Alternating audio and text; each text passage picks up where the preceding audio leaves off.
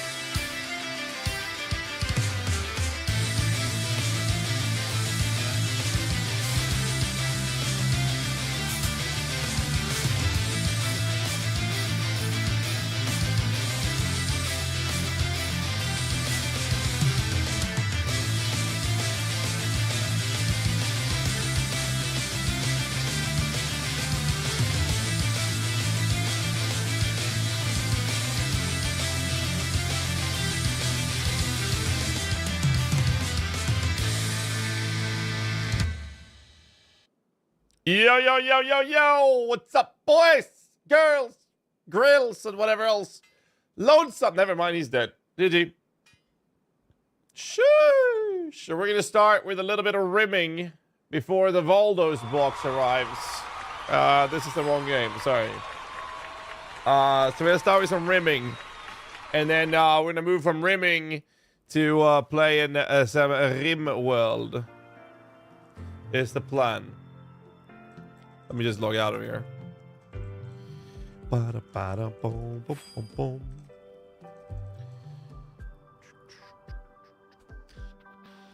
There we go. Now we're rimming. You pause this and have some chill music instead. Here we go. All right. So what happened at the end of last night?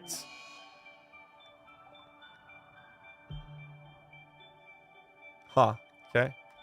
Motherfucker. So what happened last night was that we lost Vengeance. He died miserably, and I had to knock him out. Just subscribed and included the message. Hey, look, it's sub time. How you doing, BG? I'm doing all right, man. How you doing? So I was waiting for the delivery of the Voldos puzzle box, but I live in Sweden.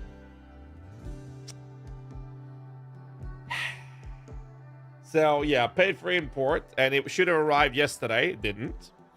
Now it should have arrived today, and it said, all right, it'll arrive at the latest hour, 3:30 p.m.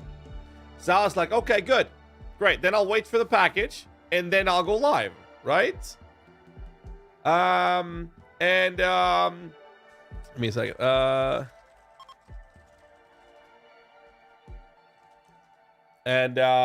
So basically,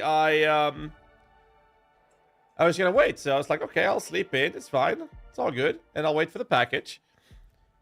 Then suddenly it's 4 p.m. and I'm like, okay, where is it? I go to the tracking of the package, and now it just says before 10 p.m. And I'm like, motherfucker, I want to open it before the reveal.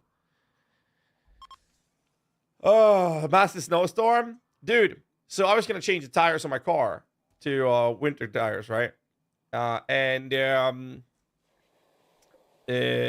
What happened was that I got sick. I got super sick, and then I've been super sick. And then when I finally was healthy on a goddamn Saturday that I'm usually off on, then my friend who works with tires and does this, he has like all the stuff and all the tools. We always do it over there.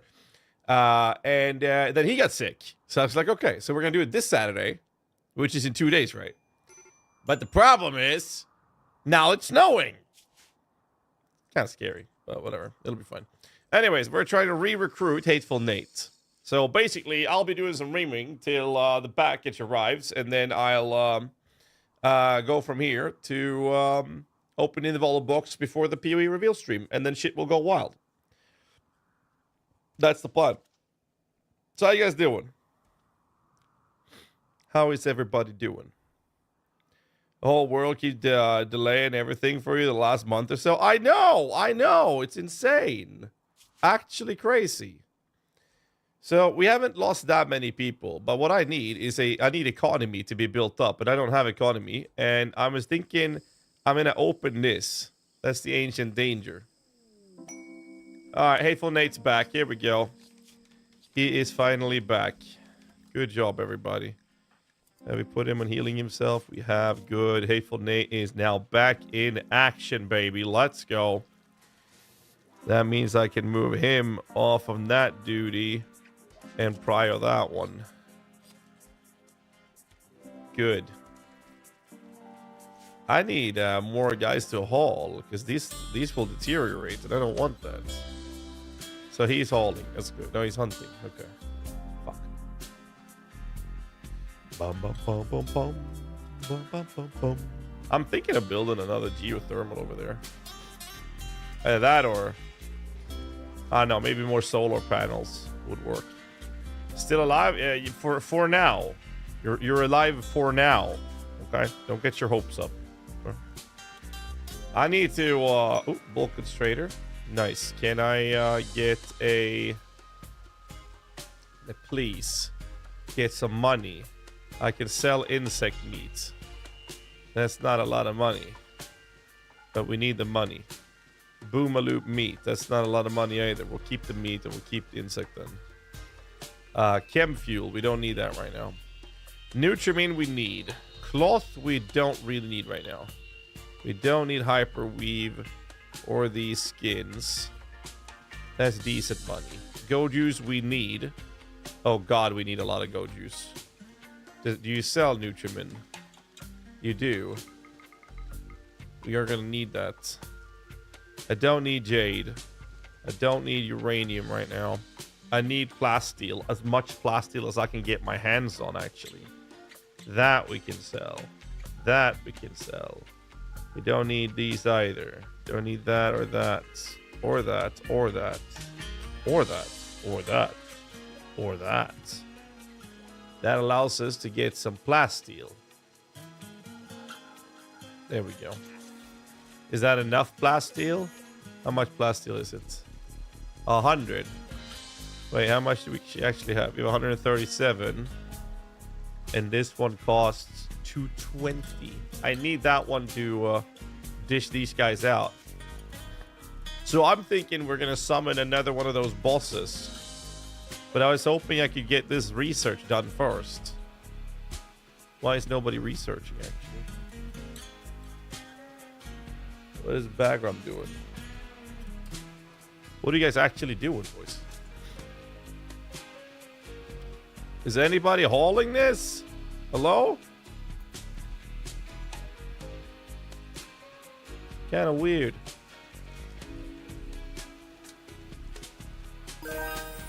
Oh jeez, that scared the crap out of me. Two Spear subscribed with Prime and included in the message gas dance. Gas dance. Thank you so much, dude. I'm gonna start making these walls a little prettier, I guess. Do that, but they still have these to build, so let's prior that. Caravan. So what I'm thinking is I was gonna open this, but I don't know what the best way to open it would be. So what if I do this? Who's fighters? These three are fighters. 5 Militors. So I'll do this. I put everybody at home.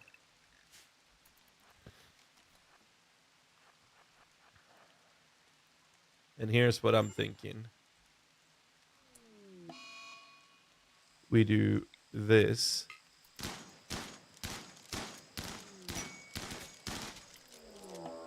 What the fuck is this?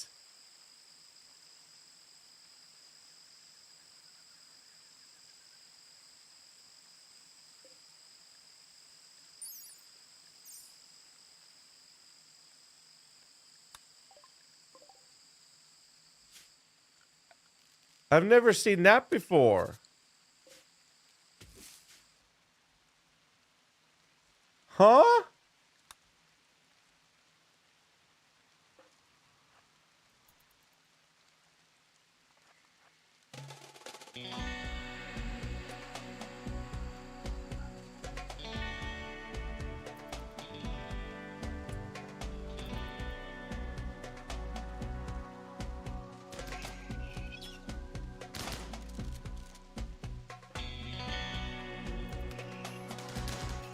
You need to get in, robot.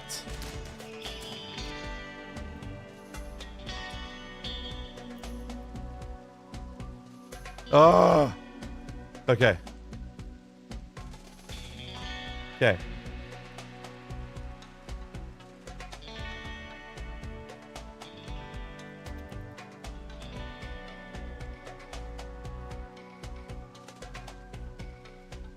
Okay, here we go.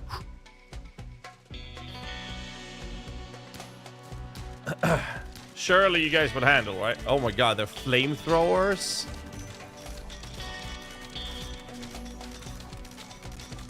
Where the fuck do you think you're going?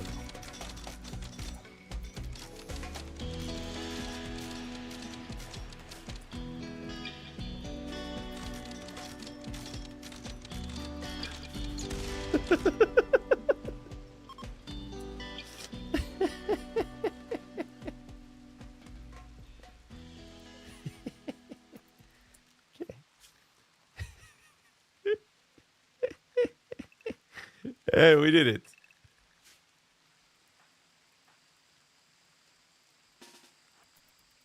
Okay.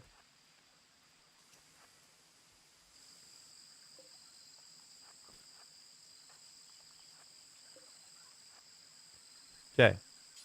Open. Alright, do I want any of these?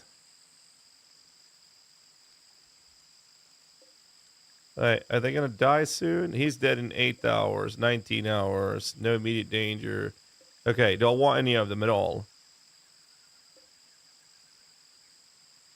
Holy shit, this would be a good one. Lee, I want. You, grab Lee. You, we don't... Wait, I can't shoot him. I can only shoot on him. Okay. Don't want this guy. Don't want this guy.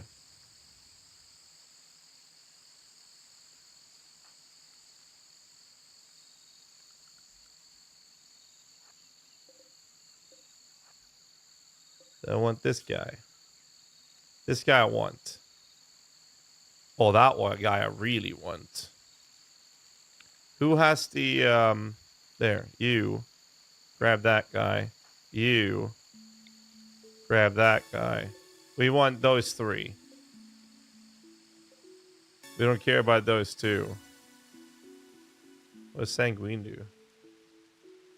Permanent mood effect. Oh, shit.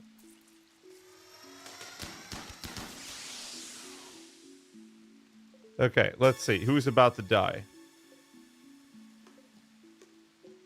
8 hours. We don't care about that guy. Crypto sleep sickness. Caravan saved the day? Yes, sir. Save me money as well. Okay, so you. Let's see. Who did I want? That guy I want. Not him. Not him. Him and him. So you will have to grab. Who's the risk of dying? None of the guys I want is at a risk of dying. Capture Lee. Capture Pyrrha. Capture Squirt. And you guys beat the living fuck out of this guy. Is he gonna die now? Can I have them fire?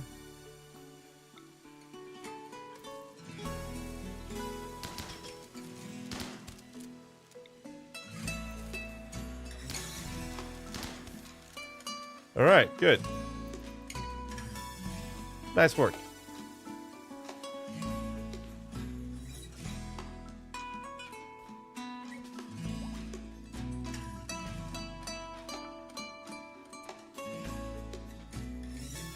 All right. No immediate danger. Recruit. Recruit. Wait, isn't there a third guy? Huh? No. Can't I strip... wait, can't I arrest him?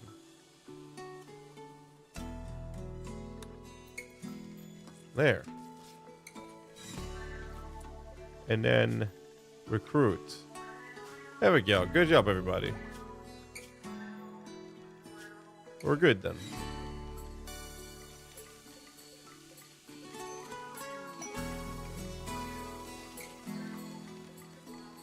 Nice. Oh my god, we gotta do recruit immediately. Holy shit!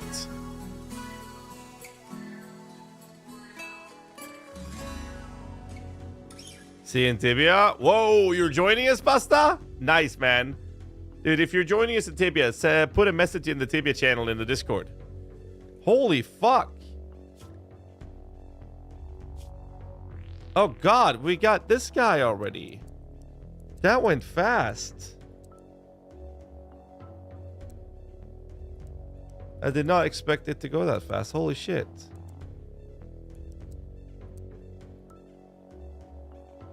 That's amazing. And he's good geared. Holy shit. several hundred plus characters. That's awesome, dude. Now you're more than welcome. Pasta Coca, send a message in the Discord channel. Let's call TBA in our Discord server. And we'll get you in, man. Let's see. Where do I need to go?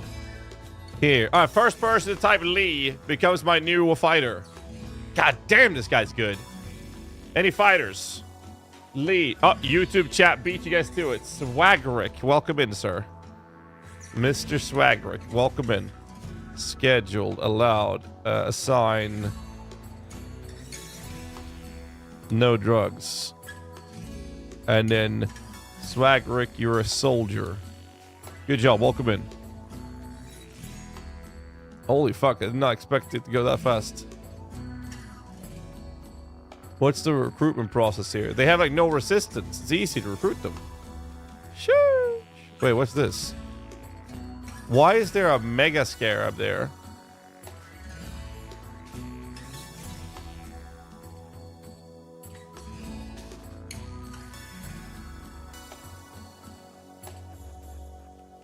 Boys, we gotta deal with this.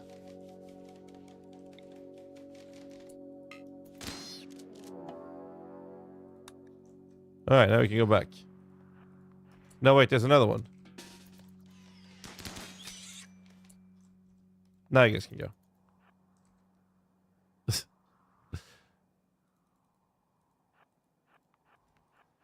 Okay. Watch the PoE 2 stream? Of course. Of course. I'm literally just waiting for Voldo Strongbox to arrive. That's it. Once the Voldo Strongbox arrives, I'll move over to PoE. We're going to open it. Wait, who's this? He'll be fine. Bro, there's so much over here. Holy shit.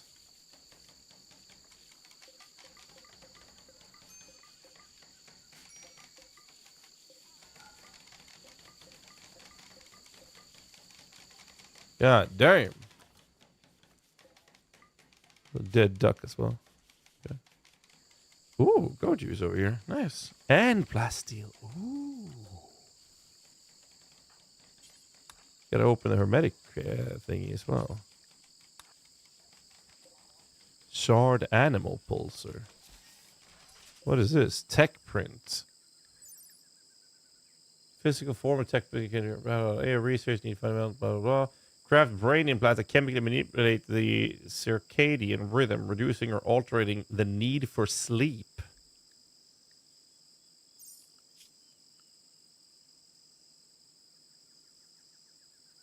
That'd be good on Hateful. Here. Operations.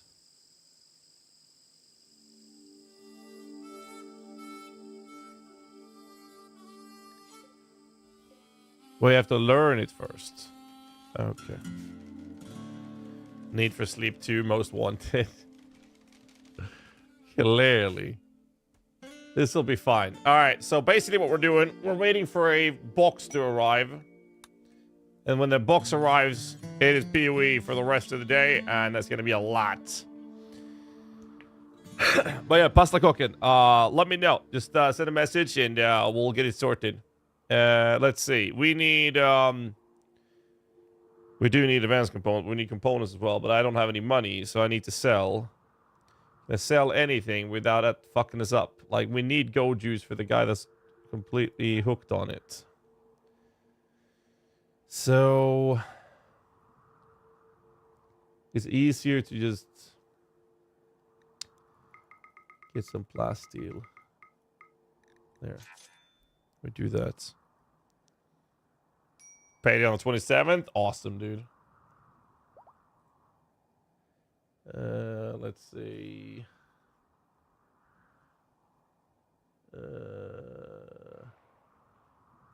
There, I sent you an I sent you a message there, Pasta. All right, let's see. TBS out now? Yes, I know, dude. They release 2 major patches every year, right? The next major patch is coming in December. It's actually really cool.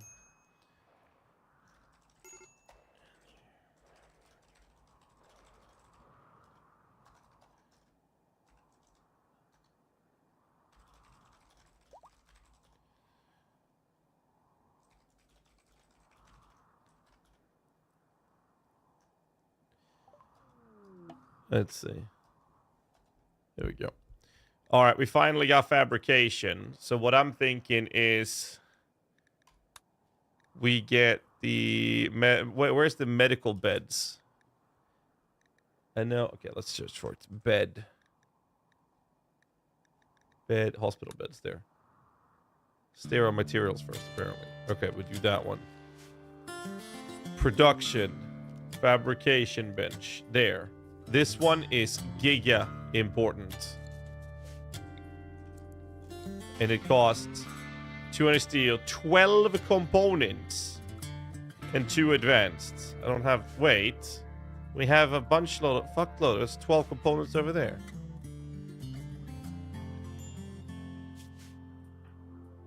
Could you haul these, bro?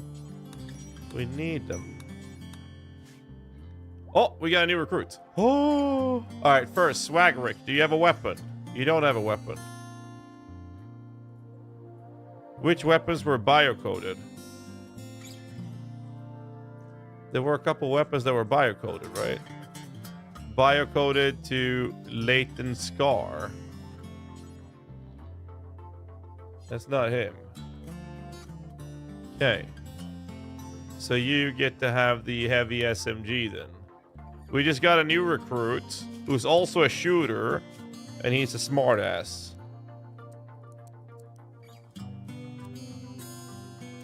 Good. And he can be our new chef, actually. 4, 5. It'll be better. We'll do it like this.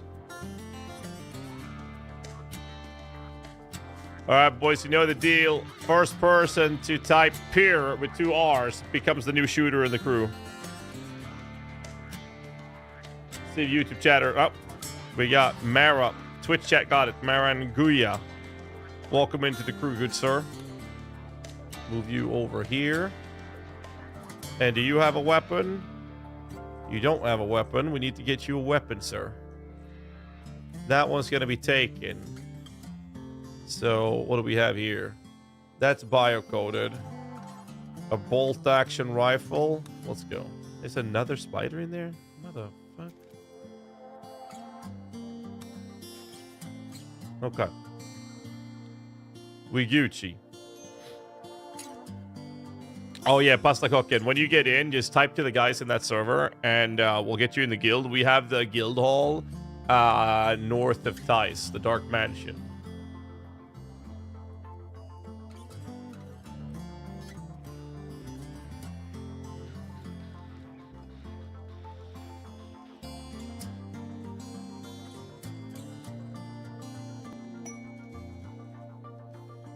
Combat supplier, trade ship, salting spree.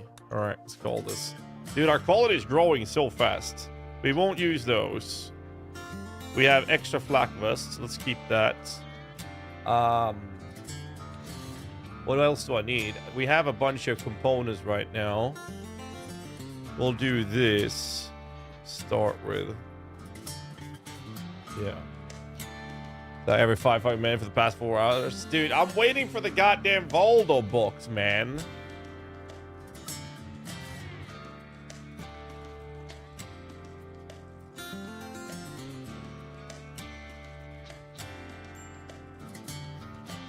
Alright. Low on food. I know we're low on food. Who's cooking right now? Cook.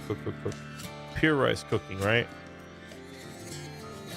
We don't have any plants to make food.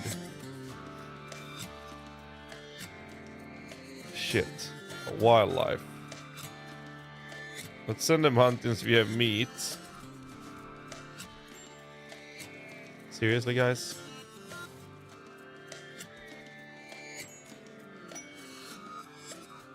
Yeah, Pasta Cooking would like put it this way. We have well over 50 people actively playing. Quite a few of them are on in the guild, and like we have so many people playing, and we're just there to have a good time. Like I can't play much during the reveals and whatnot of PoE, obviously, but outside of that, it's really nice. We have so many people playing. Let's see. We got Squirt, who is also a shooter, who I don't have a weapon for, because that one's biocoded. Fuck. Can you grab... Is that for you? No. You can equip that one. And then you can haul that and that. Then you can haul these. Okay. Let's see. Yeah, we're just doing this temporarily. Once the Voldos box arrives, we're out of here. Hunting. What are you gonna do? Guess we'll do this then. You're gonna have to run and haul, I guess. All right, there we go. Okay, Squirt. First person to type yo-yo gets to be the new shooter boy. Cool people excited for MMOs and students cooked up in Germany in the 90s. It's crazy, right? Fulgur92. Welcome in, sir. Nice. And then we do this, and we'll do this. Pyrrha is a soldier. Fulgur is a soldier. Okay. Wait, didn't you equip the fucking weapon? Hello. Dude, equip this first, man. Then haul. Alright? God damn. And then you can haul that one. Sterile material. Hospital beds, thank you. Doing pretty well now. Might need more food. Well, you're not wrong. I'd like this to be 250. Can I make package meals? No. I'm already hunting to get more food coming in. The problem was we had a blight on our crops. That fucked us pretty bad. This is the one I really need, because we have almost 6,000 steel.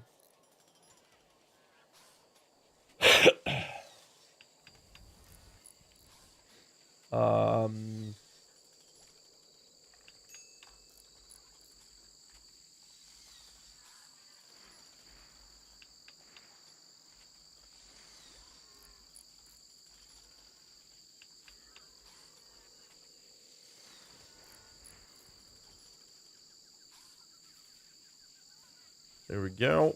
Now we can create a build to make components until we have, and we can keep ourselves at 25 components at all times.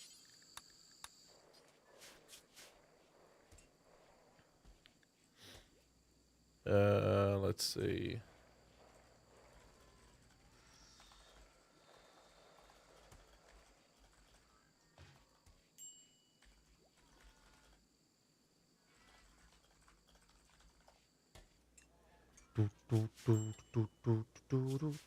All right, we're doing pretty well, I'd say. Right? This is fine. We have a huge army now, boys. Can always eat the bugs. I mean, I'm good on food for now. I might have to expand on this little base, though, but, you know.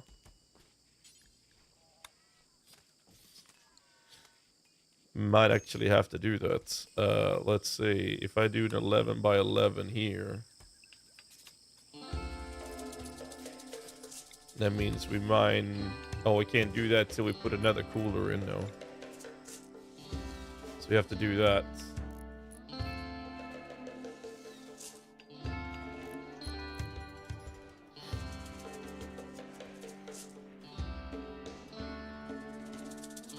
I think we're fine, right? They need to make some carpets, I guess. And we can build that. Once we lock this in, we're fine, I think. Then we can open that up without... Please tell me something. Okay, thank God. Oh, God. I don't want the toxic waste pack to start dissolving and pollute my entire freezer. That will be bad. That will be very bad. Come on, temperature, go down. Bro, it's not going down fast enough. Come on. 7 degrees. 3 degrees. Minus degrees. There we go. Okay, good. Freeze everything. -5. 7. We're getting raided. Fuck. Might have to push that down. -20 then. Okay, they will prepare for a while, then attack. Prepare defenses or attack them preemptively. I think I still have charges on... Okay, you have one more charge in the Psychic Lance, right? Yeah, one more charge. And you have one more charge. We got 2 more charges. All right, let's keep the guys in the house. I'm gonna deal with this threat. That's it, right? Yeah. Break risk. Stop doing that shit, bro. We'll do that. Looks fine, right? A dark scholar covered with twisted scars are approaching the colony. She wants to talk. Huh?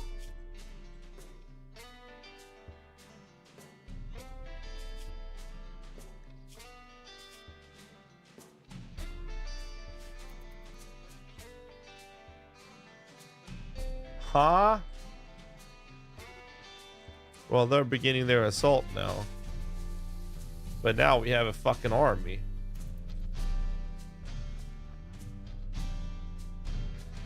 Lesley, what are you doing? Lesley, no! Alright, she's dead.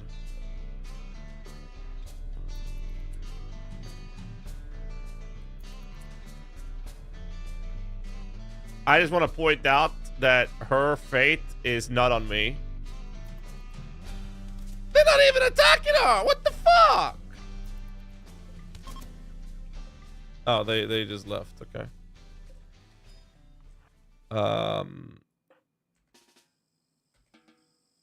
Okay. So I guess you could talk to Lesley then.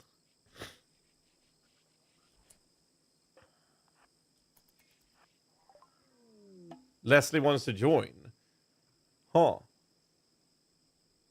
Still functional? Yes, you are, friggin'. You are most functional. Life isn't silent, only her eye seems alive, as if she could look inside you. She says that this is where she belongs and has to stay for a while. Her tone indicates that she will not take no for an answer. She claims to be gifted with the dark arts of animating dead flesh. She can turn corpses into hideous flesh beasts. I'm sorry, what? She can resurrect you? Bro, I cremated you days ago. Wait, can someone explain this? Does that mean that she can summon flesh beasts out of corpses and they are friendly and permanent? Or are they enemies to everyone? Does she have a +2 helmet? I don't know. This looks amazing. I mean, it sounds great.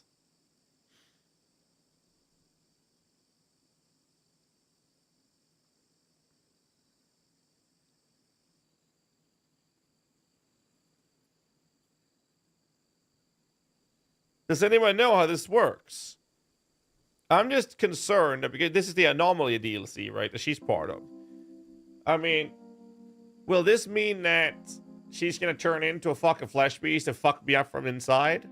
It's like I have plenty of fighters right now. I'm supposed to be a mechanator summoner, not a flesh summoner. Right?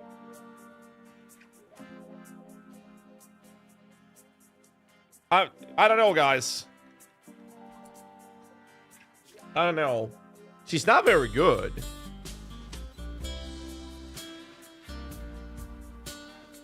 Add another 6 to be a mech flash.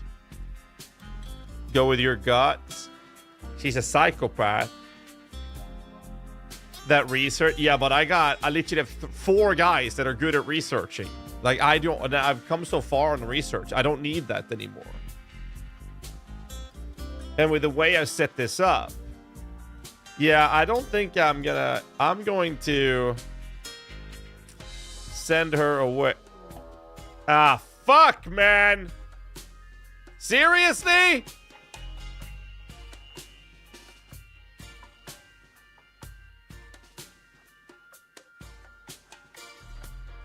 And Ignis is right next to her, man.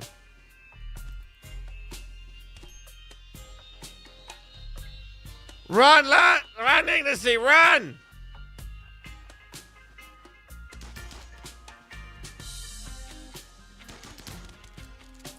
Okay.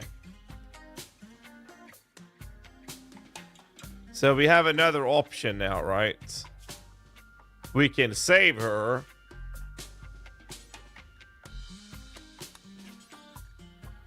Tend without medicine.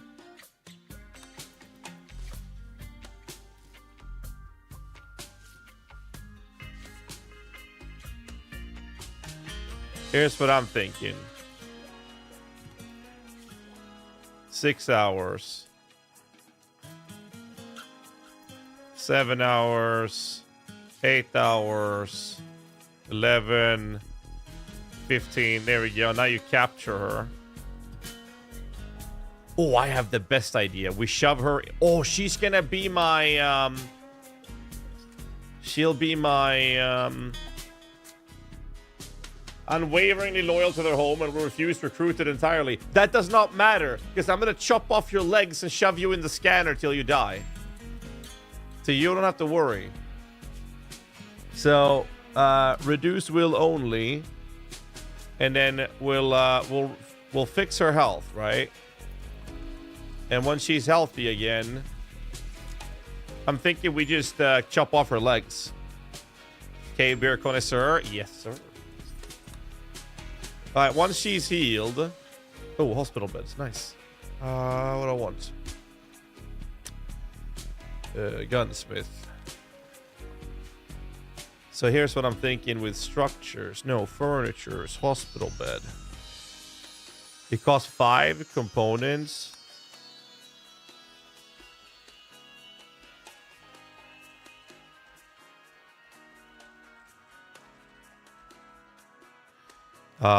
Hospital best is 5 components. We'll do that temporarily then. Yo, why don't Ultimatus, why don't you just actually take an actual bedroom? And Zerka, same thing. You don't have to sleep in the goddamn barracks. Hello? Zerka. And what else do we have? We got Hateful Nate. Hateful Nate. XD. Ignacy. Vulgar.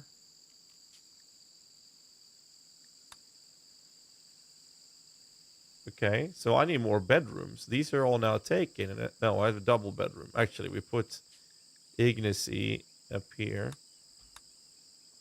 We have 1 room unowned. Bacillus Pura Swagrid. Swagric. Wait, did I give Swag... Wait, yeah, Swagric was new to chat. Sorry. I need to make more bedrooms. Let's see. I need to do this then.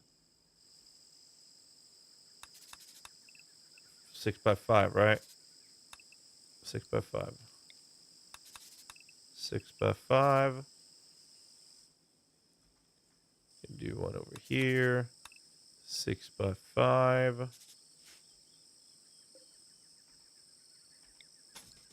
And then we mine this.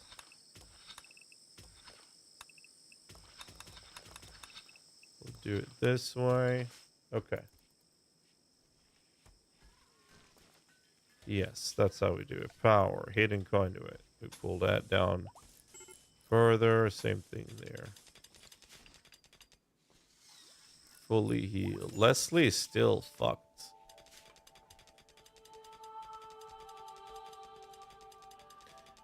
Dude, look at the speed of that mining, bro. Holy shit.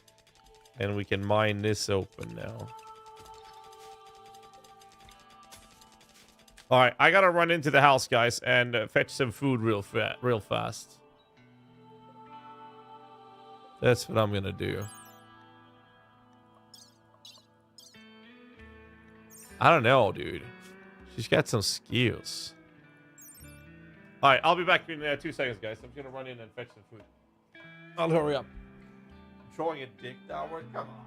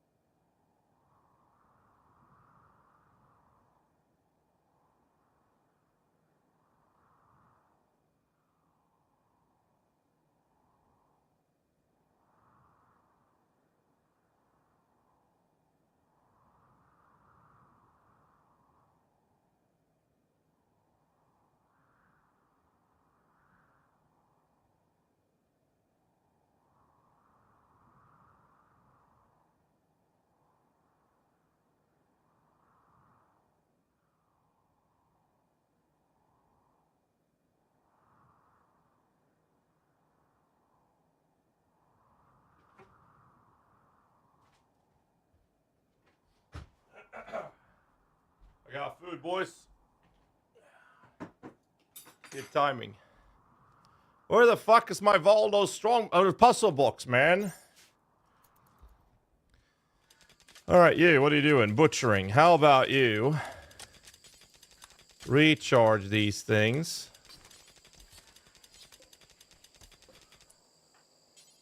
There's no more chargers left. Okay.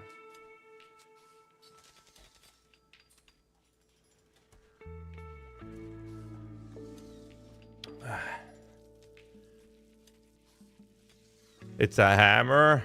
Okay, dude. Okay, dude. Let's see. You can do that now. So. We got a pretty good army. I need you to get back in health. Pain is extreme. Blood loss minor. So we'll make sure he gets healed. I'm gonna go from there. Make sure these guys are allowed. There we go. Alright. I'll try to eat at the same time. Good shit. Dark vision circa. Okay. Maybe circa we send to that anomaly research. XXX Boinglix X is subscribed and included the message. PoE 2 soon. Oh yeah. Tonight, baby. Tonight.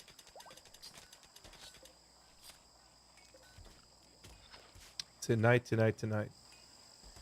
Alright, she's not no longer unable to walk.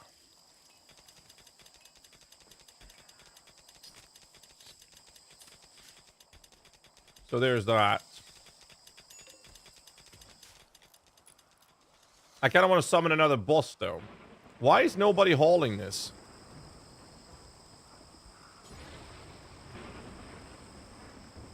Haul it, man. And there's like literally gold here.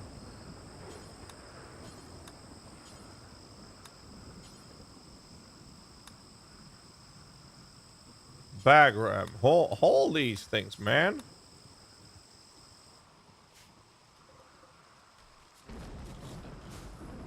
Oh.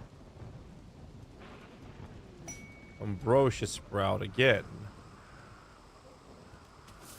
Nice.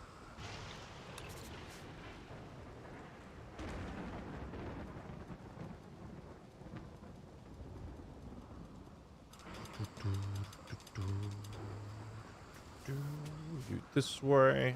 Oh, we're good, right?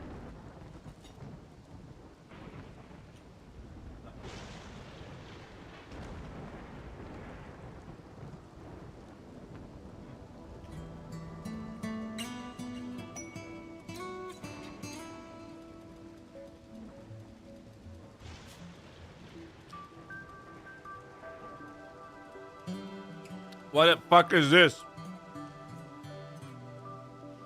A sanguiphage named Nadine looking for a safe place to meet with one other sanguiphage where they won't be attacked. The leader Nadine is asking you to host the meeting in Minionville. If you accept, 2 sanguphages will arrive from different directions. They will spend several hours discussing their own secret issues before departing. Promise to give you a reward before they leave.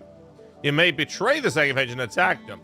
Downed sanguiphages can be forced to turn on one of your own colonists. Wait. Downed sanguiphages can be forced to turn one of your own colonists into What the fuck is a sanguiphage? Ageless, deathless, superhumans powered by created archetypes in their bloodstream. They're beautiful, extremely talented. They can heal any injury and never suffer from disease or poison in combat. They can launch deadly spines and heal injured friends. What the fuck? The price is the same. They must consume hemogen derived from human blood to survive. Oh, they're vampires. Death rest for long periods. Yeah, no, what the fuck is this? One member of the group will reimplant their xenogem into colonies of your choice, thus turning your colonies into one of them. Your colonies will remain part of your faction and under your control. Oh. Oh. No, I want the plasteel. We can easily do that. Blowback operations. We get the gas operations. Wild woman is wandering in. Like an actual wild woman. She's terrible, so it's fine. Sangophages. An assault rifle. Hemogen packs. Oh, she looks really good though. No vampire? No, I'm doing a Mechanator Summoner build here, bro. Yo, where's the other one? They were coming from different directions, right? It's fine. I don't want vampires. We're good.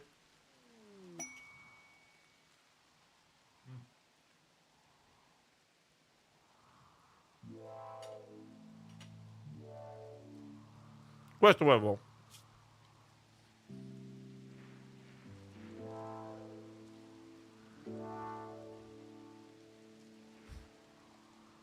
They will dump. Wait, whoa. Oh shit.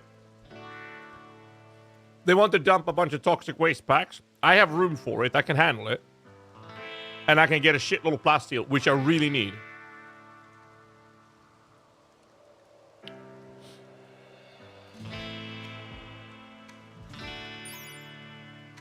Recreation. In this smart and insightful novel, the author spins the narrative by the longing, blah, blah, blah. Wait, is this a permanent thing, by the way? Like, it is a permanent buff that the pawn gets from reading a book. I'm gonna take it anyway, so... Or is that just a temp buff?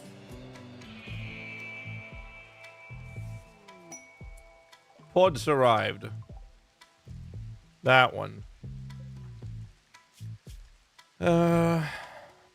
Who has the worst mood of all my guys? Well, if you're hungry, why don't you go eat then? What do you mean consuming a pemmican? Don't we have food? We have some food. Pura is denied joining.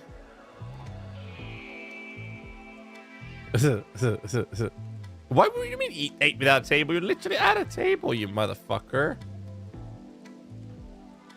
Recreation deprived?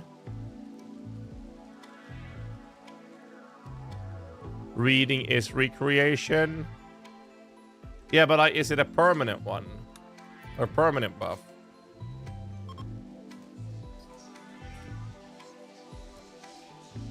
What the fuck kind of meeting is this? Waste packs arrive. Oh! It looks way more than I thought it was. Quest completed. Okay. So, secret vampire meeting just in the living room, in this dining room in front of everybody.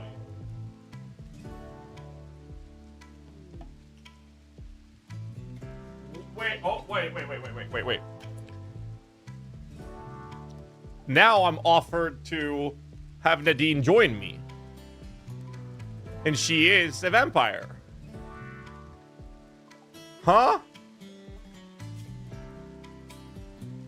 Well, that means I need blood, right?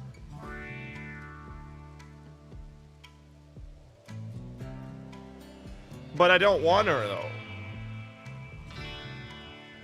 We're gonna... Wait, what happens if I decline this?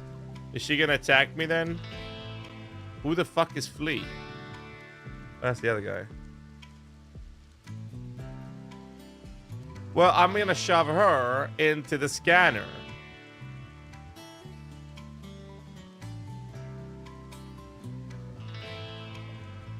Reject. Okay.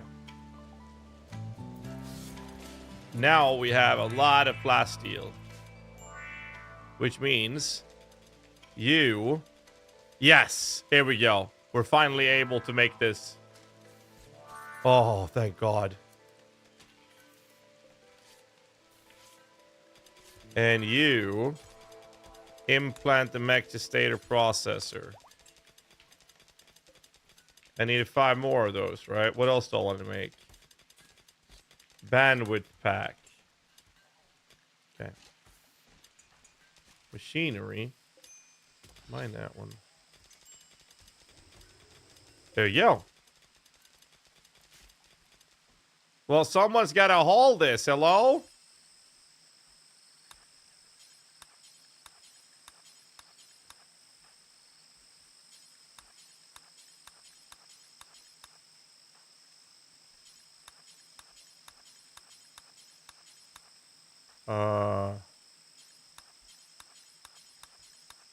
Can't have this in the open, man. Just leave it? I can't leave it, man.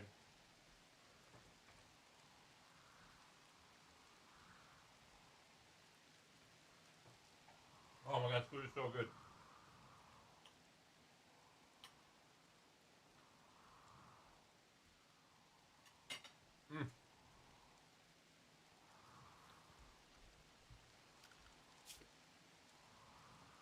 I have all in cryo.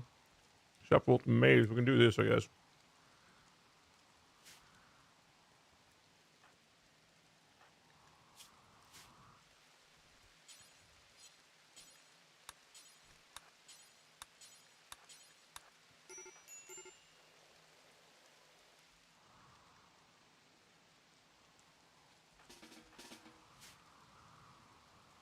Well, I mean, we got to get rid of it before it deteriorates. I need another light down here. Need one in here, one in here.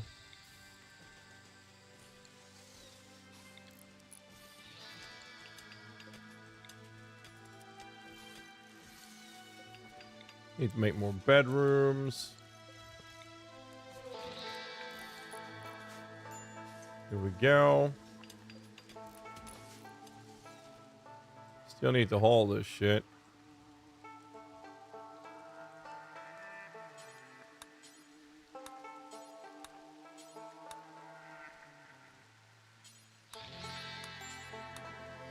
Circa.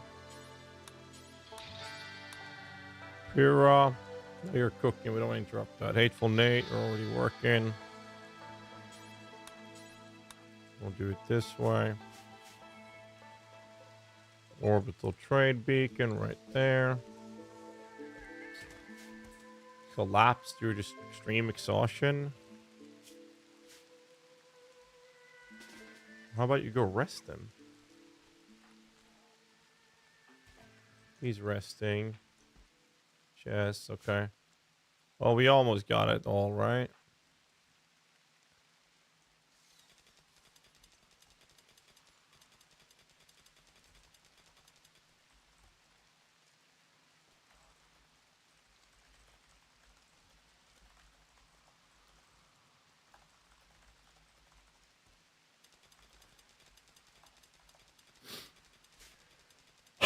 So I need to make power hidden conduit. We'll pull that down.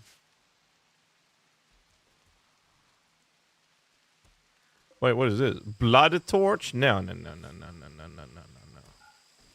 We disassemble that.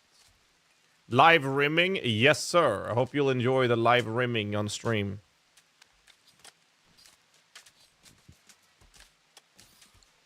It's how we roll.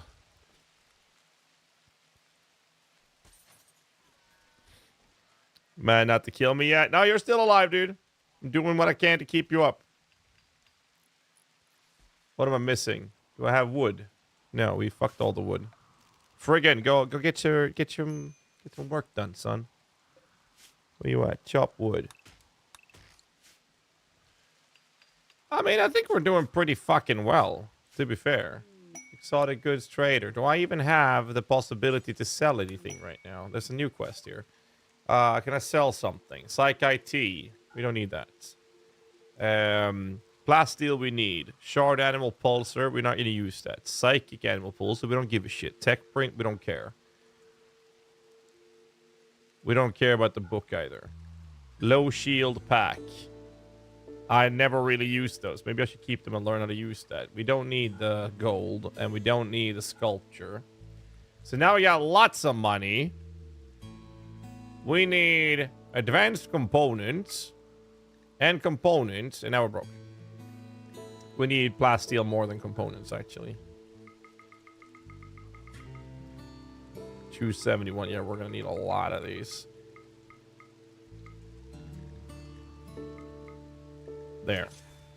Quest. Praetor Gallon Pospus requests that you build a monument to insult the brain power of his rival.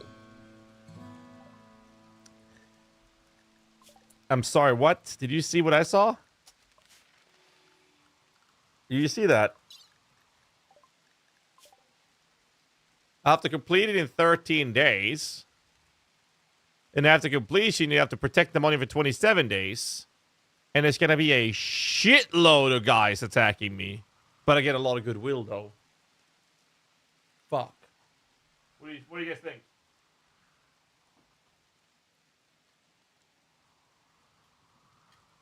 Should we?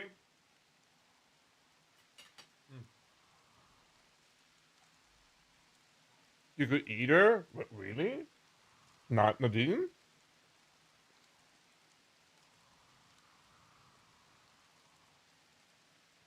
Oh, it's only if... Yeah, right. You're right. I forgot. You're right. It's only if they get destroyed.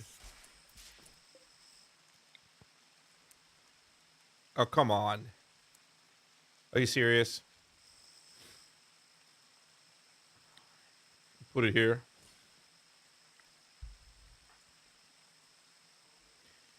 Wait, okay. Leslie's full health. Amputate the left leg.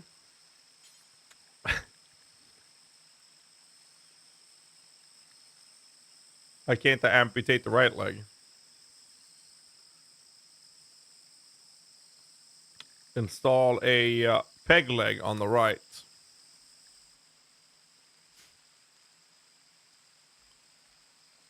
Let's go. Does she have a right leg? Yeah, she just has a surgical scar.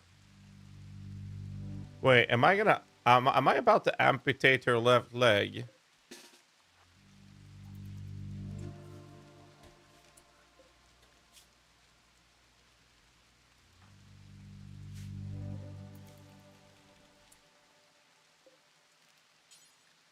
Slate blocks.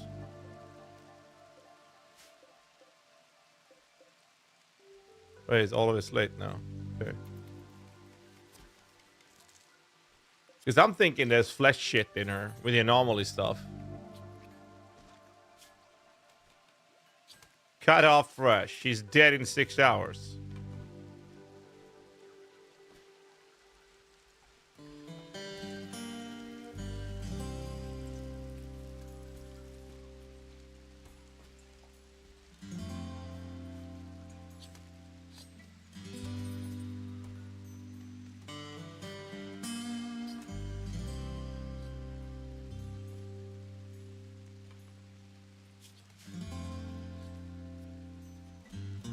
Okay.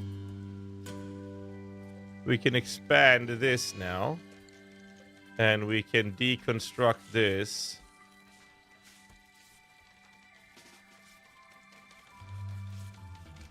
There we go. Surgery failed. Wait, hold on. Don't put the leg back. Yeah, maybe we'll heal her first then.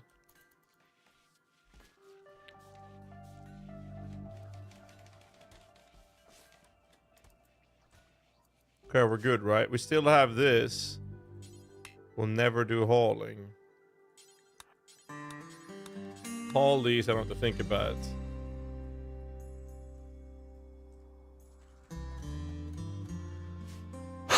All right.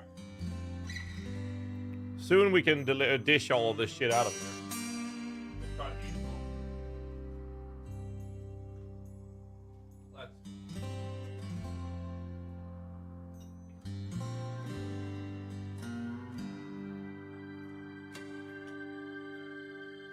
We're good, right? Yeah.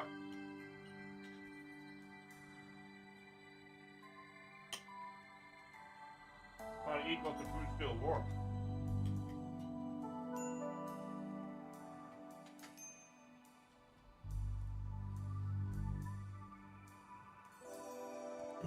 Do war crimes? So you don't think me amputating my prisoner's legs is war crime enough? Is that what you're telling me?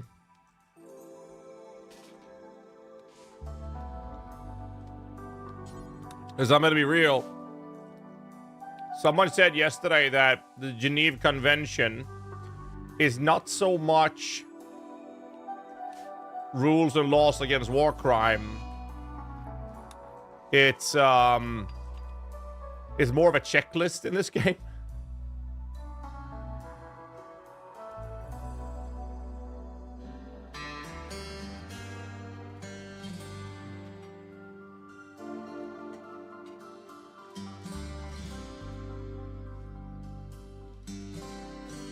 Suggestions, yeah.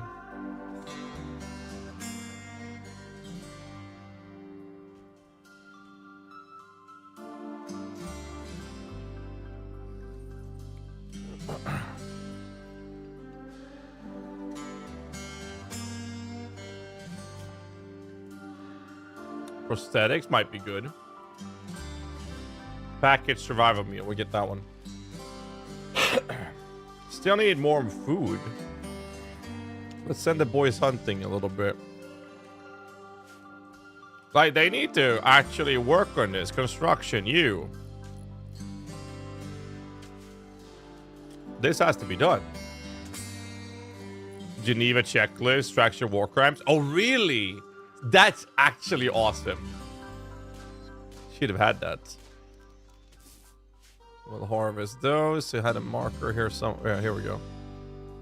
Those harvest. Ambrosia. I need to get more money. You need to heal.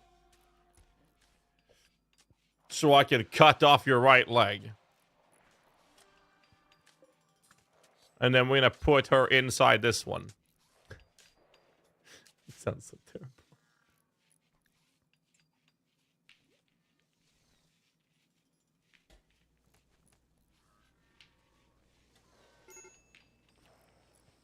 Boom, boom, boom.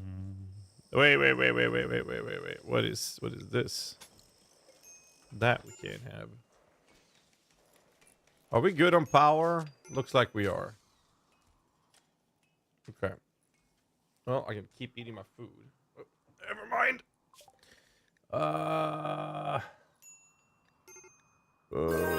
Oh, Jesus fucking Christ. Darkrill subscribed with tier 3 and included the message, "It's getting scarily close to 3 digits." Dark Girl, the tier 3 is moment. Thank you, dude. Thank you. We'll do that one. Closing in, man. That's not scary. It's not scary. All right, so I can make this a bed for, say, Bacillus. Here. We need to make another room for Pyrrha, which will be down here. So assign colonist, Pyrrha. And then that has to be done. And I think, was he background? Wait, what's the other construction guy? Bacillus, you. Work on that one. Yo, you buddy with GHAZZY now? Yeah, I'm not going to add the mod right now, friggin', but thank you, dude. Even in the game, he managed to break every possible thing in the convention in one run. I mean, I'm just waiting for Lesley to get her HP back so I can cut off her right leg.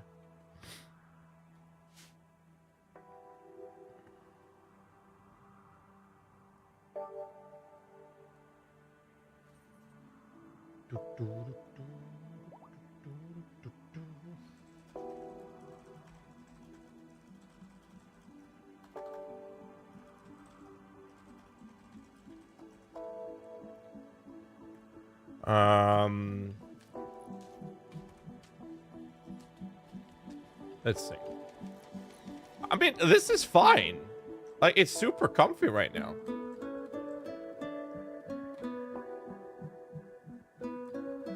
I couldn't move my holiday. Ooh, sorry to hear that, man. Right, we're gonna make packaged survival meals now. None of your colonists have this skill. Huh?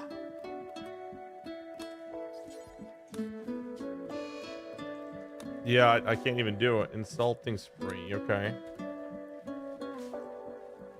I was the cook.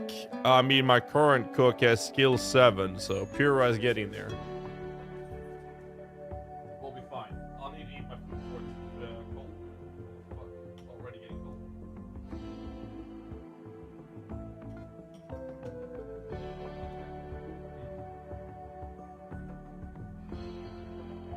Man, I just want my Voldo box to arrive, and then it's just PoE all night, boys.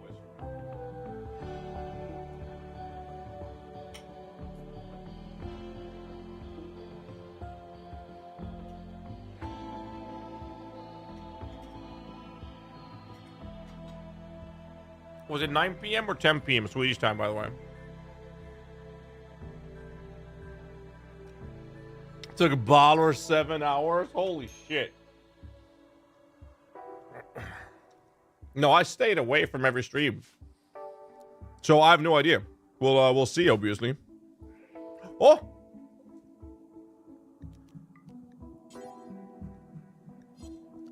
Shit! I have a Strider.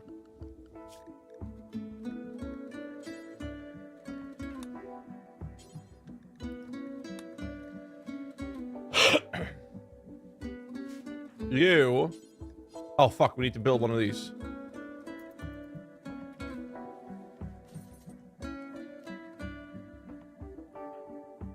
It's 9 o'clock. Okay.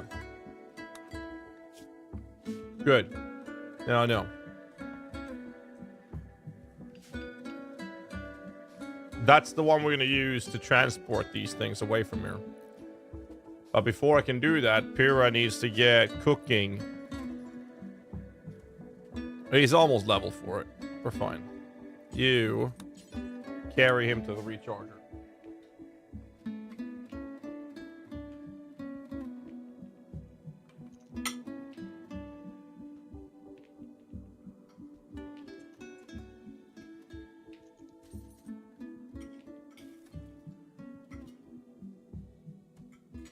You're saying battle took 7 hours. Is it really that hard? It's just a puzzle. How hard can it be?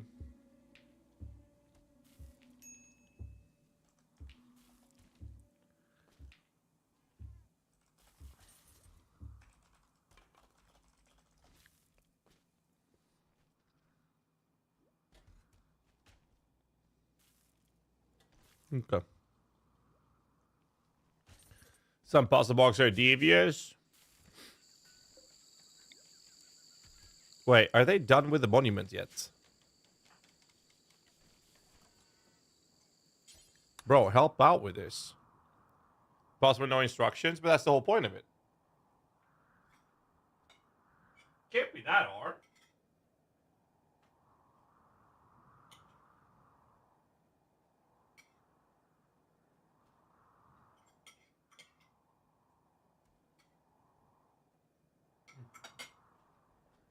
It really can't be that hard.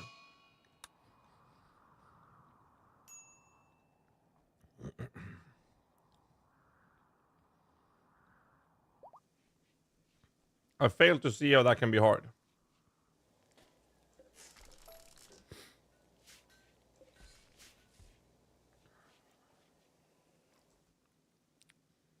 Streamers only was solving it, and someone in chat was giving step-by-step instruction. I was like, what the fuck?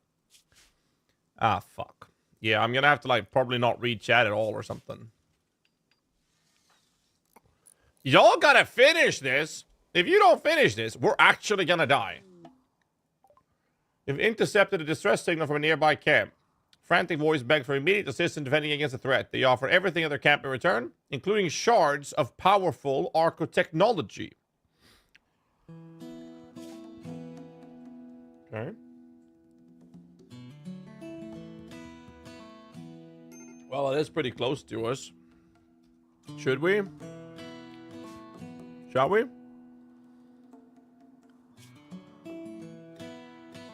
I mean, we could. Wait, we forgot this. Who wants to become my mule? First one to type mule becomes my mule robot. Tay Fell, welcome in. You're my new donkey. Amazing. I'm proud of that one.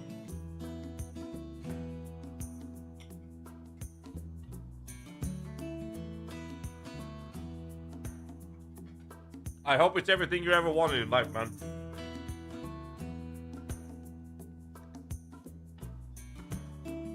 We'll be fine, right? I'm almost done eating as well.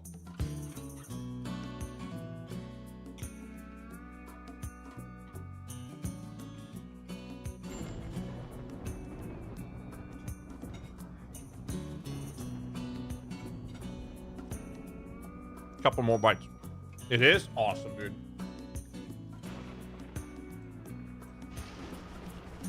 Well, y'all better fucking finish this. Hello?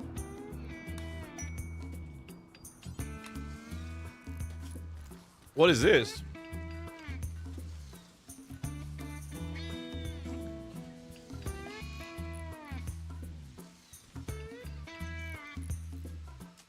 No.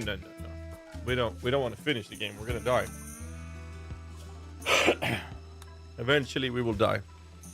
And it's gonna be okay. I just wanted to finish this, then I will take my shit and I will go help those guys.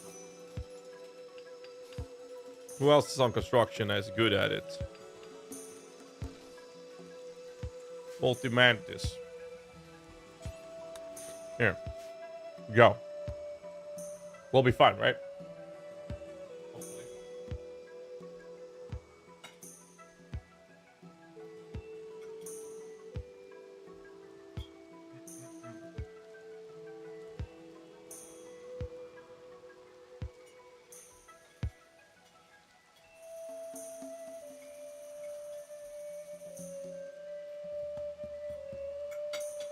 Done.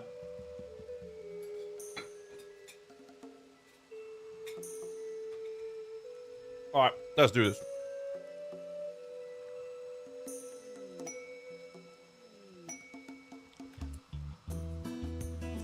All right, monument completed. Enemy now neutral. Passage off world. We don't care about that. Okay, so I'm gonna go here. I'm gonna bring this. I'm gonna bring those. I'm gonna bring the militors.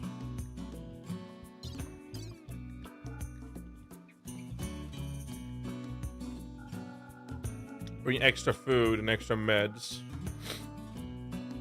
Go.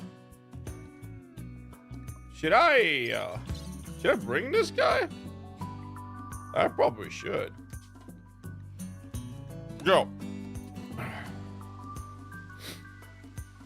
Hopefully this will be fine, right? I think we'll be all right.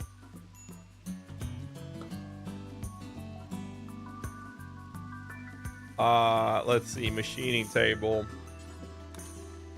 But I don't need that anymore. I'm guessing it would be nice to make like a sniper rifle or an assault rifle.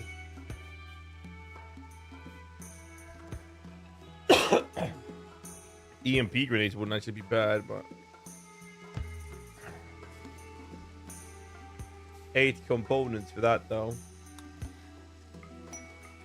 Let's make 1 sniper. Quest available. New Silink level. Ignite. Wait. Huh? I got it. Oh, I upgraded the title to novice. Okay. Well, I know we're gonna need one of those. We'll put that there then, I guess. Whatever. Where are you guys? They're almost there. All right, let's see. Where the fuck is my package, man? Holy shit, dude. Jump to location. All right, here we go, boys. Well, I don't need you. Huh?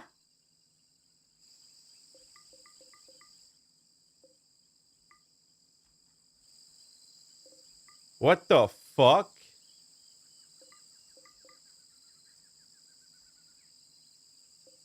Tough spike. Unpowered turret. What the fuck is this? Flesh bulb? This is from the anomaly, right? Alright, YOLO. YOLO! Come here, tough spike. I said, come here.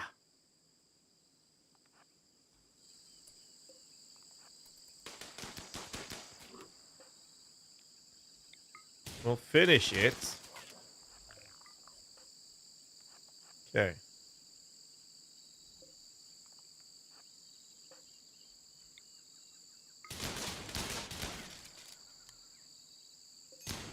Die. That's a flesh sack.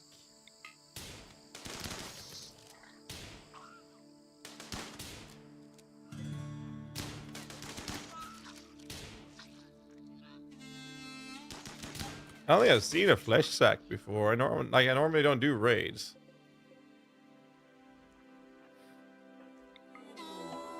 Ambush.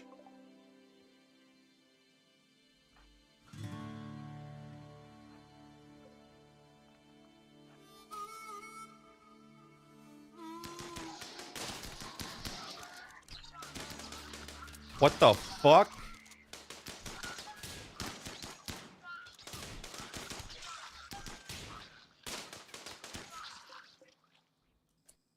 Ignicy.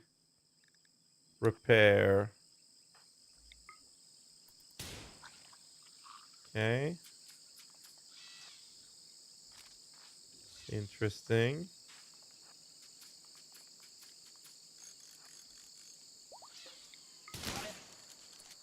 Steel plate armor.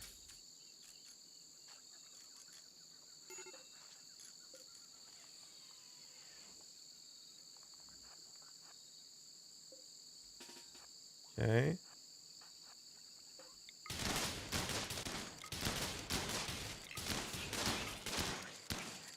Yo, what the fuck?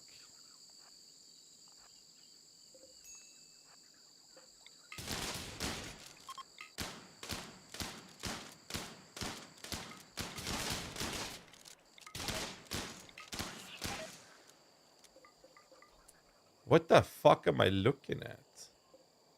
I don't know what a shard is.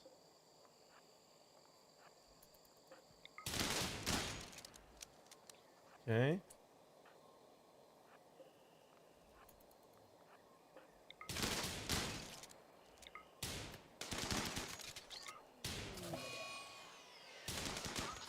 Days and Ignacy. No, you don't have time for that, bro. Yo, is that it? No, there's one more down here. Oh no, my robots don't work anymore. Shit.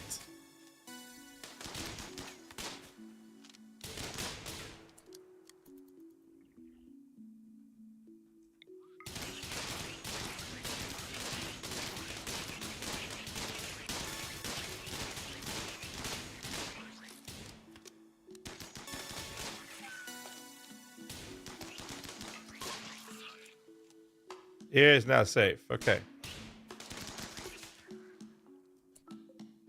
Twisted meat.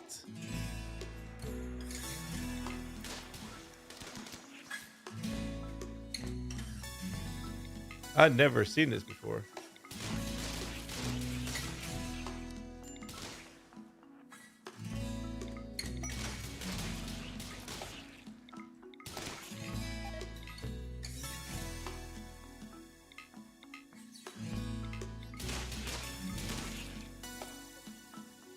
Yeah, but what about Ignacy then?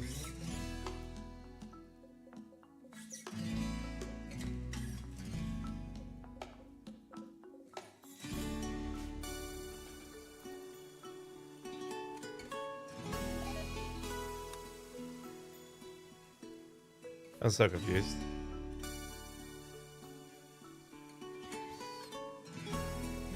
Okay.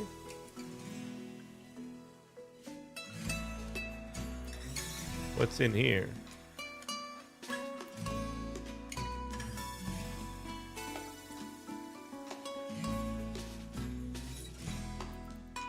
Well, I can't move because Ignacy's dazed. Okay. Caravans. Okay. I've never seen this before. I need Ignacy to be able to move. So I can get the fuck out of here.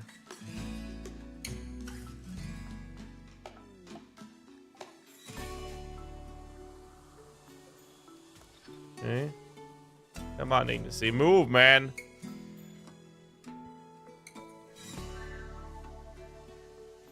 So they'll do home delivery and I drop it off and pick up. They're supposed to be home delivery sims.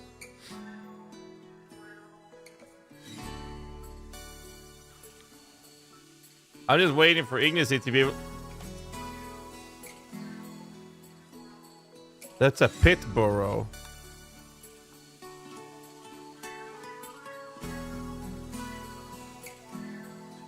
So I need to worry. Where are you going? Ignacy, I needed to move, man.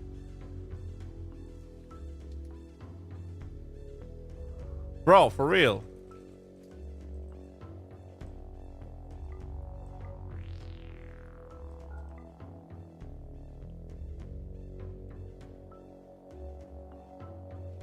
I genuinely need him to move.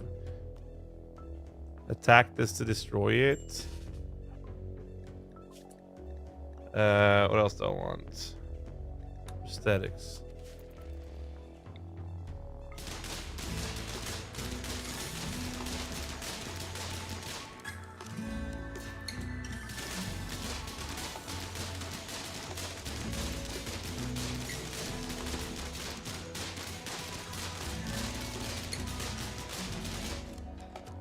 Okay.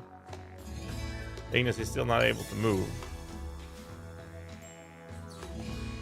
Disease plague on Ignacy and Circa. Bro! There's just no way! Ignacy!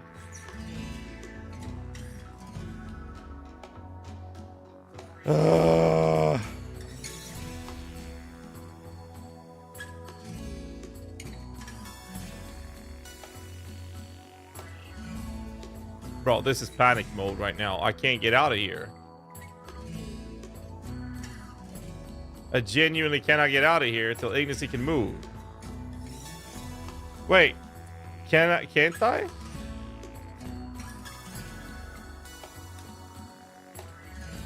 No, I can. Oh. Why am I waiting?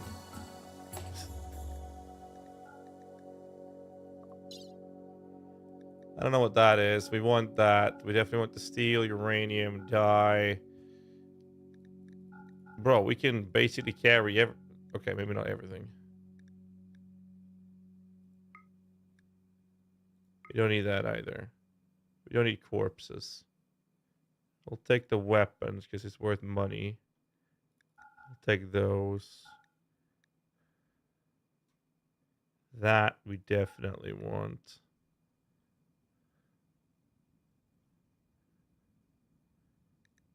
That we want. I want the battery, steel mini turrets. And a fire foam popper.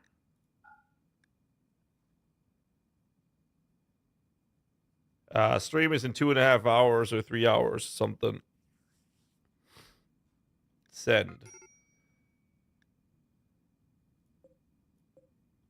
Oh, they are moving despite Dignity being a little bitch. Okay. That's good. Didn't know you could do that, actually. I had no idea. I don't need this to be 20 degrees negative. We can have 10 is fine. Okay.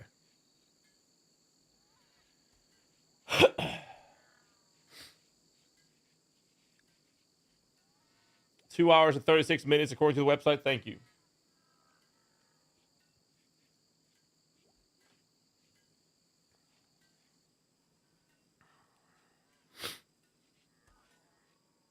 But your base that Letty got our way. True. True. Are they even moving? Two of them are sleeping whilst they're moving. Okay, we're good then. Build complete, make a sniper. Good. Large sculpture. No.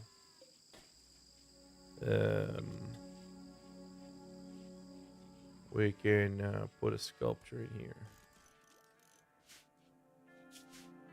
And here's another sculpture. I want this somewhere.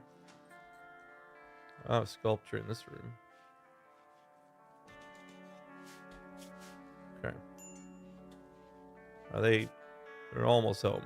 Good. Panther is hunting XD. Fuck me!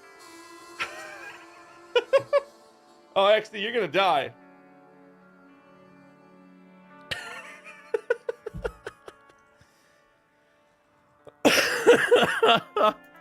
Run!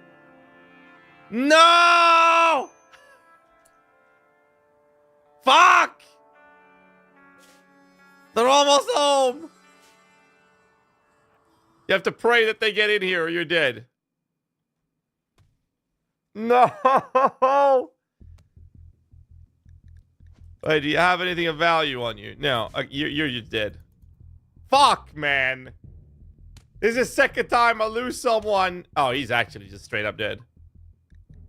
Bro, there's no way that I lose you like that. Fuck, man. Oh, this is really bad. They're almost home. Now you're dead. I can't save you. You're dead.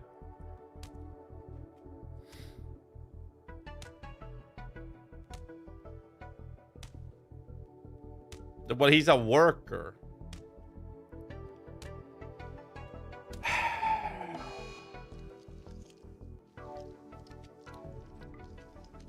You're not...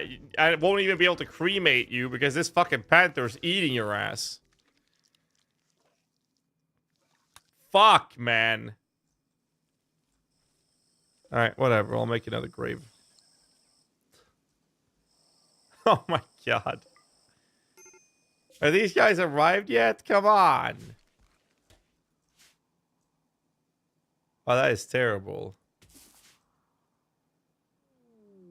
Caravan has arrived, and then they're here. Okay, dude.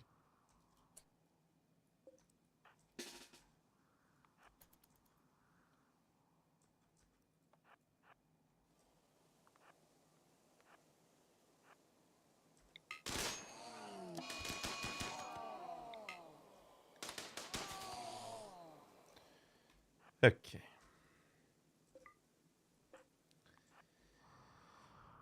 At least we killed it. Fuck, man. Food binge. Okay. Hire a necromancer, clearly. Ah, dude.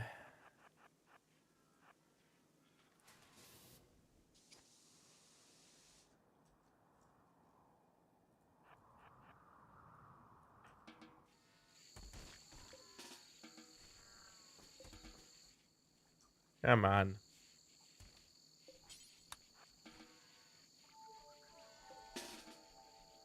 Okay. You. Left leg's cut off. Operations. Amputate. Now we'll do install peg. Right leg. There. Trade ship is passing by. Assign. No, that corpse is already gone. Oh,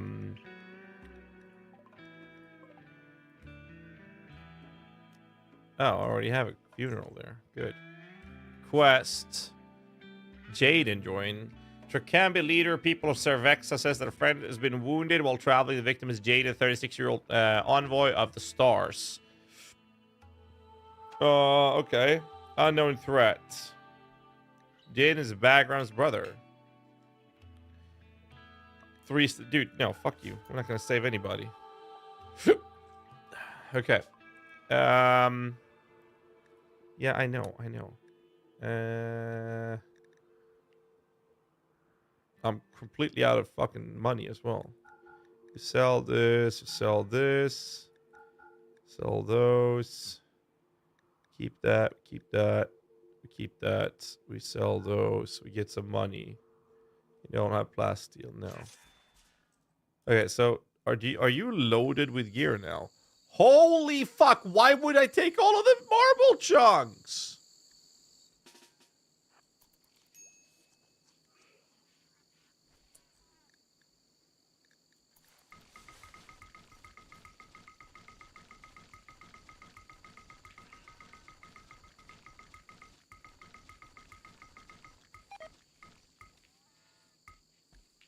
You know what? Someone else will have to hold this. Whatever. Surgery failed. Okay, dude.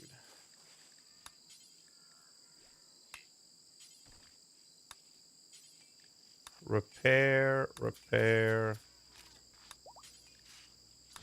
There you go. Saving Private Jaden. Yeah, fuck that guy, dude. We're fine.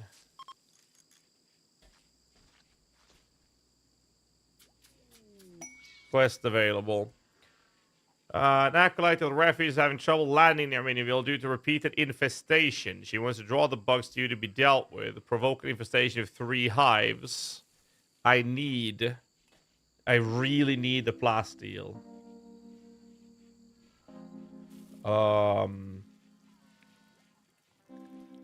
Oh, this is gonna suck. Fuck it. Please be in a good location. That's a good location. Alright, we're good.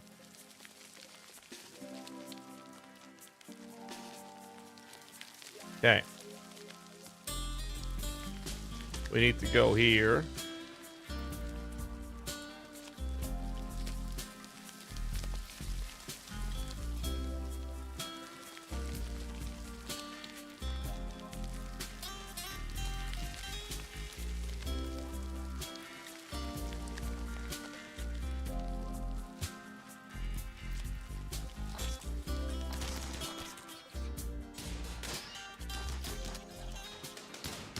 This is fine, right?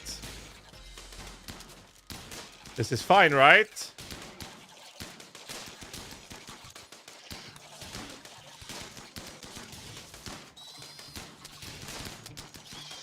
It's fine, right?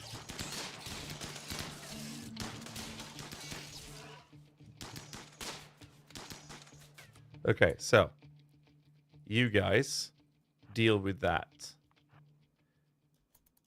You guys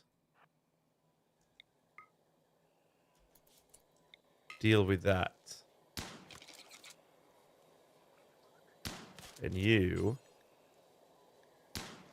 repair Sniffy.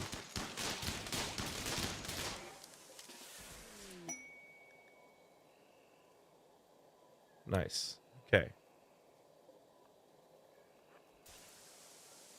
You repair.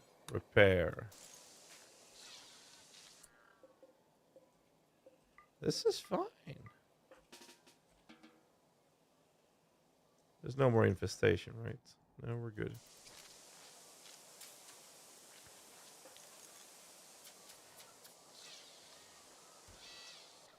Come on. Hurry up with the repairs, dude. Come on. There we go. That was easy. That was fine. So I got fire foam popper, steel mini turret. Here. Steel mini turrets. You don't even have to make them. I thought there were 3 of those. Wooden bed, excellent. You can sell those, I guess. I thought there was more. There is. You place it here. You know what, Lesley? We're gonna scan your ass. To be fair, I can just keep these doors open at all times. And it would be fine.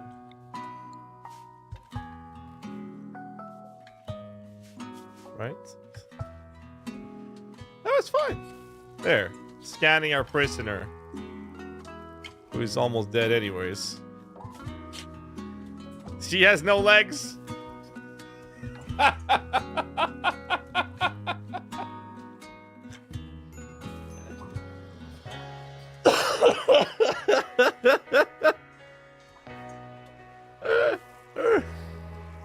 We're good, boys.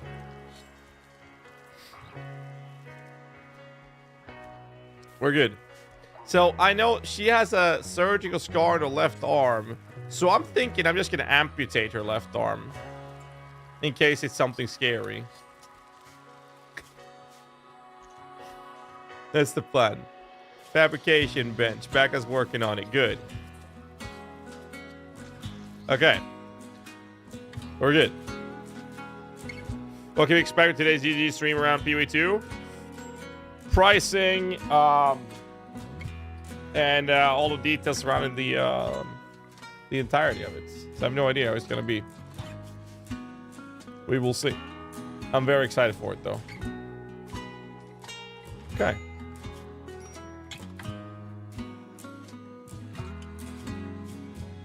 This is fine. Where is it? Bacillus, who is... I forgot who the fuck is a drug addict. Go use dependency. It was Bacillus. Health. Last ingested go use 4 days ago. Okay. Don't even have go juice. You got 36. We're good. You'll live for a few more years. My go-to scan for puppets to remove legs and arms so they can't really do anything. That's the whole point. So now we've cut off her left arm as well. Can we amputate the other arm? Nah. She'll just be there. One arm, no legs. We're good. Okay. I think we're fine, right? What do I need now? I need to make the bandwidth pack, which costs 2 signal chips. Do I have signal chips?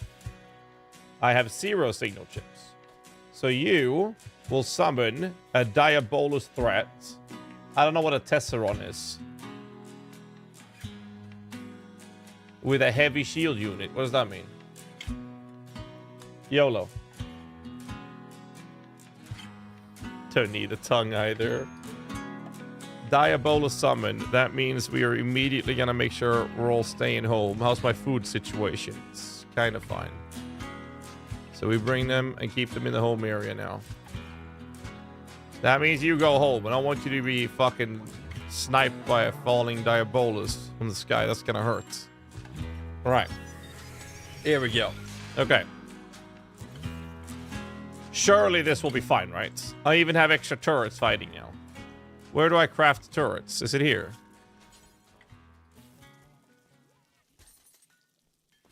This list is pretty far big, dude.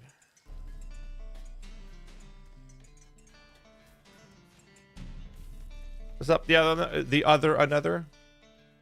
Hey, dude, man. All right, let's do this. We'll grab these guys. It's time to fight, boys. We do this. Put the humanoids spread out like this. We're gonna spread them out a little bit better because I know that guy has a... Wait, you have a gun? Where's the sniper I made? We'll do that. You guys spread out like this.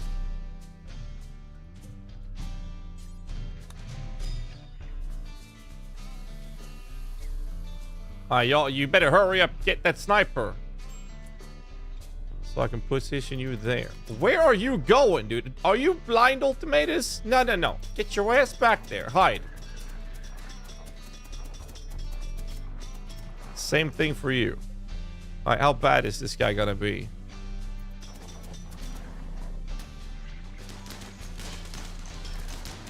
Hey, I'm gonna need you guys to melee attack this thing.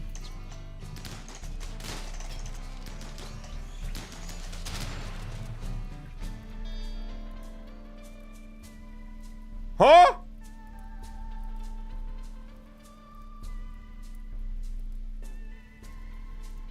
Huh?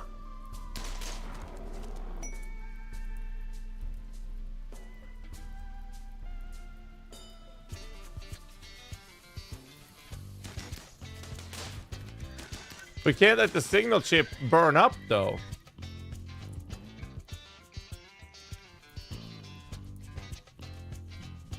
Where is the signal chip?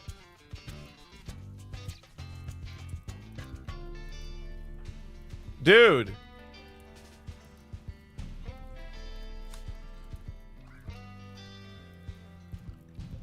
It's right there. But what I do with all this fire?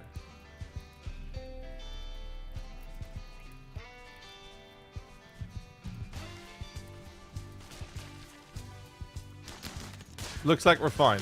You, move the fuck away.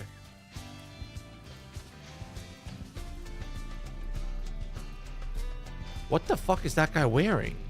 A beam gracer?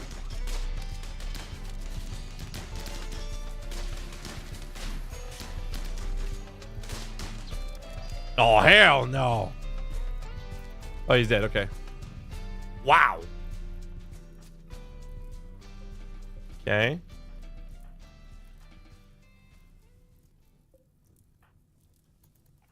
All right, we can move out. We're good. Well, we did it, and we got a signal chip. The problem is I have to do that fight again. It's going to be harder the next time I do it.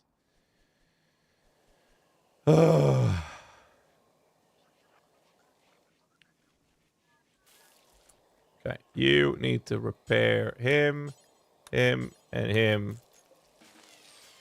There we go. Okay, and now we can let the guys go everywhere again. We'll be fine. Alright, so we did get a signal chip this time. Hold the signal chip. We need to get more of these. Holy fuck, man. What the shit was that? Where do I craft turrets, by the way? No, I just do it through here, right? Yes, I do. Okay. Autocannon. Aww. Large caliber shells. Heavy damage over significant range. Its barrel must be refurbished after use.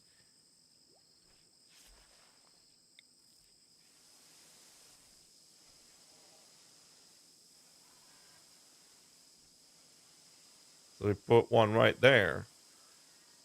We put two of them there. That's what we do. Okay. Okay. Seems fine. Bulk goods trader, trade ship passing by. Call him up. That's nice. I might need some more power, though, if we're going to do this. What can I sell? I got a shitload of corn. We need food, though, so we're not going to sell the corn. Pemmican doesn't matter. What else can I sell? A bunch of cloth. We don't need that right now. Chinchilla. I have 30 medicine. Okay. Ambrosia, we sell that. Steel, uranium, we don't use. Plastic, we need. We can sell psychoid leaves. Don't care about those. We kind of want the food. We're not going to use that. We're not going to use that either. Or actually, maybe we do want to use Firefoam Pop. That's actually not a bad idea to keep that. We'll keep the cloth or clothing right now. And we sell those. That gets us 3,500 to buy shit. So we start with nutriment, I think. And components. How am I looking on plasteel? 431.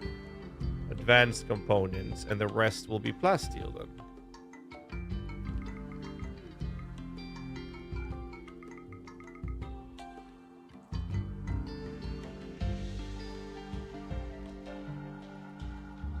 We'll do it this way. Good shit. That allows us to get this, but I don't have bandwidth to get these melee units up.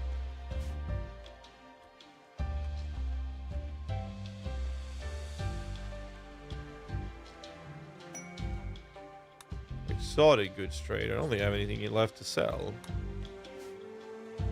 We need to ship off the stuff as well. Biomutation pulsar. Device creates a pulse that reshapes the musculature. Okay, of every animal within the region, turning them into terrifying creatures. Animals currently under your control will not be affected. Huh? So if I get overrun, I can start a biomutation pulsar and turn all of the shit on the entire screen into monsters. That sounds like a really good defensive strategy.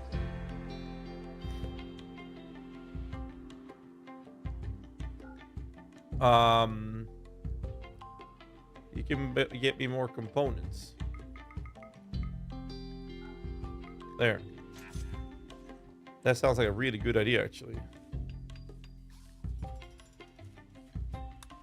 Okay. How are we looking on wood? Good.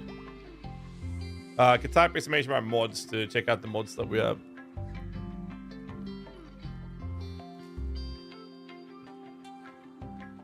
All right.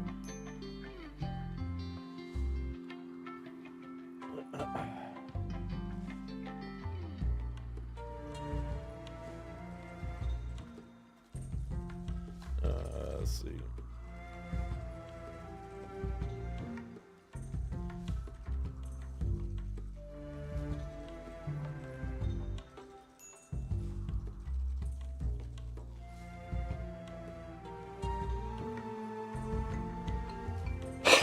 This feels pretty good. This is not bad. And now we get some more turrets. And the good thing with these turrets is they can shoot here on the left side if needed. So I wonder if I should make another one. Put that right there. You know what I do need to do?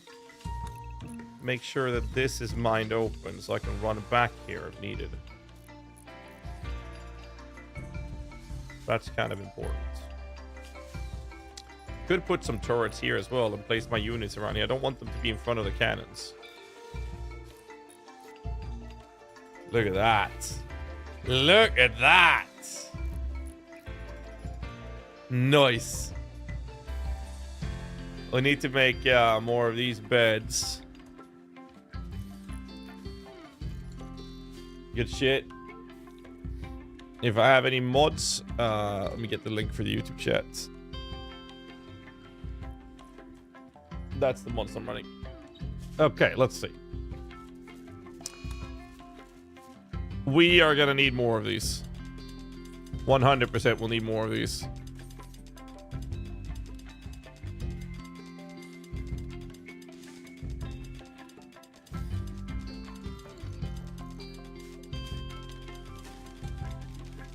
100% we'll need that.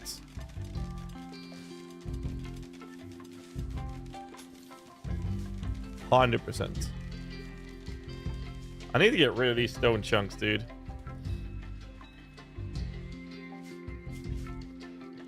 Matic mod made my necromancer the leader and had him just sit researching all day and reanimating fallen enemies to serve as labor meat shield. That sounds awesome.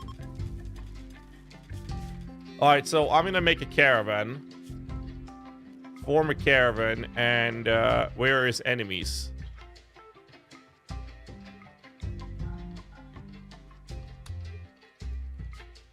No, that's. I'm trying to look at what this is. Toxic potatoes. That's a long travel. All right, so I'm thinking we travel here.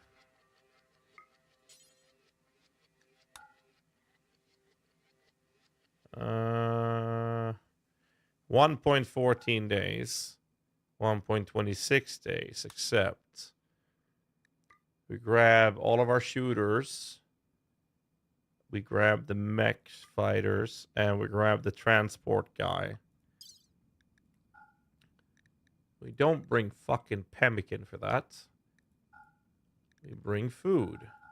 Like real food. And then we bring some extra meds if needed. And then we're gonna bring this. Too heavy. Fuck!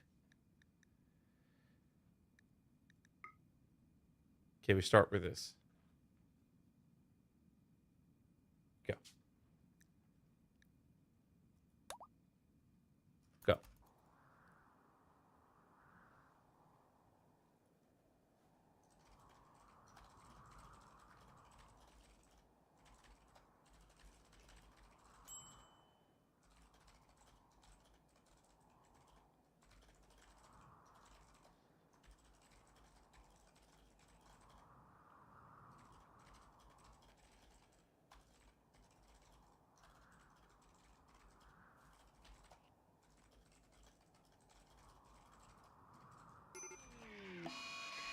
Mad Rhino. Bro, no.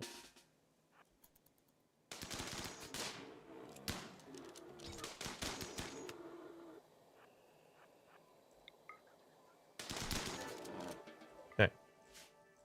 Solved. We're good. Man, where the fuck's my Voldo box, man? Combat supplier. What is this? Trade ship. We don't have money. We're broke. We're broke, boys. Can't even afford a Pokemon cookie right now. I need this to be done. Big time.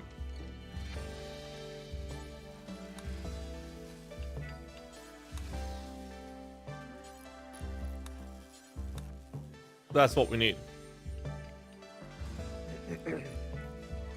That way.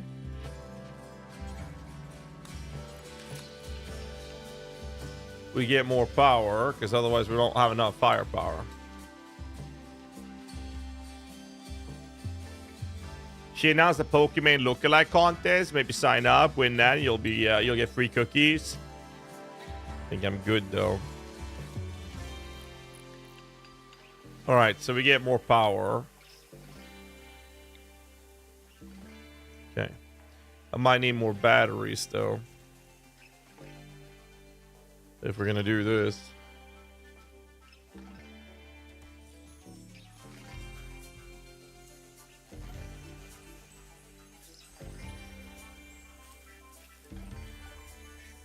Vitals monitors. A minigun. I can make a minigun. Huh?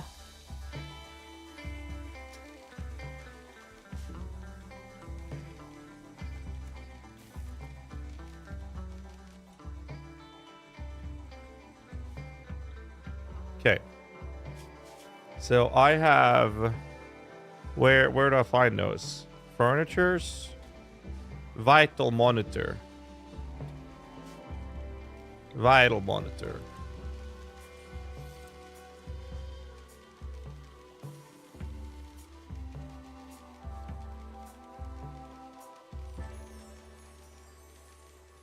Can they get past if I do that? Reinstall. Where did I need this bed? Nowhere. We'll do it like that. There we go. Alright, so we need to get more power. Gassy main. Hot tub stream action. Well, we'll be setting up sub goals for the subathon though. That's definitely gonna happen. That'll be fun. Okay, what is Ultimate is doing? Consuming simple meal. Missing 3 components. Shit.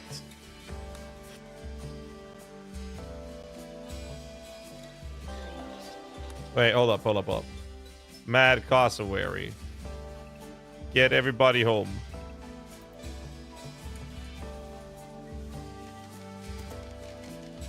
Yeah, Trap should be able to deal with that.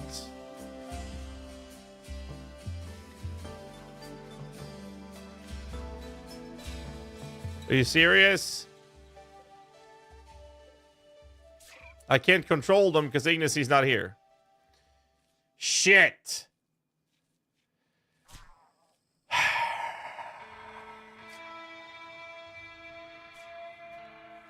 It's fine. It's just a robot. We can repair them. We're good. Don't worry about it.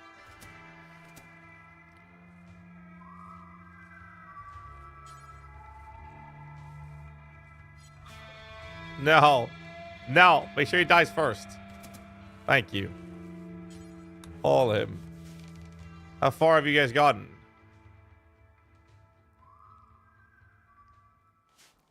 Need to send those boys home.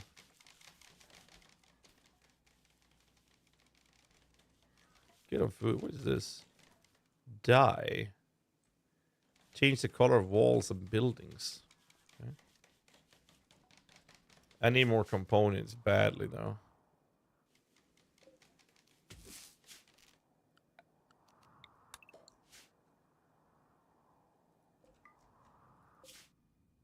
You guys done? What happens if I settle? Okay, so how do I drop? Frost Saloon, you magnificent bastard. Prime subscriber.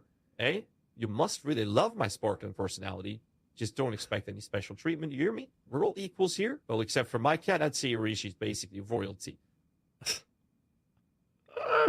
Hey, Zara Prezzello. How do I like control? Like, how do I dump this? Abandon all.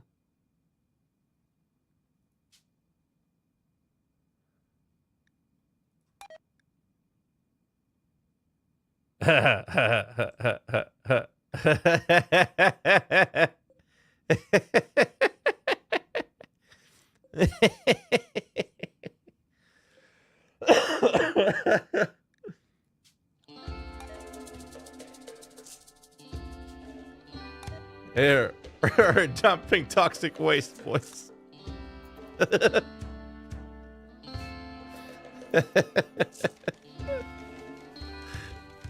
We're good, boys. Don't worry about it. You can let the guys out again. Nice. That's how we do it. Okay. I'm already trying to mine this. Need the boys to actually start doing it. Dude, there's so much steel all over the field here. Time until PoE stream reveal in about 2 hours. So if the Voldo storm puzzle box should have arrived, but it has yet to arrive.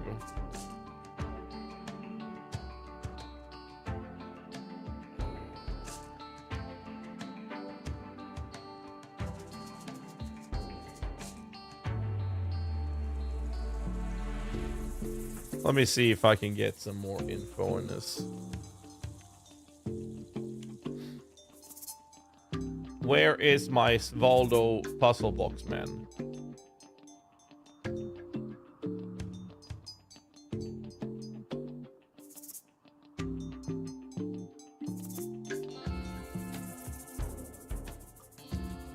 You know, it's so funny. It said that it was going to arrive 3:30 p.m. latest. And then they change it like, oh, it's gonna write before 10 p.m. Bro, the fucking reveal stream is in 2 hours. I wanted to open it before that. I have to speedrun it.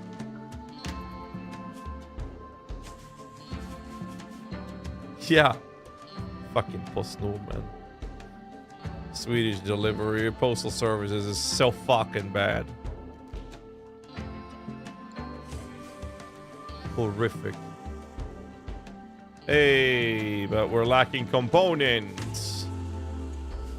And how much does it cost to make the components? It's just steel. Bagram, what are you doing? Wait, Bagram's on research, Brio? Oh, hell no! You, craft. Craft first. Research later. We're fine, we have enough research. Need those components. Caravans are now back.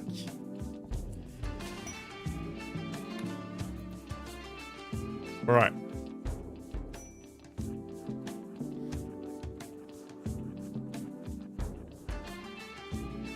Ba-boom, ba-boom, ba-boom, boom.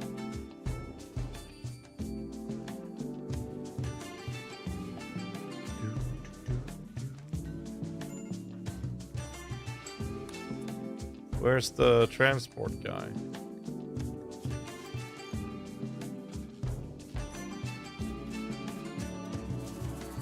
Nice.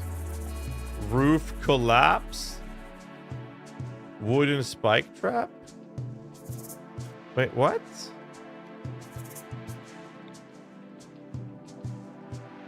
Oh, shit. Oh, thanks for joining the party, Mr. Bernie. Let's hope you brought some snacks, because this stream is about to get wild. Thanks so much, Benji. Appreciate that, man. Why are they in steel? Slates.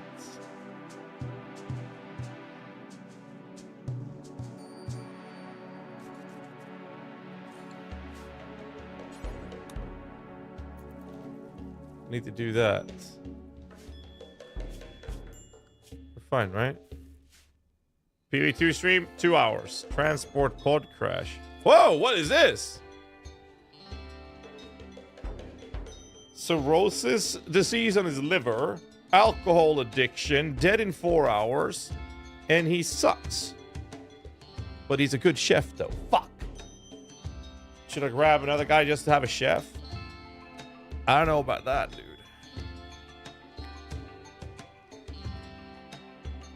I don't know about that, actually, at all. I mean, I can rescue him, I guess. Because he's part of that refugee empire.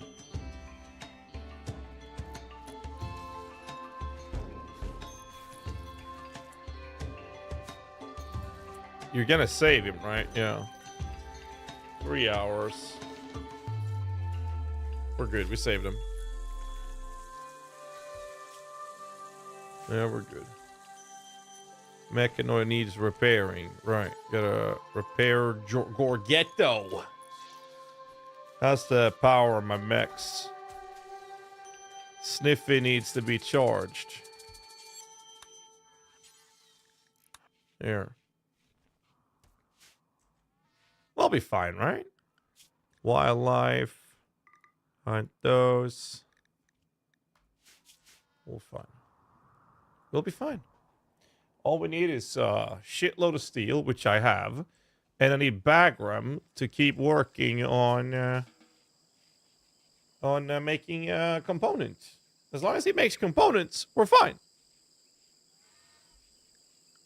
And he has highest priority on crafting.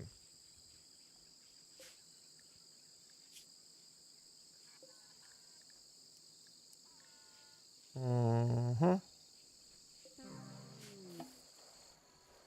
Saying Private Jaden, signal loss can no longer be rescued. Sorry. Cutting stone from stone shot. No. We have more than enough. Okay? I need you to do some other Why are you researching instead of doing this? Huh? Is it smithing for the fabrication? Oh.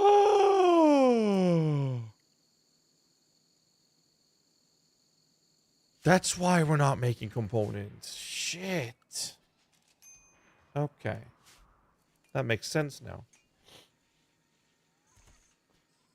And then we can make... Wait, how do you make advanced... Oh, that's that one. Oh. Oh.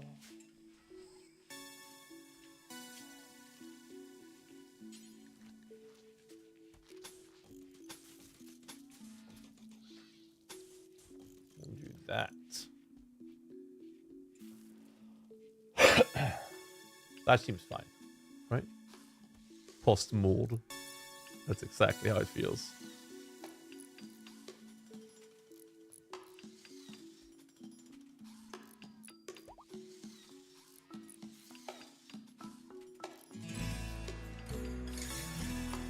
PoE maintenance in 55 minutes. I mean, I'm gonna move over to PoE in a bit anyways. If all those puzzle blocks haven't arrived. So we'll be moving over there in a moment. Right, I need to build roof area. Like this.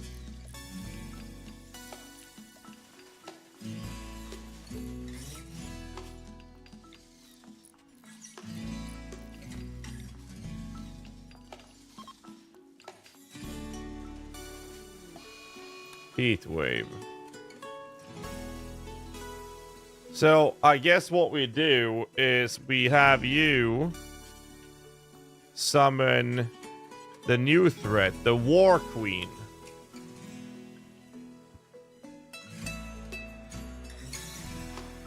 Five pikemen and 2 scythers. Maybe we need to have our fucking traps built before we do that, actually.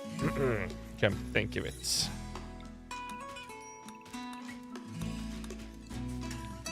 Where is Friggin? I need to find out where the fuck Friggin is. There he is. He's harvesting trees. That's what he's doing. Okay, good. Nice. You, bring him to a charger. We'll do that. Are you not charged enough? Good, so we can put him on a charger. Make sure our boys are charged up. You see, here's the thing, right? I'll unsuspend this. And we should be able to get some auras. The problem is this. I don't have enough bandwidth to handle it. So I could make another one of these, I guess.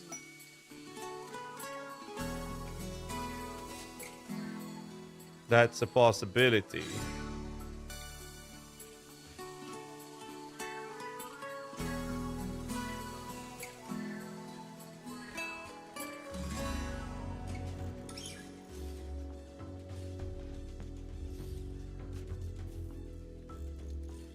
I'm sure this is going to be a really smart idea.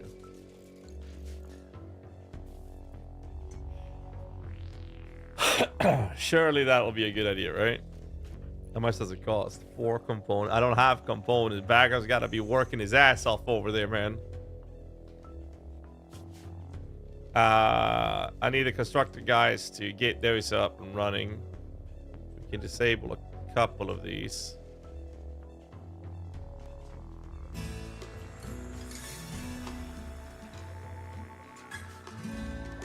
Work my ass off. Yeah, you fucking better, man.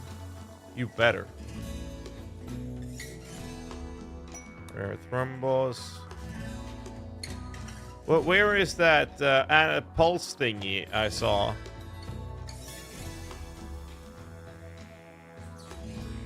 That's the one. The biomutation pulsar. We could summon the boss, pop this motherfucker, and watch shit go wild, I guess. We're making batteries now.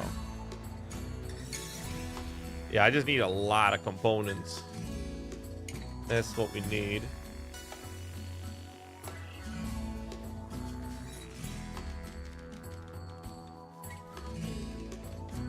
Podcast plan after the reveal on Sunday. Let's see. Talkative. On Sunday, we have Tavern Talk with Jonathan. And on the Thursday, the 28th, I'll be on Talkative Try stream for another show. But Jonathan first on Sunday. Amazing game with those cockroaches that come from the mountain and fuck me out badly all the time. Any defense tips? So what I normally do is I try to make these rooms without any nice walls and whatnot, where I have all my trading items, and they always spawn you. I try to change these walls for like proper slate walls, for example. Make it look good. I'll put carpets and shit. Some people like try to like make sure that they have other types of rooms. Like you can also make it so I believe that if a room is 17 degrees cold or like negative Celsius or lower, they won't spawn in there. That's what I've been told. Malnourished? Huh? Why didn't you fucking eat then, you fuckface? Hello? Why are you even here? I have saved your ass. Get the fuck out of my home. Seriously.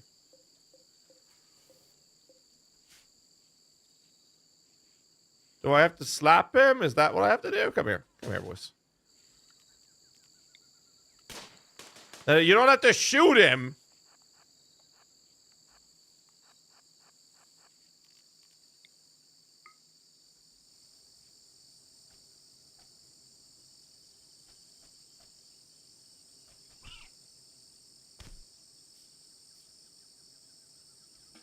What do I do with him now? Do I just let him die this time?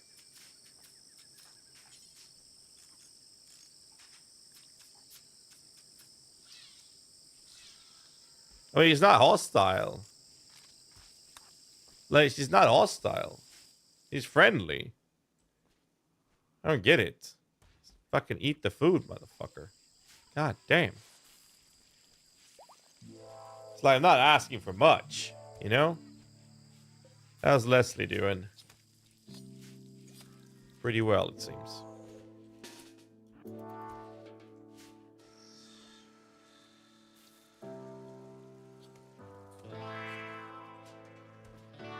That being made? No, because we need components.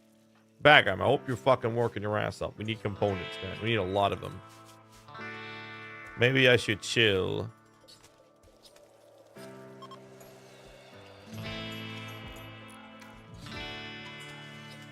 My knees. I do need to get the power up here, though.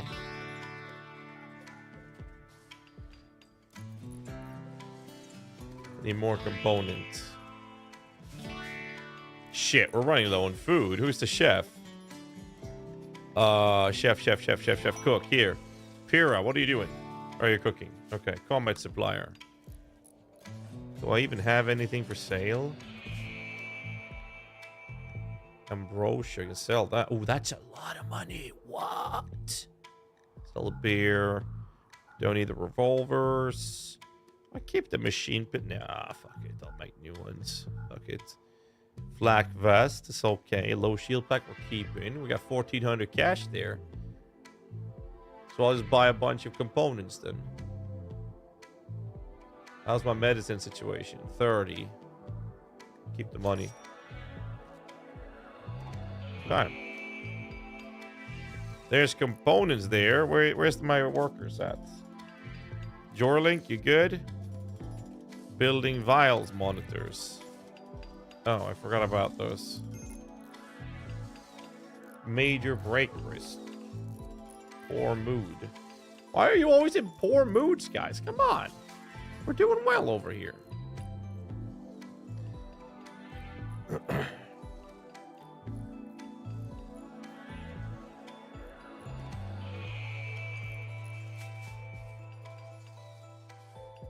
I don't think they're too strong. I think that they should be a threat, personally. Okay. But I don't have power in there.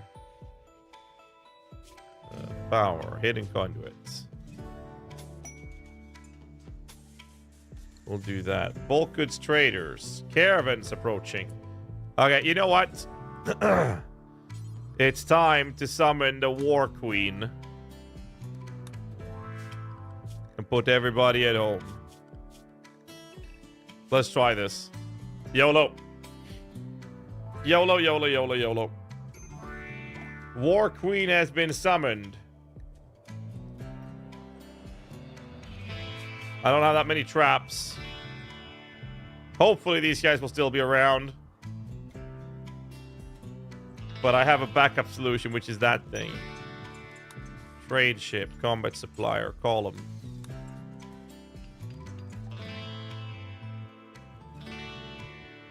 More components. Thank you. Yes, we're making this one, which would allow me to get one of those. Okay, you. Trade. Keep them busy. What do you guys want to buy? Cloth, skins, leather. Won't use that. Mech gestation.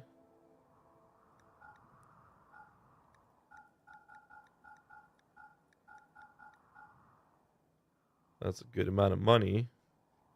What do you have for me? You don't have anything.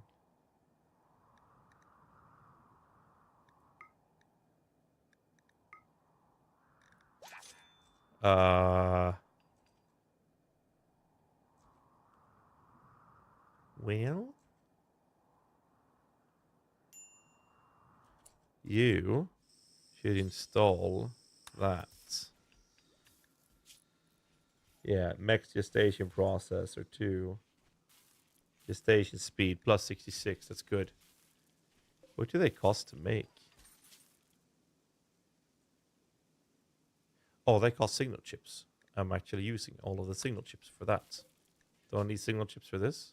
No, I don't. Just a shitload of components. Okay. Bro, they're gonna leave. Where is the War Queen?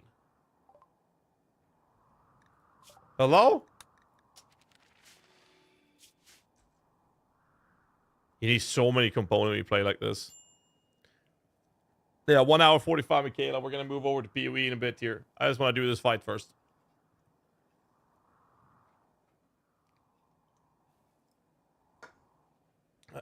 Just want to do the fight.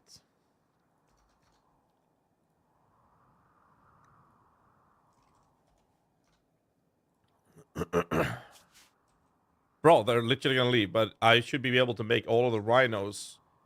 I'm actually going to die.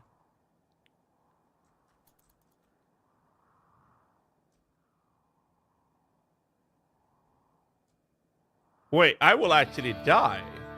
If I turn all of these animals into monsters. Quest available. Menace cluster. Making a request. A mechanoid swarm has been attacking her settlement. She wants to signal the mech to distract. Well, then she clears the hive. If you do, a mechanoid cluster will land in Minionville. Now they left. Ooh. I can't handle this right now. That's not enough. Fucking no. No, fuck off.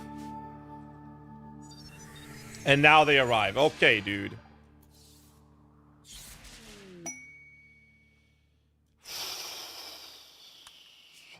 Ancient installation caper. We've learned of an ancient complex. Moo moo moo moo. Moo moo moo Pretty moo. close to us. That's a War Queen. Ultra heavy mech with built-in mech gestator. Fed with appropriate resource, the War Queen can form small war urchins. Combat mechs within its massive carapace and deploy them into combat.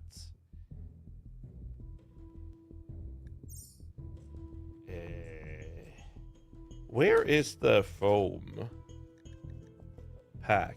There. I would like to equip that on someone. Yeah. Good evening, Niriata. I think we're gonna die.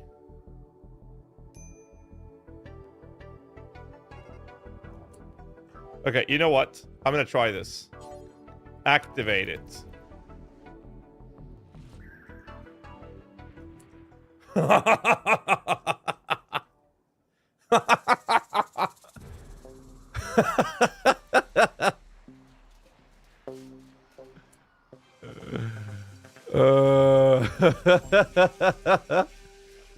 Oh, they're cleaning house.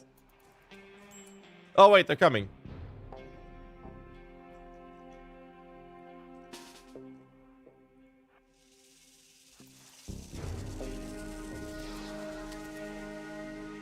Okay.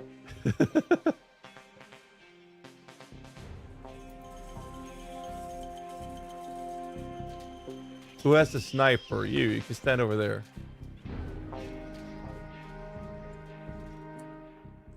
You chill. Where the fuck do you think you're going?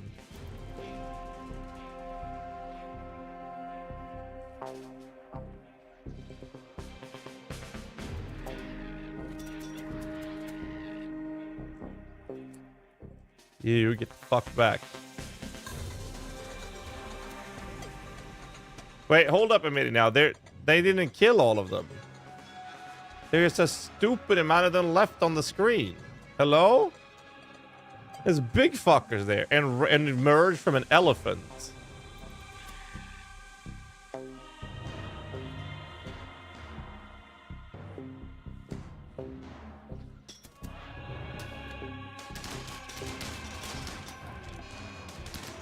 No, my robot died. Can I resurrect it? I can. I'm gonna need you guys to melee so she stops shooting. Thank you. Okay, those turrets are fucking up my guys. Oh my god! Hey! Okay. Looks like we're fine though. Okay. Nice work. That was easy. Repair, repair, repair. Okay.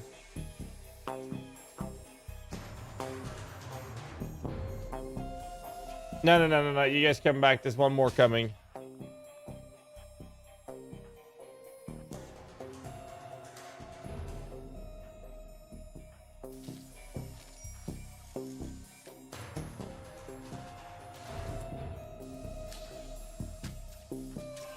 Look at how submissive and breedable. There we go.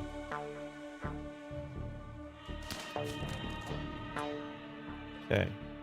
Are they all gonna like attack me or like what is happening?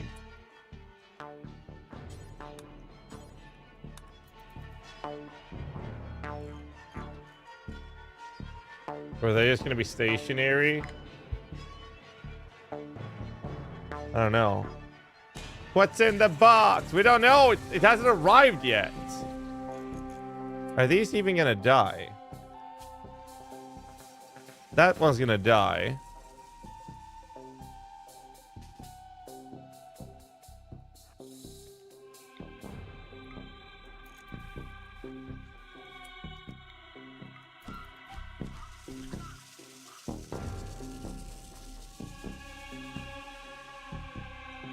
So I do have to.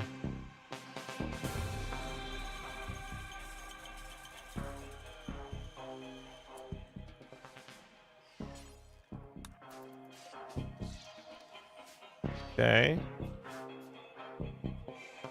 So I might have filled my fucking field with a bunch of enemies now.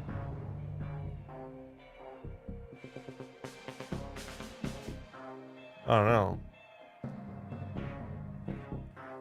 What's this? Oh, it's in the box. All right, dudes. Well, we did it. Wait for the next raid. Yeah, we'll be fine. I need to do this. Zone, clear home area. Don't let them go out there.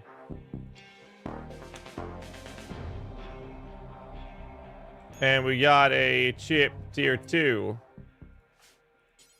Analyze that one. Vec mech died. So we'll do that. And we'll fight. The problem I have is that these things are definitely gonna attack me. Yeah, they are. Shit.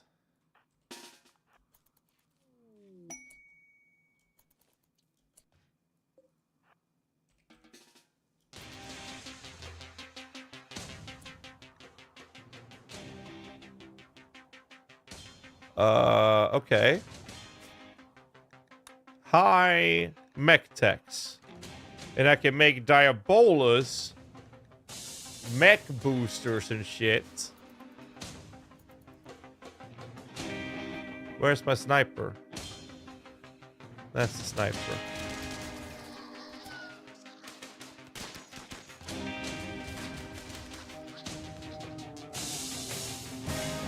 This is fine, right? Okay.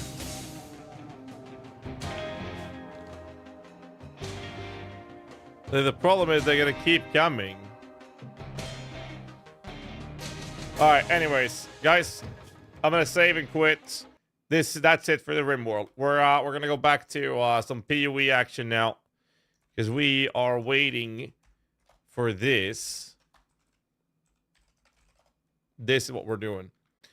So let me change the scenery and update my stream titles. It's PoE focused now. Give me a moment, boys.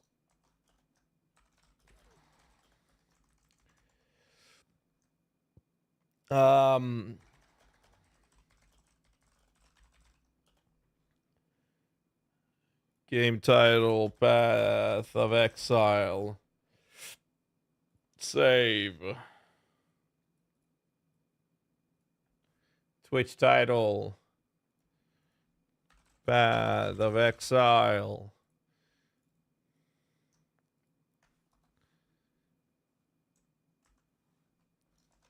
We'll do it that way.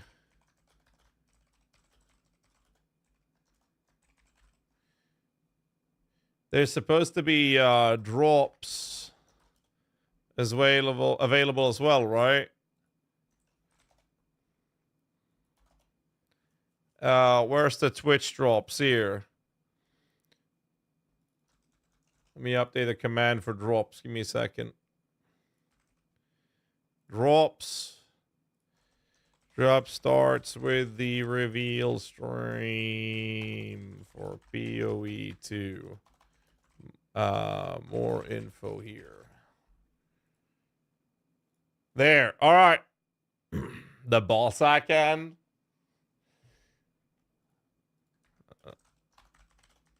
There we go. Are we happy?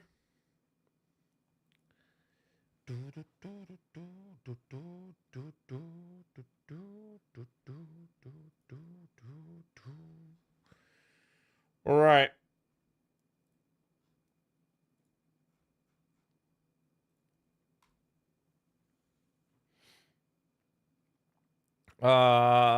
Let's see. All right, I gotta do this as well. Um,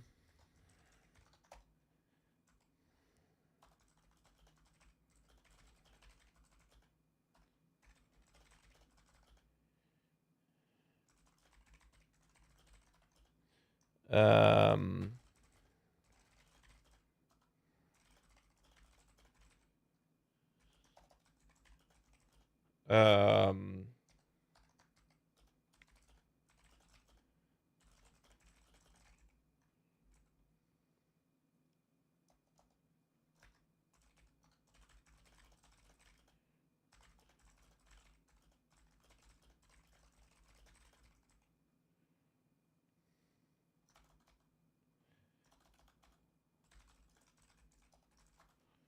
there we go. I need to be in Path of Exile 2 on Twitch, or I need to refresh. Well, PoE 2 is not out yet. Are we supposed to be in Path of Exile 2 on the directory? That's gonna be so weird. I guess we do have to be in Path of Exile 2, actually. You're right.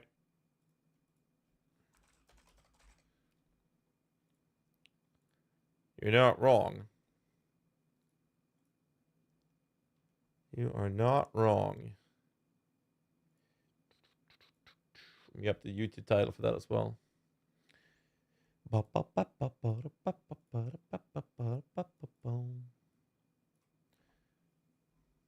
There.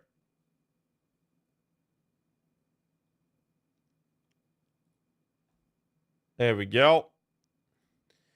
There we go. I think I got everything right.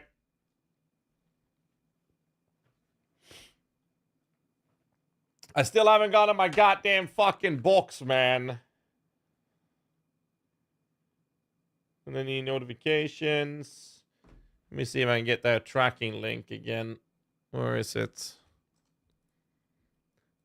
Bum, bum, bum, bum. Package is on its way.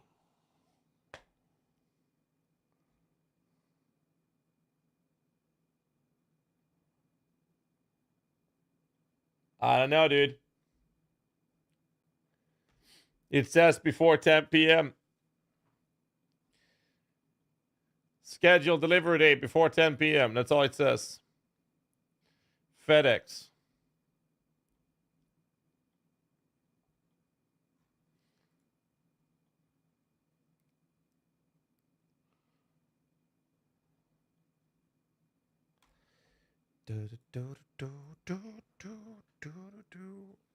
All the info about the support chats for meetings today.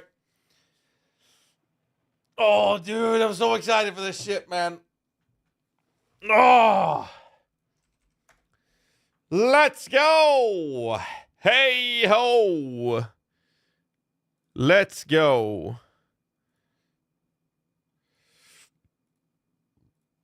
God damn it, dude. We need this to happen. I just wish I had a Voldo box here, man. I ain't got no Voldo box.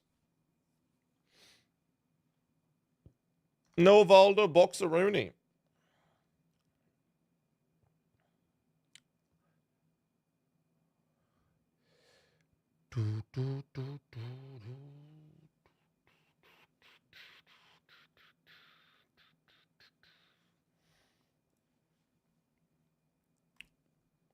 Finally time for release in 1.5 hours. What do we do for 1.5 hours? Ah, what do we do? What do we do? What do we do? What do we do?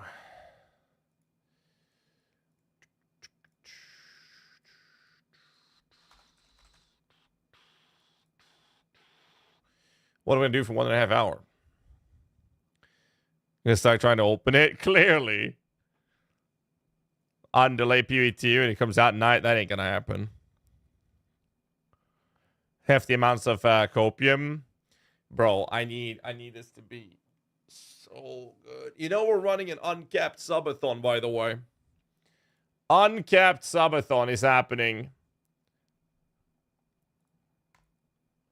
on the 6th of December. Think about minions for the next hour and a half? Basically, right? That's the plan. That is the plan.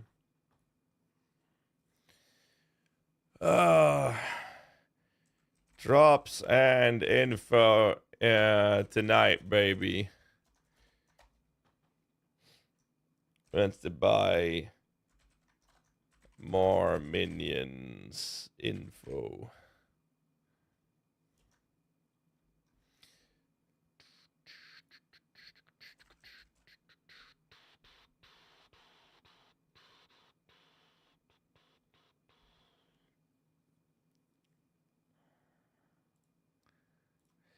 Bam, bam, bam, bam, bam, bam. What do you mean something went wrong?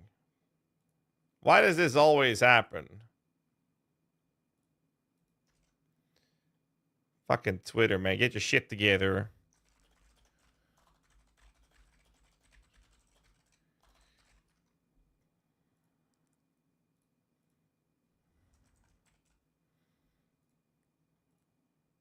Now it worked. Thank you. Okay. Holy shit, dudes. This is it. Oh man, I need this. I need it.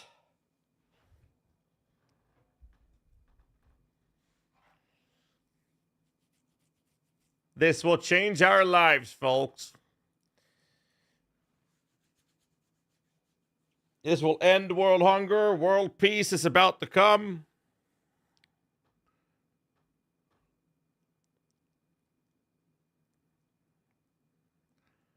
First minion build is going to be unhinged. Allow you to develop a minion build for its gases to be safe and eat your vegetables because meet your health to day one. This is the official release date's the reveal stream for the official early access release, which is happening on 6th of December.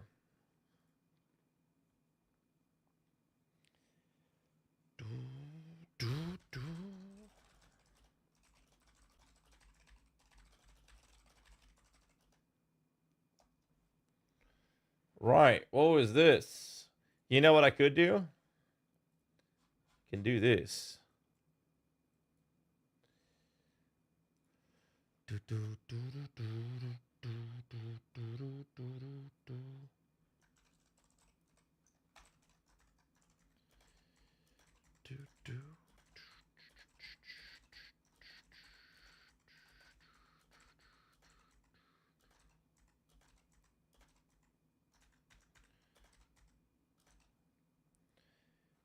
Ba ba bum, ba da ba da bum, ba da bum bum bum.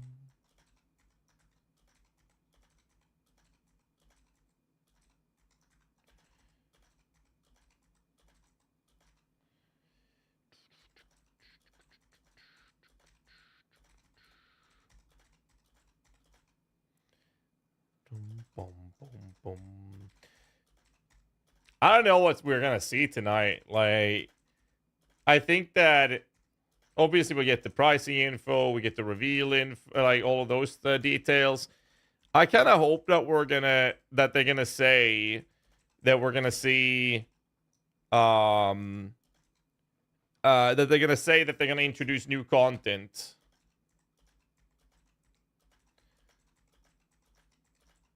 That's what I'm hoping we'll see.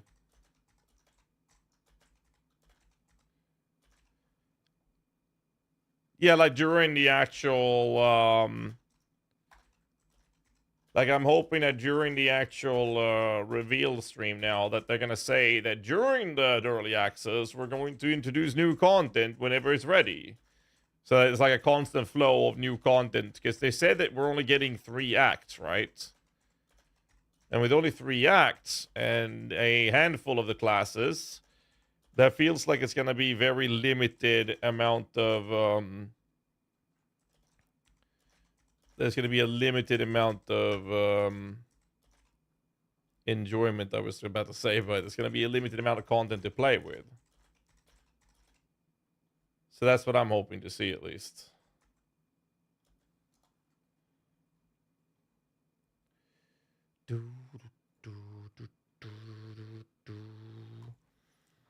This is one of the best Rammstein songs they've ever made. The solo at the end of the song is insane.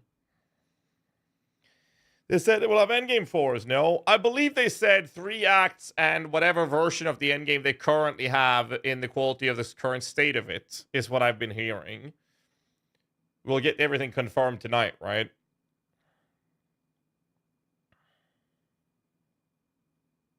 And what I'm hoping is that they're going to say that, hey, well, the idea with the early access is that every month we're going to try to get new content in for more testing or something like that. What's up, Michaela?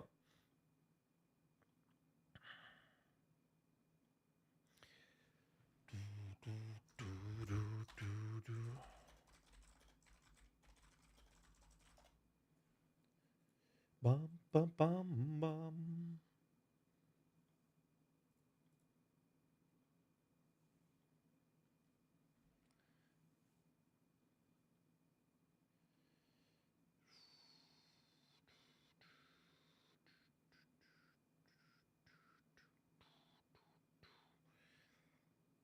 The story behind the song is heavy. Well, wasn't the story on this song It's about the fish that died in the leak, right? The mining leakage that happened in Danube, right? Is it not? I'm too naive? How am I naive when I'm saying I'm hoping that's what they'll say? I doubt they'll do it, but I hope that's what they're gonna say. How is that being naive? New act every month? Okay, I seriously doubt that. That would be amazing, but I seriously doubt that. Because they've said that the early access is expected to last plus minus 6 months. With 3 acts and a handful of characters. That seems like a very long time. I'm German. I don't even know what the song is about. Well, basically, they're saying about the relation of a mother fish to their the fish children. Essentially, what happened in Danube back in 2000 or something, there was a cyanide leak from mining operation or something, and it spilled out in the waters, and essentially, all the fish died, and it was a disaster.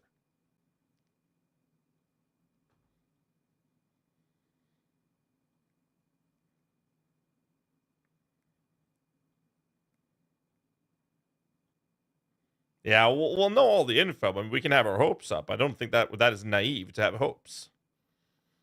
A new act every month. Yeah. I mean, I think that would be fucking insane. I mean, they have surprised us in the past, but I wouldn't hope, I wouldn't expect it. And Summer Lindemann was like, that's metal, let's do a song about it. I mean, they made Vino Blut, for example, where they sing about Fritzl. I love Ich Will. It's amazing. I mean, the story behind Rammstein's song is the crazy thing for me with Rammstein is like, I love this band for the music, and then I decided to learn German, so I'm self-taught German because of Rammstein. And when I learned the lyrics, it just immediately turned into my favorite band. It's fucking insane.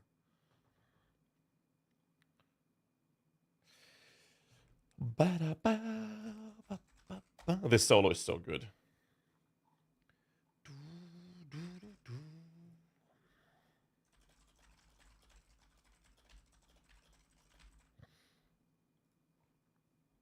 But yeah, I'm self-taught German because of Rammstein. That's pretty fun, actually.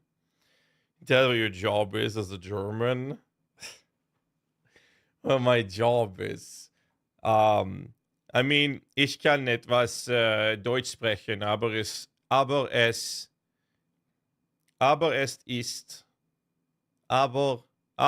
ist nicht sehr gut. Nicht sehr gut, ja.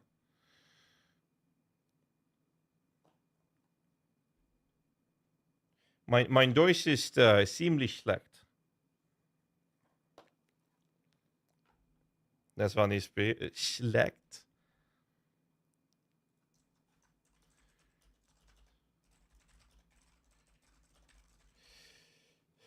My job in German, how would that be? It would be ich arbeite als. How do you say that? Ich arbeite als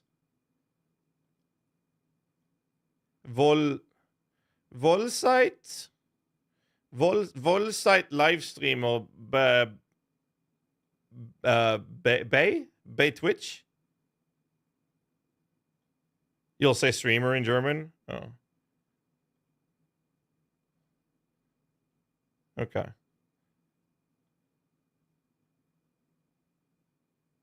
Ich arbeite als Vollzeit-Twitch-Streamer. Okay, that's how you say it. Yeah, I mean, grammar is like... Vollzeit-Arbeitsloser?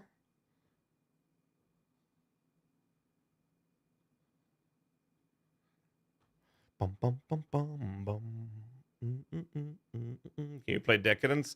I don't take music requests. Like, the problem is if I say yes to one person, I'll say yes to everyone else, to be fair. German's hard? Yes, it is.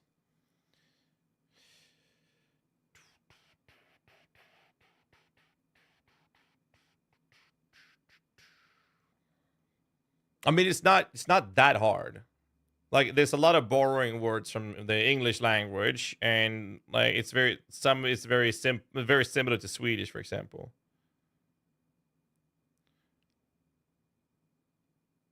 There's a Volsite. Oh yeah, it's Volsite, right? It's not Volsite, it's Volsite. Is it spelled with 2 L's? How many languages you talk? Swedish, Danish, Norwegian, English, German, French. So what's that 7? English, Swedish, Danish, Norwegian, French, German. Oh, fuck. Let me do that again. English, Swedish, Norwegian, Danish, German, and French. 6 languages. Let's hear French. Je parle petit français. Je préfère l'anglais.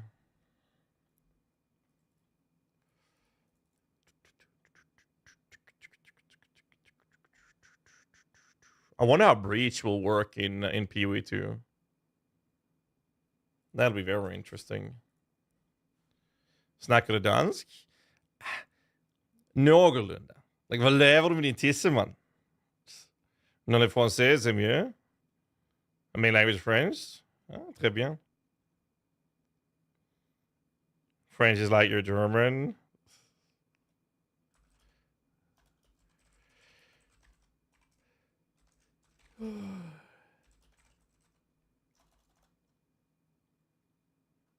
Spanish? I don't know Spanish.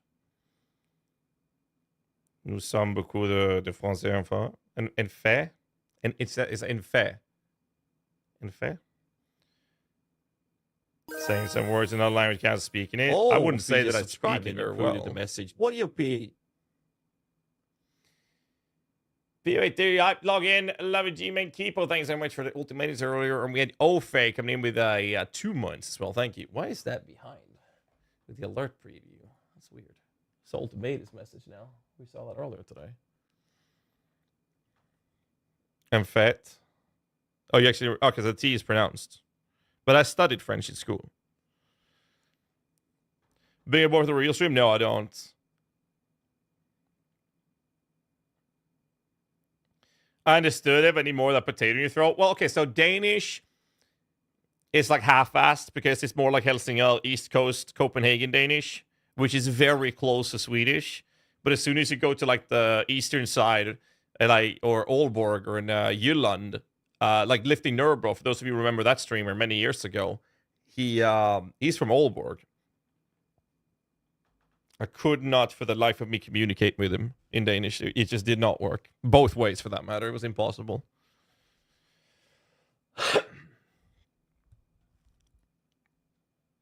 Tool's good.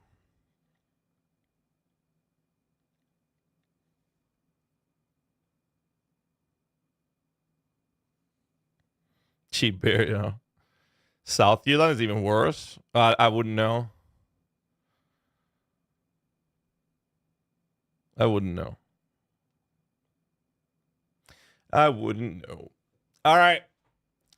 Twitch drops enabled tonight in 1 hour and 13 minutes. I mean, we have in Sweden, it's pretty easy to understand most of the northern Swedish accents. But then we have like the inbred societies in the center of Skåne, which is terrible. And I live in the northwestern coast of Skåne. So it's not in the inbred areas where they basically they talk like a Dane, but in Swedish, and it's terrible. You can't understand it. It's almost as bad as when you go to like northern parts of Norway to like Bergen. Fucking impossible to understand a single word what they're saying. Gilhort? More like Gilhor. What the hell is your problem, subscribed? What? What did the AI just say? What? Gilhort, thank you so much for your tier 1 sub. That's what the AI was supposed to say. What the fuck? What the hell, dude? Fucking the AI is unhinged sometimes, man. Absolutely crazy. In Finnish? I can't. I only know swear words in Finnish.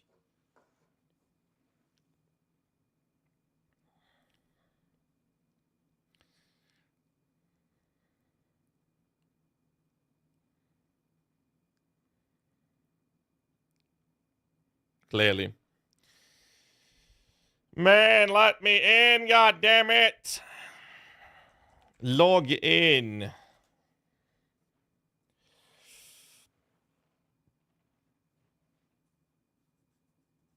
Oh, good lord.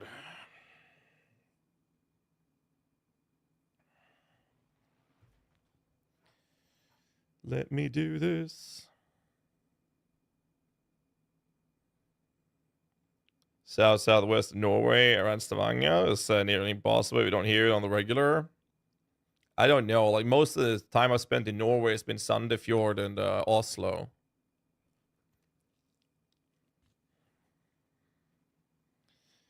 Bring Sebastian for the reveal stream. Now he would just interrupt it. We don't want to do that. Hype train started. Choo-choo! Galvatron 80 with the Prime. Thank you so much for the 9 months, man. That's a stream baby, by the way. Thank you. Let's see what the bot has to say. Let's find out.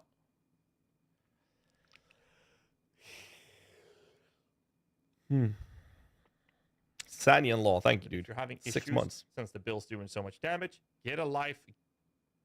No, that wasn't the bot. That was a sound alert. I was like, wait, hold up a minute now. That was actually my voice. Galvatron, you sexy beast. Welcome to the Prime Club. Let's get ready to rumble in style. Oh, it's way better than the treatment Gilhort got.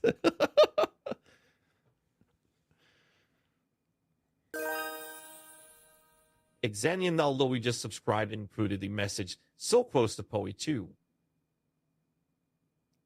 Okay. Hey, you guys.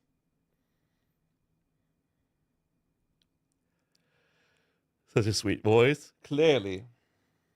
Clearly.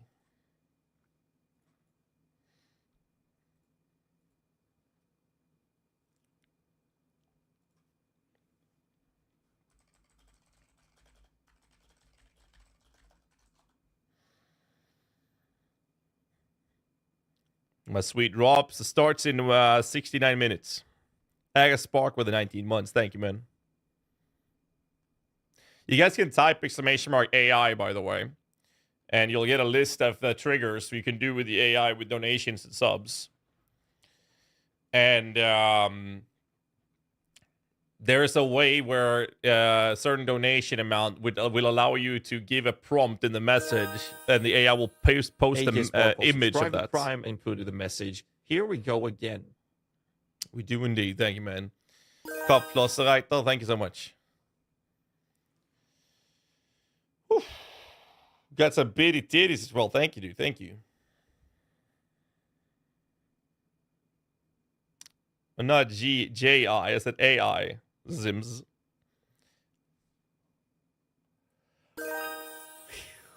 Zero Flosser Writer subscribed with Prime and included the message. Let's go. Is the AI going? We haven't seen anyone pull the image alerts. What it will do, it will post an image on the screen that it will create of me based off the prompts you put in the message.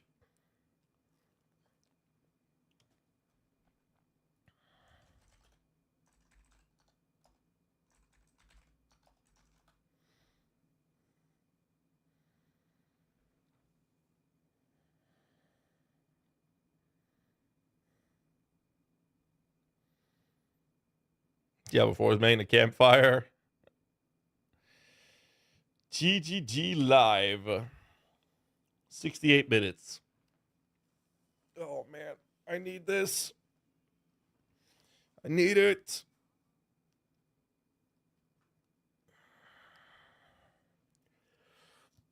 Soon, boys. Soon.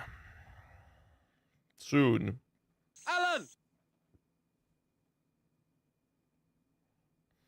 So basically, I've shown you guys before, but essentially, if you type !AI, you can see the prompts you can do for the different triggers.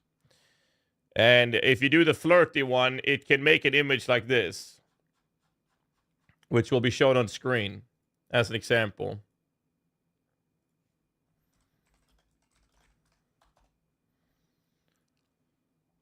Which is pretty fun.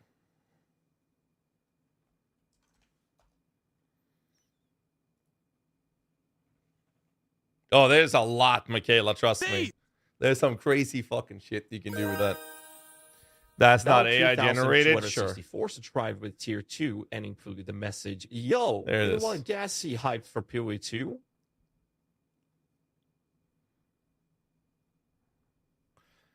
So that's the flirty one. So if you do a $30 dono, you can put a prompt in the message. There's some other crazy things you can do with it. Let me see if I can find some other images that we tried with it. Thank you so much, Volvolve. How you doing, man? 122 months, by the way. 122 months.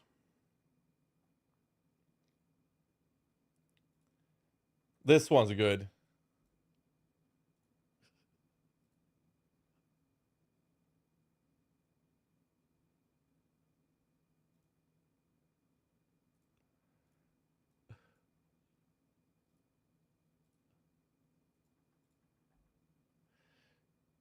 Lisan Al Gaib. There we go.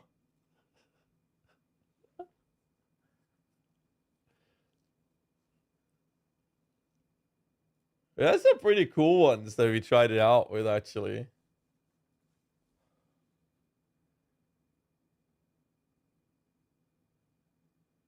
Like, really cool ones. So these are all AI generated.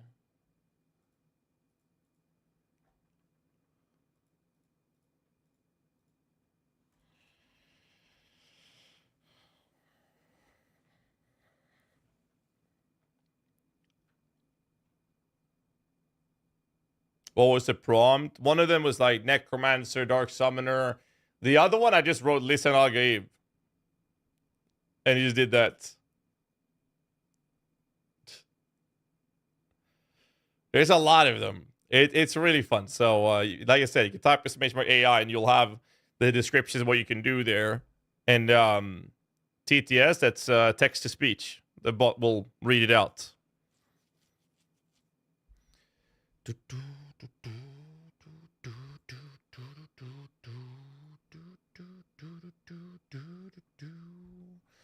Vovov resubscribes on his secondary account that he... Okay, here's the funny story, actually. So Vovov is our longest subscriber. He's been sub for 122 fucking months, man.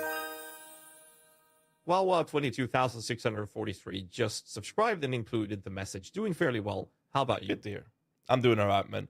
That account, his secondary account, he's been subbed with for 115 months. That is the exact amount of months that I've officially been together with Hannah, my fiance these days.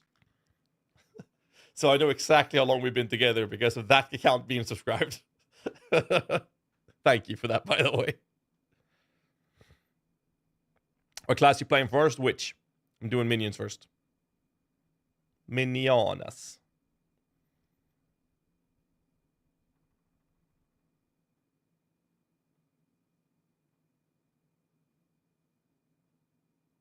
He's my fiance. He is not, no. He is not. Rat alarm clocks. Now there's subscriber anniversary calendars. Exactly. You get there, Pro Solo. It's kind of crazy, actually. Volvo's been here since before I got the partnership button. And that happened 10 years ago. A little more than 10 years ago.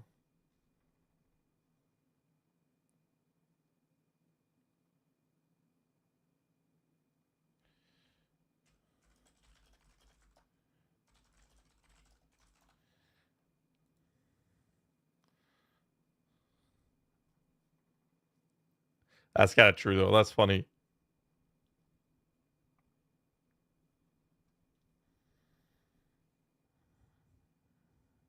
Wow, Michaela.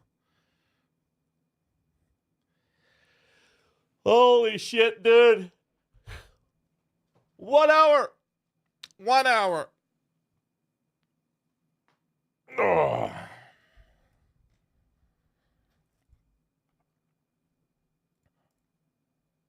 Uno hour.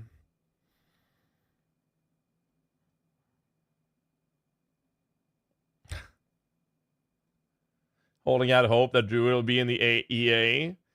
That's something I really want to see. I would love to see them actually allow us to play the Druid, but it seems like they completely are reworking it. Yeah, they did a reveal stream that was playable on 2 different convention events, And then we've never heard anything about it since or seen it.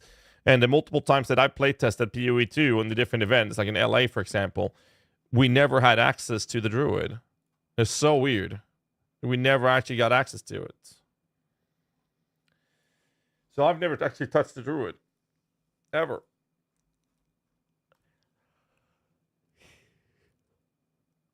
Oh, fucking hell. Need a drink.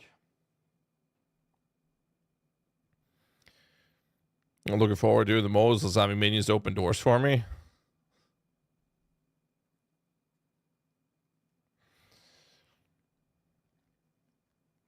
Mike, Simon for PoE2 minion bills is through the roof. I think we're all in that boat. Like, the minions of PoE2 is going to be fucking insane. Like, actually insane. Actually insane.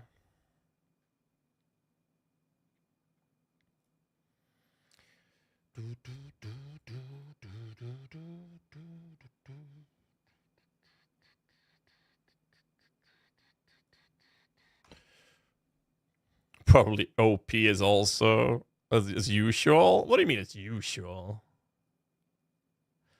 Like, we know that they've shown us summon wolves minions. We haven't seen the other minion types. All we know is that the witch has like a fuckload of different minions. That's all we know, right? We haven't seen anything else.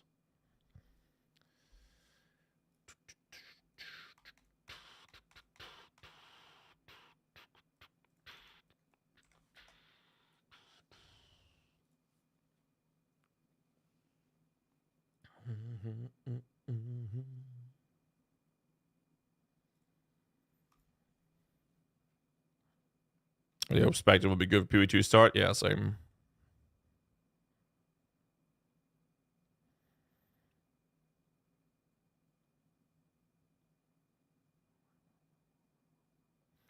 I saw PoE2 made me very unhappy.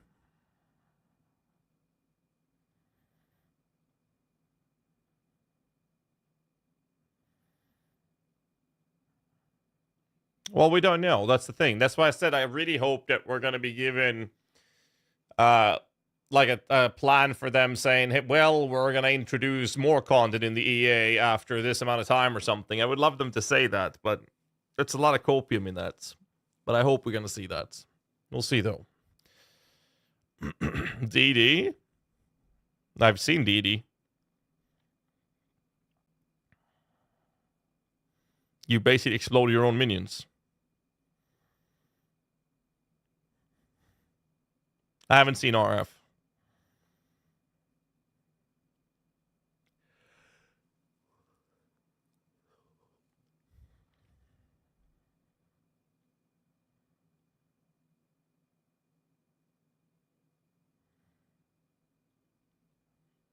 If we're here, if we're playing minions. Clearly. Alright, let's see. I got an announcement. What is this? Last Epoch. Hello?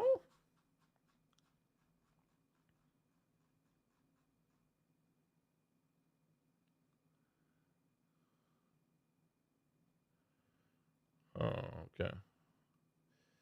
All right.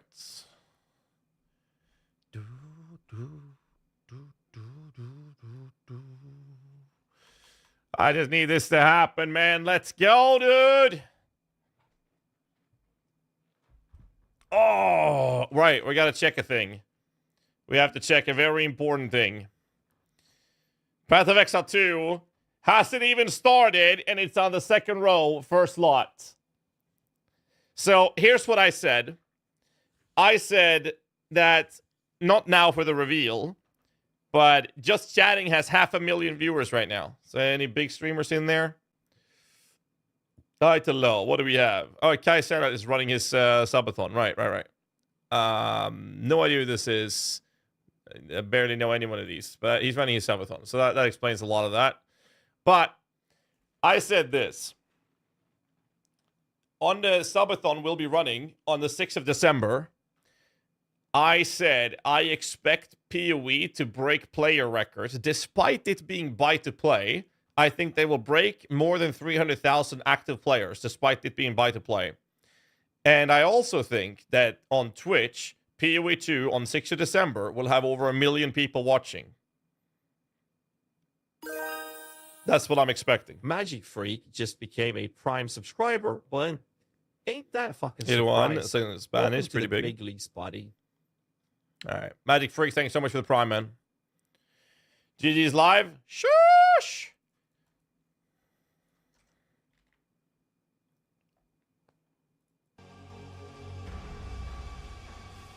Ah! Log in. There we go, boys. Dude, look at how many people read this. God damn! That was just the people in the chat. There's 4,500 people in the chat. An hour before it starts. Sure.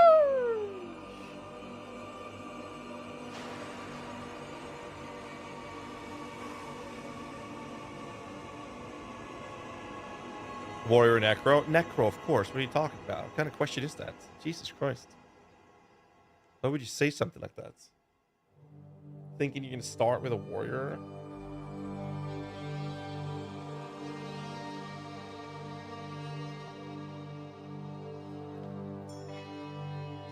I love that PoE has more viewers while offline and D4 with campfire on.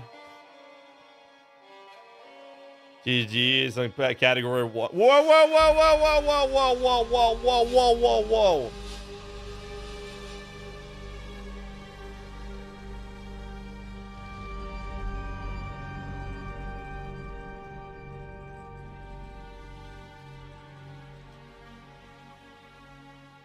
You're right. I sent it over to them.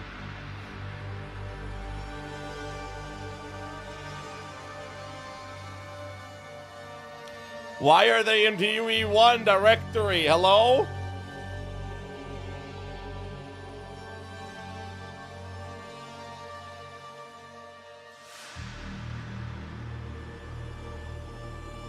Why are they in the wrong directory? God damn it!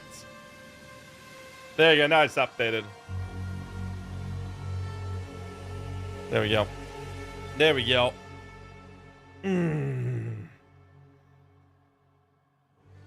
Yeah, I sent it over to Nick immediately when you wrote it. Small peek at D4 and they're nerfing Sword. What's happening to Spiritborn and Necro though? When invites for people, spend more than the min amount. You get 3 invites, ask for a friend, you spend a ridiculous amount of money on PoE 1. We will know in this reveal stream, so sit tight and we'll know very soon.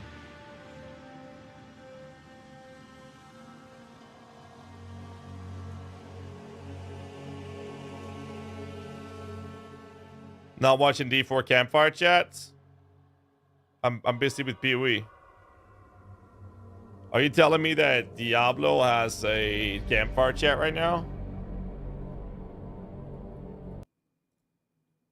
So an example here on Devouring Blaze, you've got bonus. Previously, it was bonus critical strike damage against burning enemies, no matter how much they're burning for. So you just apply that little bit of burning, and you would get this. Now instead, you get explain to bonus, me but it's just for your pyro why they would schedule this. It really encourages, hey, you're a fireball build. You're a when build, it's been something announced for a very long time that the reveal stream of Devouring PoE 2 was Blaze going to happen. builds, and it's not something that you So why necessarily would they need to schedule this feel at the same compelled to time? splash in other builds. It makes no sense. All right, on to the next one. We also did some updates for Ball Lightning. Yeah, but why? So Ball Lightning, the previous upgrades, like kind of these Mage's Ball Lightning and Wizard's Ball Lightning, were about stunning enemies or spawning some correcting energy with admittedly some kind of complex conditions.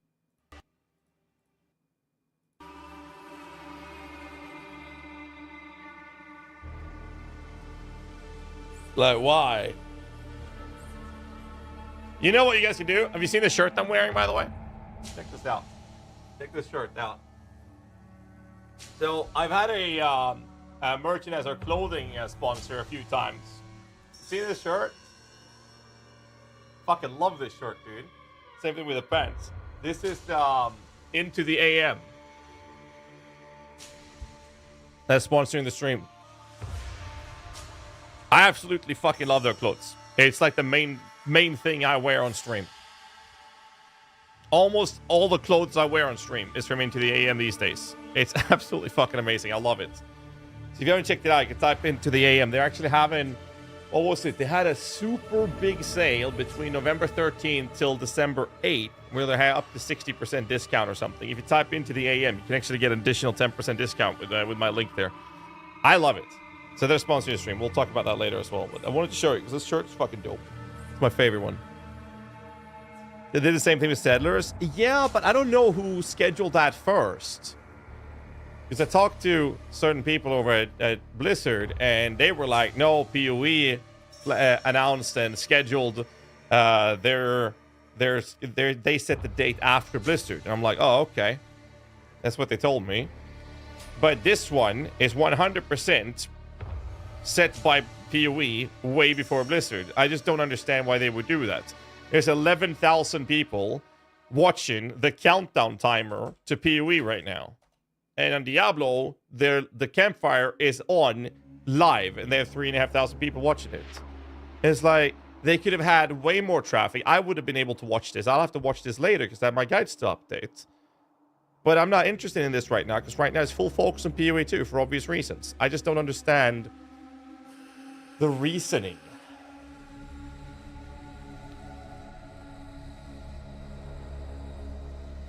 It makes very little sense to me. 70,000 people watching.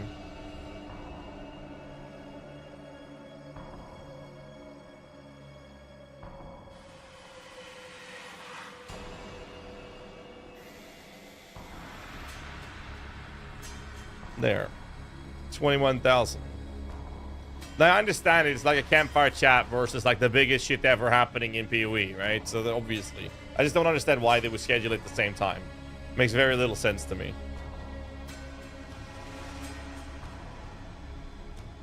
Very little sense. Where's my package?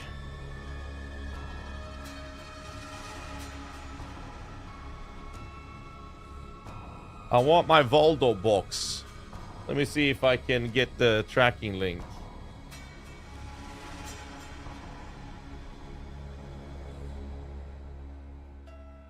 Maybe it's arrived and Hannah has it. Nope, it says it's gonna arrive before 10 p.m. They have less than 2 hours to deliver it.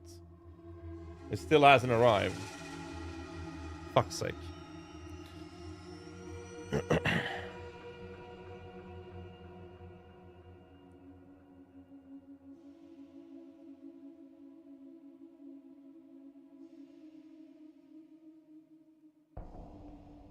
I doubt his ego is a reason.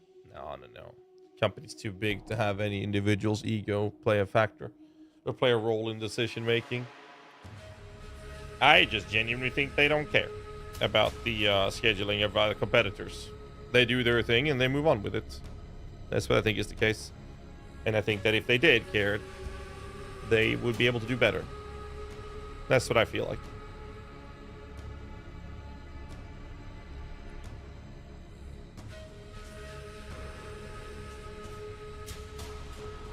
We'll see what happens.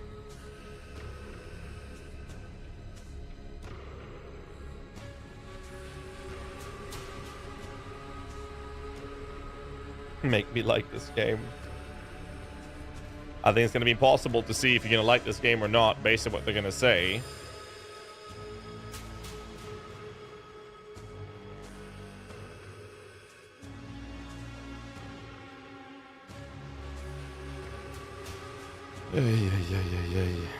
So what do we do now? I'll get a drink, I guess.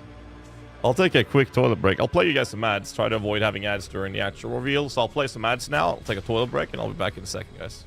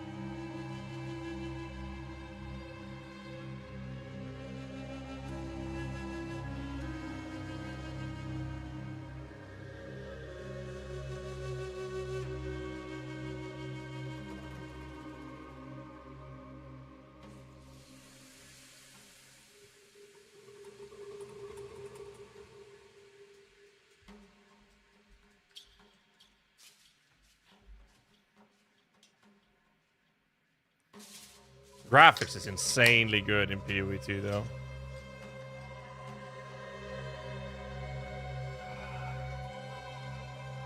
Right. 17K people watching 45 minutes beforehand.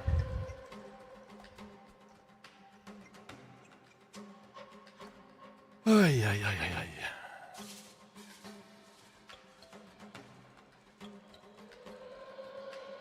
Did you guys see that? Did you guys see that?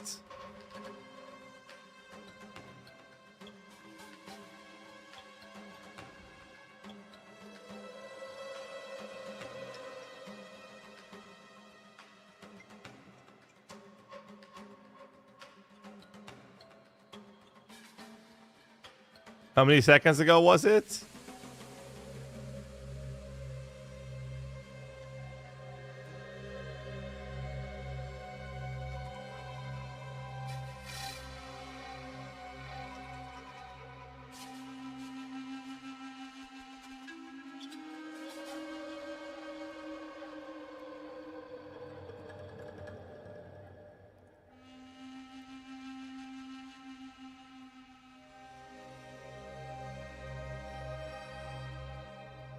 Further back.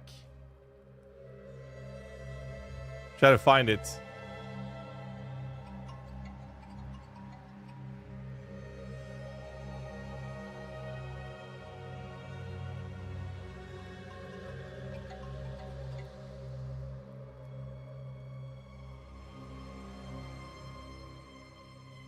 Y'all saw it, right? Like, I was looking at the other screen when it happened.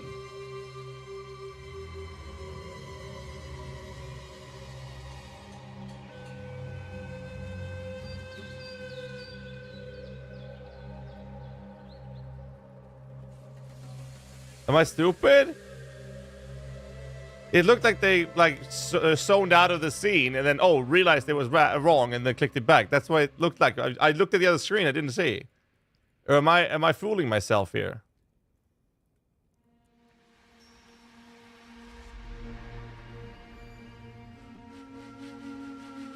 I'm trying to find it. I am in the VOD right now, but I just need to know what timer it was.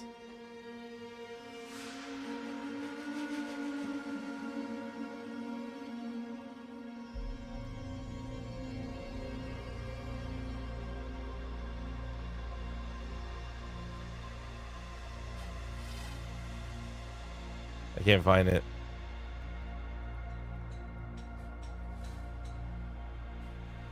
"47 minutes.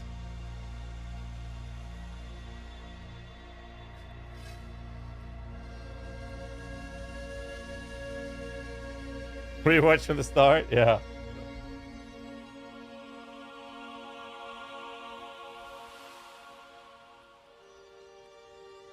Wait, how far in the 47 minutes?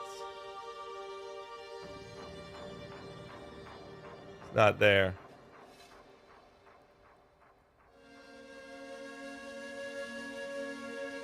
I'm gonna fucking find it.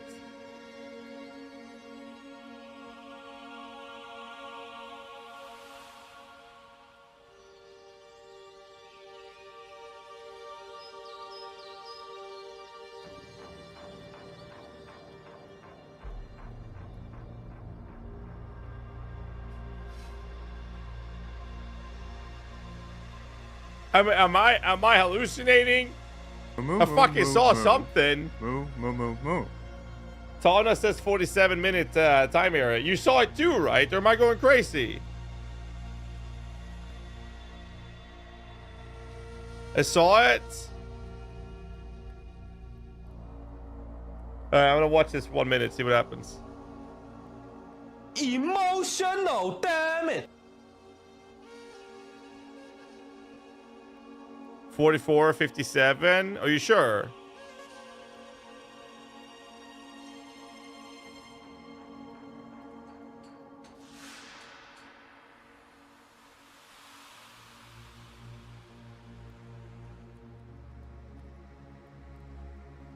That I told you I saw something.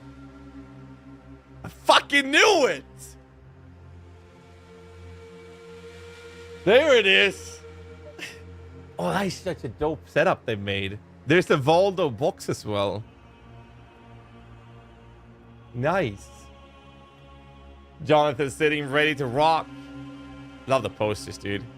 That's a Voldo puzzle box right there. You see this? They fucked up for like half a second. Lily's having a meltdown over that box. I'm waiting for mine to arrive. I don't know, man. I've seen the tweets of people and I've avoided every stream about it to make sure that I would have a fair and like unspoiled take on it. And some guys said that the guys took between 4 and 7 hours to open. I have no idea. I'm still waiting for my box to arrive.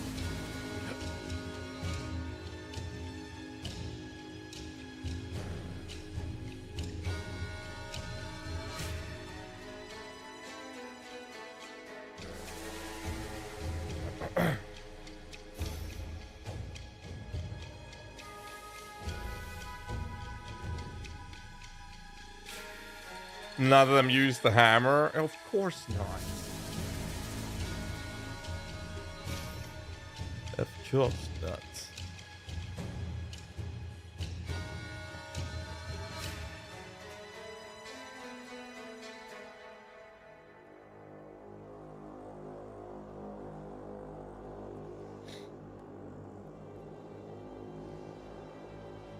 Here we go. So just short of 3 hours, but had help from chats.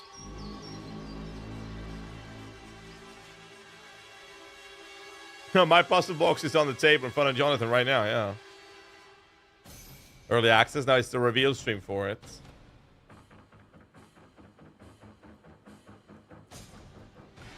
I have no idea if it was available for everyone. I don't think so. I think they sent it out to content creators for as a marketing thing. That's what I think they did. There's some pretty cool things in there, though.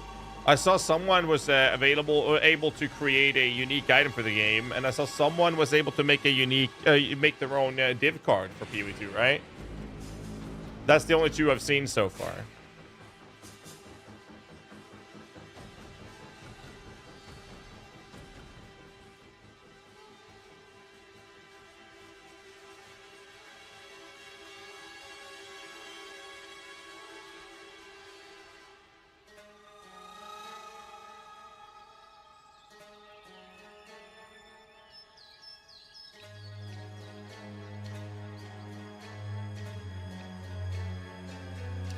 Nice that the streamers have followed on PoE 2. Well, welcome in, sir. PoE 1 has 500 viewers now, by the way. PoE 1 has 500 viewers. Like, okay.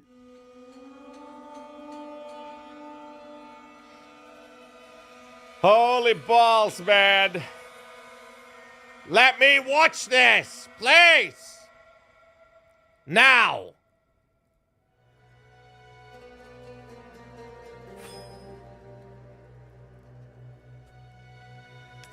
Ay, ay, ay.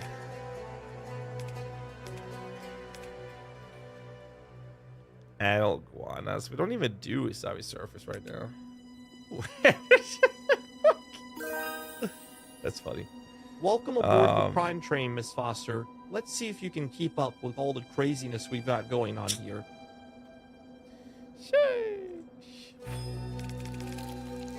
Boom, boom, boom, boom, boom, boom. Who the fuck's loitering in my fucking place here? Right, I think that's actually his potions. Here, have him back. Yeah, leaked gameplay PoE 2, by the way. This is how it is. PoE 2 gameplay right here. This is PoE 2. Yeah, definitely. I mean, we can have a penis mount as well. Yeah, like this one. A penis rocket. It shoots laser. Watch this.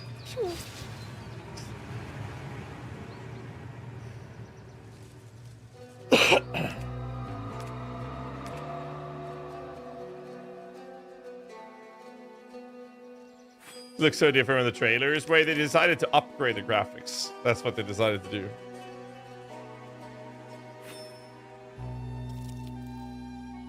Wait, why is... what the fuck is this? People fucking up the house.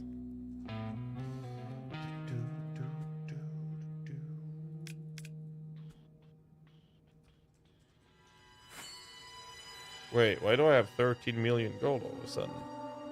Where did that come from? Offer history. Sell offers. Not even that much.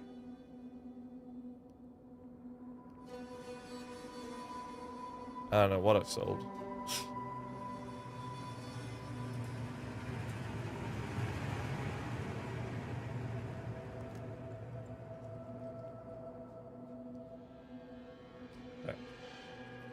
Which class is this? This is a master sorcerer.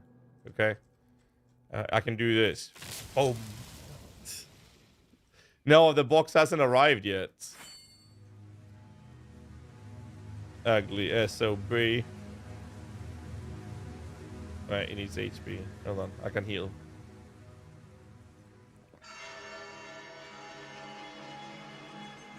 Oh my god. I changed that keybind. Oh wow, I just drank 50,000 gold. Look, oh shit.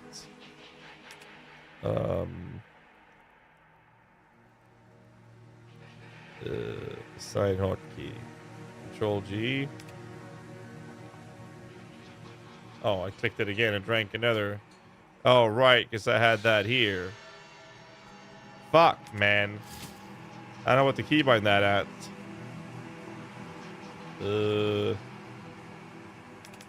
Shit.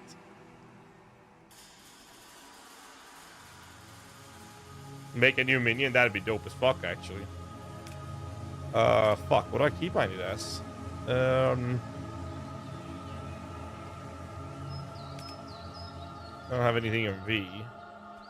There. Actually, Shift V. No, Control V. There you go. Now I can do this. There, I got you. 1,200 life. That's Yoli, by the way.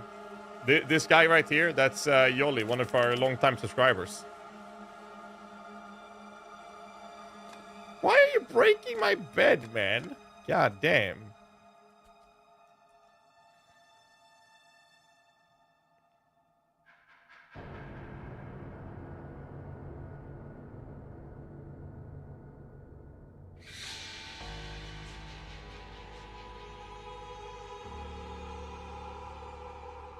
What game is that? That's Tibia.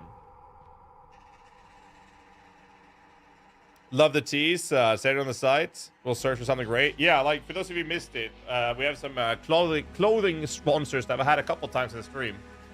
I'm wearing my favorite shirt from them. I think it looks fucking amazing. It fits really well. I also have these pants with really nice fabric. So this is like most of the clothes you see me stream on is actually from Into the AM. So whenever they reach out and like, yo, guys, you want to do a promotion? I'm like, yeah, sure. Just send me some merchandise and I'm more than happy to promote it. So they're sponsoring the stream. If you want to check it out, top information for Into the AM. They have a super big sale now up until December 8th with up to 60% off. And if you use my link, you'll get another 10% discount. So it's, if you've considered buying it before, and now's the time.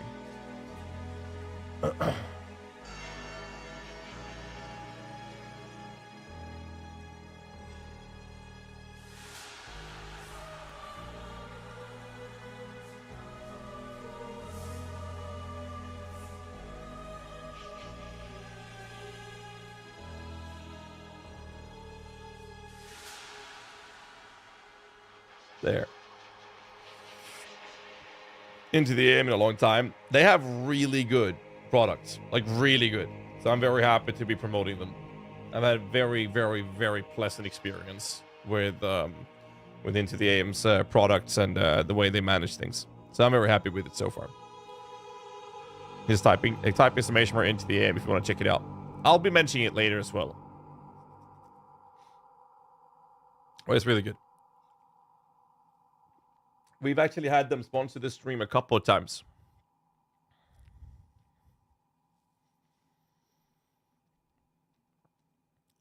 I remember hearing that a streamer was disappointed because they got a Voldo box and it gave them to make a div card, but they were expecting it to be making a unique because they saw others got that. Wait, what? Wait, you're telling me someone that there was a streamer who expressed disappointment when they're getting a free, really cool puzzle box and then get to make it a div card for the game, and then they're disappointed because they didn't get to make a unique because others got it. My opinion on the Voldo box is I love the idea of it. I'm super excited, and I'm going to be honest with you. I like that there's a random chance of what it is I'm going to get. Because now I've seen on Twitter people get div cards and a unique. I don't know what's in mine. Maybe it's something else. Maybe it's one of those. I don't know. That's more exciting for me. And whatever I get, I'll be super happy. It's so cool. I think that's awesome. That's my take on it. No complaint. Why the fuck would you complain?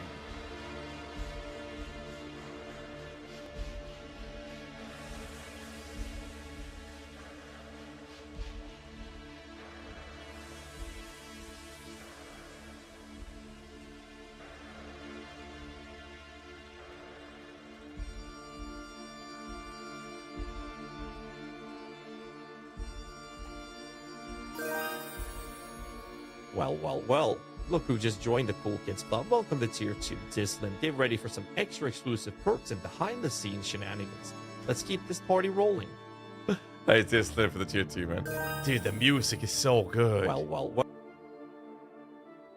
Wait, you got cut out? Clarky with the 12 months. Sure. XClarky73X just subscribed and included the message. Yo, how's it going at GHAZZY TV?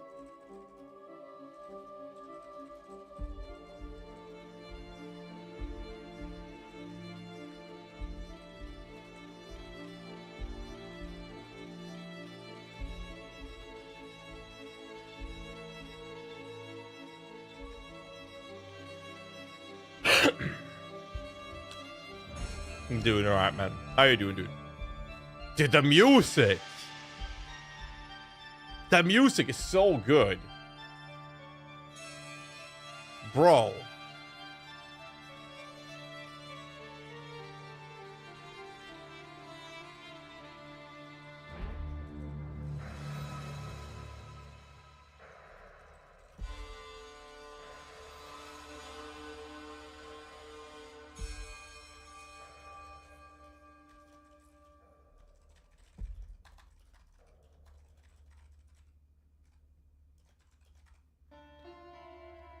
Good shit, dude.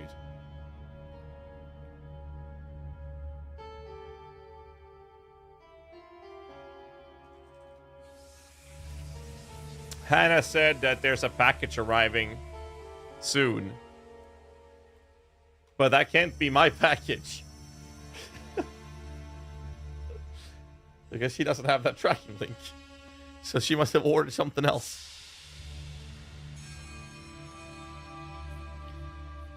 I don't think they threw a fit or anything. They just didn't know they could get a div card. Didn't watch it personally, so I can't really comment. That's fair.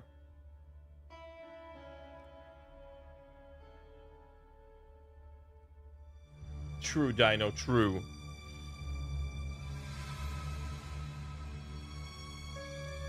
Slick Master with a 60 months. Ay, ay, ay, ay, ay, ay, ay, ay, ay, ay. Come on! This is like the longest 26 minutes of my fucking life! Come on!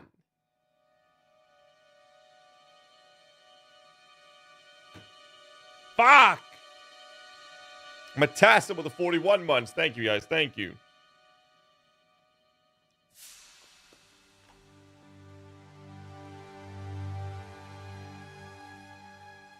Where is box? I don't know!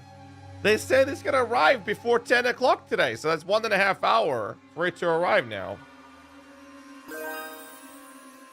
Slickmaster 5000 just subscribed and included the message. What have I done with my life? Yo, Off Meta, what's up, dude? How's the tibia going for you, man? Well, look who decided to join the circus, Matassel. Welcome to the show. You'll fit right in with all the other freaks here.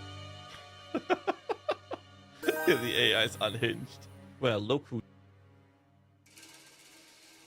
Oh, only if you had some sort of interesting puzzle box to pass this trying time, yeah. Redtech78 just subscribed and included the message, O2 minion build greatness incoming from a GHAZZY TV. Let's freaking go. Let's freaking go. Yes, sir.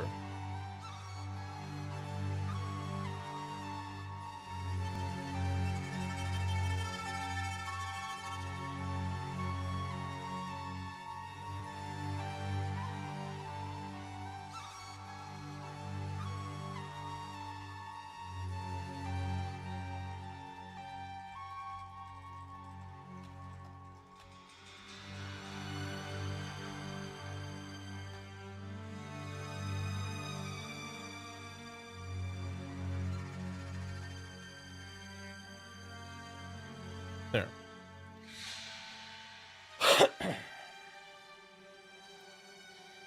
Yeah, some sort of puzzle. Good day, sir, in chat. Yeah, comment if you shout the time, will pass faster. That is common knowledge. Same thing as when you're playing a game where you are a DPS player, and the harder you press the buttons on your keyboard, the more DPS you'll do. That's also a proven fact. You're welcome.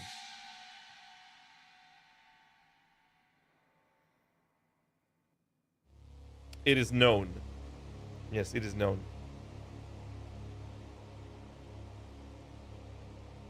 Standing fire also increases DPS. Very true. Very true.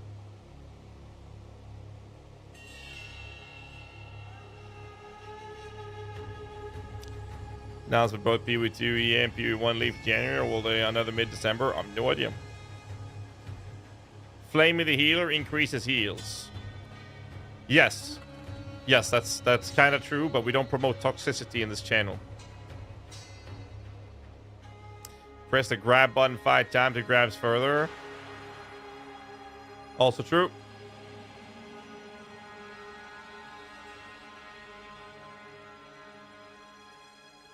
I want to say thank you because of your streams, your PoE con, I finally have medication for my depression. It is finally going upwards.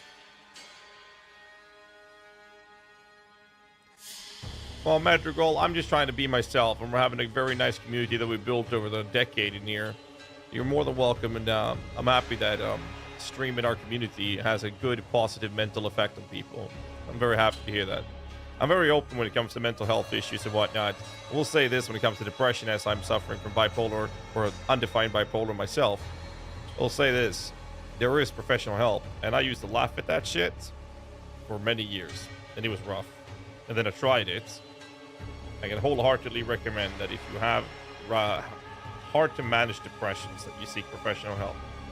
It is insane how good that is for your mental state.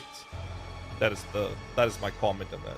But I'm happy to hear that the stream's having a good effect on you, man. Season 7 D4 looks so bad. I haven't seen it. I'll have to check it later, man. I have to look at it later. More energy drink, more DPS and FPS. Yes, very true. Praising the Necro gives more minions. Yes. Also, that gifting subs and subscribing to this channel does not make your minions worse. That is a fact, and it's proven in court.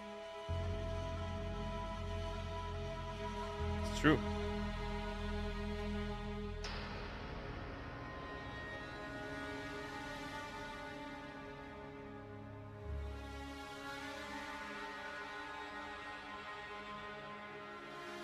Show me the court case.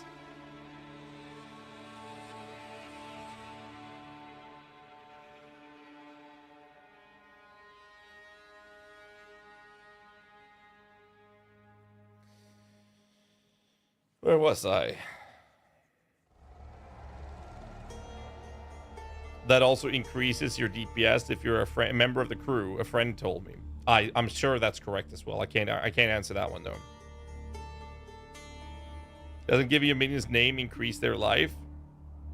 It increases their quality of life, if anything.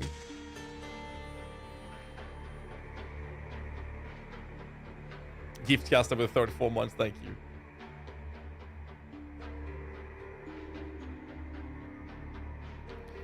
name our minions, that'd be cool. It would, yeah. 20 minutes. Give Castor just subscribed and included the message, just in case you're right about that. That's fun.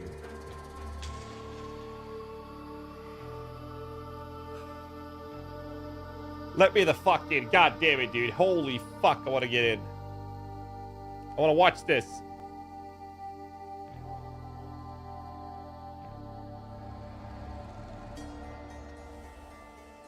Let me watch this, please.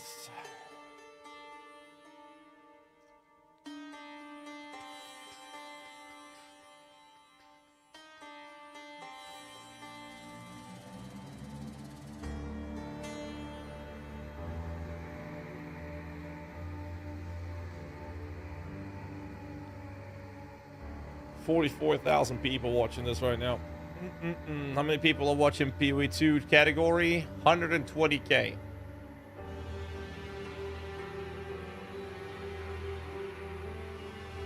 Right here.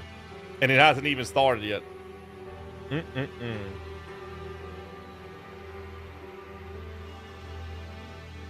Oh, no. What I used to do back in the day, I had a name of every one of my minions except the SRS. The SRS was called, because we had 50 back then. What we did was we called them the Backstreet Boys Fan Club. So basically, it was just a bunch of screaming 12-year-old girls on fire. Will Kanye West play co-op with you at PoE 2 starts? Surely he will. As a D for campfire chat from a streamer, you guys have to see the chat in there. Brutal. Is it really that bad? Guys. Toxicity doesn't belong in games, man. But is it really that bad?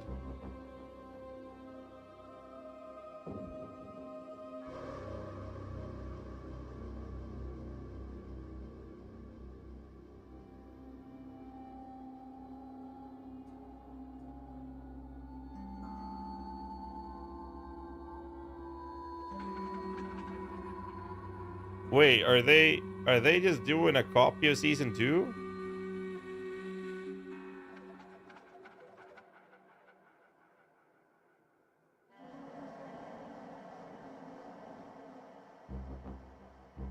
Wait, really?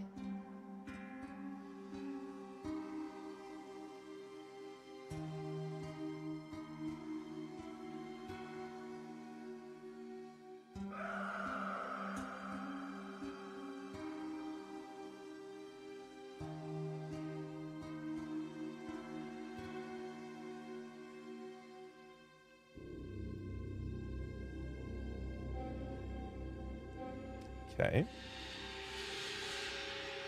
Interesting.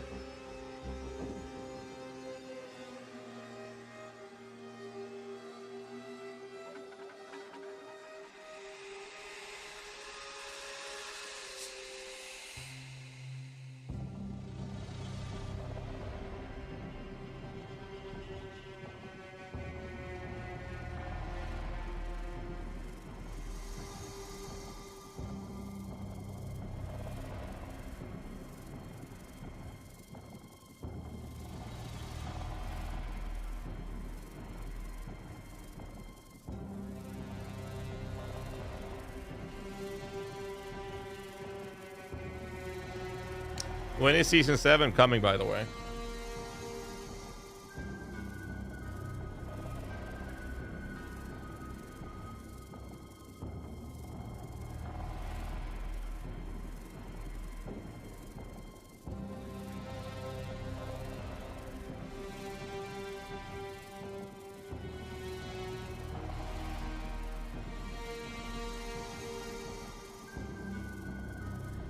Ancestral cache with GA, so you get ancestral gear from the caches now.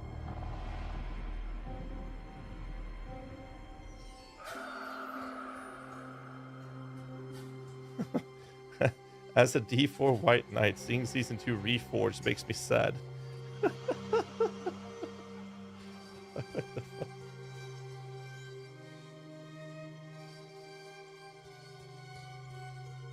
What is this, dude? I'll watch the campfire after the stream. I'm not gonna watch that on stream, I think. I don't know, man. Like, they have the possibility to make this game so fucking good. I'm genuinely upset because I really like D4 with the current state they're in. Not the current state of balance and whatnot, but I like what they've done and where they're heading. And then it feels like they have this consistent 2 steps forward and the process that they've been doing with updates, and then they keep doing steps backwards with certain stuff. And then they just, I don't know. You have a good one, Thomas. I just want the game to be as good as it can be. And they have the manpower, they have the funding to pull it off. They just need to actually do it. And I just don't understand. I don't understand what the problem is. And I've talked to them multiple times. I was supposed to have a meeting with their game director, Brent Gibson and Adam Fletcher. We were supposed to have that scheduled last week, but it never happened.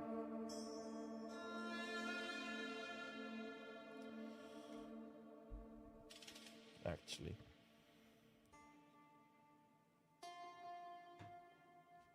Because they have such a great foundation of company to work with. I just don't understand where the mistakes are happening. You hear me talk about it? Diablo 4. What are you most excited about? PoE 2 minions. Dude. Just the minions from the witch class is basically the amount of minions we have in the entire game. And then some right now. And there's more to come. And then they've teased us with the summon wolves and stuff like that. But we haven't seen anything more than that. There's so much. They have everything but the knowledge. I don't think that's the case. They have the knowledge, they have the experience, they have the manpower, they have the funding. Like, where's the problem going down? Same thing with like playtesting and the bugs going in. Like, they have funding and the manpower to do proper playtesting. They can even hire third parties to have unbiased playtesting, and they're not doing it. Oh boy, someone's splashing the cash. Welcome to the big league, Slomasty. Thanks so much, Slomas T. Appreciate that 39 months, man. Thank you, dude. They don't listen. I don't think that's the case. They definitely listen. I talk to them quite often. Message. Question: do we get our PoE Twitch rewards enabled through your stream too? Thanks so much, Keck. Appreciate it, man. Do we get our PoE Twitch rewards enabled through your stream too? Yes, sir. Yes.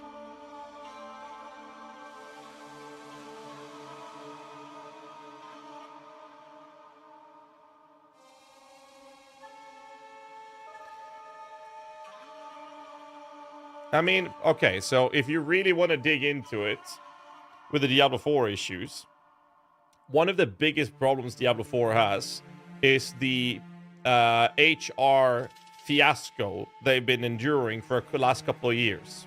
You guys remember that? Misogyny and a lot of other shit that went down, and really bad management practices on their workplaces, which stirred up a lot of shit that was happening. And then they cut a lot of their staff. And they had to work through that shit. You know what happens now?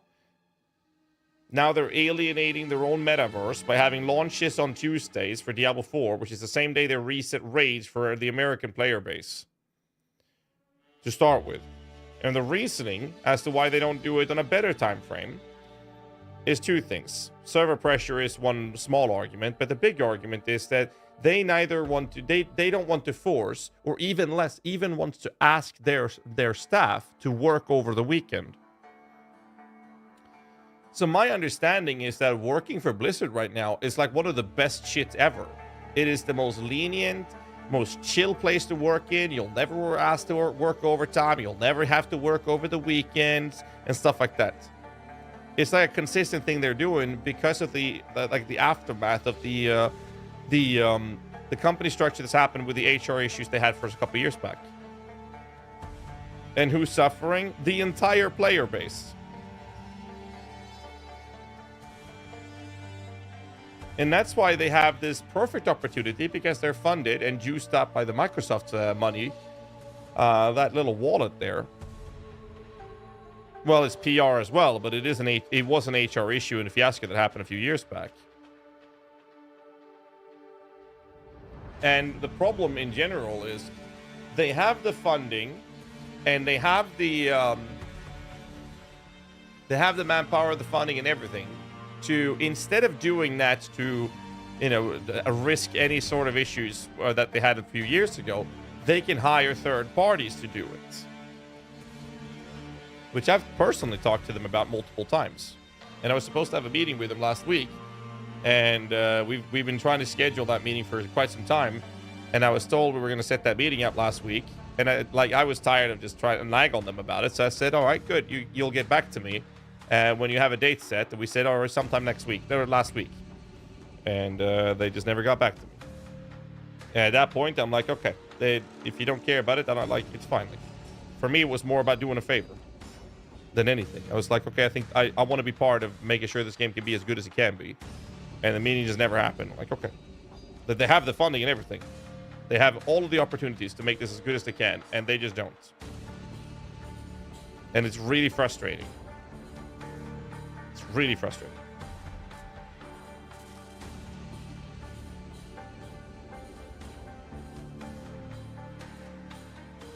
Because if the problem is internal risks of pressuring their staff with certain things, they can do third party, and they can have a vast amount of people to do that. You know what they did?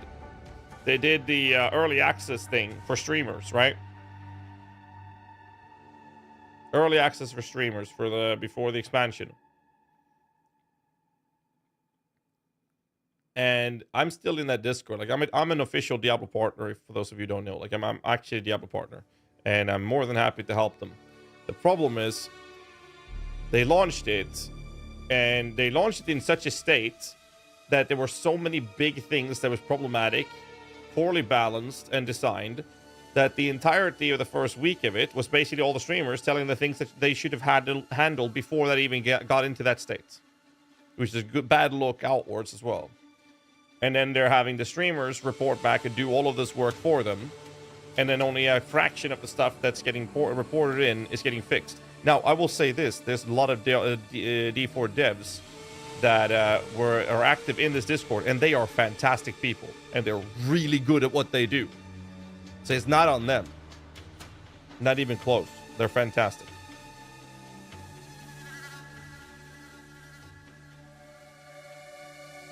You're a partner and they didn't call you back like you just told.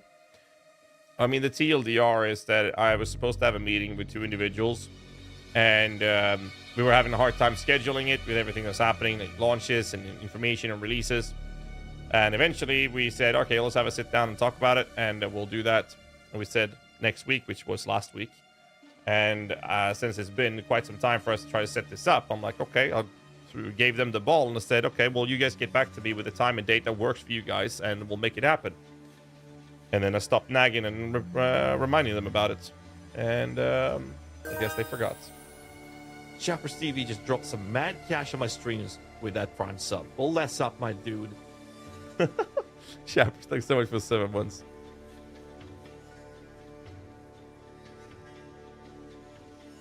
Yeah, we'll throw some more ads, guys. I don't want to have ads in the middle of the reveal, so enjoy 3 minutes of ads.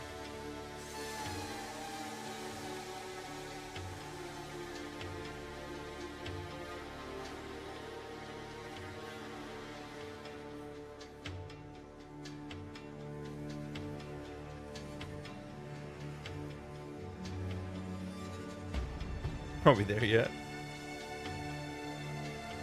Like basically, I'm in a position where I'm just tired of nagging and like trying to make this happen because I really want to see Diablo 4 become a good game. So I just stopped. I literally just stopped. They have all the possibilities to do so, and they just refuse to. I don't get it. My country is so poor, it only has 10 seconds of ads. That's hilarious. The ad apocalypse is here. R3 Trucks just subscribed and included the message, "Hi for PoE 2." Thanks so much. You know, this drought of PoE content has been really rough on a lot of us streamers. And then the whole apocalypse people were talking about and whatnot. It's just been fucking rough. So I just want to make sure that you guys subscribing, thank you. Thank you so much. You have no idea how much the subscriptions and gifted subs and donuts, how much that actually helps maintaining and actually being able to afford being a full-time streamer. It's crazy.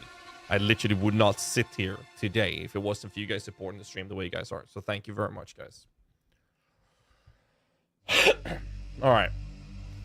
I need to know where I pause alerts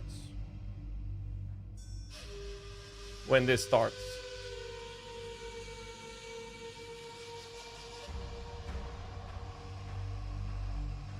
Alert settings is here. Nope. Well, I guess I can check those off, I guess. Moderation.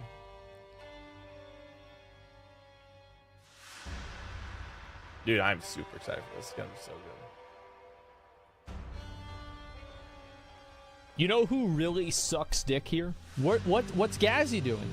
GHAZZY, massive dick sucker. Thanks for that reminder.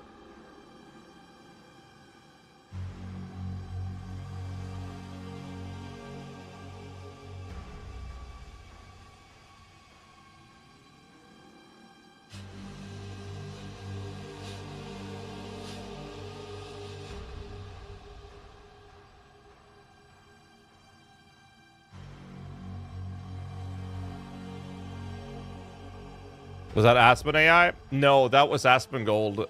He was talking about a hardcore WoW rip clip. And there was this really fucking bad rogue who had the name GHAZZY with a different spelling. Not me, by the way. And he went on a rant about who sucked the most dick. Because the rogue didn't interrupt the mana burn that fucked the paladin. And then half the team died. Later, a few days later, another guy from this community sent me a clip of that rogue dying, and I was so happy. But my mods thought it was a fun idea to make that a sound alert on the stream.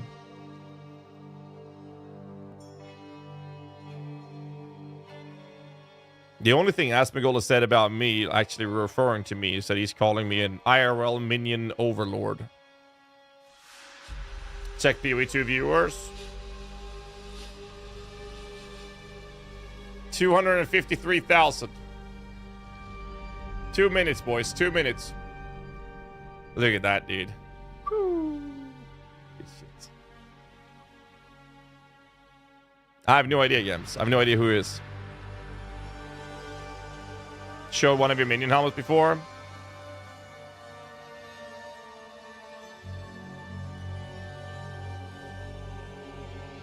$90,000. Dude, he's going up now.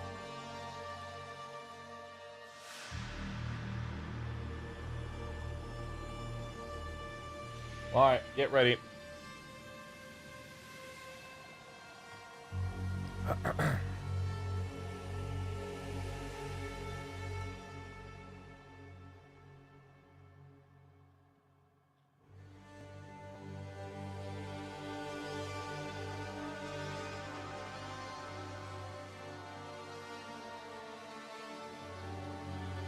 Twitch has drops enabled, Growlister, so head over on Twitch if you want the drops.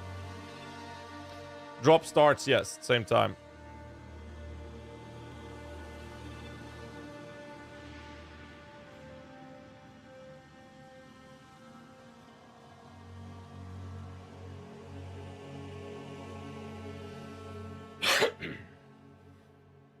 $97,000 people watching. 50 seconds to go.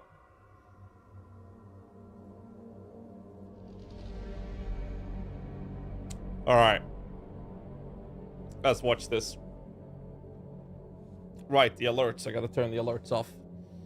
GHAZZY alert box. Turn that off. There we go. It has been turned off. No more alerts, folks. Okay. And we don't have any ads for the next hour.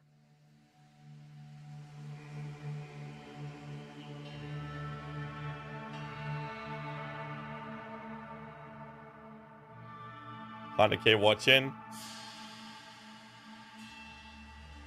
Jesus Christ. All right, let's go, boys. Log in!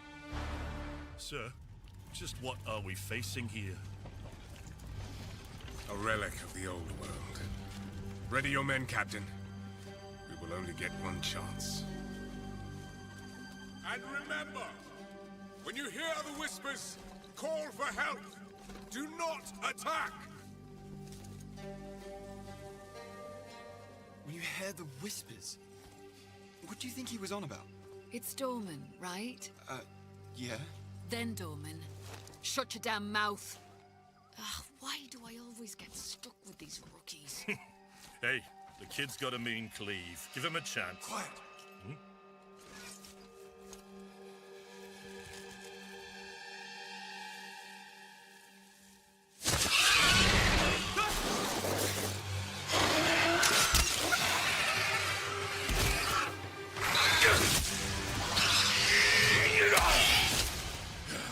Sullen!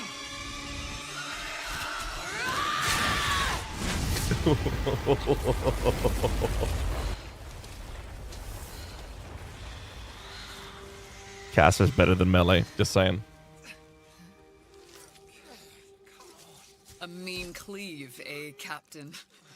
Rookie can't even lift his own sword. Captain Oren? Captain?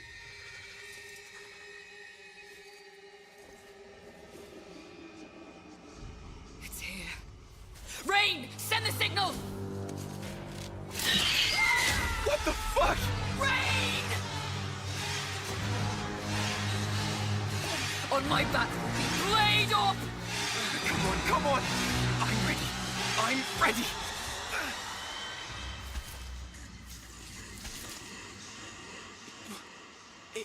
It's a man! No, it's not.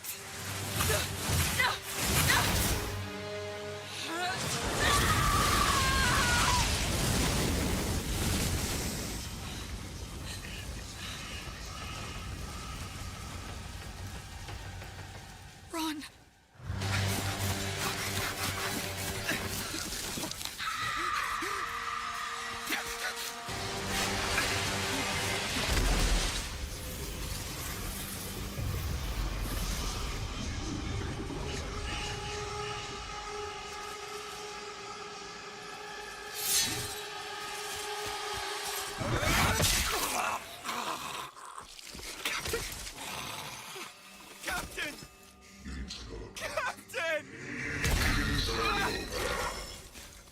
Internal.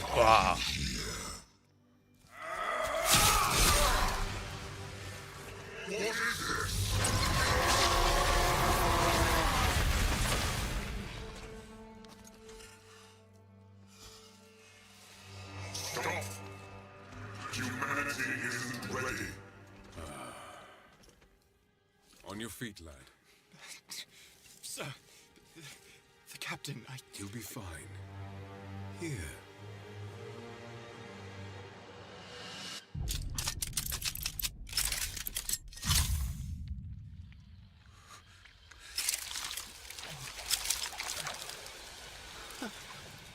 What is it?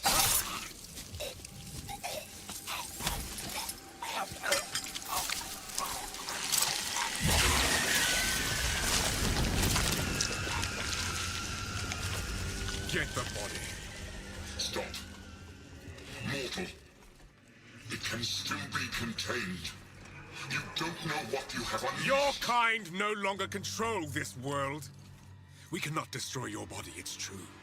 But you will watch as we destroy everything you have built. Bind him!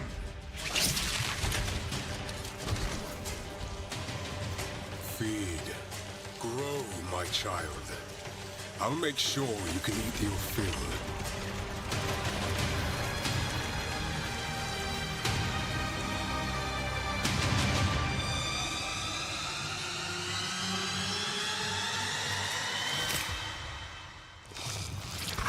Don't last it.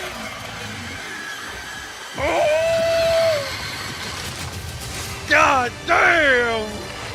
Fuck, dude! Holy shit! That is so good. Hi, I'm Jonathan Rogers, Game Director on Path of Exile 2. Now, Path of Exile 2 is going into early access in around 2 weeks on December the 6th. But even though it's early access, this isn't just some small taste. The game is huge. In this live stream, we're going to be introducing everything you can expect. So without further ado, let's roll the gameplay trailer. Nice. Existence is a thing of beauty. Precious, but impermanent. Life and death are mortal enemies, and yet bound to one another. The continuation of life must be protected at all costs. Some have said, my methods are brutal. To this, I say, there can be no salvation without sacrifice.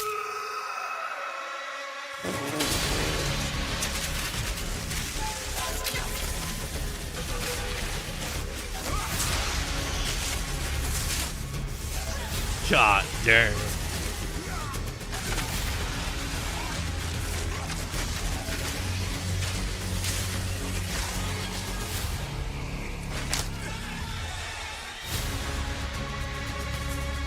Look at that beauty.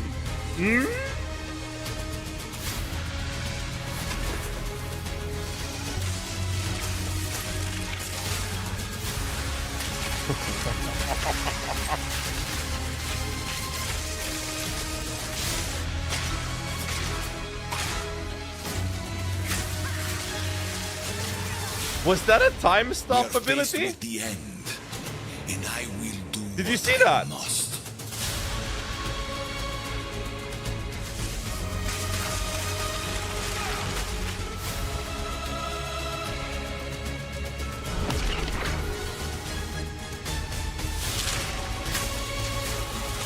Oh, that's the breach.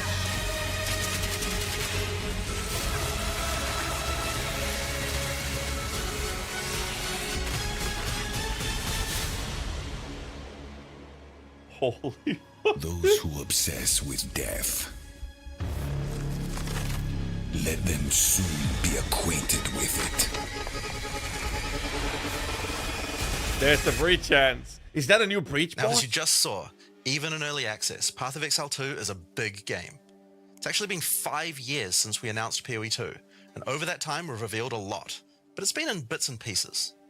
It's pretty hard to keep track of it all, so today we're going to do a full rundown of all the content that will be available at the start of early access. Classes, character progression systems, and for the first time, a full overview of the Endgame.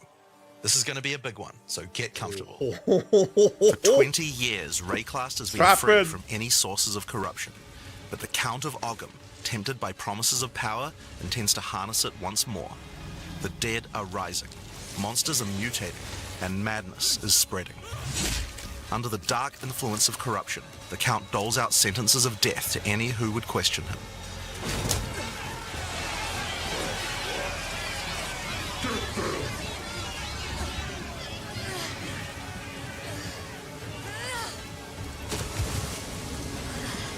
And this is where you find yourself at the start of PoE 2. Explore the dark forests of Ogham. Traverse the barren No! Is it me? plains of the Vesteri Desert.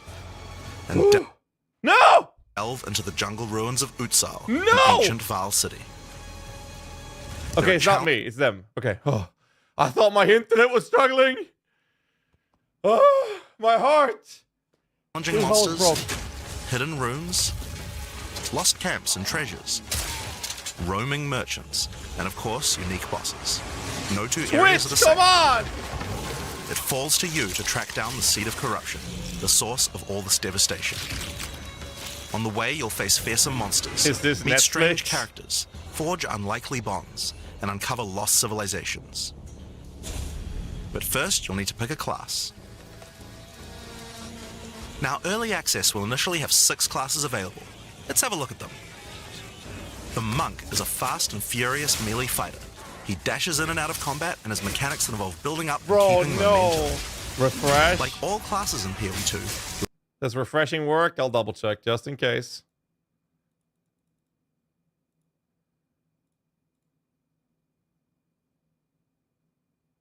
to get new skills, you will first need to find skill Nope, gems. didn't help. Using a skill gem will open the gem cutting menu, which shows all the active skills available in PoE 2. You can choose an existing.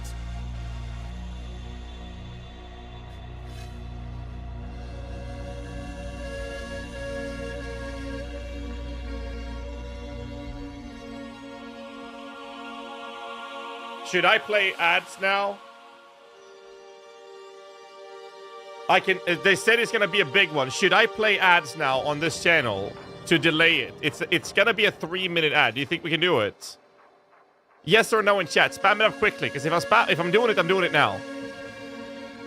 Yes or no? Yeah. Okay, I'm spamming. I'm doing it. Do it. 3-minute ads. There we go. Okay. There you go. 3 minutes. I can't control the YouTube guy one. Sorry, boys. I can't control that one, but I can control it on Twitch.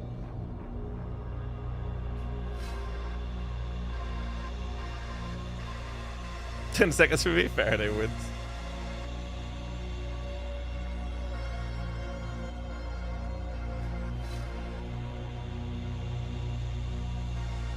Fuck, man. This is so good, though. Oh. There's 400,000 people watching on Twitch right now.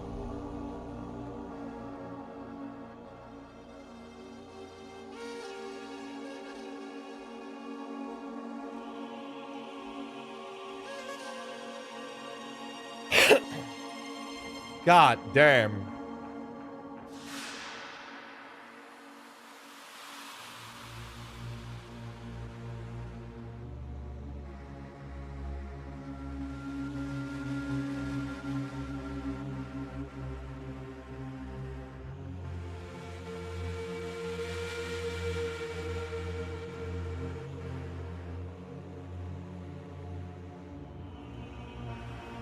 Oh. God damn it, dude. Sir, just Here we what go. are we facing here? Precious. Those who Power intends to harness. You're fast forwarding the video, boys. There are 21 active skills for quarterstaves, so this just scratches the surface of the options that you have. By endgame, you'll be dashing from pack to pack, spewing where you find yourself at the start of PoE 2. Okay. Explore the dark forests of Ogham, traverse the barren plains of the Vesteri Desert, and delve into the jungle ruins of Utsal, an ancient Val city. There are challenging monsters, hidden runes, lost camps and treasures, roaming merchants, and of course, unique bosses. No two areas are the same. It falls to you to track down the seed of corruption, the source of all this devastation. On the way, you'll face fearsome monsters, meet strange characters, forge unlikely bonds, and uncover lost civilizations. Titties! But first, you'll need to pick a class.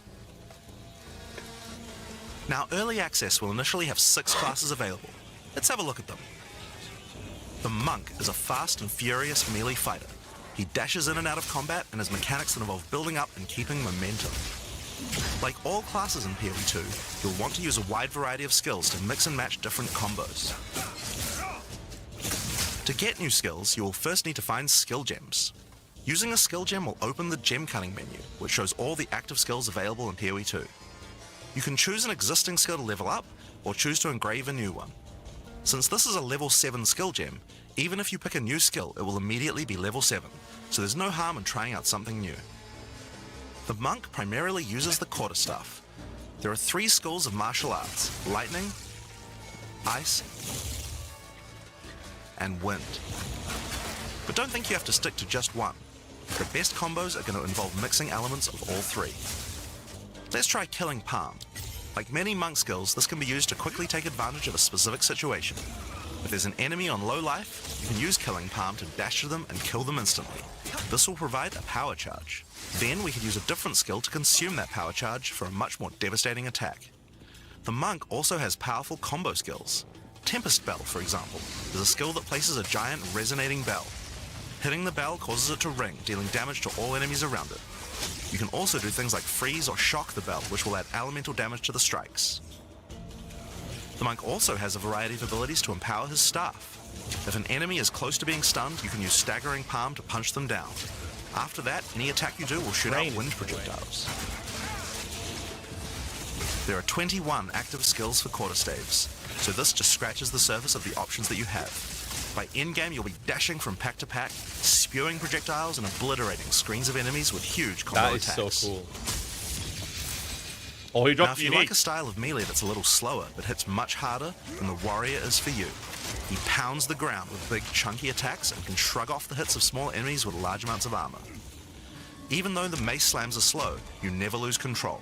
Longer attacks can be retargeted as you go, and if you find yourself committed to a long attack, you can dodge roll out of it at any time. Among the skill option for maces, you will find a variety of slams, fire attacks, war cries, and shield skills. Here, I'm going to slam the ground, rending it apart with lines of fire. Any slam skill will then cause these fissures to erupt with lava. I can even run through them with a skill like Stampede to do huge amounts of damage. Okay, so cool. The warrior can also use war cries, which can empower your next skill. Seismic Cry, for example, will double any slams from your next attack. The Stampede counts as a slam, so I can double that for even more craziness. If you want to go a little faster and be a little more defensive, equip a shield. In PoE 2, you can raise your shield at any time to block all damage from the front, even spells. While holding up your shield, your stun meter will build as you take damage, so be careful. If it reaches 100%, your stance will break and you will be vulnerable. Some enemies also have unblockable attacks, which are indicated by this red flash. If you see one of these coming, make sure to dodge out of the way. Using a shield also gives you access to shield skills, like Shield Charge, which allows you to charge towards enemies and stun them. While charging, you're also blocking the whole time, so you have full damage immunity from the front. That's so cool. The warrior also has access to totems. Some totems have built-in abilities, like Shockwave Totem, which can be placed to stun nearby enemies and trigger aftershocks like those from the earthquake. But you can also get Ancestral Warrior Totems, which allow you to use any slam skill in your repertoire. This is a meta skill, which means that it's a skill you can put other skills into. I can take a slam like Sunder and socket it into my Ancestral Warrior Totem. Now when I summon him, he'll sit there and slam the monsters from a distance. Dude, that looks so There are cool. 20 active skills for maces, so there's a lot more to try out. But by endgame, you're going to be dropping hammers from the sky, leaping fearlessly into combat, and separating the very earth you stand on. Time This for is some so ranged cool. attacks. The ranger is primarily about the bow, but we wanted to make sure that she feels agile as well. In PoE 2, you can shoot while moving. Combined with all the skills the ranger has that allow you to jump around, you will have a lot of mobility in combat. Bow skills have a variety of lightning, poison, ice, and physical attacks. Lightning attacks bounce around between targets. You can also stick lightning arrows in the ground which explode when hit by the bouncers, or electrocute enemies to take them out of combat. Ice attacks allow you to slow and freeze enemies to keep them away from you. Using poison, not only can you slowly damage your enemies from afar, but also grow some interesting plants. With 21 bow skills and all the mobility and combo tools the ranger has, you can take advantage of every situation. By endgame, you'll be creating hundreds of arrows, be they falling from the sky, bouncing around between enemies, or spraying out of tornadoes. You might have noticed in the bottom left of the screen that the flask slots look a little different. In PoE 2, you have one dedicated life flask slot and one mana flask slot. Flasks gain charges as you kill enemies, and typically allow you to heal 6 or 7 times if they're full. But that's not the only thing you can use charges for. Charms are a new item type that will automatically defend you from various debuffs or damage types. Having trouble with getting frozen? Equip a Thawing Charm. When it's fully charged, it will make you immune to freeze for 3 seconds if you get frozen. To recharge them, just kill more monsters. Nice. You can gain more slots for charms by upgrading your belt. Nice. Nice. The mercenary wields a crossbow that can be loaded with different ammo types, offering versatility, power, and mobility. All classes in Path of Exile 2 can be controlled with WASD, which makes this class play exactly like a shooter. For the crossbow, you will find skills that work like shotguns, sniper rifles, assault rifles, and even grenade launchers. But not only that, there are a wide variety of more interesting elemental ammos too. It's very fast to switch I between love how ammo this types, was as like long their as you already have excuse them to loaded, making a which makes the mercenary able to combo AR abilities together fighter. for devastating effect. Use Glacial Bolt to create walls of ice to separate enemies, then switch to fragmentation rounds to explode the ice, dealing massive AoE damage. If I come across an armored enemy, I could use armor-piercing rounds to break their armor, and then high-velocity rounds to take them down. Or perhaps I could fire a gas grenade AR to poison skin. enemies before detonating the cloud with an explosive shot for massive damage. That'd be hilarious. If you want to call in some suppressing fire, you can summon artillery ballistas. These have a minimum range, so you'll want to prepare your position carefully before moving in. There are 22 active skills for crossbows. By endgame, you'll be calling destruction down from the sky as you litter the battlefield with grenades and pepper your enemies with your automatic shotgun. If you're looking to take a back seat and let your minions do the work, then the witch should be your choice. She can call forth hordes of undead monsters to fight for her, while casting powerful chaos spells that debilitate her enemies. Occult skills are some of the most varied in the game, with skeletons, noxious spells, specialty minions, curses, and sacrificial magic. Before we talk about minions, we'll have to talk about a new resource in Path of Exile 2 called Spirit. This is a spirit gem, which allows you to pick from a range of persistent skills. All classes have a variety of these skills which can add some very interesting effects, like Arctic Armor, which does cold damage to enemies that hit you, or Raging Spirits, which summon fiery skulls each time you cast a fire spell. Boy, it looks so good! For the witch, though, we'll want to be using our spirit to create permanent minions. These minions will be revived automatically when they die, so you don't have to worry about resummoning them all the time. Here, SRS I'm looks using the skill amazing. screen to allocate which minions I would like in my horde. You can see the spirit cost of each one.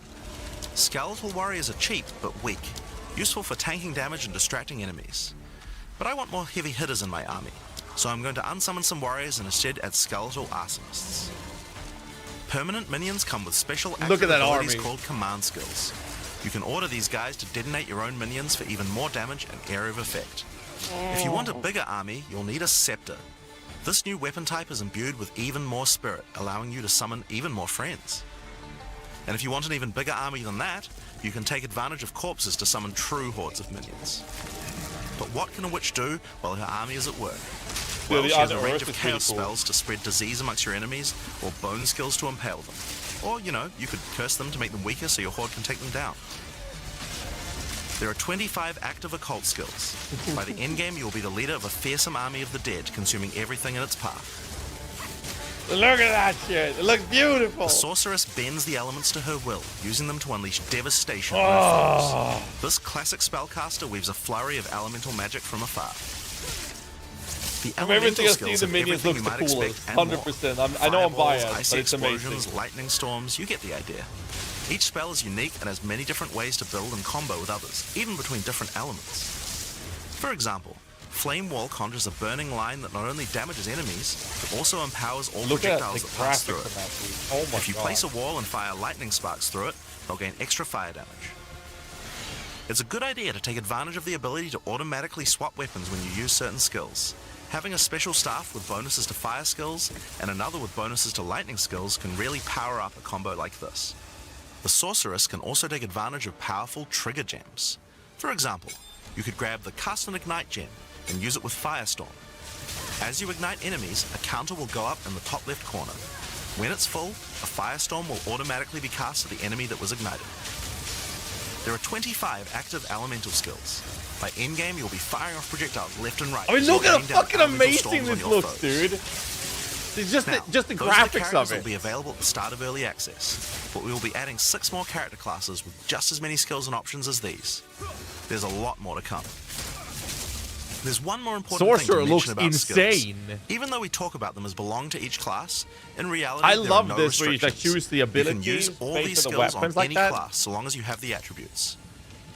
For example, a Poison Ranger might want to try out using Occult Curses to increase her poison damage. Or a Monk might want to trigger Elemental Ice Walls to use with his Glacial Cascade combo. The possibilities for cross-class combos are practically unlimited. We're looking forward to what kind of things you guys might find. Now, Path of Exile is a game known for build customization, and we haven't even scratched the surface of what is possible yet. Oh, I didn't even think about So let's that. talk about support gems. Rapid fire on the bell is Path insane. of Exile 2 has a system of support gems that can be combined with your active skills to dramatically change the way they work. Those If should you work find with a minions support as gem, well. then right-clicking it will open up this screen. Here you will find a variety of recommended support gems for each of your skills that you can pick between. For example, this is a multiple projectiles support gem and can be used to add multiple projectiles to any skill. Normally when you fire a grenade it'll look like this.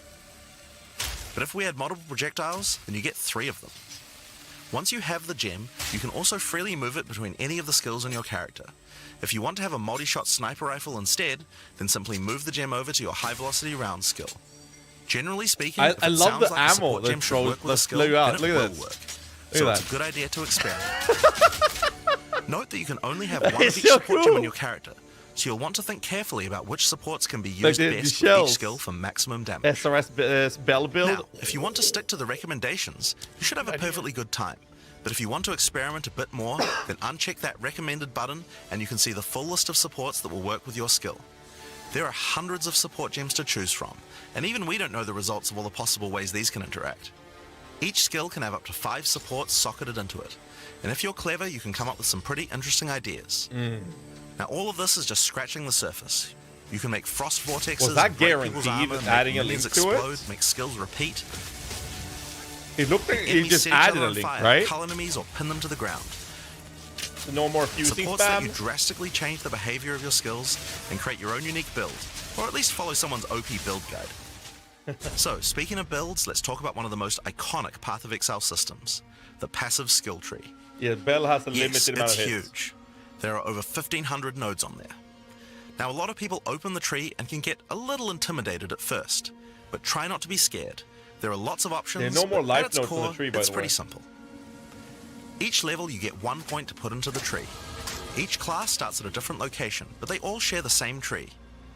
Around your section of the tree, you'll find relevant bonuses for your character. You should be safe in the knowledge that there aren't many wrong choices here. Almost all the starting nodes will be useful for your character in some way. I love the attribute But if you choices. do happen to make a choice you regret, you'll be able to respec any nodes you've taken by spending a little bit of gold.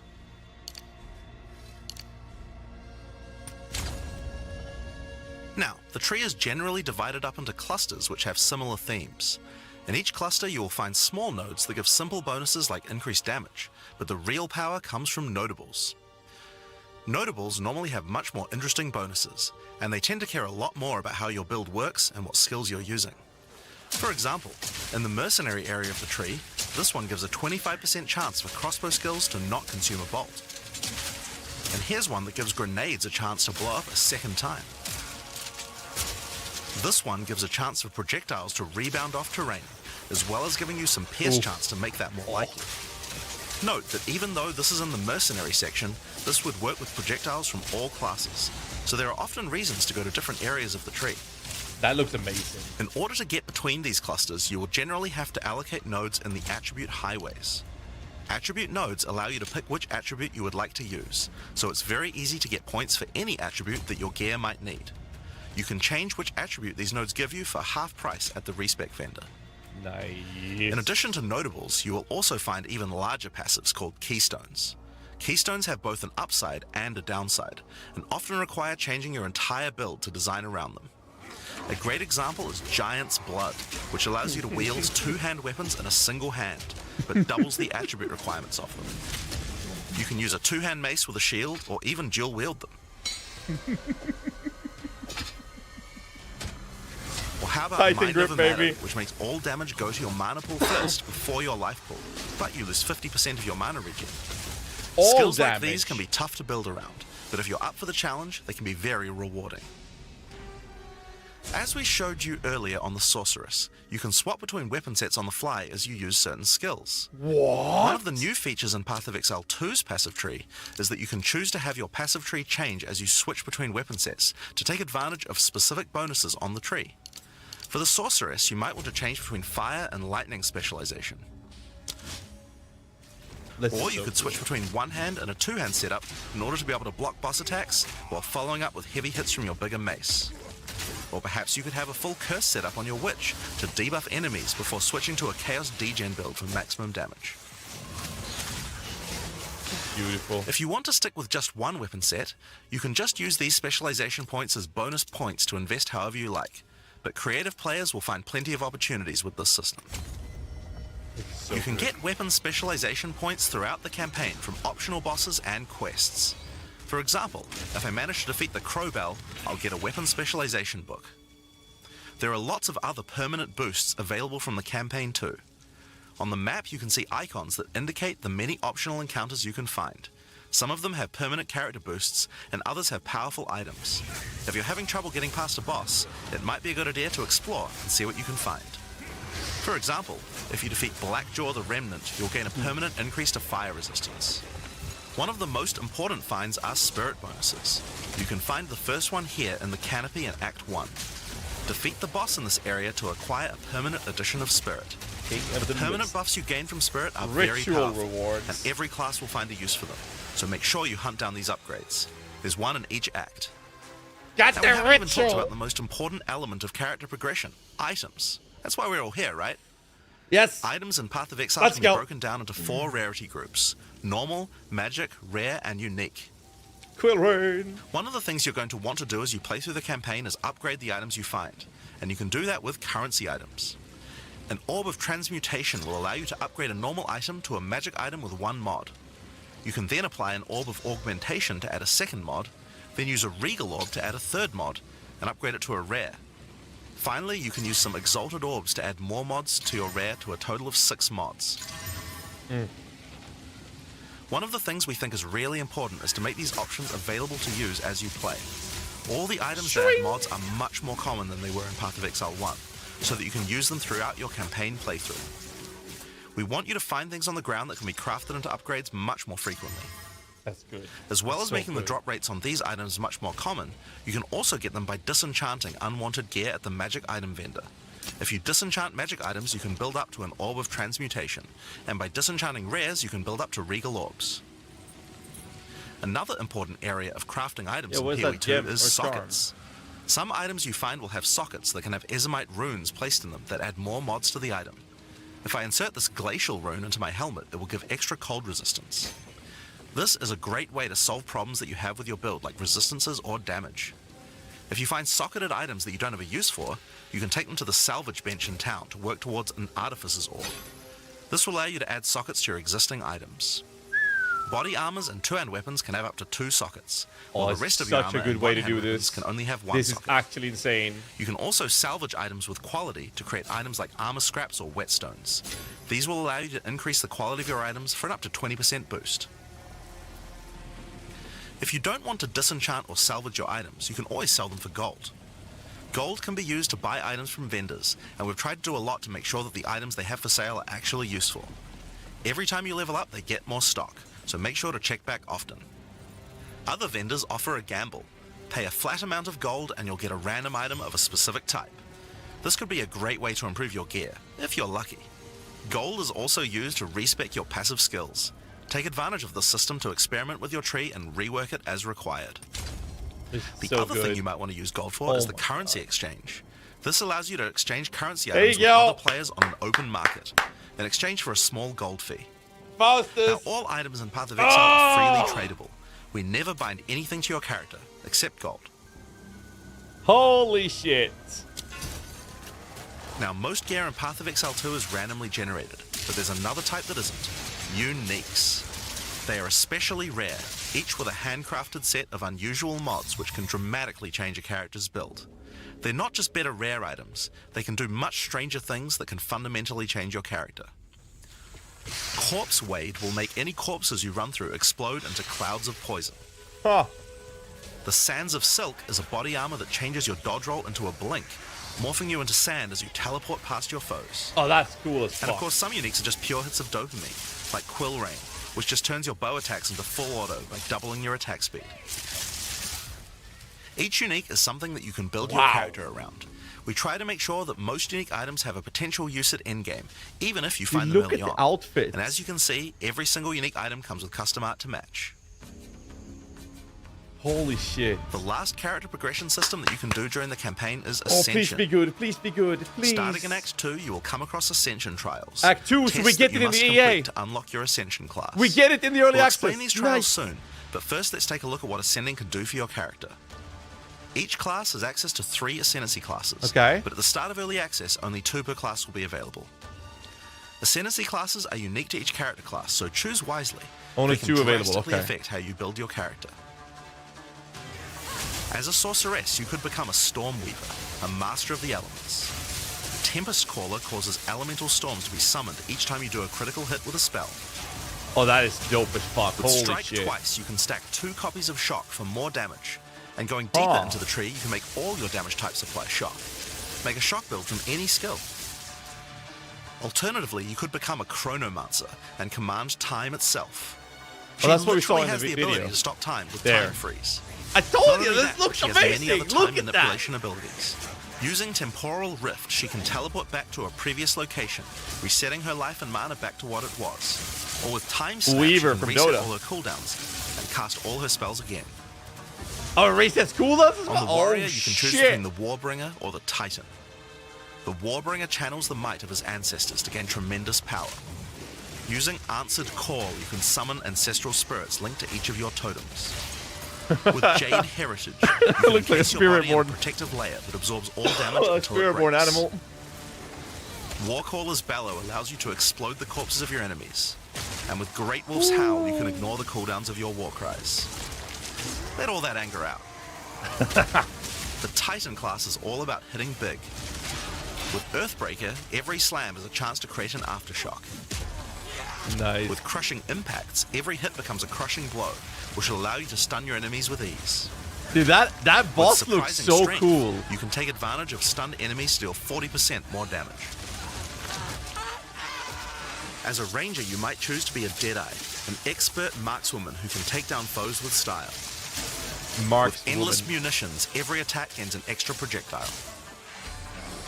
With Gathering Winds, she gains a small increase to movement speed with every attack. But be careful, she loses them when getting hit. With Eagle Eyes, she will never miss, allowing you to stop wasting all those passive points on accuracy. Alternatively, you could become a Pathfinder, the master of flasks and poison. She can choose from one of several throwable concoctions, allowing her to spend her flask charges to throw explosive bottles that deal various types of damage. A bleeding concoction will make your enemies bleed, while a fulminating one can shock your enemies, allowing you to do extra damage. Contagious Contamination allows her to spread poisons between her foes, while overwhelming toxicity doubles the number of stacks they can be infected by. Running Assault allows her to move much more quickly while firing, while Relentless Pursuit makes her totally immune to being slowed by enemies. The Witch can ascend into the Infernalist or the Blood Mage. As an Infernalist, she can summon a loyal Hellhound companion. The Hellhound sets enemies on fire, as well as taking a percentage of the damage if the Infernalist gets hit. With Pyromantic Pact, you can turn your mana into Infernal Flame. As you cast more spells, the flame builds up, and if it overflows, you'll take damage. Using Bringer of Flame, you'll want to make sure you keep the flames topped up. While your Infernal Flame is above 30%, all damage from you and your minions will ignite enemies. That is so cool. She can also transform into a literal demon. Oh, While in demon form, she takes an increasing amount of damage, but her cast speed and damage increase rapidly as well. So if you're planning on transforming into a demon, make sure you stack a lot of life recovery. What the fuck? She can also become a Blood Mage, a master of life and energy. All Blood Mages must pay the price of making skills cost life as well as mana, but in exchange, every monster they kill will drop life remnants, which allow them to quickly gain back that life. With Crimson Power, she can gain large amounts of extra life, and with Vitality Siphon, she can use her spells to leech life back as well. That is so cool. Once you've got a significant amount of life, you can use Gore Spike to make your critical hits deal incredible amounts of damage. A monk who is in tune with the elements might become an Invoker. With Elemental Expression, the Invoker will create waves of elemental power each time he does a critical strike. With Faith as a choice, you gain the ability to meditate, allowing you to double your energy shield. Choose between I Am the Blizzard or I Am the Thunder to specialize in cold or lightning. And I Shall Rage will allow you to turn into an unbound avatar. Each time you apply a status ailment to an enemy, you gain Unbound Fury. When you have enough, transform into an avatar to deal way more damage and inflict even more elemental ailments. Some monks choose to reach into the darkness instead. The Acolyte of Chayula can exchange their mastery of Acolyte spirit Chayula? for darkness, a resource that can be utilized to both absorb and deal damage. The Shroud of Darkness will protect you from all damage incoming, but if you take Grasp of the Void, you will deal extra chaos damage from all the darkness you have. Their Dark Pact offers greatly increased resistances to chaos damage and can allow their mana leech to not only happen instantly, but apply to their energy shield as well. Another node you can take is Waking Dream, which allows you to see into the domain of the Breach Demons. There you will see the Flames of Chayula that can be taken to gain life, mana, and damage. The Mercenary has a job to do, but which job suits you? You might choose to become a Witch Hunter. No, don't hunt Obsessive me. Rituals will give you a sorcery ward, allowing you to defend yourself against elemental hits in exchange for less defense against attacks. With Zealous Inquisition, your enemies have a 10% chance to explode on death. The chance is doubled against demons and undead. With Judge, Jury, and Executioner, your initial hit against enemies can deal up to 30% of their life and damage, if you're lucky. This is great for hunting powerful bosses. And with Witchbane, you can break your enemy's concentration, preventing them from casting spells as often as they would usually do. You could also choose to become a Gemling Legionnaire, enhancing your abilities by embedding gems directly in your flesh. Integrated Efficiency will give you extra skill slots. What? Mythological Infusion gives you extra maximum resistances as you socket more and more support gems. Adaptive Capability allows you to use any color of gem without worrying about attributes, while Crystalline Potential adds extra quality bonuses to every gem socketed into your character. So those are the Ascendancy classes. Like for the we don't start have of early enough access. skills? But one thing we haven't talked about yet is how you ascend in the first place. Ascension in Path of Exile 2 requires completion of one of the Great Trials, which you'll find as you progress through the campaign. Each one is associated with one of the major cultures of Rayclast. Located in the Vasteri Plains are the Maraketh, a culture of rich tales and brutal traditions, who must do whatever it takes to survive in the desert. The highest position in Maraketh culture is a Sekima, and it is not a title given freely. All aspirants must complete the Trial of the Sekimas, a grueling gauntlet that will test their strength, So it's going to be another lab then. 2.0, yeah. Enter, a warrior of the Maraketh must prove their worth by trapping the soul of a djinn in a coin, and you are no different. Once you have earned your coin, it may be placed on the relic altar to begin the trial. Okay. In the Trial of the Sekimas, each room has its own challenges to overcome. In this room, each rare monster you kill will send its blood to the chalice in the center of the room. Once the chalice is filled, you will be able to proceed. While fighting monsters in the trial, you will need to be very careful. Each hit will not only hurt you, but will damage your honor. The monsters are well telegraphed, so that you can avoid their attacks, but if you run out of honor, you will fail the trial and need to find another coin in order to try again. It is a good idea to make sure that you are well prepared before challenging the Trial of the Sekimas. So it's like a sanctum mix of the lab. After each room, you will be rewarded. In this case, you have been given a key that can be used to unlock chests later in the trial. Once you have claimed your reward, you will be shown a map of the rest of the floor and may choose how you wish to proceed. Sanctum. It's straight up which sanctum. challenges would you like to face, and which rewards do you want to claim? Some rooms are more dangerous, afflicting you with debuffs that will persist for the entire trial. For example, entering this room will afflict you with Spiked Shell that will cause all monsters in the rest of the trial to have 50% increased life. You will want to take care if you choose such a path. There are many different challenges and rewards as you journey through the trial. Deadly traps, waves of monsters, and strange artifacts will test your honor. As you progress, you'll be able to gain boons from the Jinn, which will help you on your journey. So this For is example, basically, the it's Sekima's Sanctum cloak will 2.0. revive you once if you die, giving you a second shot at a run. One of the rewards you may find is Sacred Water, an extremely valuable and treasured resource to the Jinn and the Maraketh. Trading it with the Jinn will allow you to receive many benefits. You can recover honor, gain additional boons, or remove afflictions. I was never a big fan of Sanctum, At but the we'll end see of how the I feel floor, about you'll this find one. a powerful boss which will truly test your limitations.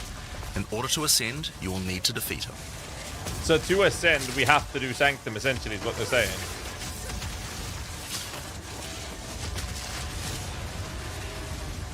Having defeated the boss, you've earned the right to ascend. But first, the loot. Oh, the boxes. The keys you have found may be used to open the various treasures in the vault at the end of the floor. We only have a single bronze key, so we'll just have to open one of these small chests. If you want to open the better ones, you'll need silver or gold keys. Let's use the Altar of Ascendancy. Your first ascension will allow you to pick your class and grant you 2 points to use in the tree. This looks so cool, dude. Now there are more floors and many more rewards that can be found within the Trial of the Sechimas, but we'll save that for the section on the endgame. For now, let's talk about the second Ascendancy trial, the Trial of Chaos. In Path of Exile 2, you can choose whichever trial you like to earn your ascension. Each culture on Rayclast had their own methods to ascend. Oh, because we If the get to Trial of choose the which one you Sechimas want is to do. not your kind of playstyle, or you're finding it too difficult, you could try another. You can gain all your ascension That's good, points with though. just one, or mix and match them. It's up to you. For early access, we will have 2 trials as options, with a That third is way trial better coming than later just for the full Sanctum. release. While exploring the Vaal jungle, you'll discover the Temple of Chaos. Before the Vaal embraced the science of corruption, their civilization worshipped chaos. This ancient trial was once used by the Vaal to test their high priests. A high priest of the Vaal must show willingness to risk everything to gain power. Entry to the trial requires a token from a strange entity known only as the Trial Master. For those in which he sees potential, he shall inscribe an ultimatum. Many have attempted these trials in search of greatness. Most have perished. Will you be able to defy the odds? Before you begin each chamber, the Trial Master this will is offer you a ultimatum. reward and a choice. Choose one of 3 tribulations to affect you through the rest of the trial. These modifiers might beef up the monsters, curse the player, or add environmental hazards like turrets or trap runes. So this is not In this at all case, like we'll be Sanctum. picking So you get to shocking choose which turrets. mechanic you want to do to ascend. I think this is amazing. As you enter So if the you don't room, like the Trial Sanctum, you Master can will choose fill it another with one. hazards to test your commitment. In this case, you must destroy all the monsters that fill the room, while dealing with the lightning projectiles from the shocking turrets. Yeah, map-wide ultimatum.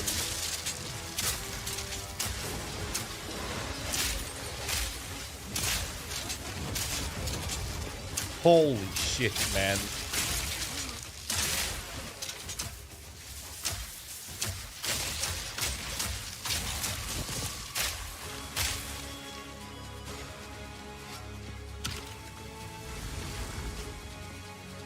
After each room, you will need to make a choice. Take the rewards you have earned so far, or go double or nothing. Increase your rewards, but take on more risk. Each tribulation you add is minor on its own, but they quickly stack on top of each other and can become overwhelming. Alright. There are many types of chambers in the trial. Each will test your resolve in different ways. This one simply requires you survive for a certain amount of time. Another requires you to escort the stone idol through the level as elevators full of monsters descend to attack you. Should you be able to get through the first 3 chambers, you will face your first boss. The order of the bosses is random, The bosses and combined look with the so tribulations fucking you have cool. Look selected, at that the fight thing. will never feel the same. Just look at it. After defeating the boss, you may claim your rewards. Of course, there are the items, but you also gain the right to ascend. If you already did the Trial of the Sechimas, then you can claim 2 more points to add to your Ascendancy class. Now, it's possible to go much deeper. There are more bosses, rewards, and risks to take, but we'll talk more about that when we get to Endgame. So how about we talk about that now? So Nice, far, we've Jonathan. only been showing you footage from the campaign, but some people would argue that the endgame is where the game truly begins. Something that happens almost every time a new action RPG launches is people saying, there isn't enough endgame content. Well, we want to make sure that in PoE 2, people don't feel that way. And we actually only changed our development priority for this recently. The first 3 acts of PoE 2 already take around 25 hours to complete if you're a new player. This is already a pretty significant campaign. On the other hand, people spend hundreds of hours in endgame each league. We realized that finishing the rest of the campaign for early access was actually a bad idea. Instead of having acts 4 to 6 in early access, we could concentrate on endgame and make that great. For new players, a 25-hour campaign is already a huge game with lots of content. But for existing action RPG players, what you mostly care about is all the endgame challenges to overcome. So several months ago, we switched the entire development team's focus over to making endgame content.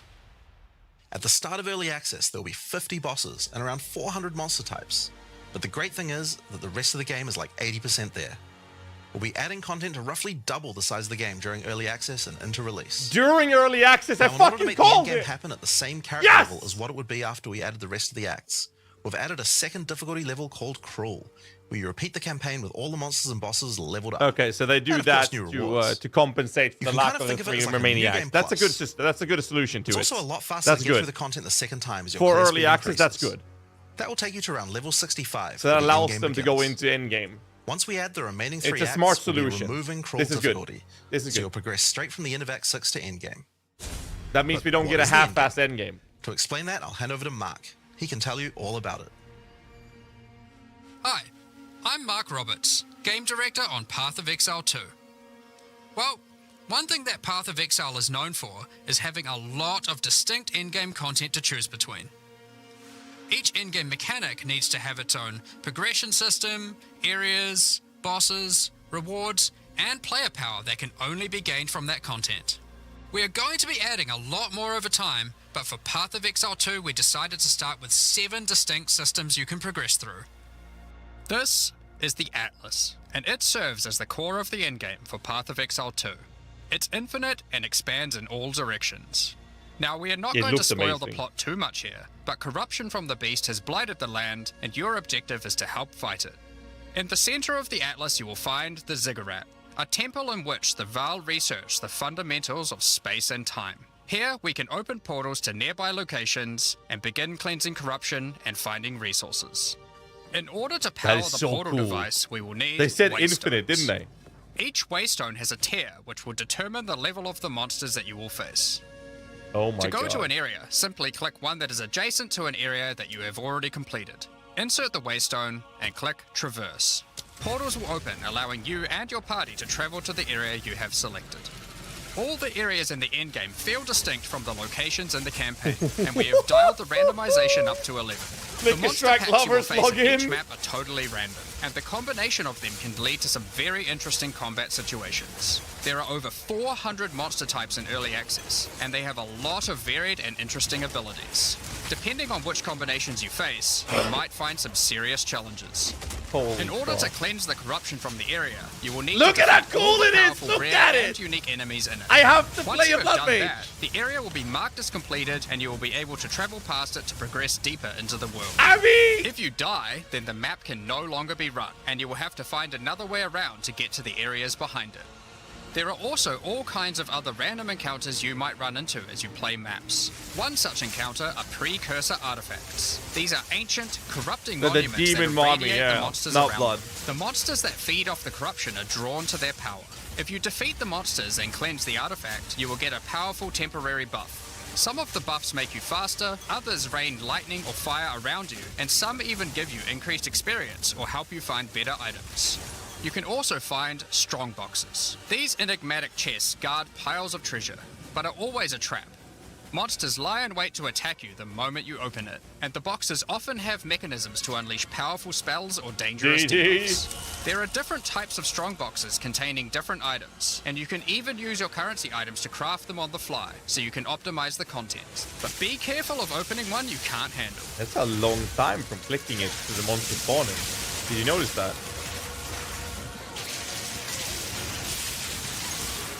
Sometimes Interesting. you'll discover monsters frozen in essences, solidified crystalline Essence. corruption. These dangerous monsters can be broken free. If you defeat them, the essence they drop can be used to upgrade normal items to magic items with a guaranteed mod from a category. So it's only normal? Upgrade normal For as example, magic. we could use this one on some boots to ensure a movement speed mod. Rarely, essences will also drop that allow you to upgrade Oh, magics to greater rares, essence. There you adding go, the okay. guaranteed mod. Look at that, dude. Dude, the sorcerer and the witch are the coolest looking classes in the entire game. And since those are my main classes, This is I'm not incredibly biased powerful, at all. since it allows you to get a second deterministic mod in your crafting projects. That is Combining these with the insanely currencies good. that are commonly found in Rayclast for modifying items, Wow. and we can get a very nice pair of boots indeed. Waystones, like all items, can also be crafted using your currency items. Adding prefix mods will improve the rewards, while suffix mods increase danger. The more dangerous a map is, the more waystones will drop. Okay. Adding mods to your waystones is key to progressing to higher tiers and sustaining them, but it will require you to take on larger challenges. There are a variety of factors you'll have to consider when crafting your waystones. Some maps will have higher density, some lower, some have more magic and rare chests, or monsters, some are more linear, and others more open. Make sure you explore. It looks so good. Look at her. Good if you the want fire to maximize lady. your returns. As you cleanse And she corruption scales from with higher minions. and higher tiers of the Atlas, you will gain points that you can spend in the Atlas tree. Here we go. This tree allows you to juice the danger and rewards of all areas That's in a the small endgame. one. You could increase the number of monsters, the number of rares, the number of precursor artifacts or strongboxes, even the quantity of item drops. As you explore the endgame world map, you'll notice various different biomes, from snow-capped mountains to dense jungle valleys. Most maps are restricted to certain biomes. As you continue to explore deeper into the Atlas, there are all sorts of things to discover. These cities are constructed by different peoples of Rayclast, and have specific items that can be found there. These strange structures marked on the map don't appear to do anything for now. Perhaps you'll work out how to use them later. You might find unique maps like Untainted Paradise, an undisturbed island full of beasts that Look give an at the extreme graphics, amount of man. experience. You may even find a lonely man just enjoying his retirement who will give you a unique item for free. In addition, you can find special areas that would make a good spot to set up camp. Clear these areas of their hostile inhabitants, and you'll be able to claim them as your own hideout. You can decorate your hideout as you see fit, and invite various NPCs to join you there to create your own personal base of operations. A great tool for exploration are towers. These mysterious precursor constructs are dotted around the Atlas. Completing the tower will reveal a large area around it, allowing you to scout out your next challenge. There are lots of things to find, so keep looking. Holy shit, Some man. sections of your Atlas are influenced by corruption. This adds extra modifiers to the maps in the region, increasing difficulty and rewards. Here, slaying monsters in close proximity to each other will cause the vestiges of corruption within them Scourge to merge oh, together, that's forming demon powerful harpies! And grotesque abominations. Those are demon You may harpies, have and we can noticed get while them as looking at the specters. Atlas that some of the areas have these icons above them. The icon indicates that the area contains some kind of special encounter. This icon indicates that the area has a powerful boss. Because only 1 in 4 maps contain a map boss, we are able to make them very powerful and very rewarding. These bosses come from the campaign, but have had their difficulty increased with changes to AI and some of their abilities. It's worth noting that because you can see where the bosses are, you can choose to take them on or avoid them. If you do choose to hunt bosses though, then you will be rewarded with special points for the boss hunting section of the Atlas skill tree. The points here will allow you to specialize in boss killing, giving you much greater rewards for defeating them. For each different type of content in the endgame, we are adding specialized trees in order to make it so you don't feel the need to respec your points when you change between different types of content. We will be showing you 7 of these by the end of this presentation, so there is still a lot more to come. Bosses are not the only icon you will see on the Atlas. Let's take a look at one of the endgame systems, Breach. If you played PoE 1, you might be familiar with Breach. For PoE 2, we have created sequels to several PoE 1 leagues. While the mechanic is familiar, the monsters, bosses, rewards, and progression are all new. A breach is a tear in the fabric of reality. Opening it will allow you to see the demons and otherworldly monstrosities that lie in wait on this other plane of existence. By engaging with a breach, you'll create a bridge between their world and Rayclast. In order to keep the breach open, you will need to kill the demons that pour forth. The faster you I can like kill how the they're monsters, basically only the showing more the monsters witch you will fight, and the more loot sorcerer you for will their find. gameplay You footages. can also find clasped hands that Oh, will open fuck and off with drop the more bomb. items Go if away. you run over them. These Go can away. be a good boost to the rewards of the breach, so keep an eye out. Ball lightning One through a of the firewall, rewards that though? you may find while fighting monsters from Breach are tablets. Tablets are special items that can be used with precursor towers to add more encounters to the Atlas. Breaches will drop breach tablets. Clicking on a completed tower will allow you to consume the tablet to add more breaches to areas within range of the tower. This makes all the content in the Atlas self-sustaining. Want to do more breaches? Find the tablets, add them to your towers, get more breaches, getting more tablets. Soon your Atlas will be covered in otherworldly domains. Okay. In addition, like all items in PoE, you can craft them. Use your currency to add mods to your tablets, allowing you to upgrade all the breaches in range. Tablets can have up to 2 mods. These mods do things like adding extra rare monsters, extra clasped hands, or There's even so monster much in the density game of breaches, already. allowing you to keep them open longer. Often, you will find multiple towers near to each other with overlapping areas of effect. This can allow you to really juice the mechanic by stacking the mods from multiple tablets. In your fight to hold the breach demons at bay, you may want to use the powers of their world against them. Each in-game mechanic always has player power that can only be gained from that mechanic, and Breach is no different. Okay. In Breach, you will find catalysts, items that can increase the quality of rings and amulets by improving specific mobs. You can also find Breach Rings, a special base type that can have its quality improved by catalysts up to 50%. In this case, you could create a ring with around 170 life. Breach Rings can become some of the strongest rings in the game, giving you some good motivation to face the demon hordes. In addition, each endgame mechanic needs to have a pinnacle endgame encounter. While killing Breach monsters, you may find Breach Splinters. Collect enough of these and you'll be able to create a Breach Stone. Using a Vaal technology called the Realm Gate, you can use your Breachstone to access their domain and bring the fight to them. In this twisted domain, you will find nothing but a single massive breach. Triggering it will reveal hordes of breach inhabitants.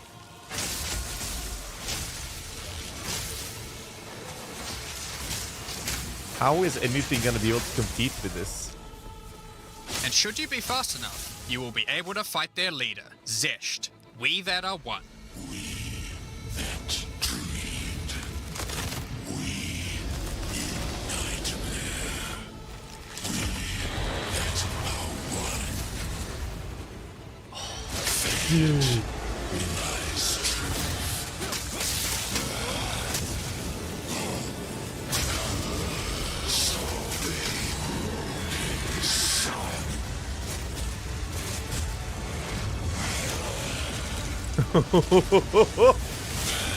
Dude, the boss fights are so fucking cool. Pinnacle encounters of PoE 2. We won't be showing the rest of them, so you will have to discover them for yourself. But rest assured, this is some of the hardest content we have ever made. All of these encounters have specific uniques that can only be found from them, but that's not all. We still have the progression system. Defeating Zesht will give you points to allocate into the breach section of the Atlas tree. Allocating these points will make breaches and the breach domain even harder, but will give you more rewards. The small nodes will increase the difficulty of the twisted domain, while the large nodes have more specific bonuses. For example, this node adds more clasped hands to your breaches, and adds a pack of magic monsters that can guard them. Get some more points and you can allocate Waking Nightmare, which will double the number of splinters you get from clasped hands, and inflict you with a mysterious debuff. In order to earn more points, you will need to defeat Zesht at a higher difficulty, and some rewards from Zesht can only be found by increasing the difficulty of the Twisted Domain above certain thresholds. Defeating Zesht at difficulty 4 will be a challenge indeed, but there are many more threats in Rayclast. Ritual altars This are is so sacrificial good. sites built by the mysterious King in the Mists. If you encounter this symbol on the Atlas, then you know that the area contains ritual altars. Thoughts so Ritual far? altars demand tribute. Amazing. Every The only monster you concern I have slaughter is in the like circle will feed the altar. After there's the so sacrifice, much. touch it to begin the ritual.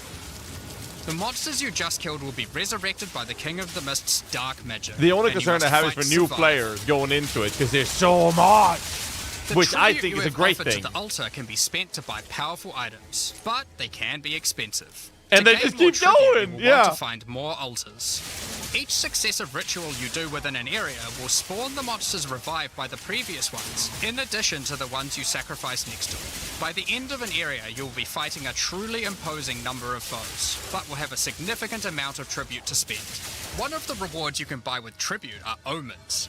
These are special items that allow for meta crafting. Crafting items that affect other crafting items. Have an item with good prefixes but bad suffixes? This omen will help you to remove the mods you don't want while keeping the ones you do. There are a bunch more of these with There's different annulment. effects, but They we will said they leave them weren't for you gonna to do discover. that. Now don't forget that Ritual will also drop tablets which can be They used said to they weren't gonna specialize do into that, getting more but they rituals. decided to do it If anyways. you want to get to the pinnacle boss Awesome. of Ritual, then you will probably want to use them. They can also be crafted to grant mods, making your rituals more rewarding. The pinnacle encounter of Ritual is the King in the Mists. Or Feared Scour, by the yeah. Asmeri people, he is said to have brought eternal darkness to the Wildwood. We won't show the encounter, but just like Breach, there are a range of unique items you can get for defeating him, and you will gain points in the ritual section of the Atlas tree. Some maps have been touched by insanity. A mysterious entity has taken a special interest in you. Dude, it just Step through keeps the on looking glass and going! you'll find your nightmares coming to life. There's no stopping When you touch this! a mirror, the mists of delirium will spread out across the area, infecting your mind. You must stay within the mist to maintain the nightmare, which is as profitable as it is terrifying. Everything you kill will increase the rewards that drop. However, the deeper into the mist you travel, the stronger the monsters are. Be careful not to overstay your welcome. Rare and unique enemies will become vessels for terrifying demons, who will manifest out of them to unleash powerful attacks on you. The mist also offers a strange crafting material, distilled emotions. By combining these emotions, you are able to instill your amulet with a notable from the passive skill tree. This is like gaining an extra passive point for free, attached to your gear. They are also particularly great because you don't have to traverse the tree to get them, allowing you to get off-class bonuses that would normally be much harder to get. Distilled emotions can also be used to instill your in-game maps, Darth applying microtransactions delirious down to them bad. and adding additional difficulty and rewards, allowing you to further juice your in-game maps. The tablets you can find from Delirium can be used to further improve it, increase pack size, make the fog dissipate slower, or improve your progress towards the pinnacle encounter of Delirium. Speaking of which, every now and then you will find simulacrum splinters. The mysterious entity will create strange encounters based on warped versions of your own memories. Monsters and simulacrums come in waves that get progressively more difficult. You will receive loot at the end of each wave, and you will have to make the decision to leave now or continue on, facing up against even tougher foes from the mist. The bosses you will face as you get deeper into a simulacrum are truly terrifying. If you can complete a simulacrum, you will gain points for the Delirium section of the Atlas skill tree. Next up, we have Expedition. Occasionally while clearing corruption, you will encounter these Kalguran settlers. The Kalgurans have discovered ancient burial sites with lost Verisium artifacts, and they want you to help dig them up with explosives. The Kalgurans have marked the locations where the relics can be found. Place explosives as best you can to dig up as many as possible.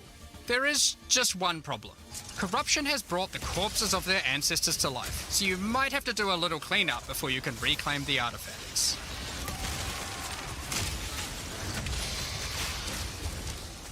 You can also find remnants. The destruction of which will further anger the restless dead. 166,000 Each one people. you blow up will make the subsequent monsters more powerful, but also more rewarding.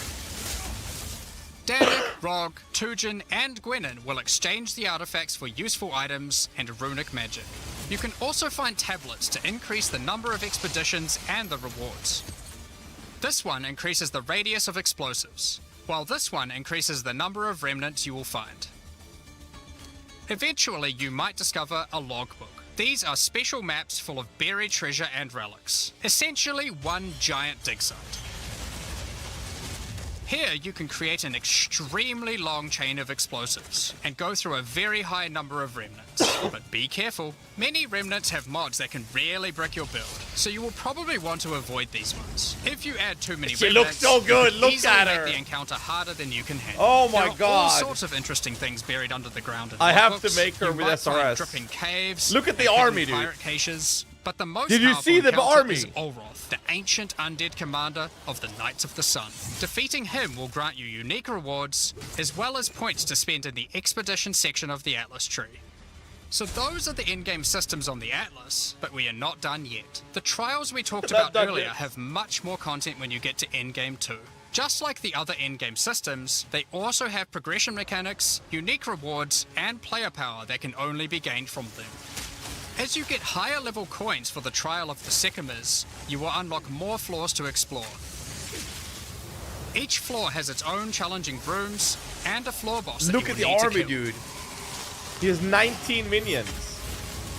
This is the fire lady as well. He has There the are hound. 4 floors in total, leading to another SRS, pinnacle that's boss what I at was the talking end of about. the last floor, which can only be accessed at endgame. The Trial of the Sycamores is where you'll find jewels, which you can socket into your tree.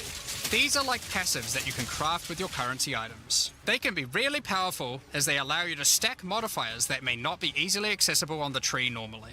This jewel gives lightning damage and shock chance, for example. There are quite a few jewel sockets on the tree, so it's possible to gain a lot of power here.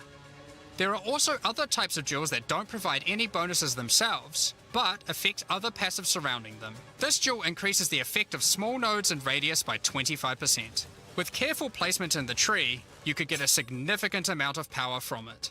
There are also unique jewels available with very interesting effects, but you will have to find those for yourself. In order to push further into the trial and uncover the secrets of the Maraketh, you will want to take advantage of its progression system, relics. Relics are items that can be placed in the relic altar as you start the trial. They give special bonuses that affect the trial, making it easier and increasing its rewards. Of course, you can craft these with your currency items, making them even stronger. If you can complete the entire trial overcoming all 4 floors, the final boss will reward you with one of many unique relics. These relics will be consumed when used on your next run, but can reward you with unique and powerful items. For example, this is the Last Flame. If you use it, you will have only 1 honor for the entire trial, so you will need to do a completely hitless run. The Trial of Chaos also extends into the endgame. As you gain inscribed ultimatums of higher and higher levels, the number of chambers that you can go through increases.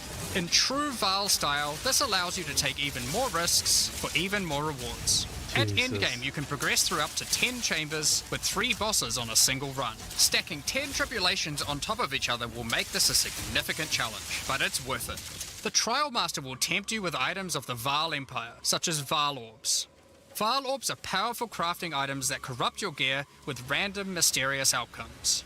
Corruption prevents an item from being modified further, so it has to be the last step of your craft, but it's also the most impactful one. For example, if you use one on your body armor, it might add a new powerful enchantment, or it might re-roll up to half of its modifiers. Val Orbs also have the ability to add a socket, allowing you to bypass the normal restriction of how many sockets an item can have. A body armor could get up to 3 sockets this way, allowing for a significant number of mods. That's nice. Val Orbs can even modify uniques. Adding enchantments or sockets to uniques can make them incredibly powerful, but there is a good chance that you will break them as well. The Trial Master will also occasionally offer you soul cores. Originally formed by Chaos, the Val sought to replicate soul cores through human sacrifice rituals and blood magic to power their civilization. Soul cores are powerful socketable items, with mods that cannot be obtained from regular runes. Like all endgame content, there is of course a pinnacle boss. The final chamber will drop keys to this mysterious door. Some say this is where the Trial Master himself resides. Perhaps you are willing to take the risk to find out. Had enough yet? Because there is still just one more thing. The most difficult content in Path of Exile 2. While mapping, you might come across this fortress that has emerged from underground, surrounded by an enormous maze riddled with danger. Is the maze preventing something from getting in, or something getting out? This fortress is of ancient origin, and its construction has similarities to the towers and tablets that you have been using on your journey through the endgame. It is clear from the entrance that there are 3 keys required to enter. Local factions are vying for access to the fortress in order to seize the power they believe will be inside. Each of the faction's leaders have managed to get their hands on one of the keys, so you will need to defeat them. Each faction is led by an Uber-Act boss. You can see one of them inhabiting the city, but in order to fight him, you will first need to defeat their 2 lieutenants in the adjacent zones. This is so cool. We saw this in one of the reveals. Be careful. If you fail against either of the lieutenants, or to kill the leader, they will move on, and you will need to find them again.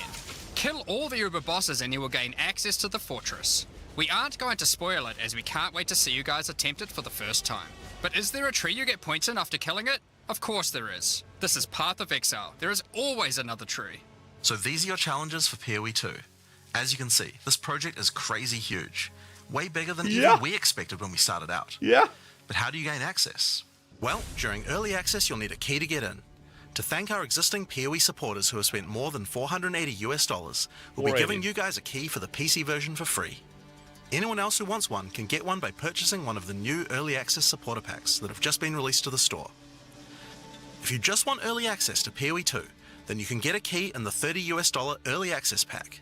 The pack also comes with $30 of points to spend in the MTX store. But we also have a variety of other supporter packs filled with exclusive microtransactions, points to spend in the store, and even physical items. The cosmetics can be used right now in PoE 1 and in Path of Exile 2 when Early Access starts. Most of this footage has been recorded in Path of Exile 1, since that's where you can use them immediately. The Lord of Ogham supporter pack contains a cosmetic armor set befitting of the Count of Ogham himself. There is also a matching back attachment which has an alternate variant depicting the influence of corruption. Also in this pack you can find a portal formed of the rusted armor of the fallen soldiers in the Red Veil of Ogham, and the offspring of a vicious crowbar boss found in the hunting grounds. This one doesn't look so vicious though. So on top of that, you'll receive the Iron Count's Zweihander to apply to your one-handed or two-handed swords. For those who are wanting to decorate your hideouts with fond memories and tales of Path of Exile's history, you will also get a series of hideout statues. This pack contains the statue of Hillock. For Path of Exile 1's closed beta, each pack contained a true New Zealand icon, the Kiwi. Following this tradition, all packs in this series will also contain a new themed Kiwi pet. The pet will loyally follow you into battle, but run away at the first sign of trouble. Become the ruler of the desert with the King of the Faradin supporter pack. Show your mastery of traversing the sands of the Vasteri Plains. The body armor will allow you to glide along the ground with ancient sand magic. Now each armor set comes with body armor, boots, gloves and helmet, but the boots are covered in sand. If you'd prefer to show them off, you can turn the gliding off if you want. The accompanying back attachment equips you with two powerful pillars that can control and manipulate lightning. They will periodically release their energy in a powerful blast while in town, and hover in a circle around you, arcing lightning between them, forming a barrier of energy. Replace the appearance of any bow with the Faradin's Glory skin, or replace the appearance of a spear with the Tyranny's End spear skin. This spear skin can be applied to staves and war staves in Path of Exile 1. If you want to truly show your worth as a King of the Faradin, then you definitely need your trusty moving entire city fortress known as the Dreadnought to travel across the Vasteri Plains. In Path of Exile you can decorate your hideout however you like, and it's no exception here. It comes with a variety of thematic elements to use, or use decorations from elsewhere in the game. Additionally, you will get the Deshret's Blessing level up effect, the King of the Faradin Kiwi pet, and last but not least, a statue depicting the Vaal Oversoul from Path of Exile 1. For those who don't know how supporter packs work, each pack comes with all of the cosmetics from the previous tier, so you'll get all the items from the Lord of Ogham supporter pack as well. Is this enough? The Thaumaturge of the Vaal supporter pack features an armor set and back I hope attachment I have themed enough around the doubloons Vaal for and their that. pursuit of science and progress. You can find the Soul Core weapon effect in I this need pack, that. which causes thaumaturgic gonna be my energy Christmas gift for harnessed from myself. sacrifice to spill from your weapon. This pack also contains Doryani's Idol. It replaces the default appearance of any foci to an ancient relic once used by Doryani. I'm gonna tell my fiance I don't need a Christmas gift. I'm gonna buy that instead. That's not the only Vaal weapon you'll find. It also contains the Wand of the Thaumaturge skin, and the Royal Sacrifice Dagger skin. Oh, that looks good. You wouldn't think to put sacrificial gems on a Kiwi, but the Vaal did.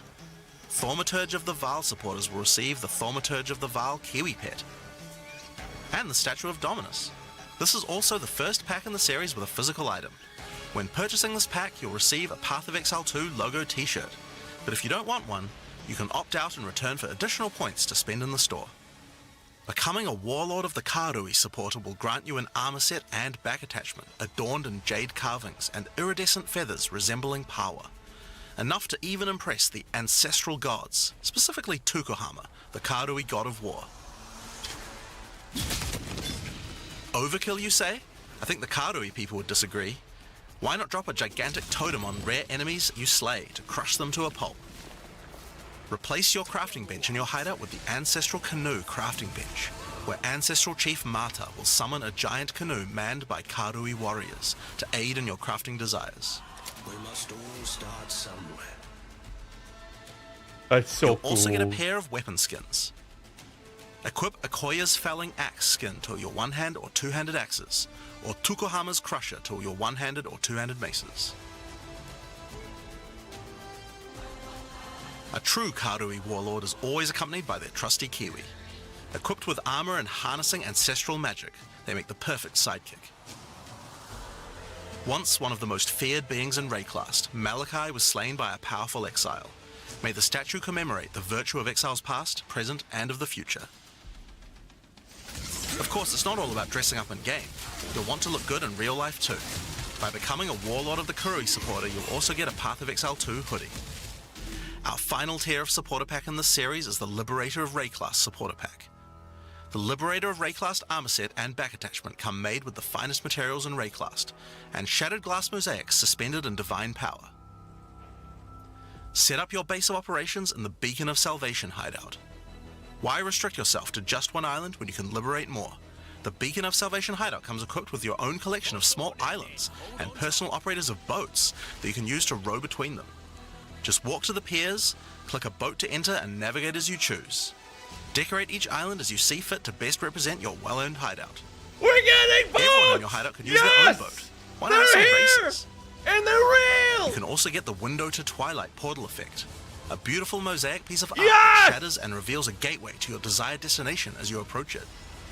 As you walk away, the glass magically reforms back to its original Oh, that's form. so cool.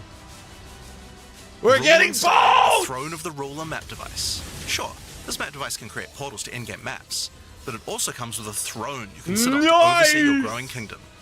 Look down on the plebeians running your maps.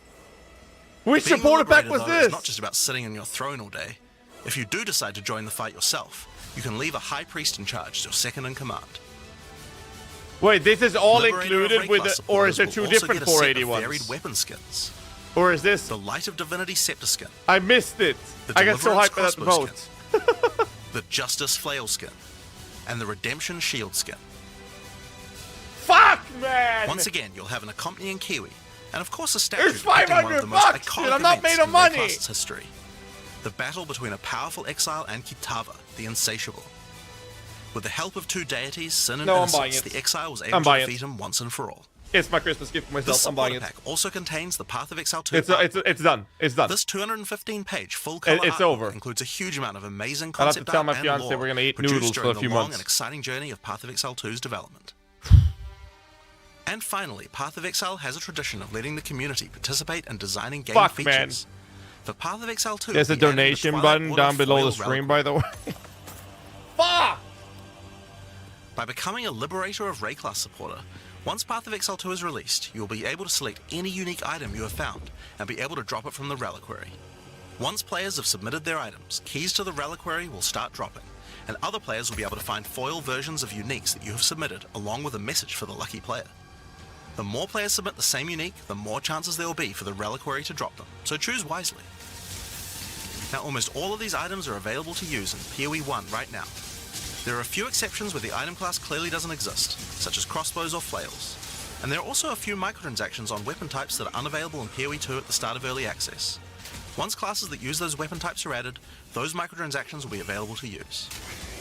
If you can't decide which supporter pack to choose yet, you can always start with the early access supporter pack that just includes a key and some points to spend in the store.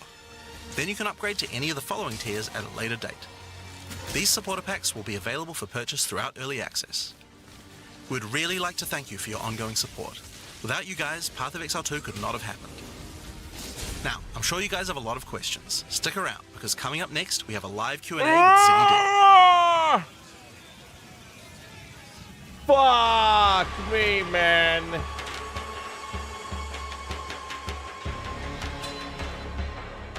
Holy shit. Dude, oh my god, there's so much as well to go through with this. No sound. Post-show discussion and Q&A.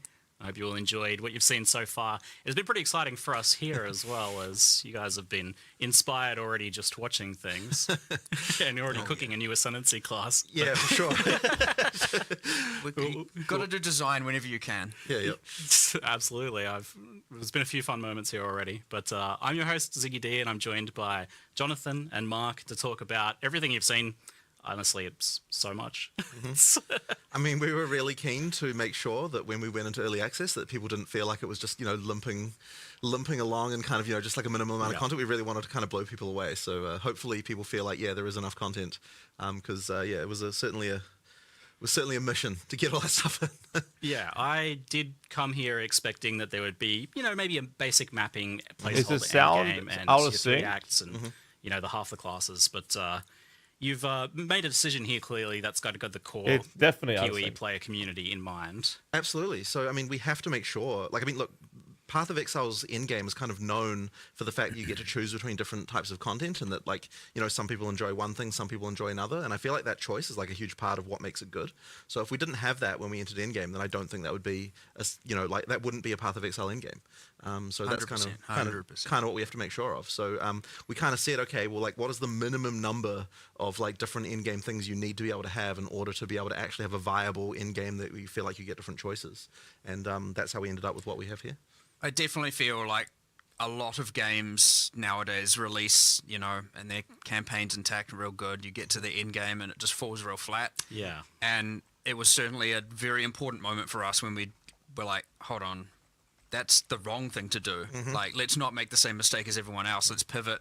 And we actually did that, and it made a world of difference and made the game all of a sudden, 100 times bigger with an infinite amount more content, right? It was definitely hard though, because it's like we're progressing. It's like we would have made it. We would have gotten all these acts in if we hadn't have changed direction. It's like to actually say, you know what, we're going to specifically not finish this content that we'll be working on. It's like pins down, everyone. We're stopping work on this. We're going to move over to endgame because it's actually more important. That was certainly a hard one. That would have been some whiplash there, I imagine. For sure. Well, I mean, it's like suddenly the whole, environment art team, it's like, they're all just like, whatever you're working on, just scrap. You don't want to scrap, but, just stop it. we're doing something else now. So saving clothes, yeah. Especially for a lot of the developers, because you got to also think, a lot of our developers have just been working on this campaign for, what is it now, 6 years. I think it's even longer, actually. Yeah, it's just this epic journey, whereas none of them, a lot of these people haven't been working on Path of Exile 1 this whole time, so some of us are like, we're just churning out Endgame with every league and doing all of that, but for a lot of these people, a lot of these developers, it was quite jarring to swap over, but everyone embraced it.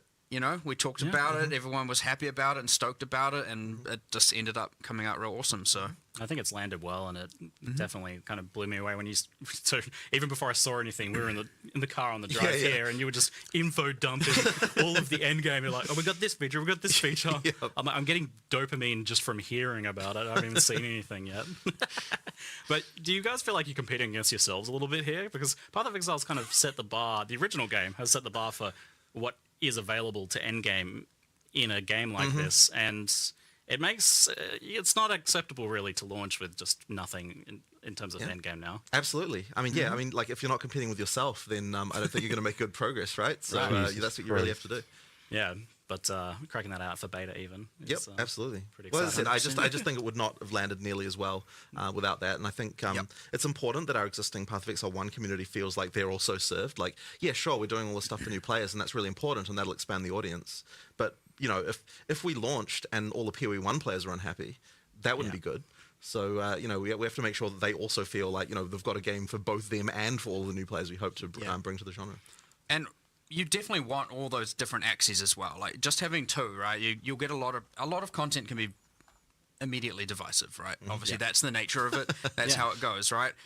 And so you have all of these different avenues because there are different players who like different types of content. Yeah. So if you're just like, here's your one end game system, well, immediately then there is a portion of players who are just like, I don't want this, right? And so having all of these options is like ultra key, and that is what Path of Exile 1 has taught us. And again, it's like, I'd say lessons learned, for the genre, and it is expanding in other games and stuff. But certainly, as you said, competing with ourselves, yes, PoE 1 has like, 40 axes, and we've got 7 really good ones here, and obviously more to come. But 7 is a lot, mind you. Especially when it's all like, people have to learn a lot of things again. It's going to be very interesting to see how long it takes people to do the kind of difficulty 4 pinnacle content. It's like we have to. It's honestly like we actually don't even really know, because like you never know what people are going to find in terms of builds and so on. Like I'm hoping that it will take people a while to be able to work it out, but you never know. Maybe end of day 1, people just be like, oh yeah, easy, no problem, mate. Could be what it's like. We have a few people that are doing that sort of thing. I saw like a solo self found level 100 in 24 hours or something. Jeez. Okay, we got this is where we've got it now, is it? So, but I imagine there'll be a little bit of a soft reset there for people. Yeah, for sure. A There's stuff to reloading learn. period. There's stuff to learn.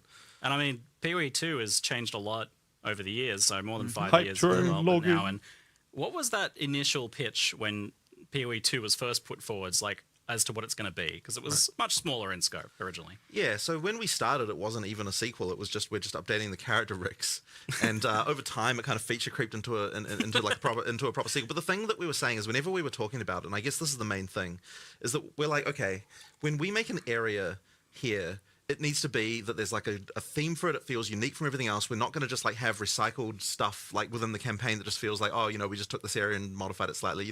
Each one's got to have its own stuff. It's got to have monsters that were like carefully thought about that like, fit in with the world. And it's got to have bosses that are actually like good tier quality, and every area is going to have one. So those decisions have kind of been things that have meant that they really raised the quality bar to a level that took us way longer than we even really expected. Like those things there, just like it's huge, right? Like honestly, I feel like we underestimated significantly what it would take to deliver that level of quality. I remember really early on, a battle I fought for, and I mean like way back, was like, if you think back to say Diablo 2, which obviously still holds a lot of power in terms of design motivations and philosophy and stuff within the company. You get things like the super uniques, and PoE 1 did them, and it's just like, here's a boss with 1 or 2 skills. And I remember very, very, very early on in PoE 2, I'm like, I want every single boss to be memorable and a thing. I don't want a unique monster that's just like dies in 2 seconds and uses heavy strike and has a fancy name. Yeah. And I remember, I even got some push. Poor Caliph. I remember getting some pushback at the time and thinking like, I love the bosses, my favorite part of everything, and so I was just like, man, I don't want this. This is just terrible. But of course, that decision, me pushing for that, me wanting that, turned into this megalithic. What have you done? Now we have 50, aiming to be 100. Honestly, probably later, several more 100 once all the end games, everything start to evolve and more expansions comes out. And I'm like, we maybe just made 100 times more work for ourselves, but 100% bloody worthwhile, because I'd say those bosses are one of the main, attraction pieces of the game, and anyone who plays it is just like, holy crap, those boss fights are amazing. So like, obviously some are bad and some are good to different people and all that. That's how it all goes. That's part of all the fun. But it is true that me pushing for that thing literally created thousands and thousands and thousands of hours of work. Now, worthwhile work, but it is again that exact thing of like, the scope was kind of small on numerous axes, and as we just raised the quality bar to what we thought was good, it certainly went from, what was it initially, just reskinning some character classes and new rigs or whatever, into this like mega scale entire campaign, everything. But full standalone separate game. Yeah. Fun other anecdote, since we went out of that territory. It was originally codenamed Project Chimera. What? I don't. It was this pipe dream. I've never been a fan of these codename things. It was this like, there were times way back in the original Office, there was all this like, sometimes there'll be a feature you can't really do in PoE 1, and it was always like, we'll do it in Project Chimera. That was like amongst the developers, and people were like, what the heck direct is on PoE website. I was looking at it right now, but there is a boss $480 is a lot of money, man. I'm trying to stop myself because I can't spend that. It is a chimera. It's a multi-headed beast, and you've seen it in a few of the marketing, things here and here, different trailers, little snippets of it.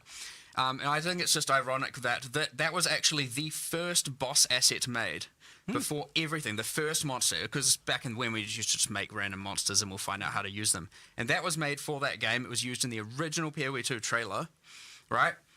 It is the only incomplete, technically, but only from a balance standpoint, or it was the last boss to finish in the entire Path of Exile 2 campaign right now. It sounds like there was like some sort of emotional demon that you had to battle there, of like the legacy of the original idea, and you had to finish it. We had a moment with the monster game designers where we're like, oh my god, it's happening, the Chimera is finally being finished. Holy, this is like, we were effectively like, we need to celebrate this boss finally being done. It was like at the origin, and now it's at this, point where we're about to deploy early access. Yeah, what happened to the Druid? I want to know. Because the end is forever away. It's still the beginning of a journey in many ways. Yep. But on that note of celebrating, like, how do you guys feel having now kind of for the first time, I feel really like laid bare, kind of everything you have. You're putting it out there, and only being 2 weeks away from everyone playing it. Well, it's always scary, you know, coming into a release, and I think especially for, you know, there's like a bunch of people on the PoE 2 team who have, you know, who are, like they have, this is their first game that they're going to be releasing, and that experience. I'll is make a something that, TLDR of like, my reaction to this once this Q&A is over. It's tough, and honestly, I think that even we were feeling a little bit cocky actually about the fact, because you know we release you know content for PoE 1 all the time, and I feel like we kind of felt like we knew what it took to get a game released, but honestly, like PoE 2 was just a whole entirely different deal. Early access will last as far as minus getting 6 things months. out, right? Like, it's just way more difficult. Like when you actually have to make everything, like the whole frickin' thing, right from the ground up again. It's like, wow, there's way more stuff there, and like there's even things like the passive tree where it's like, I feel like we underestimated what it would take to get something like that to an actual releasable state. Like that was a huge amount of work, just like absolutely colossal to get it to you know, to get that kind of stuff in shape. Like it's just been crazy. Yeah, like obviously it's nerve-wracking, you know, coming up to a release day, but I think we do have something that players are going to really enjoy. And your feelings, you know, like, I'll go through it after the Q&A. You know, I mean, we had a live event in LA recently. You know, people, you know, we got to the time limit and everyone's like, oh man, we don't want to stop. You know, so like I think people are going to really enjoy it. It's been a whole different experience for me here playing this time around as well, whereas before I was playing a very buggy kind of internal version of the game that was very experimental. Now playing a, you know, almost what I'm going to be playing. Well, I heard you still managed to blow the count up the elevator with some kind of knockback bug. I was going to mention that. Yeah, we have to get that one. I did send the Act 1 boss up an elevator with knockback. It was good. Intended mechanic. Yeah, just wait. They'll fix he was in his like big wolf form and kind of trapped in there, so just barking at me through the wood. It's good. So a few little. I'm sure there's a few things to work out over this next 2 weeks. I hope the team can have a little bit of a rest for a day before they get back into it. Maybe. Yeah.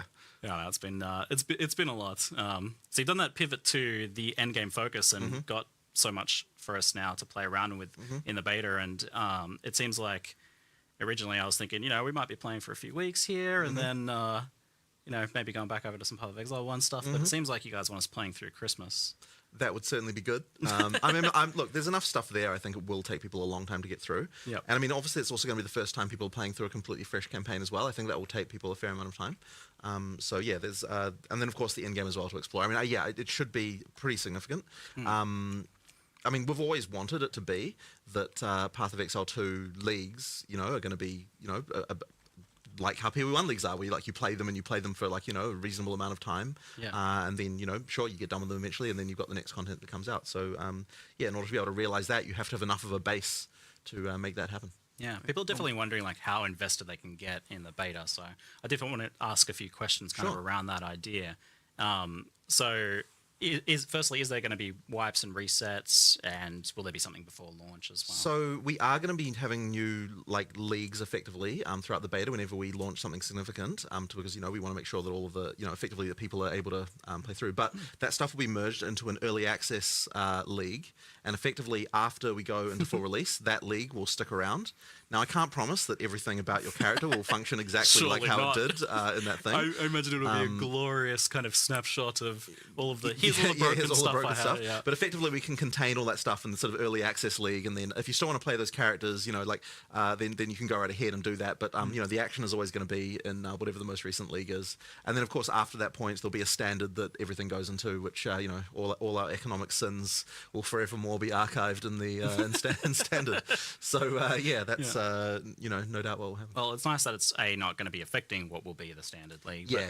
Also, that's that the idea. People will be able to kind of get invested in their characters. Because, yeah, absolutely. I mean, there's even something kind of cool about the idea of making something that will be like that little historical piece. Yeah, absolutely. A little collectible. Absolutely, and I'm sure there'll be some handful of legacy things that only exist in early access leagues. So you know, I guess we'll have to see what comes with the unique balance. You talked about like the you know, playing for a week or how long are we expecting? Yeah. Well, we also got to remember, and a lot of the, you know, a lot of the PoE 1 players will be thinking very differently to people who are obviously going to experience this as a new game, but it is a new game, right? You don't have all these predefined, hyper-refined builds to play to immediately, you know, go through things. You don't have people coming in with like fully detailed 7 million line build guides of exactly what to do with what items.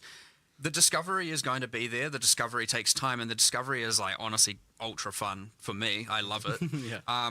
Now, those things will emerge after time. Of course they do. Completely fine. But you just got to remember, like, there's a lot of game to play here, to discover, to learn about the world, the new narratives, the new world building, the new unique items, the ascendancy classes, the massive passive tree, which is bigger than PoE 1's, the, like, you know, end game systems, the bosses, it's not going to be this, like, you know, even, you know, I personally, when a PoE 1 league comes out, for example, I play for like a month, sometimes a bit longer, sometimes a bit less. It ultimately also depends largely what's going on here and how much I need to invest here.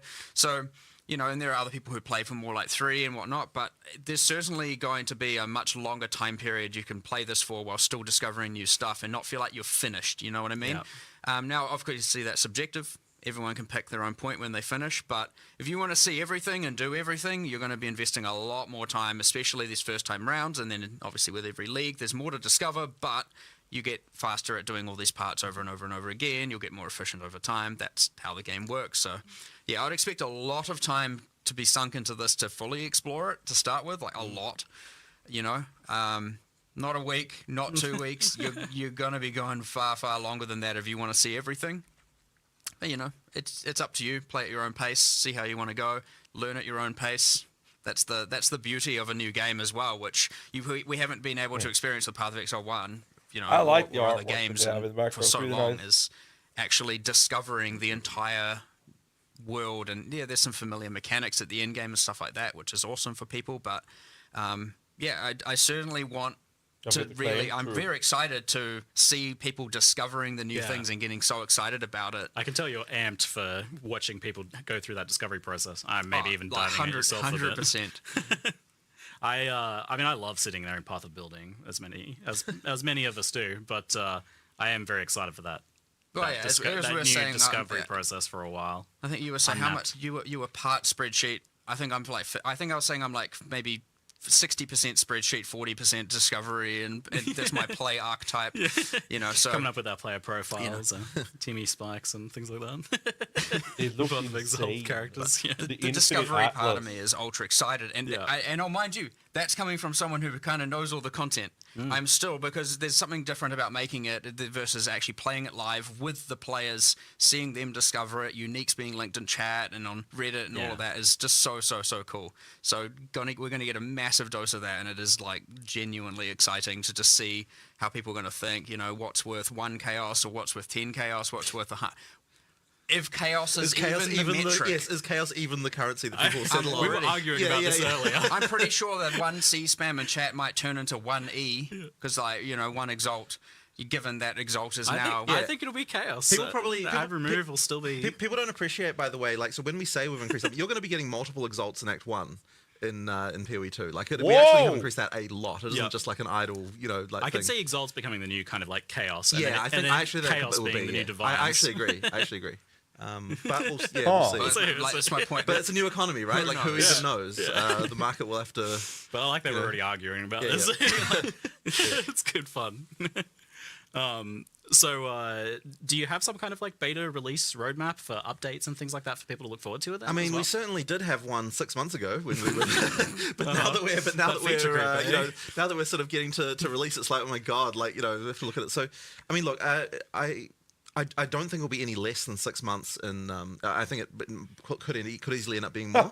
I certainly don't want to. I mean, look, 2025. The cat I think socks. Really. That's the PoE cats on crit socks. Full release in 2025. I don't really want to be spending. I just noticed. That would be pretty crazy. But I mean, honestly, like we have to get all the content finished and that sort of stuff. You know, we always feel like we underestimate these things, and of course, we have to learn what we need to get the game to the point when it is really fun.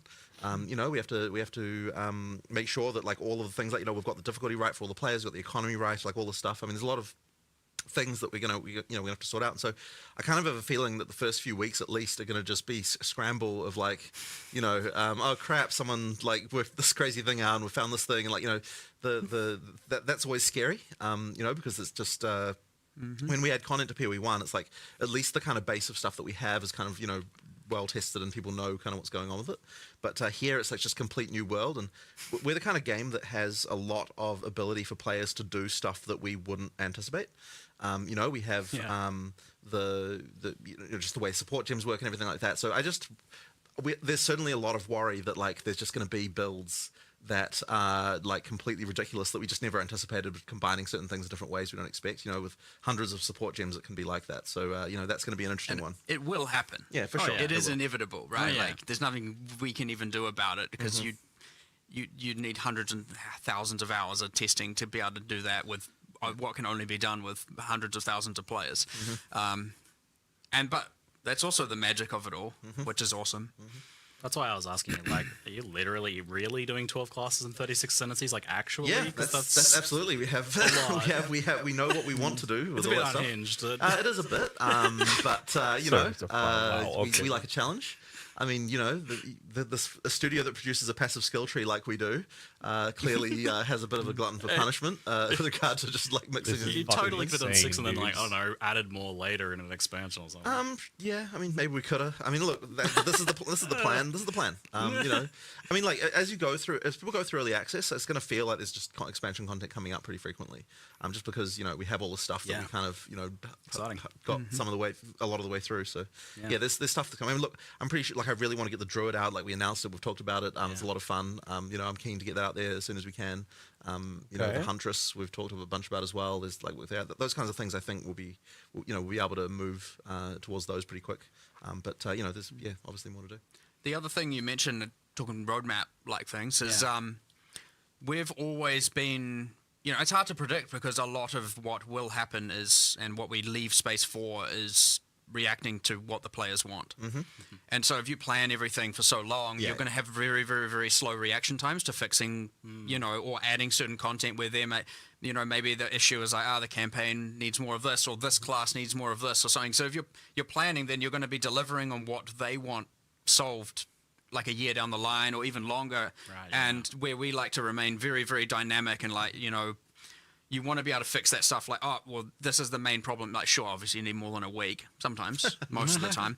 But we want it generally to be that the next releases, expansions, updates, whatever, can alleviate as many of those problems as possible. My puzzle box, so, it says at the end of the day, it should be 11 p.m. here. I still haven't gotten my box. Philosophy, because especially when it comes to actually having the live service product out, because that is very, very important. Otherwise, you're never going to seem like you're doing what people want. And what are you doing if not that? So that actually is a good point. Like, I was going to ask, what do you folks, what does the team want out of the beta? Because obviously it's like a good way to market the game, but it's also, you know, key to shaping the game in the future. Like, an actual beta. It's not seriously, Vox? I think one of the most important things, I think it's going to be really good for the development team to get back into a live mindset and like get it back into the idea of like everything we make is shipping. People are seeing this. Like get back into this, you know, people are seeing, you know, like actually getting back into that and like, and like being able to sort of see directly, like, okay, we make something, it goes in the game, people like it, don't like it, like that kind of stuff. Like, and that really, like, that has been our studio for like most of its lifetime. Obviously, we, you know, before we released PoE 1, it wasn't, but after that point, I mean, we are a company, like, we are a company that likes to think that we can do live service better than anyone else. Like, that is our goal. And so, like, getting back into that again, you know, for everyone in the studio, so that everyone's working on things that are going to be releasing within, you know, certainly in less time than, than 3 months away. Is going to think be really, really good for us again. I look forward to just being able to do that, because these long-term, like really long-term things, like that span over years. It's like you go so long without proper feedback, like stuff kind of gets made, and then like it's not really in a real game, and so it doesn't get tested lose properly. Perspective, and you absolutely lose perspective on this stuff. So I think that that's just going to be really great to get back to that again. Yeah, I honestly, as you said, it is early access, it is a beta period, and I'd say, you know, personally speaking, the thing that, and we mentioned it briefly about the character balance and the builds that are broken and all that, that's obviously pretty useful to me, right? Yeah. Plus, we have other systems in there, like, you know, the checkpointing system, right? You have to kill the boss in one life. You know, these are things we haven't mass tested, and obviously other games have, and they work, and that's awesome. There are other things like, you know, the endgame system is a little bit less forgiving in that if you die, you fail the map, right? These things are things that we obviously need to test and iterate on in the future by adjusting the difficulty and stuff like that. And you, especially as you get towards this point of, you know, the end game. Like, okay, Act 1 has been tested like crazy. Yep. Right, and you get less and less testing as it goes on because you get less people. You know, they've just been around for less time. And so, yeah, it's going to be a huge amount of iteration and feedback and from the players and us just, you know, reevaluating all the stuff. And the thing is, we're always dynamic about that stuff. Like, we'll just change things if it's wrong. We'll redesign it. We'll come up with a new way. Jonathan's a firm believer of if A doesn't work and B doesn't work, then we'll find C, we'll find option C, we'll find option D, and we'll keep changing things and we'll make it work. So, yeah, it's going to be a lot of that iteration on our design decisions, how forgiving, because, like, the game is pretty hard, you know, it can be pretty hard.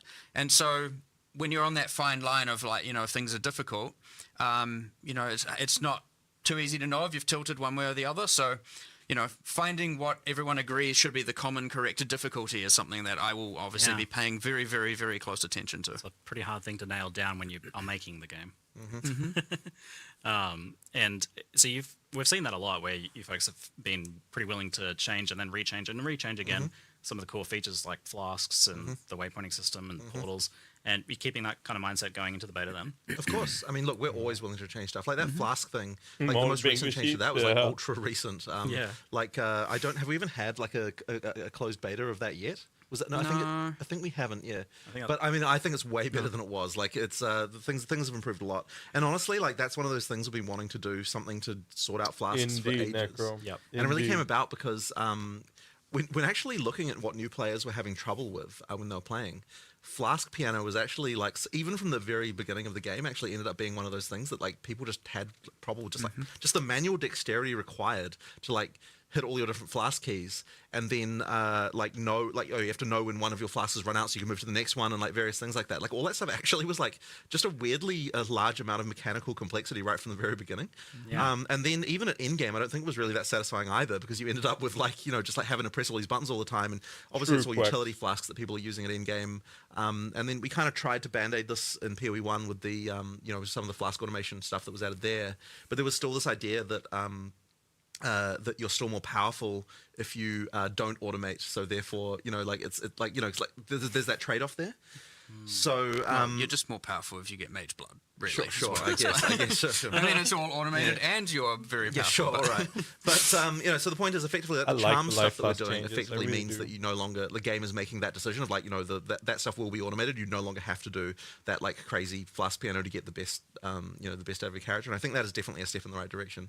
And the other thing as well is it actually makes the crafting more meaningful, I think, on the flasks, because when you've got like 5 slots, then like the individual mods and the individual stuff like seems to tend to not matter as much. I mean, obviously, you know, people want instant recovery and things like that, but you know, like but like now it's like the actual, it's much more meaningful.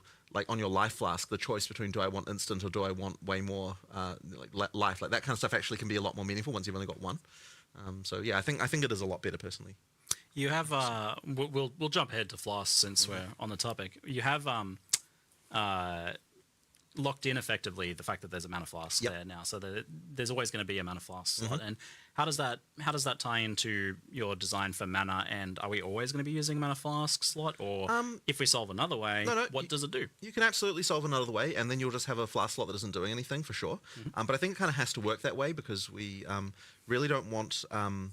Because like once you sort of start to get into changing that around, I feel like the system sort of starts to break with regard to like, you know, the feeling of like I know where mana is, I know where my health is, like that kind of stuff. That being said, you know, we've always got uniques and stuff like that. I believe there's already there is a unique that allows you to equip 2 life flasks. But the thing is, then that's a build choice that you're making, so it's a little bit different, and that's fine.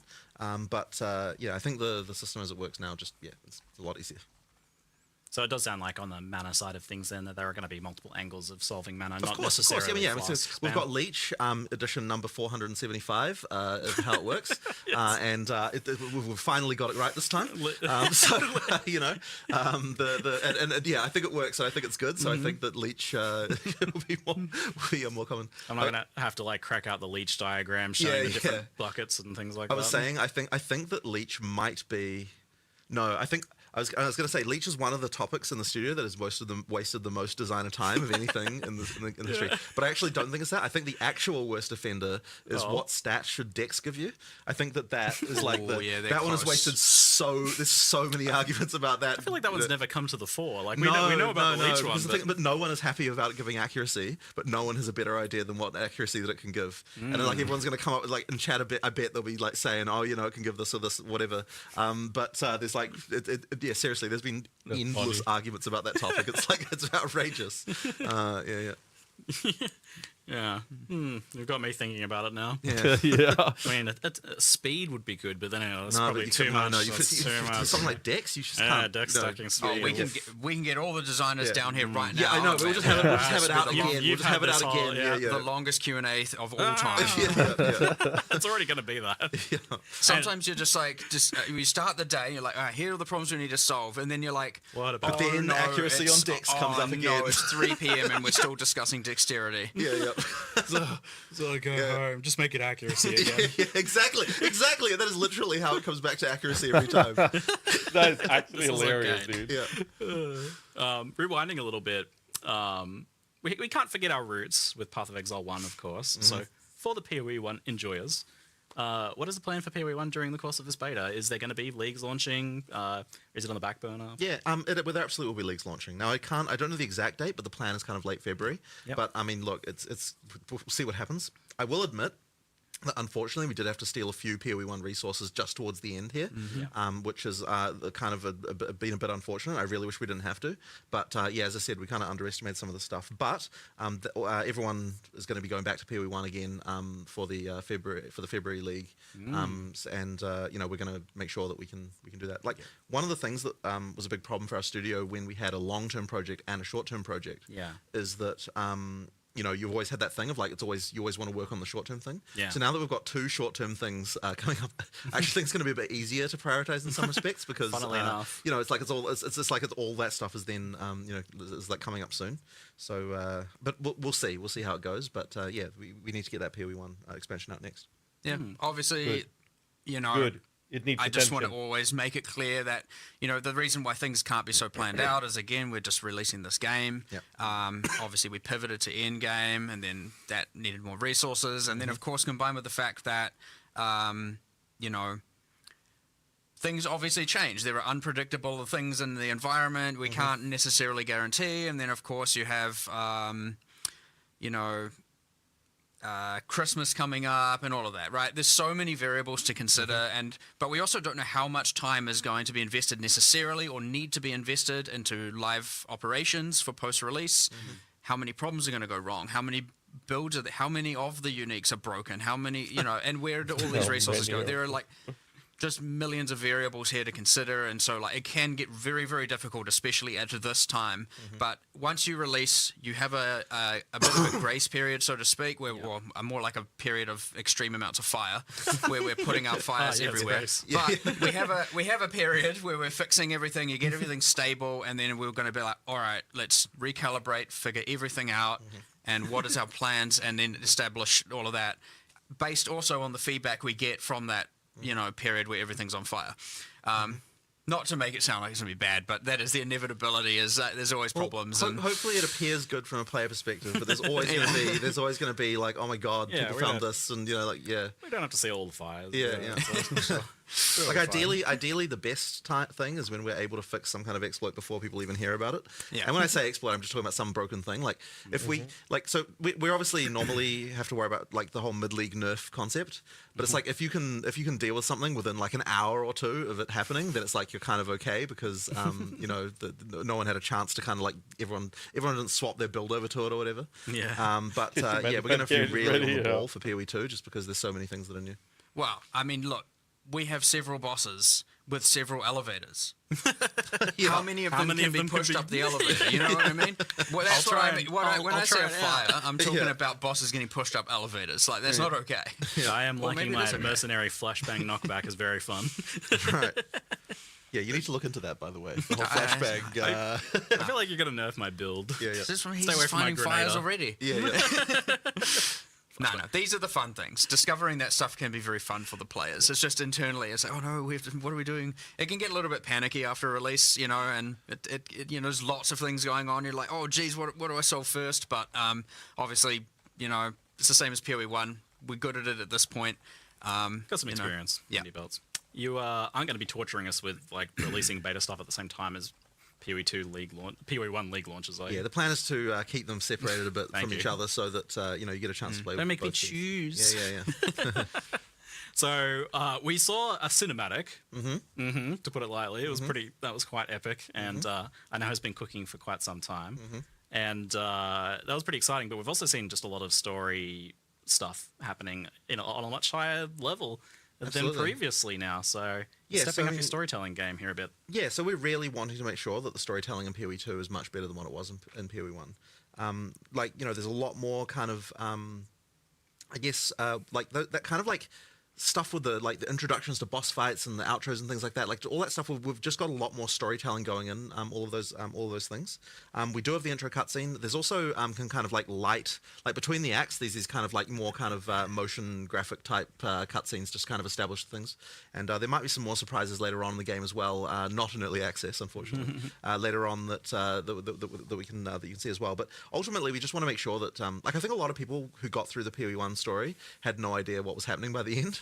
And so effectively we want to make sure that is not the case this time around, that people really are able to absorb things. But guilty. One thing I will say though is that it's ultra important to us that we don't break the feeling that like when you're playing a second time that it feels like we don't want it to feel annoying the second time. We were talking about this morning. About you don't take the control out of the player's hands. So yeah, I'm personally a believer of the fact that if you just when you change the camera position for a cutscene, immediately it feels way more annoying, like because there's this whole thing of like if you click on an NPC and like the camera changes position, like sure when you're playing through the campaign the first time, that kind of thing is like, you know, like that can be cool, but then if you're like you're playing through the, you know, second, third, fourth, fifth time, you want to be able to go to the NPC and go click, click, click, click, click, and just get past, and without it feeling like you've had to sort of worry about anything. So yeah, like effectively, we want to make sure that it's still that we still have that, you know, because ultimately, you know, we're a game you expect people to play through many times.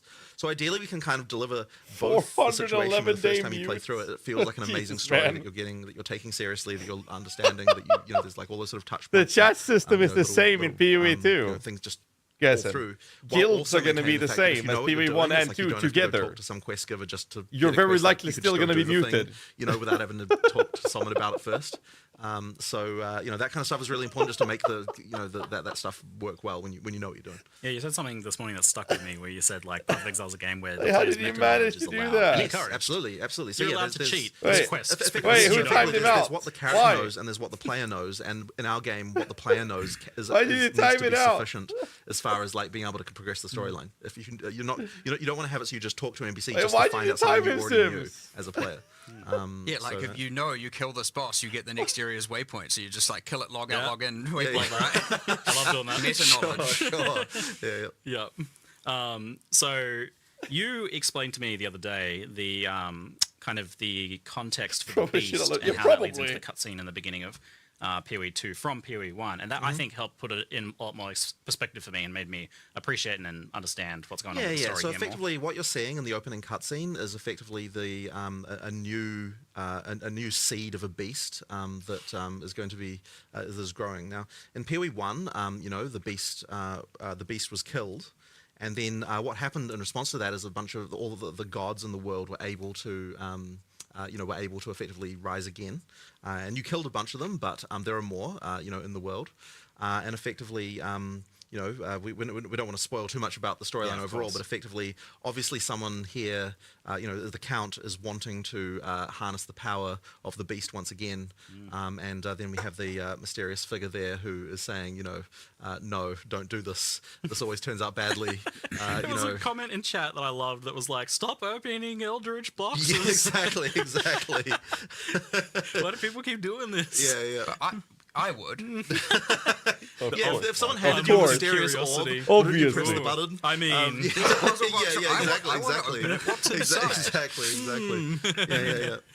Yes. I'm still waiting for mine. Who knows how many hours it's going to take me? Indeed. So we had a fun moment earlier where you were watching it and you were like, "Oh, we really need to rename that passive because he's a Karui and it's a wolf. It's called Great, a wolf. Great Wolf's Howl. And the Great Wolf obviously being so you went out there. Ismite history. You started telling him. I stomped out of the room.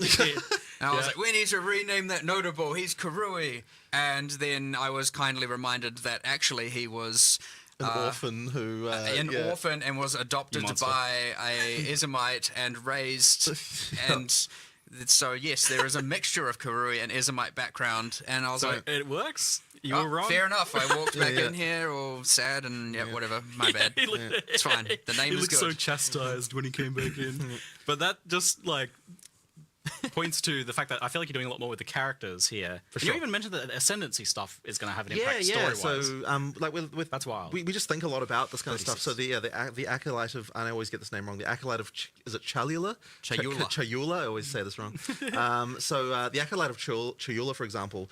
So that we have this sort of storyline with the origins of the monks, where there's like an order of monks who worship a thing they call the Dreamer, and the Dreamer is actually Chayula.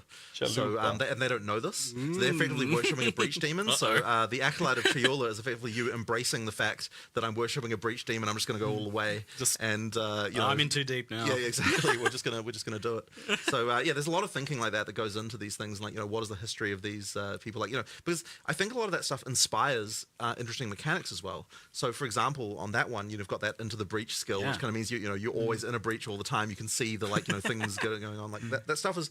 I think that there's a lot of cool inspiration there. So coming up with that storyline stuff for that stuff, there's a couple other little things that I think is cool as well, and hopefully people will notice and pay attention to. So there will not be story skip. One of the bosses that was shown. There will not be story skip at all. Uses a lot of time or chronomancy. I guarantee you that.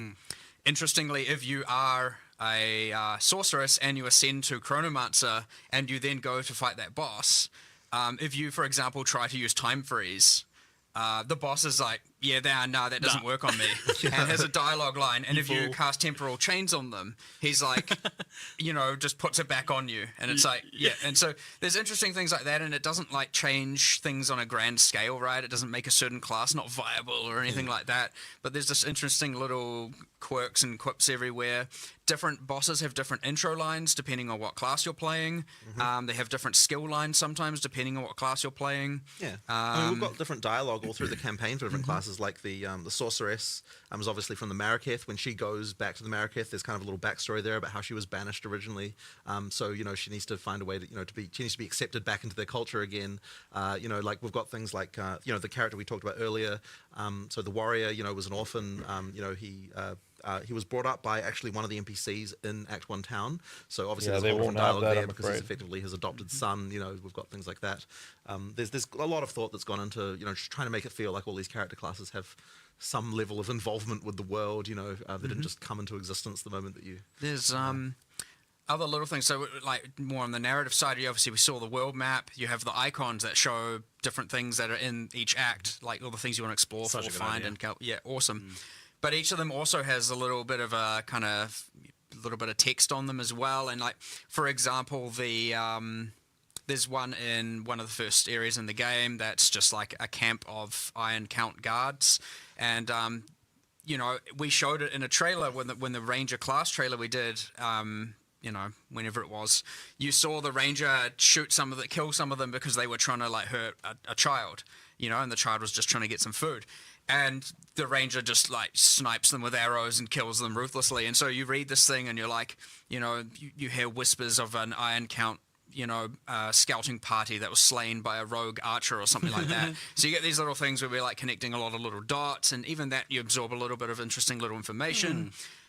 You've got other things, for example, when you enter an area, it not only says the name at the top now, it has almost a subtitle text that's giving you a little bit of history. And these little things like somehow make the world building feels so much better. And when you approach certain landmark rooms and you walk into them, you'll get a banner at the top as well which says what it is and gives again a little bit of a thing. And all these little micro narrative delivery mechanisms like make you feel way more immersed in the world and way more aware of what's going on and way more connected to your character, way more connected to the bosses, to the NPCs. yeah, there's a lot we're doing now that we certainly never did before. We didn't even think of before. But yeah, it's I like it's that awesome. a lot because, like, as an action RPG gamer, I don't really care too much about plot, but I do want a really cool world to be blowing monsters up in. Basically, that's like, I want the characters to be cool, I want the baddies to be cool, and I want, like, the things happening around me that, like, build out a bit of that story without me having to stop killing stuff. Yeah. And it sounds like there's more of that going on as well, which is great. There's Well, tons. There's... the baddies being cool. I mean, that's I'm how we watching you almost cook. designed an ascendancy class in here just before when we were watching that trailer earlier. Yes. So what you were saying a shadow. You came up with a shadow ascendancy. Yeah. Internally we had some developers watching the trailer yesterday, getting excited about it, and then I was like, I want to play that. I want to play that character. I want to be that character. Yeah. That's awesome. That like kind of Val Thaumaturge type character, and so That is like really cool. all of a sudden it's like, we should make that a class. And then we had another guy like suggest it should be a shadow, and so now I'm like, oh yeah, we're definitely, come on, we have to do a Val Thaumaturge like shadow sick. ascendancy. Like that's gonna be cool. And you can do awesome things now. Even I know it's hard to see because you hide it under all the armor, but you can do things like, with our character classes, just due to the upgrades and models, where all of a sudden now the character can have tattoos added to them and stuff like that is completely feasible in the future. And like, I want to do a lot more of that stuff. Like for the there's little things like for the Warbringer, I think was the class name on the warrior. When you take that ancestral totem node, all your totems now have like an extra blue glow to them, kind of like they're enhanced by this ancestral magic. And what we also want to do is add tattoos as well that like glow blue when you're using certain That's pretty skills and all cool, that. yeah. So heaps of little things that again connect all the culture and all that stuff together and make you feel like it's believable, as opposed, and this is a character as opposed to this is just a mechanic. And Makes picking an ascendancy more epic. I know that there was a part in the trailer that was like not fully finished where you ascend and it doesn't really do anything, but I know you want it to be like a cool moment where some power goes into absolutely. you. We just hadn't finished the VFX yet. Even the another one, the Blood Mage, when you play the Blood Mage, now you get an additive surge on your character whenever you cast spells. You're getting like almost bloodbending kind of vibe going on, and like drawing it from their veins and sending out a fireball.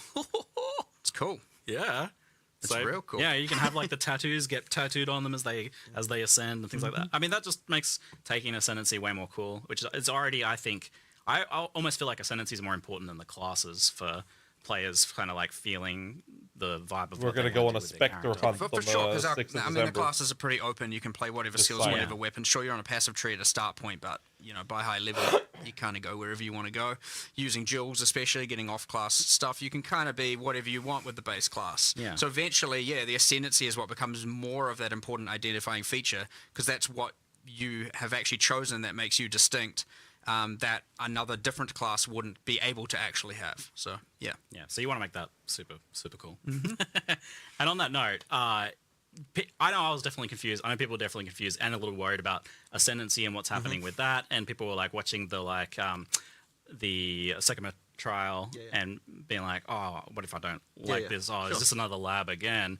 But I want you to like lay it out as like simply as possible. Like how do you ascend? Yeah, so effectively, in the full game, there's going to be 3 ascendancy trials. For early access, there's 2, and effectively, you can use any of those ascendancy trials to be able to do your ascension. You choose. You choose which one. And effectively, if you as you get to higher level keys for those trials, that will unlock more points. Like if you do it at certain level breakpoints, that will allow you to get more points for those classes. So if you want to just play the entire, just only the Trial of the Chaos God, with to get all your points, then you can just decide to do that. Just play it at higher and higher levels, and you get more points as you go through.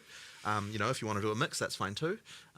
Personally, I think people will want to try out all the different content. I mean, you might think that you, but even within the trials, there's choices, right? Like, I know that there's always contention around traps, but because in the because in the Trial of the Sekimas, you can choose which rooms you want to go to. If you don't want to deal with traps, you just don't pick those rooms, right? Like, you don't go to the gauntlet rooms. Don't go to the gauntlet rooms. You can just go to other things. Do the combat ones. Do the combat ones, and that's fine too. So effectively, it's like you always get to choose like what you're doing there.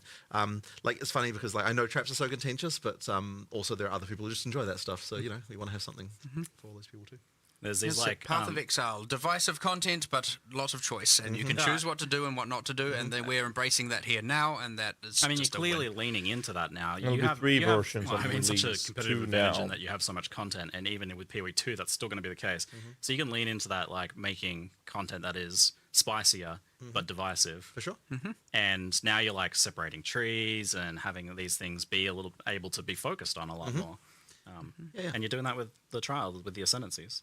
So and you can kind of do all of them and drip feed yourself smaller progression if you want. And there's also stuff that you're going to be getting from those, like specific rewards and everything that might incentivize you to do that.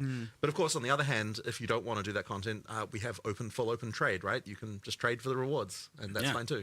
So like that's always part of the yes, like the rewards there. For example, like jewels drop throughout the world. But if you want to get more jewels, you go and run Sanctum. Now, if you want to get the radius jewels, it's Sanctum. I can't. Trial of the Sycamore. So just for anyone who isn't a Path of Exile 1 player, this is effectively a sequel to Sanctum League that we did in Path of Exile 1. So it's mechanically very similar, but it's obviously, a Marraketh, like a Marraketh trial now, and, we've changed a lot of things about it have changed, like the content is new, but it is effectively the same overall mechanic, in terms of like that sort of roguelike mechanic that we have. And it's the same with the other one. You have Ultimatum and PoE 1 being the theme, and of course now it's redesigned and it's evolved into Trial of Chaos. A lot of people in chat would have been spamming Ultimatum, and for those who haven't played would probably be like, what? I don't understand. Well, Radius Jewels the are Sanctum only, Chaos, apparently. of Chaos is a sequel to Ultimatum. Which is and we just have to get used to the new names, which is very hard. True. But anyway, the point That being, will never of course, fit, in by the way. Val Orbs drop in the world as well, and if you want a larger dose of Val Orbs, and you don't want to trade, feel free to run some ultimatums. Thing is, because they're all item generated keys as well, it's not like you have to do it right then and there. You can trade the keys away. At any point, you can also buy more keys if you want to farm more of that thing. And if you just want to do it later, just stockpile a bunch of them, run them all at your leisure. You know what I mean? It's like you have the freedom. They are itemized, tradable, as a lot in Path of Exile tradition, but as is everything, right? We do the only thing you can't trade is gold. So we're like the exact opposite of most games. Early where it's like the gold respecs, is freely just using tradable gold, I know. and the items get locked. We're like the gold is the only thing you can't trade, and every other item is free and open. Yeah, and that's because you've made gold be this like way to be like you're playing the game, so you have access to this, and Absolutely. so you don't want to trade that away. Effectively. So how on the ascendancies and the trials, how hard do you foresee getting your ascendancy to be while leveling? Do you expect people to fail out and attempt these things multiple times, and what does that look like if you do? Well, I failed the first time I did this. did the trial. It is important to know that first itemized key is a quest key, and we have special rules around it that if you do fail, you can just repeat it, right? Yeah, you changed that recently because Yes, I did. that was something that I didn't actually realize you'd changed. I guess it was a little bit too harsh to require to get another one. Yeah, you weren't the only one failing it. Yep. So pretty much you get to reattempt it, and for something like Ultimatum, Thank you, Uncle John. Appreciate it, man. just to immediately start thinking of exploits. It's like, I can just do 3 of the waves, then intentionally fail, and then repeat them. Well, we've thought of that. Don't worry, you can't. But the first ones are repeatable. You're not going to be like, oh, what the heck? Now I have to just play to the whims of random generation to ascend like that. Right. Yeah. So it is pretty hard though. Like it'll take. I definitely don't think you'll do it on your first attempt. I did. Not you to did. bra- You did. Not to bad. Well, I did. well, I it's did just- pass on. I was clenched though. Yeah. Okay. Yeah, especially in that boss fight. I was watching him do the boss You fight. came from by afar. right as I was doing the boss fight. But you had some kind of powerful boons there, to be perfectly honest. So. I got 60% move speed. But Yeah, that you was were part like- of my strategic choice. I was watching him. I'm like, how is he so fast? This isn't the PoE 2 design. I was like, what was dodge rolls going across half the arena? This game's supposed to be slow. No. Yeah, it was good. It was good fun. I quite liked it. crafting. I like it as well. Mostly like Sanctum. I don't want to do it all the time, but I did quite like the Trial of Sycamore. But knowing that there's other choices, so I can do Ultimatum instead or something like that, it's fun. 100%. So you've got these like 2 roguelike dungeons that are going into the beta that launch, but they've done very differently. One's got the honor system, which is like a separate health, but it's based on and scaled by your health, which I noted as quite And your defenses interesting. now. It can be And your fully defenses. mitigated and Yeah, everything. so fully scaled by your character. You go in a tanky character, you'll be tanky in the dungeon, which is really cool. So And then with you've solved Ultimatum, that. and just because people will ask, in Ultimatum there aren't any traps. Yes. So that's the no thing traps that in Ultimatum yeah. and no honor system in Ultimatum. If Correct. you just want more of a pure Yeah, combat correct. You can do experience, Ultimatum, then that's your choice. And then there's going to be a third one as well, which They will eventually. is a secret for now. So but- once Act 4 goes in, then we'll have a third trial. So people sort of broadly know that the Kuruia in Act 4. So it's the question of how would the Kuruia ascend is the question there. Yes, and if there's any other things that have been called trials associated with the crew at some point in the past, and how likely that is to be related. I'm just thinking now, we're just thinking of that Val Thaumaturge class before, and I'm already thinking like, oh, it'd be so cool if you ascend an ultimatum. We want the trial master to say different lines to you because you're like choosing the way of the Val. I can't stop thinking about all this stuff. I did hear a few of his lines in some of the gameplay Jonathan was showing me. It was quite good. I love. No, you're supposed to do them solo bursts. Yeah, he's cool. A little salty sometimes that you're taking this power, it seems. So we have the unique rewards from each of them. We got like the like you said, the jewels are global, but there are unique jewels, and then there are unique socketables from the other. No, one. they haven't mentioned anything about and multiplayer. Is there something planned to be unique from the final third trial that will be added later? Of course. Yes, there is already. Secret. I know what I'm not going to say. Don't worry. Keep some secrets. Fine then. Yeah. Again, I value the discovery, right? I'm certainly if I accidentally say it, it is certainly by mistake. But yes, don't. And that Val orbs from the ultimatum in particular they seem like they're a lot more important, a lot more powerful. I mean, I certainly think that like some of the stuff is a lot better with how they work. So So one of the things that we wanted to change was that implicits on items are truly implicit. Like you can't get rid of them; they stay there. And so that means that when you do a Val orb, the mod that you get there now is an addition to whatever implicit already had, which is obviously good. And then the next one being that you can get plus one socket above the normal limit, which is also kind of powerful. So especially with the soul cores, so that in the Trial of Chaos, you get soul cores that you can't get from anywhere else, and those effectively are mods that are typically a bit beyond what you would normally get like on regular items, whereas runes, which kind of drop everywhere, those ones are just kind of normal everyday mods that you would expect to find on any Resists kind of item. And things Just resists and damage and that kind of stuff. So effectively the soul cores is is kind of the more end gamey socketables that you might want to be using. And obviously being able to get plus one socket, I mean, it's something that everyone will want, but on the other hand there is that risk of just bricking your item. So that's the deadly gamble you have as your final crafting step there. It's they are Val orbs are more forgiving though. They are, yeah. But like if you think about we talked about enchantment. Yeah, so some slots you might value the enchantment over a rune or a socket slot, right? That probably, especially towards endgame, I'd say that's probably going to tilt that way because maybe a soul core contests with it, but the whole point is that there's choice there involved. Yeah. And then there's enchantment. We just talked about the socket. I don't really have there's anything to obviously always say. the case of doing I nothing. feel like I'm just sitting here listening. Which happens, but for just say regular rare items, it will feels awkward. Reroll like 1 to 3 modifiers at random. Effectively, do a chaos orb on 1 to 3 modifiers. Trials were not in the LA beta Pimenta that I got often experience. Often be a downside because if you're using on a very good item, obviously it's going to take away the good ones. Interesting. But if you're using it on a mid item, you can actually turn it very good. Now, I've had this happen. Like when I've been playing, I've got like it's just life, defense, double res, and something else that I don't want. And I'm like, I'll just start valing everything because why not? I've got my Val orbs and I val it and it re-rolls that bottom mod into a tri-res, and now I got a tri-res double defense life helmet, and I was like, yo, awesome. So even that, which can often be perceived as a bad outcome, now isn't going to completely brick your item. And so, for example, if you have a weapon, you got your 3 damage mods, and you got some bad suffixes, it could even be an option, or hopefully it doesn't just remove all 3 damage mods, whereas before it's like if it bricked it often was almost always a brick, right? Like that item is now dead. So. And then you told me about a new unique result, which I don't know if you want to spoil or not. 100%. Yeah. It's cool. It's so cool. I'm surprised you even got that one past Rishi, honestly. I mean, he got it made. Okay, great. We discussed it. I agree. I agree. I messaged it to him thinking he'll be like, no way, this is unacceptable. But he was all for it. It didn't turn into a dexterity chat. Yeah. And so, what it effectively does is it just takes the mod values and it goes up to, I can't remember exactly the values, but let's just say it changes all the values to between 0.8 and 1.2 of what they were multiplied, but it doesn't care about the minimum and maximums. So, for example, if you had 1,000 life Calm's heart, you can use this to get, again, this is me assuming it's 20% variance, but because I can't remember what we balanced it to, but you'll be able to get a 1,200 life Calm's heart, for example.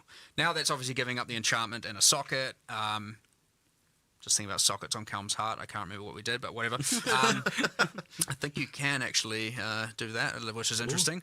But ultimately, it's like, now I'm choosing, do I want the enchantment? Do I want an extra, 100 something, 200 life, whatever that ends up being? Or do I want the socket? So it's quite an interesting choice and adds an extra axis of corruption to unique items that is, I think... Corrupted divining of uniques. Interesting. Yeah, effectively, it's divining them, but with higher maximums and lower minimums. Surely there's going to be some broken things like max res or something like that. We'll find out. Cross that bridge when it comes to it. Yeah. It's fine. So that was all just talking about the trials, how you actually get your ascendancies. But what about the actual ascendancies themselves? How are they cooking? Well, they're fun. They're cool. Yeah. We certainly tried to get what we've tried to do is for the class we've tried to have one that's a bit more out there. Yeah. Something that isn't just like if you think even about in PoE 1, you've got the duelist. You can go like champion or slayer or holy words I don't remember, but you know the drill. And the gladiator. And the problem is like. Okay, they're all just about like hitting stuff with weapons, and they haven't. There's nothing really out there. They all sound cool. Like, don't get me wrong, and they can be cool, and they do have differences, but there's nothing that's like kind of crazy. So all of a sudden now, when you're like, sorceress, you're using all your elemental skills, and now you can just like go into this thing that can stop time. It's a little bit more crazy, and you got the mercenary, and you can turn into a gemling legionnaire and like, effectively fuse gems into your flesh to like, mutate yourself. It's like not just talking about crossbows and projectiles over and over and over and over again. It's like doing kind of whack stuff. So I really like that. That's awesome, and we're going to make sure every single class has one thing that is like definitely out there, and then one thing that's more predictable, more to the expectation of the trope. For example, the Deadeye to the Ranger, and but yeah, lots and lots of cool interactions, just cool playing with different mechanics, and we've tried to make them like, for example, none of them call out wacky a weapon, stuff, not whack stuff, right? Yeah. None of them. So we're trying to make sure that they're broad enough to be that. You might be a ranger going a Deadeye, but playing a caster, right? Yeah. Playing spells, like keeping all of that open, that flexibility, that kind of crazy, for the Johnny players, as we call it, out there who want to just completely experiment and figure out, the most broken, weird stuff, and you get things with that when you're still like, okay, I'm a ranger. And I'm using a Quill Rain in one weapon set, spec'd into a bunch of prod speed, attack speed, and in my second weapon set I'm using a Spellcaster Staff with a bunch of projectile stuff, and I'm invested into more spell damage side, and you've got a whack tree, and all of a sudden now you're this like Deadeye, Archer, Spellcaster, Mage hybrid doing all kinds of wacky stuff, or like even, or let's say the same build and experimenting with a bunch of triggers, and so you're using your bow as a Quill Rain as a high attack speed delivery mechanism for, laying down a bunch of either CCs or slows or building up crowd controls, and then you're using the caster stuff, and like you get some pretty out there things going on. And the important thing is it's not like just like benefiting only arrows or only bow attacks or anything like that. It's broad and now opens up the world to what you can do. And same like the Gemling Legionnaire on the Mercenary is entirely just about gem slots, skills, support, etc. You don't have to be anything. You can be literally whatever build you want. And yeah, so that's embracing that, and making sure that people still, even though we have all these classes, we're embracing that path of exile. You can do anything fantasy that we want people to be able to do. I'll talk about it after this. Yeah. Sorry, I'm getting spammed on Discord. I need to take a quick toilet break as well. Still be So I'll be back in like 2 seconds. But I'm going to do a recap of the reaction after this Q&A and over. I'm just listening right now, and then I'll talk separately about the witch. For sure. I'll be back in a second. It sounds like that's not going to be the case. Yeah. Well, at least if we're doing our job right, that should be the case. Yeah. And with so many of the ascendancies as well. Got a lot of choices. Originally, the plan was to like have all of the PoE 1 ascendancies available, and it was some sort of weird split campaign stuff and all that. I don't really know at this point. It's a bit confusing. You mentioned Deadeye though, so it sounds like some of them are coming forwards. But is it all just being? I think it's more redone at this point. At this point, they'll just be different, right? Like originally, way back when, we were planning on just keeping the ascendancies as they were and putting them over. But at this point, that wouldn't even be good enough because like it doesn't fit the kind of like Path of Exile 2 way of designing this thing. So yeah, I mean, look, we might have a class called the Deadeye, and it might have the same themes, but it'll be like different actual mechanics and different things. I mean, yeah, even the Deadeye, you got Tailwind, works differently. You've still got an additional projectile. You know, like there are things that certainly carry over, but it's really easy, and it's honestly been fun just looking at them going like, you know, now we have all these system changes, all these skills, and everything works like this. Just what would the perfect class be? Not like how can we retrofit and band-aid a PoE 1 class to work. It's just way better to look at it and go, here's all the things we want. Yeah. So, well, yeah, like when you only have now the life and mana flask and stuff, it could obviously things don't work quite the same. But then now you have the charm system, and all of a sudden, if I you actually did do wonder that, if you could Pathfinder would be cool with that. Exactly. About stacking charms. So it's just here are 12, eventually 36 classes. It's not really like here's the PoE 1 counterpart and they're identical kind of thing anymore, for sure. Too many things changed for that to even be possible anyway. Yeah. All right. That sounds very epic. We can skip over the flasks and trinkets as we did cover that very well. So moving into skills, I realized I had many pages of questions here, and then I was like, wait, we haven't even talked about skills here. so much for us to discover over the course of this beta. How has the list of skills been shaping up overall? I mean, it's certainly getting there. I mean, look, there are even certain skills that won't even make it, even just within the classes we have. Like, there are still going to be some more skills coming later on as well for these classes, because there are more skills that we got just about there and didn't quite make it. And like getting a class finished in terms of the skills you need, it sort of seems very easy when you come up with, like, okay, we need 22, 23, 24, number of skills, something like that. And it seems like that's not so many, and you kind of design them. But when you actually come up with all of the things, the way they interact together, the number of prototypes you have to do that kind of don't really work, and you end up not being fun. Huge and Q&A. Then, of course, the support gem stuff, like you need to make sure that every skill has enough viable supports so that you can actually even recommend people to be able to do. Then you need things like the passive tree support for all of them. You need to have all of the stuff with like the buff gems for each character class as well. You need to be thinking about uniques for the type of that can work with these things. It's just like there's so many different elements to actually make skills work, and once again, it's another area I think that was underestimated to some degree before, and it does take to actually get that finished, it takes a lot. That's been a total struggle, and we didn't think we would have to have only 6 character classes initially at the start of early access. We were thinking we would have 8 to begin with.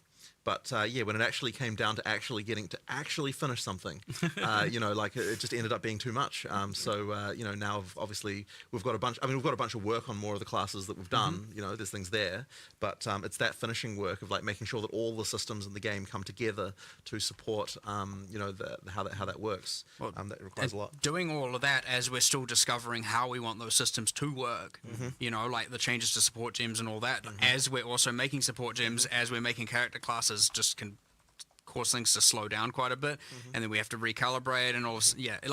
It was an extreme amount of work that we certainly predicted poorly, but that was also because we are making all these cool systems to all these changes to all these systems, which are having like immense benefits as well. So, I would say it's pretty safe to expect that as much as you can't play them on day 0, some of those other classes that we have shown in the past, and some of the skills and stuff, there's a lot there, like just not to make it seem like it's shallow or anything, but we will be adding those classes in for sure.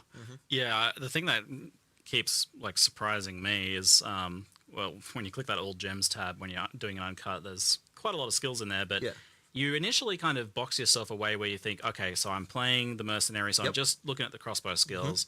And then I was like, well, what if I go look at the elemental skills? And then I find Flame Wall, and I'm like, oh, I can shoot my projectiles through that. Okay, cool. I like that, but that's like surface level, because you also have the weapon swap thing, and that you can actually viably do with the automated weapon swapping.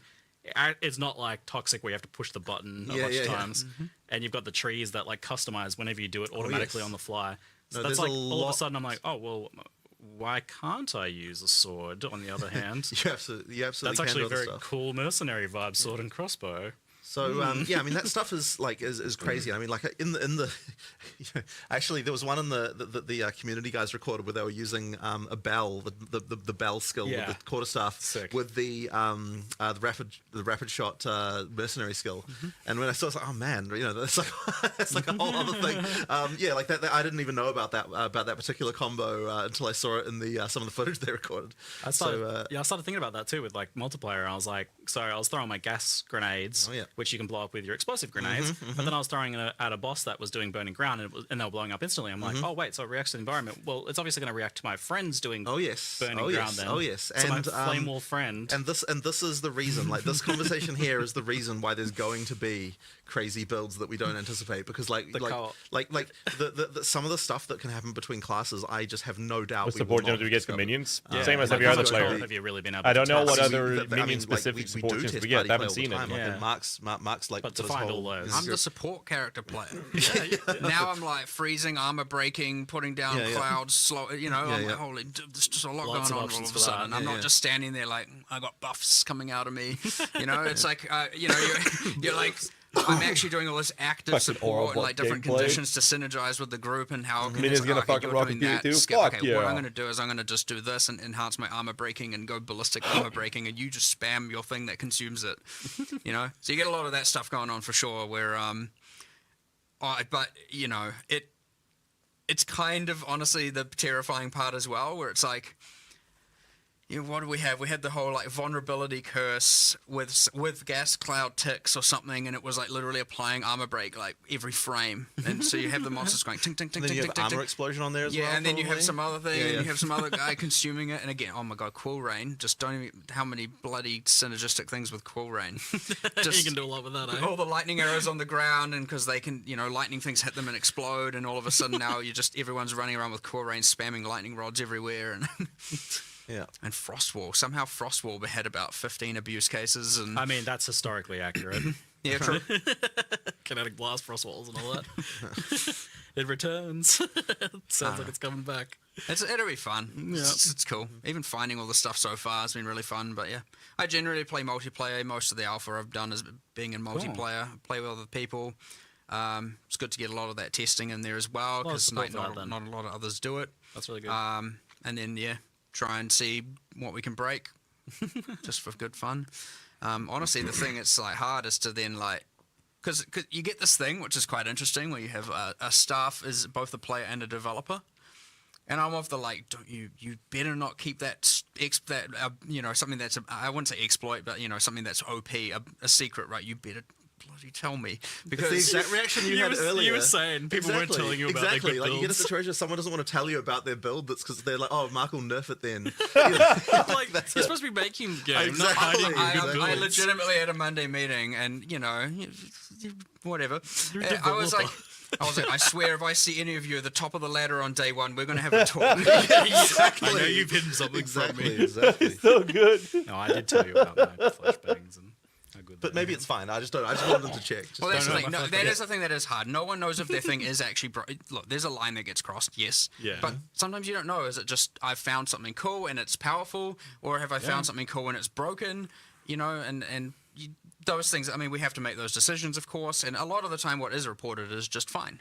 And it's like, you got a good weapon, and you got this combo. You're strong. If it's supported by items, then it's like fine to be very powerful. But if you're just like, I just pick these skills, and no matter what weapons I'm wearing, I'm just like completely ridiculous, then that's a different situation, because now it's just a thing that anyone can do at a moment's notice, rather than actually requiring like I have to find this combo of items and things like that.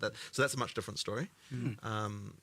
But no, we've had a lot of good testing, a lot of good feedback, a lot of good people reporting that stuff, especially in the last month. It's like coming in a lot, because as the systems and everything's kind of stabilizing, you start to get a lot more of that, and people are understanding what the difficulties meant to be and what the power of characters is meant to be. As all of that came and started to stabilize, we got a lot more of this coming in, and we are kind of getting more understanding. But again, you'll never find them all. But it's fun, good fun journey. Support gems have changed a lot. How have you found the changes to them being now having no levels, and the restriction of having only one support gem on your character of a type, but having a lot more of them? I really like how this works. Like, I think that it adds so much more build diversity and interest to have to be making the decision of like, where is this going to go? And the thing that's been important though with that system is it requires a lot more support gems to exist because you only have one on your character. You need tons of them, and you need a lot of different ways to increase damage and a lot of ways to support different mechanics. It's like if you're going to have something like freeze, if you're going to have a freezing skill, you need to be able to support that and augment that in many different ways. And there needs to be more options than what you can even. There needs to be, in order to have choice, you can't just have here's your 5 freeze things and that's all you do, right? There has to be more than that in order to be able to have it so you actually have some choices as well. So that kind of stuff has meant that you just need a lot of things going on there. But I think that the choices that you end up with as a player of where do I put my model projectiles, where do I put my PS, whatever, I think that leads to a lot more interesting decisions with how you build. And I think that to me is where a lot of why it just works so much better. And we were certainly hesitant about the whole, you can only have one support per character thing because it sounds bad if you just hear about it as a player without actually playing it. Yeah.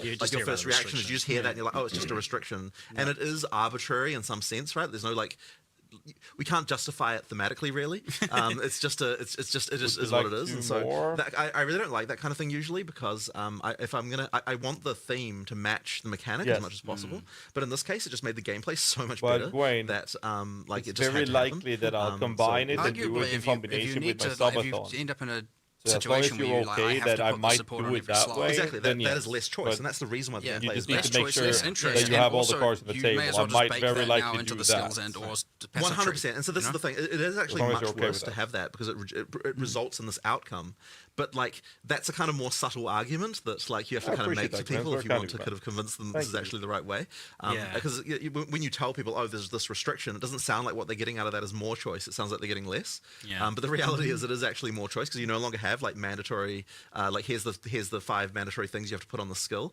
There's actually much more going on. I think it's much better helped realize my experience on the Mercenary that your vision of having all of these skills available to you and them actually being worth using. For sure. Because if you had all the same support gems, I feel like you just pick the one that does the most damage and you make it do the most damage, and that's the only skill you use. Yeah, and I mean, the great thing is now it's completely reasonable to have a skill in your character that you just use occasionally, right? Every 5 minutes you might have a situation where you need to use that, and that's actually fine and completely reasonable. Yeah, so I'm playing a Grenader, and I would be like, okay, I should only use this grenade normally, is what I would be like in Path of Exile, because this is the best grenade, or maybe this one that does, interacts with it in some way, the obvious combo, but now I'm actually like, well, there's a reason I could use those lightning ones to apply shock because I have all these shock support gems that I'm not using anywhere else because I'm using the damage and the LMP on my big damage dealers. I can put the shock things on there and I can actually have a shock setup. I can incorporate that into my build. 100%. I can incorporate poison into my build to strip their armor and whatnot.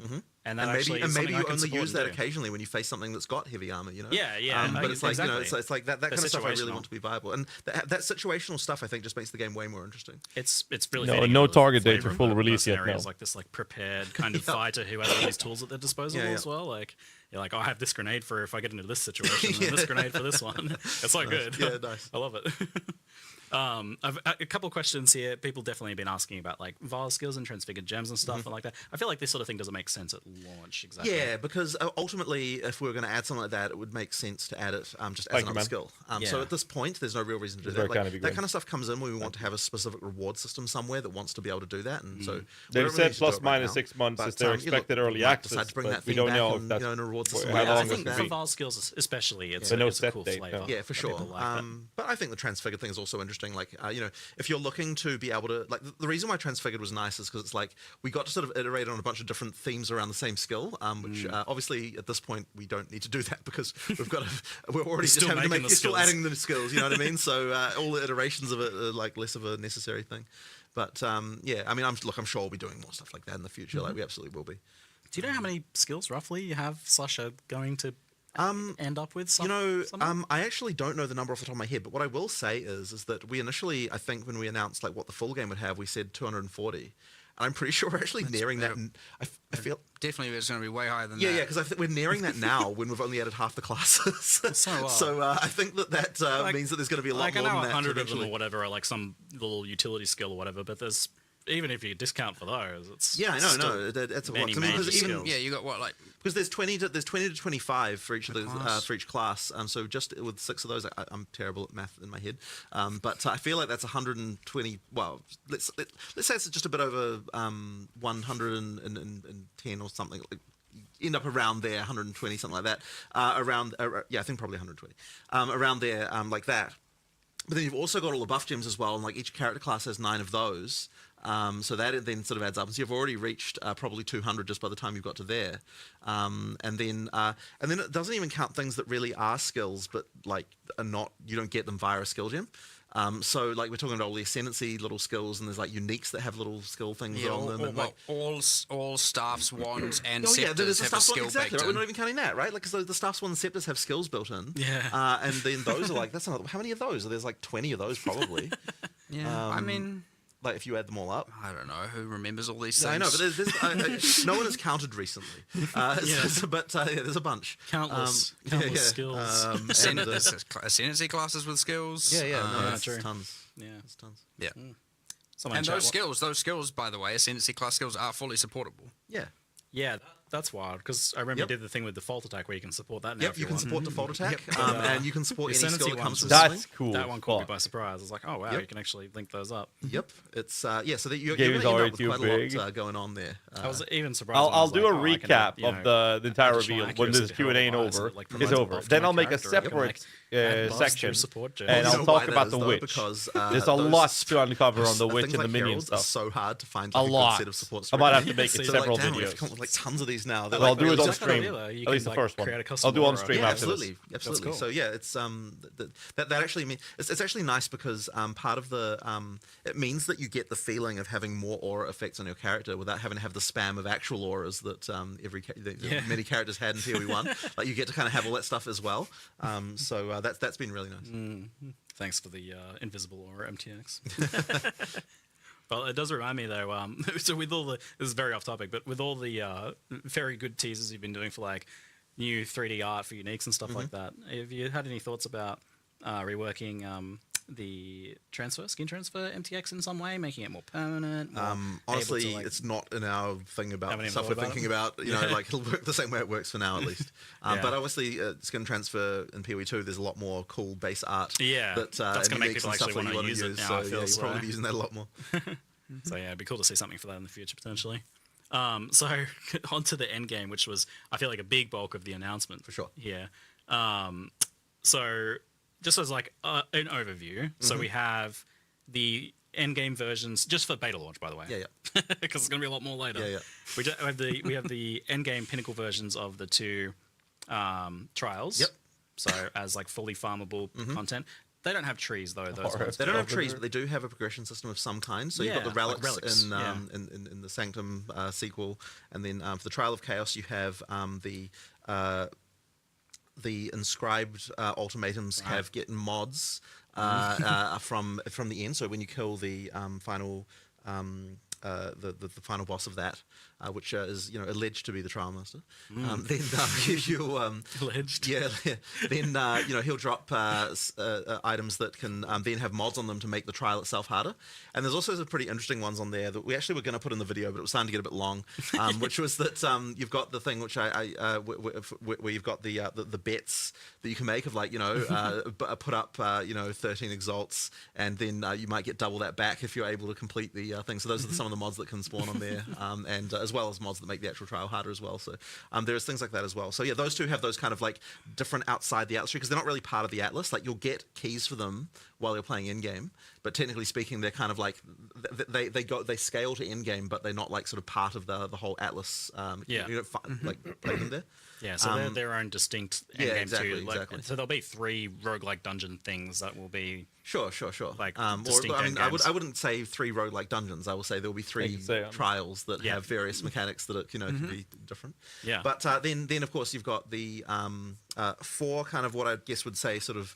I don't know. We actually need a name for what are we calling the things that are icons on the No. Because they were called leagues, but they're not really leagues. Yeah, it doesn't really make sense to call it a league exactly. That is what we call them internally. We just refer to them as there are 4 leagues that you have that appear there. It's not really working. I don't have a good idea right now. Yeah, we'll need to come up with the we name for probably that. have actually named it. I just don't remember what it is. Right. And then you've got the kind of boss hunting kind of element as well. And then the kind of, I guess what you would say is the pinnacle of the kind of boss hunting thing is then, you've got the cities with the lieutenants and then the Uber Act bosses. And then above that, you have the pinnacle boss who we don't want to spoil. Although I did show you a little bit about it just in private before. Yeah, that's that one's gonna be hard. Like I know you're cooking up some pretty difficult mechanics there. It's fun. That's the fun stuff. Yeah, because now you don't need to worry about if people can't progress through. It's not a progression blocker. You can just kill them. It's a progression blocker to difficulty to the higher difficulties though, because once you kill that, of course, then you get the increase of the difficulties, and then it's like, okay, now try it again. But way harder, and then and then there's four levels of difficulty for each of those for each endgame system like that. So yeah, like apart from the trials, the endgame trials, everything has like its own distinct passive tree, and progression through them is also by doing them. Yes, exactly. Yeah. So we really wanted to prevent the situation where you feel like you allocate points for a certain piece of content, and then you feel like you can't do the other content because you're kind of wasting the points that you've got. Yeah, the lock-in. And we kind of band-aided that in PoE 1 by adding multiple atlas trees as a way, but I think the solution is much better, where effectively you can progress all of them, and you can either do just all in one for a while, or you can just do each of them as you come to them, and just add them kind of piecemeal. But either way, however you want to do it, you can make progress on your character. Well, I should say in your league for all of those, because the progress and all that stuff is, of course, for the whole league, not just for a single character. Yeah, and previously we used the atlas tree, I would say very much so, to make sure that we were doing the type of content that we wanted to do. Yeah, so now it's not so much about finding the content, because that's what the tablets are for. Yeah. Now it's more about improving your ability to sustain effectively. Like you're going to want to have those points to sort of get sustainability for the next level up, and we want to make sure that there is sustain if you're doing engaging with those mechanics well. Yeah. But effectively you do have to actually to get sustain at higher difficulties. You will need to be able to be making smart choices in terms of allocating and using the tablets correctly and that kind of stuff. It is part of that sort of story of all of that. Yeah, that's kind of the main thing with that. Yeah, this idea of sustaining the content you want to do by doing it is a little different to how it's been in PoE 1 a lot of the time, where it's you had to fuel it by going back to maps to, right. Get your delve juice. I mean, you're still doing maps ultimately, in terms of find but effectively, so long as you're doing the content that you want to do, you should, and as well, and making it harder. So your build has to be good enough to be able to sustain it. Then you will be able to sustain that stuff. And if you want every single map to have a breach in it, that's absolutely doable by using the tablets correctly. Yeah, so the Atlas passive trees and the trees for each of the distinct types of content is about scaling the reward and difficulty primarily now. Yeah. Yes, absolutely. And what does, I saw on the... They're definitely having issues, but... breach nodes, it said increased difficulty. What does that mean? It's somewhat arbitrary and asymmetric, but it will feel like, for example, some of the difficulties will actually change the boss's skills and how they work.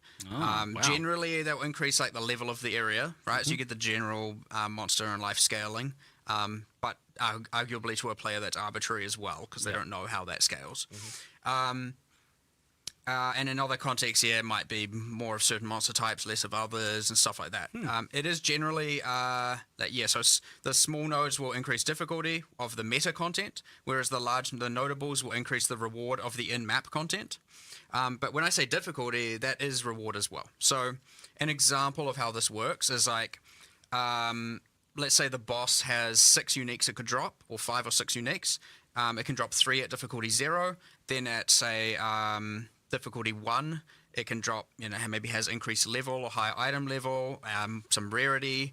Now also that when I say rarity, also do note rarity does increase the grade of items, not just that's wild. Making them yellow or orange. It does make them better yellows or better not better oranges. Right? But it does affect. Yeah, it affects other things about items than just the rarity. Yes. And so, when I talk about just getting rarity here, I don't want people to, and PoE 1 players in particular, to think, they're just going to go from yellow to more yellow. So anyway, and, maybe the next tier will add a unique to the pool, like a more, what we hope will be more valuable unique. And then the next one can do a bit more rarity, something else maybe, introduce a different unique perhaps. And then the last difficulty introduces something ideally, without giving away exact specifics of them, more in the line of a modular unique item, say like Megalomaniac or like Forbidden Flesh and Flame from PoE 1. So a unique item that is like ideally very powerful, very chase, but has a lot of different combinations. Watcher's Eye is another good example, right? So a new series of jewels is a good example. There are other uniques that are modular and stuff, and that comes in at the last tier. And so you want to really be getting to that hardest difficulty so you can be getting these like farming for these extremely good, powerful, unique items.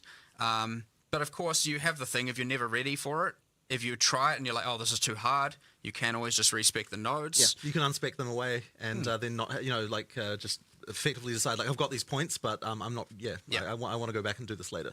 And so that ability to effectively configure the difficulty like that, I think is... So if you're maybe target farming one of the uniques, the difficulty 0 drops, you might want to just be like, I'll do that. I'll do the difficulty stuff later and I'll just farm it at this difficulty. So, and I think that's a much better way than than some of the systems we've used to scale that in the past. And the nice thing is, of course, with difficulty is that we can effectively use whatever scaling levers we want to make that more difficult without necessarily having to, because we could have been like, oh, you increase difficulty is like 200% life or something like that, but by effectively being a bit more vague about it, we can actually specifically tailor the difficulties of the different tiers, with more specific changes. Yeah, this like multiple projectile thing you shoot has more projectiles. Sure, and that kind of thing. So just whatever we feel works best for making this particular fight more difficult. It seems like there's a lot more for players to kind of discover experimentally there as they progress. For sure. In what ways are getting harder, and that is going to be different for different players too, where like a different build is affected by a difficulty change more so than others. Potentially. And that's an interesting question as well, I think, where how much are you guys pitching these sorts of distinct endgame pieces of content at being like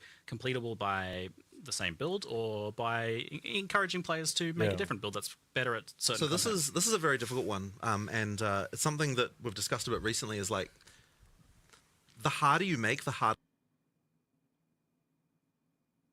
Okay.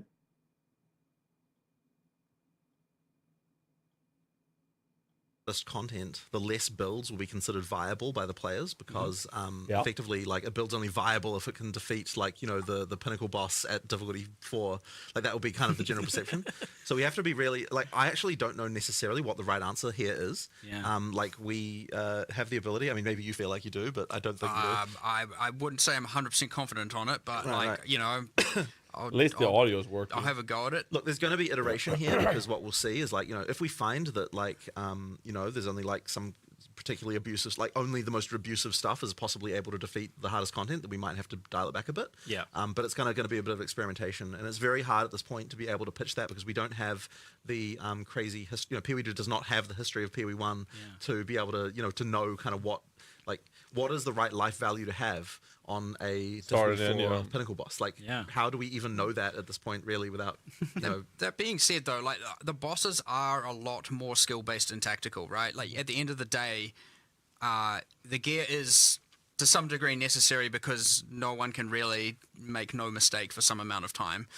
So you do have that thing, and you do need to mitigate certain things, but like a lot of these are like very dodge roll tactical, or using certain skills or mitigation tactics or whatever. There's heaps of different things to bypass the things that make them hard, for sure. But I would say it is very much, a lot of skill is involved. True, especially when it comes to some of these with dodge rolling. Like, I'm trying to emphasize that quite a bit. Or blocking, if you want to do a different way about it. Not to say you must block, but yes, dodge roll is a pretty key mechanic here, and I'd say we're certainly upping the emphasis on using it and using it well as you get into these higher tiers.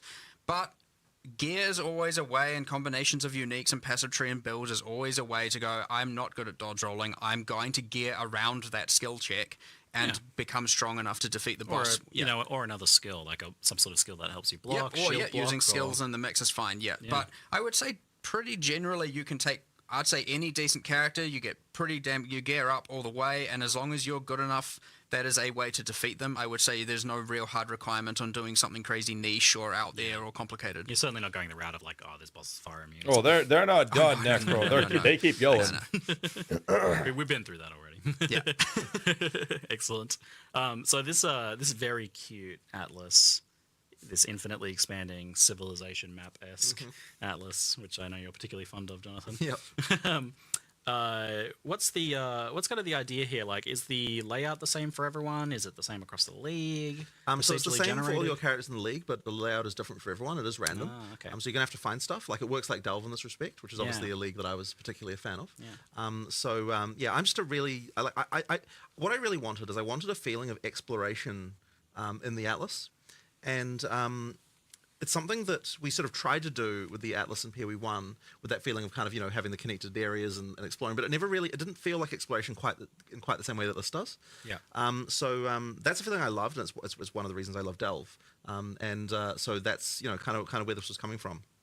And at the same time, it's sort of solving various other problems that we've always had where, one of the things that's really cool to do is to be able to have things like, okay, like in this area, you've got like this item drops and like that kind of thing. Like I guess in PoE 1 you had div cards, but yet there was always a problem where if you have differences between in-game areas in a system that works like PoE 1 does, then effectively that's the only map people, like whatever the best map is, that's the one everyone will run like continuously forever. Yep.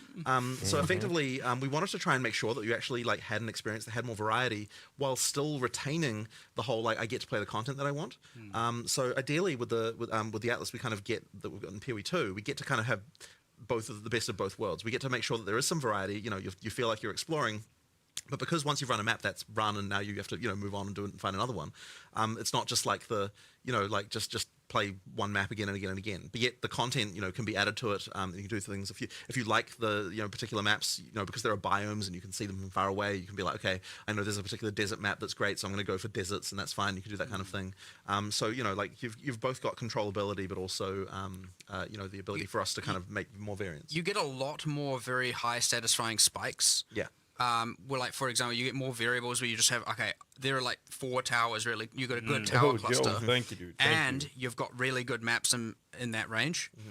So, like, there are maps. So, in Path of Exile 1, for example, the range is effectively, say, how do I quantify this? Like, say, 350 monsters up to 700 monsters. Yeah.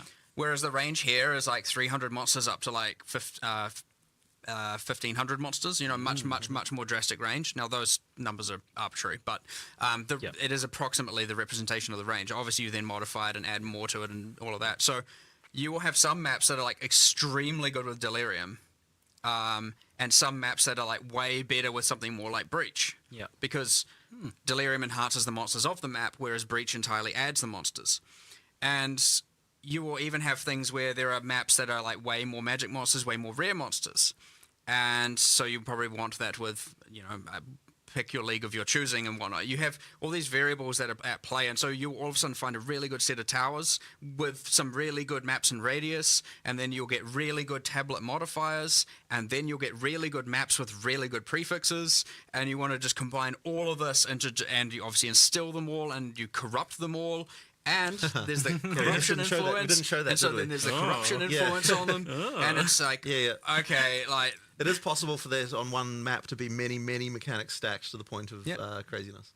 So it sounds like the juicing is definitely there. Well, yeah, I mean, that's important, right? I mean, like, that's part of Do the like the sound PoE of that experience. But, yeah, for 100%. But how much control do you have as a player, though, over min-maxing your just exploration of the Atlas map? So effectively, can you do better in some way?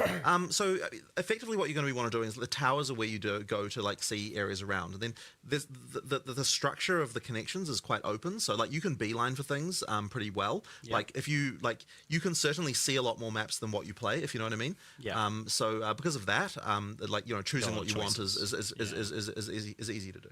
And you can kind of see the towers in the fog. Yeah, so you can see the towers in the fog from a distance, which means that like a lot of the time it's like go to a tower, you'll see some maps you want to play, you go play those, then it's like the next tower is just a few other maps away. Go to that tower, see the next area, and so on. I'm guessing that's like a certain range out you can see. Into the fog of war. The fog kind of in 3D the fog's actually a 3D thing, and it rises slowly as you get away from where the thing is. So that's how you kind of get the towers to. Cool.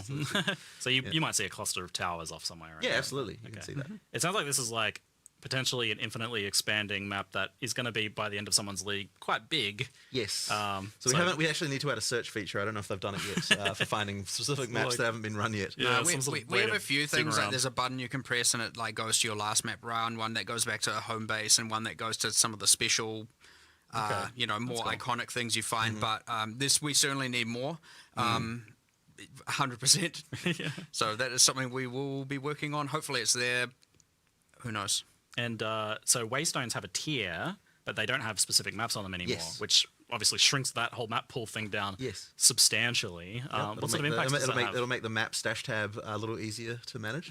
That's good. Yeah, so have you thought about like what sort of, I don't know, economic consequences that have for like how players progress through maps? Is it easier to do when you don't have to collect all of these individual maps to get the completion bonuses and stuff like we do currently? Like we have that whole, you know, hunting down over 100 maps to get completion for. That's I mean, yeah, now you're hunting, you know, you're hunting certain valuable maps, you're hunting towers, you're hunting content, you're hunting, you know, the warlord, the faction leaders to get the pinnacle. Yeah. You know, you're hunting unique maps, a very different thing for sure. As opposed to, and then the item is all about, I've just got a key, I just want good modifiers. You know, there's not really all that whole other variable to it. So there's still a lot of interesting choice and access, but we've taken it from the item and put it on the actual world map. But it's cool. It also makes you just feel like you're traversing a world. You know, you're not instantly like finishing the campaign, very grounded, and now I'm in space. You know, like Path of Exile does have that. I only literally just thought about that. I was going to ask about that. So, you know, the mapping system was always this like extra dimensional kind of unknown thing. It's pretty interesting, but it is a little weird. So we wanted to start with to actually like at least, I mean, look, I'm sure we'll get to the extra dimensional beings eventually, but at least to start with, you know, like the arc of initially. Yes, you're on the Fast planet. and the Furious franchise. You're on the planet. You know, what are they going to do next? Let's just send cars into space, you know? You know, you haven't gone to the moon yet. Yes. Well, even then we were saying like, can we at least before we go to outer space, go to the moon first? Like, actually, how many moons are we? Don't. You know, there's a whole complicated thing we need to figure out there. Wow. I feel like there's a delve but up league coming. Delve but up. All right. So we've got this 1 in 4 maps is boss maps, and then that means the other 3 are not boss maps. Yes. What does a non-boss map look like? How do you win it? So effectively, what you need to do is kill the rares in the map to remove the corruption and finish it. Seemed to be once like you get down Last below 50 Epoch, monsters, it will point out any rares and that if are you remaining. fail it, marker just so you know. It will brick that node. Honestly, I wouldn't expect that. Theoretically means you can perma-brick your entire atlas, unless they have a system against that. Generally speaking, you want to clear the maps to find the rares anyway, because those are the one, you know, those are which Siggy has not asked. The only reason that and you I need that know marker thing is just if occasionally that's you get some possible. slightly weird degenerate layout where there's some side bit you didn't notice or something like that. And then that's Probably like, reset. So generally speaking, you'll be able to make your way around and kill them all. The goal of the player is you're cleansing corruption from the world, you're bringing order back, you know, stuff like that. So you even get the thing on the map where you're like, you know, if there's some corruption-y looking stuff around the map, when you complete the map, that gets purged away.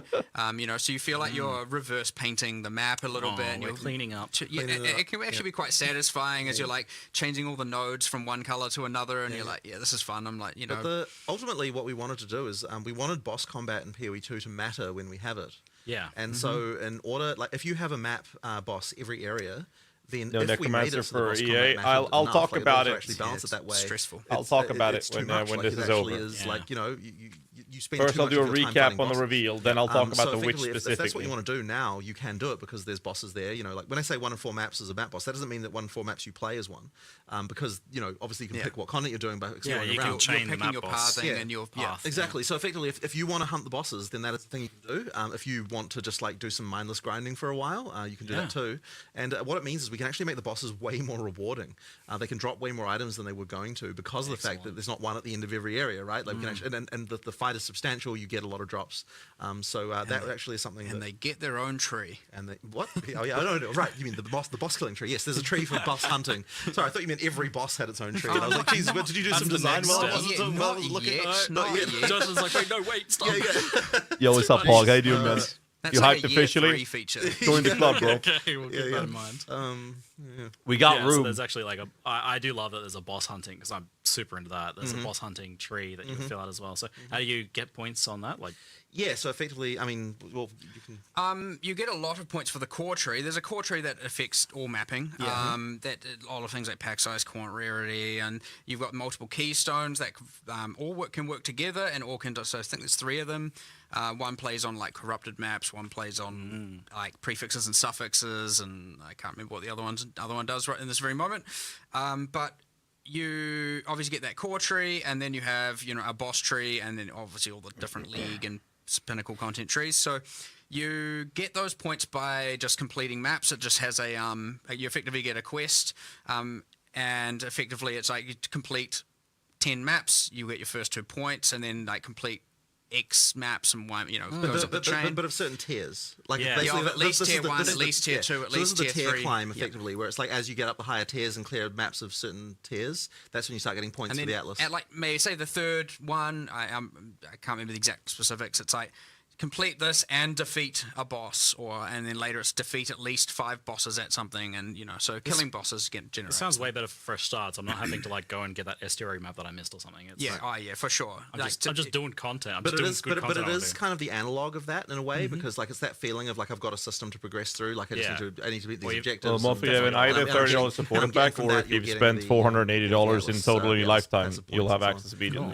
So those are the 2 ways right now. Yeah, so you can really like focus in on map blasting with the bossless maps, and or on bossing content if you want to, or on breaches, or on. And you can always put a breach on a map with a boss, right? You can do both. Yeah, like they can have all. You can have every type of content in one map if you want. Yeah, is like a boss map a kind of like a distinct thing from like a regular map in terms of like the layout or the thing you've done? Technically, they are separate, but generally speaking, like similar. Yeah, they're basically the same. They're pretty similar. They're pretty similar. So there'll be like a boss estuary and a non-boss estuary. Yeah, there are some cases at the moment where there are some maps that can't have a boss, and because we haven't done the one that would go here is not in early access yet, and that kind of thing. But effectively, as I said, generally speaking, it'll be 1 and 4 that you'll find. Okay, excellent. So I think that covers. Did I miss some things from? You've got like all the smaller contents, like the strong boxes and essences and things like so that. So initially we actually had a design where everything, like even all the smaller content, there was still going to be icons for it on the tree. On the Atlas. Yeah. But we actually found that it meant that when you were actually exploring, it felt like there was nothing random to find. So we wanted to make sure we also have kind of just completely random stuff that like doesn't have a progression system that you just run into randomly, because that's fun too. And we'll probably be adding more stuff like that as well over time. That's just like I randomly encountered this, and that was like not expected. So is that sort of stuff on the core Atlas tree at all? Yeah. So you can kind of like see more of that if you want to. Yeah. Yep. Great. And often mods on the items as well. On keep waystones. Yeah. Cool. Yep. Lots of different names. Maps, waystones, same thing. Yes, I've had to keep kind of correcting myself about that. I was like, I don't know. I mean, guess look, not really internally, called we definitely call them maps all the time. The thing is the only reason why it doesn't make sense thematically is because a map does imply it's of a specific location, whereas a waystone can take you to anywhere. Yes. So that's the reason why the name change had to happen. But I think that probably even players will probably just call them maps, I bet, just because, that's the PoE one connection. So we've got the Breach, Delirium, Ritual, Expedition, those like leagues that maybe need a new name. Yep. Is there another one that you're just both personally really keen to bring back in the future? Oh, I mean, like I've always wanted to have Delve again, but I kind of got a bit of that wish with this system. Yeah. It's also a very like content heavy league to make, because you need to make tons of encounters, and doing it properly is a huge thing. But I mean, look, I love Incursion as well. It's one of my favorites. Like I'm keen for that. I don't know if there's anything other than that you're really keen for. There's a lot, especially because there's a lot we can do with all this new art, new monsters, right? Like, for example, if you just take Legion had all those 5 civilizations. We've now got an entire new array of Vile monsters, Vile bosses, etc. that we can use as a baseline. We've got way better, consistent direction on what's going on there. Heaps of stuff, new animation, and the capacities are just like out of control. But then you've got, Incursion. We've got, awesome Vile artwork we can use there and make that all awesome and nice. New corruption mechanics that we can extrapolate on. You don't want to have a roof as the boss anymore? Nah, you're not just going to have a floating roof. The Omnitex is just a small floating roof. Oh, you're keeping with the theme of vacuum cleaners. Standing and then mistakes the were made. Now we have a minimum. That's a world where you had super uniques with 1 or 2 skills. Yeah, it's not wrong. there's only so much you can do with a floating roof. So anyway, and then I don't know, even like bestiary coming back with something, because we've got all these like awesome bosses, way grander in scale, and you can do these more grand hunts for them, as opposed to just like, I'm like in a city and there's a rare spider, you know. You can just get way more epic and way more you know, involved and with all the new art and so much stuff to like. Bestiary 2 that's like hunting big beasts and preparing for them and tracking them. That'd be pretty cool. Exactly. I'd definitely take some mercenary action to that. It'd be a good fit, I feel. All right. Well, there's lots for us to look forward to there. You have some kind of like penned already for adding to the beta. I mean, all plans can change, but there are absolutely. I mean, look, that we've done things like commissioning art assets and so on. Like we've got so you know, there's stuff coming along. It's just a question of like, you know, when we actually get there, committed. What's it going to look like? Yep. All right. Let's talk about crafting a little bit, because you've done a lot there, and it's pretty fundamental to the game, I think. So, what's the core of what you're trying to do with crafting in Path of Exile 2 compared to Path of Exile 1? Kind of noting that you've really kind of stepped back from the idea of like reforging an item many times or scouring it. So we really want to make it so that you're finding crafting items all the time. You're using those crafting items way more often than you were in PoE 1. Yeah. That, you know, you like just the game of like picking something up, like seeing what I could modify it to, like, and then actually equipping those items is just happening way more often. And there's so many subtle changes around this, like in terms of just like the way that the base mods scale and items and the, you know, like things like that, like all the stuff to kind of make it so that as you find new base types and new things, like you've got a reason to craft them. You know, part of that is making sure that you know, you've got enough of that currency. You know, it actually took us a long time to even get comfortable with the idea of making something like an Exalt drop that often. How long has the Q&A been going on for? You're cemented in your mind of like, you know, oh, this is rare, right? Like, it's an Exalt. How can it possibly drop, like, you know, multiple times in Act 1? You know, like it just seems crazy. But with the way, like, removing scouring affected so much of the way that we can craft. Like, I know that you noted earlier that you can. There's so many more things you're allowed to craft now that you weren't allowed to before. Craft relics, which yes, were and the reason uncraftable. why that's allowed is because without scouring, 2020, like, 51 years. one-time things, which means that it's actually okay to allow for that stuff. Well, it's literally been since yesterday. There's Past just so many midnight more types that can be crafted. It adds so much more value to the dropped item as well. Exactly. So that stuff has just, I think, opened up a huge amount there.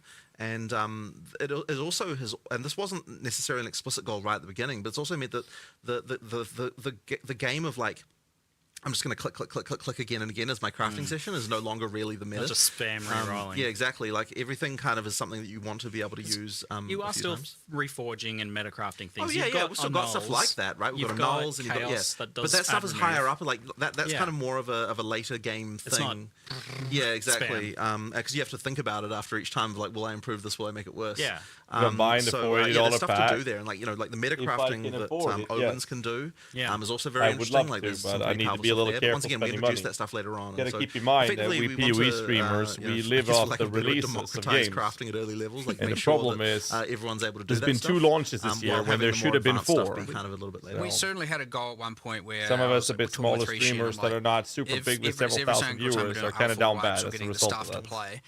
I'm like, if I am not seeing and hearing about people using Exalts during Act 1, then we have failed, and we need to drop more of them. And so we ended up, like, I would say honestly, in the last month, we have like over like 8 to 10 times the amount of currency dropping, you know, and you know, there's the cool things about it as well, which are the subtle things, like a boss is way more likely to drop the higher tier currencies and stuff, because again, rarity affects that as well now. So you're like way more incentivized to go and kill bosses to get them, and there's heaps of awesome stuff around there. But we're actually now finding people are exalting gear during the campaign, throwing it on weapons and building weapons from scratch that you find are very good. Transmute. Org, well, I'm Regal, hosting Exalt, Christmas for my you know, family and process relatives like, this year. Transmute, Org, Regal, Exalt is like a thing that you're doing often. So, 80 noodles for the rest of the year is not going to be... I can speak to that experience. So I've played probably 6-ish hours. I'm most of the way through Act 2 on my mercenary. Hey, Christmas and I've found maybe celebrations. 6 or 7 Here's the results. food. I Put took a bowl of ring noodles from, in like, front of one the blue stat family. ring that had a nice roll, maybe a nice life roll or something. And That costs a lot crafted too. it up to It 6 does, property yes, it rare, does. And I crafted I love a doing it. crossbow I really that do, but I found with good sockets that had a good good damage roll on it, and I'm a took that PoE to 6 addict, so properties they're with gonna get multiple noodles damage this mods, and I'm like, each time that power was going up, and so I was doing that. Christmas I noodles. felt like the bottleneck was Regals, which was actually kind of interesting because I don't know if that's intentional or just luck, because I did really have to think about which blue items were good enough to take to a rare, so that I could then put my exalts on them. So you get more of those by disenchanting rares. Yeah, they so are effectively- farmable. So they are farmable, which is completely intentional. We want to make sure that like if you don't have enough of those, like so generally speaking, it's like you're going to want to keep like I feel like once you get like more than like 5 or 6 transmutes, then you stop disenchanting blues and start selling them instead. And the same thing can be true also for regals, where it's like, okay, once you've got more than a certain amount, then you're like, okay, I can stop having to disenchant this stuff and kind of switch over. But the nice thing is like when you don't have enough, there is a way to get them, which I think is really important. And the same is true with the socket currency as well. No, It's like, you know, no when you don't have ham, enough, dude. you can start I'll salvaging. buy I that know supporter you were pack. It's gonna telling be me you were noodles. buying stuff from the vendor with sockets in order to I salvage surprised it. them with my my methods, my and, degenerate ways. So that stuff, you know, it's just really nice to have for people to have the ability to, you know, to get that stuff when they need it.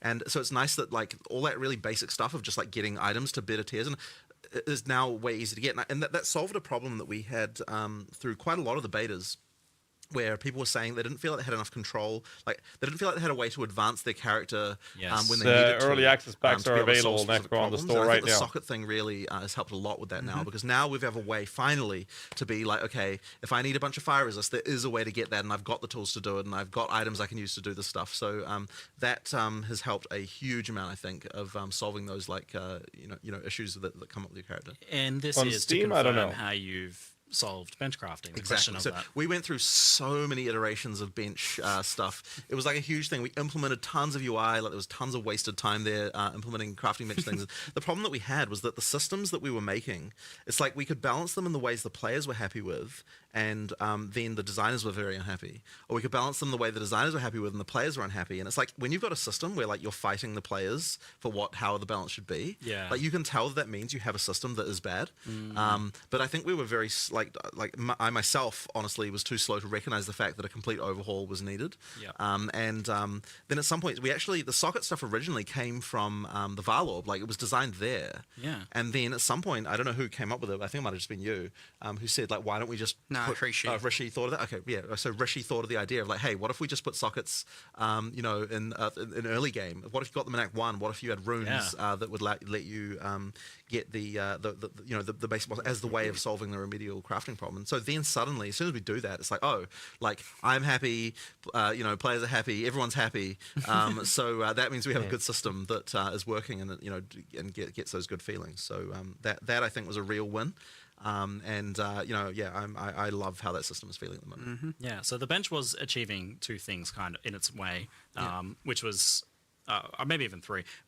Gear customization for one, like you take an item and you can do something more to it, firstly. And then you've got the problem fixing of like, oh, I need a bit more fire resistance. Yes. And then the third thing was like the meta crafts.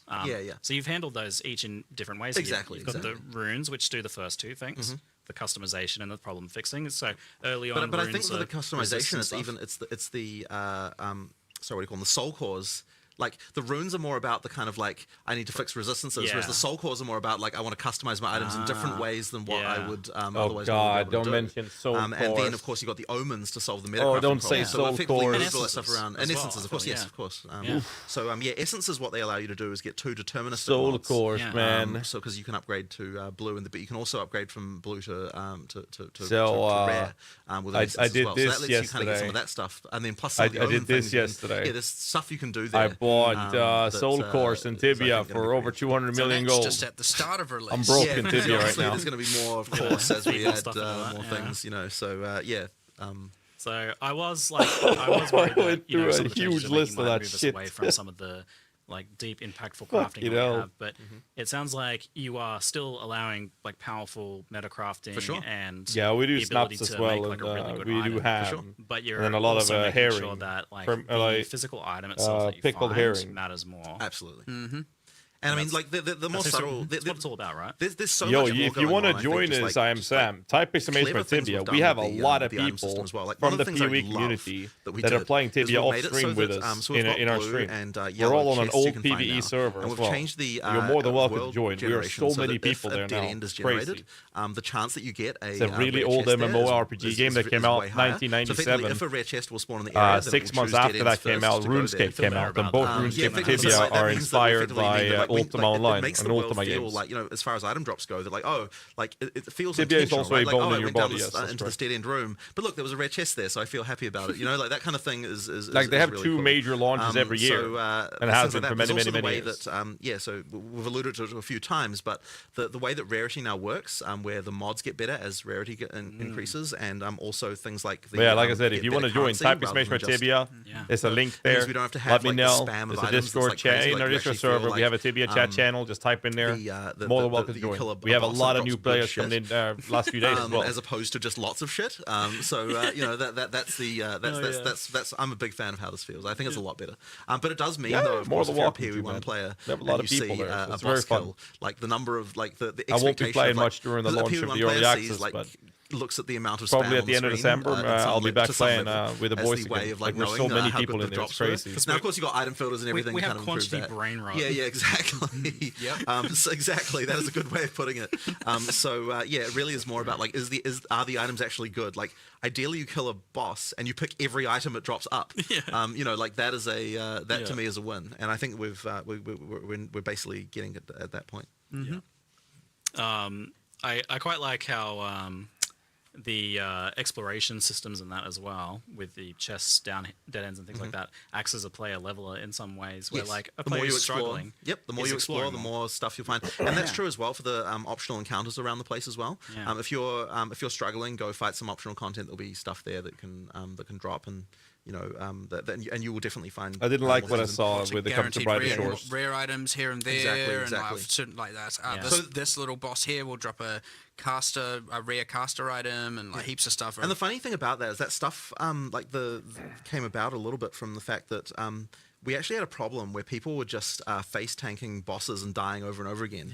And they keep on respawning, and they would never be like, oh, I'm going to go away and actually find some other stuff. And so I was thinking for a long time about like, well, why is it that in other games that people don't do that? Like, if I'm playing Elden Ring and I die to a boss like 10 times, I'm not just gonna like just continue doing that. I'm gonna be like, oh, maybe I'll go do something else for a while. So we I died realized that the 250 map, times like, on the idea the of just there's Concord lots of fight. stuff to find, like, is actually a really important part of that. Ramadan. So in PoE 2 now, one of the recent And 79 times on Melania. Mal. Now all of that, the chick everybody said was hard. There's 79 deaths on that one. Weird I side didn't encounters fucking that have stop. specific drops on the map. Yeah. And that Beat my means head that, into if a you're wall till I having trouble kill with a him. boss, you're like, oh, you know what, I'm just going to go do some other stuff. And then you'll come back and you will be powerful enough to kill the boss much more easily, because you do absolutely find the rewarding things. Yeah, Millennia. there's a little chest on there, or a little Blade of campsite. Mikhail. She was easy compared to Mesmer and Ramadan. The hard-coded drops, they only drop one time, so you can't just farm them in. Concord, the last boss But of the effectively, if you go DLC, do all that that was side hard. content and you check it all off, you'll get some very rewarding stuff.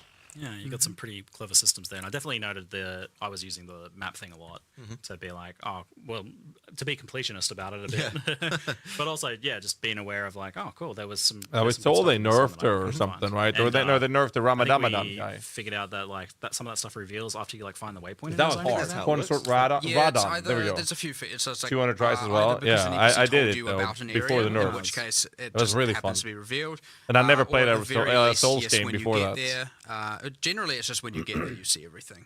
But yeah, there's a You few know what? different conditions. They're still going, so I can do this for my sponsors. Check this shirt, so they don't boys. even know the NPC Check told this them. goddamn shirt. I was checking my map, kind of like. So for those of you who don't know, most of the clothes you see me wear when I'm streaming is actually from the sponsor. They sponsor the stream a couple of times, and I fucking love them.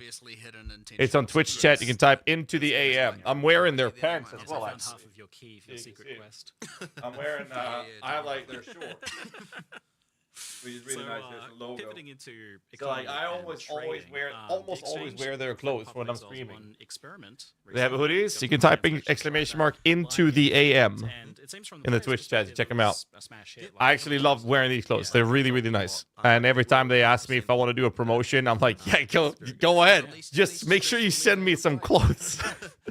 So Every time I've done a sponsorship with them, they send me a bunch of clothes, and I get to pick out what I want, and I get a sponsorship with them. It's fantastic. Almost all of the clothes I wear when I'm streaming is actually from them. It's super comfortable, and it looks good enough that you don't have. It's not just gaming wear for me. It's like I wear it outside as well. It's really nice. It's good. Do check it out. Do you take that then? By the way, they have a sale right now till December 8th where they have up to 60% off and stuff like that. It's crazy fucking insane. And if you use the link, you should get another 10% discount on your purchases. I mean, honestly, I think it will just work. I mean, look, we have no idea what the trade values will settle on. Merged up, yeah. Yeah, like, is it going to be chaos? Is it going to be exhaust? Bought a whole wardrobe from Into the AM before they were sponsoring. Super sick designs. There you go. It's cool designs. You can get like clean stuff. You can get like more flashy ones. Like this, so I'm pretty confident that that's going to be okay. But psychedelic approach to it. But it's good quality as well. I've had this shirt for a long time. Hyperinflation or It's have some still the horrible same shit quality like as that. I bought it. I guess so it's good quality shit as well. Partly this is what an early access is to find out, right? Like whether there's any issues like that. Was there any economy testing? Was there any surprises with that or with gold in terms of how things panned out? Thankfully not, honestly. Like we were worried, but thankfully none of the like horrible situations came to pass. I never actually know and if it glows in the dark. I didn't know that. Yeah, like the quality is the same as when I bought it. No, I didn't buy it. They actually sent me this one. We'd be back here saying, They actually sent me this gold one. was a good idea. And the same quality, exactly. Literally the same quality as when I got it the first time. Funny, I've had this since the first time I got sponsored the by funny them. thing is I don't think we would have arrived at the way gold is now. My one I got does had it in the first place. Yeah, like the non-tradability of it, like using it as a sort of marker for how much play you've done. Yeah. I don't think that we would have ever had that way if we hadn't arrived from here. So I think that path dependency kind of did matter. Yeah, check it out. Click the link, check out what they have. Looks good for me to the sponsors, and you might find something you like. And it's really cheap now with those sales they have as well. Are you to want to expand good quality. like exchanges capabilities to like other or things? Game World and Tibia? Refugia. Even gear. Well, I mean, look, I'm interested in this, but I don't think it's necessary right now. So we're not going in early access, at least. We're not going to launch with any expanded stuff in that way. But I guess if you do decide to join, send a message in the Tibia Discord channel, and then channel in Discord called Tibia. The currency exchange was like 90% of the problem. Yeah. And so fixing that like fixed a lot of the like it seemed like we would need to do more initially, and then maybe now it's seeming like maybe we don't. But I still want to experiment with it potentially. So I'm interested to see how it goes. But the currency exchange definitely helped a vast amount. Those were the Is awesome. Yeah, Thanks. they were, for sure. My pleasure, man. Definitely. Check it out. See if you find something you like. Makes me look good to my sponsors, and I'm happy to promote them. They're very good stuff. So this is I like tricky question. See if you like it as well. Especially if we could just scroll down. Okay. Yeah. So what are I'm you obviously aiming for biased in terms because of every time they Path ask me of for Exile 2 is promotion, kind of I'm like, player yes, economy please, just send me some and products. progression. Because I always wear their so stuff when I'm streaming. It's super comfy. How much resources you're acquiring? How Actually, you're, here's a fun note. Using them. Shut but up, Sig. also I'm trying to how talk. much are you getting Here's trade the funny versus note is the only reason I haven't sorted my own merchandise shop is because I keep wearing the Into the AM stuff. So that's why every time they ask me for promotion, I want to do it because I like their stuff. That's the only reason I still haven't done my own merchandise shop. It's definitely going to be the case that if you're playing in a trade league, should have them do something, collaboration or something. That would be fun. Accelerates you very significantly, and that's the case. Really good idea. And like we are a game that embraces trade. Yeah, right? well, like, I think the I'm gonna DNA give of that some Path of Exile 1 thought. is very much Maybe that talk like, to them it is a about that. game That would be so about cool. economy and trade. Yeah, and So link some to people YouTube. Yes, of course. Getting Give me a rich is second. their main motivator. 100%. Sorry. So effectively, yeah. So I'm really bad at responding that to the will YouTube absolutely chats. affect. I do Like, apologize. I think that the feeling of that. Dino's here holding the lines right in that regard. Yeah. Dino's one of the OGs in the YouTube chats. Sorry about Do you that. think There's the it's link. that said though? Do you think it is in some ways better for a solo self-found sort of? It would be cool to have Into the AM. I mean, I merchandise. simply do That'd simply be because actually again, would as be we talked dope about, as fuck. we're dropping a lot more currency that we expect you to use on Right, gear, exactly. as opposed to save till end game for one, and then by end game, like we don't have Kirak mods costing, that kind of stuff that all costs chaos, and you don't have like the meta mods costing divines and all that, right? They're all different items. You're like, I want meta mod crafting. There's a ritual. I'm know where gonna to get it them as well, right? So you're not just like having Go to with the Dark GHAZZY logo. blockline this thing because I need so many divines That and I would be can't cool. get that because I'm solo self-found and farming divines is not exactly beyond trivial. So there's a number of ways there where I'd say it is honestly a much better solo self-found experience.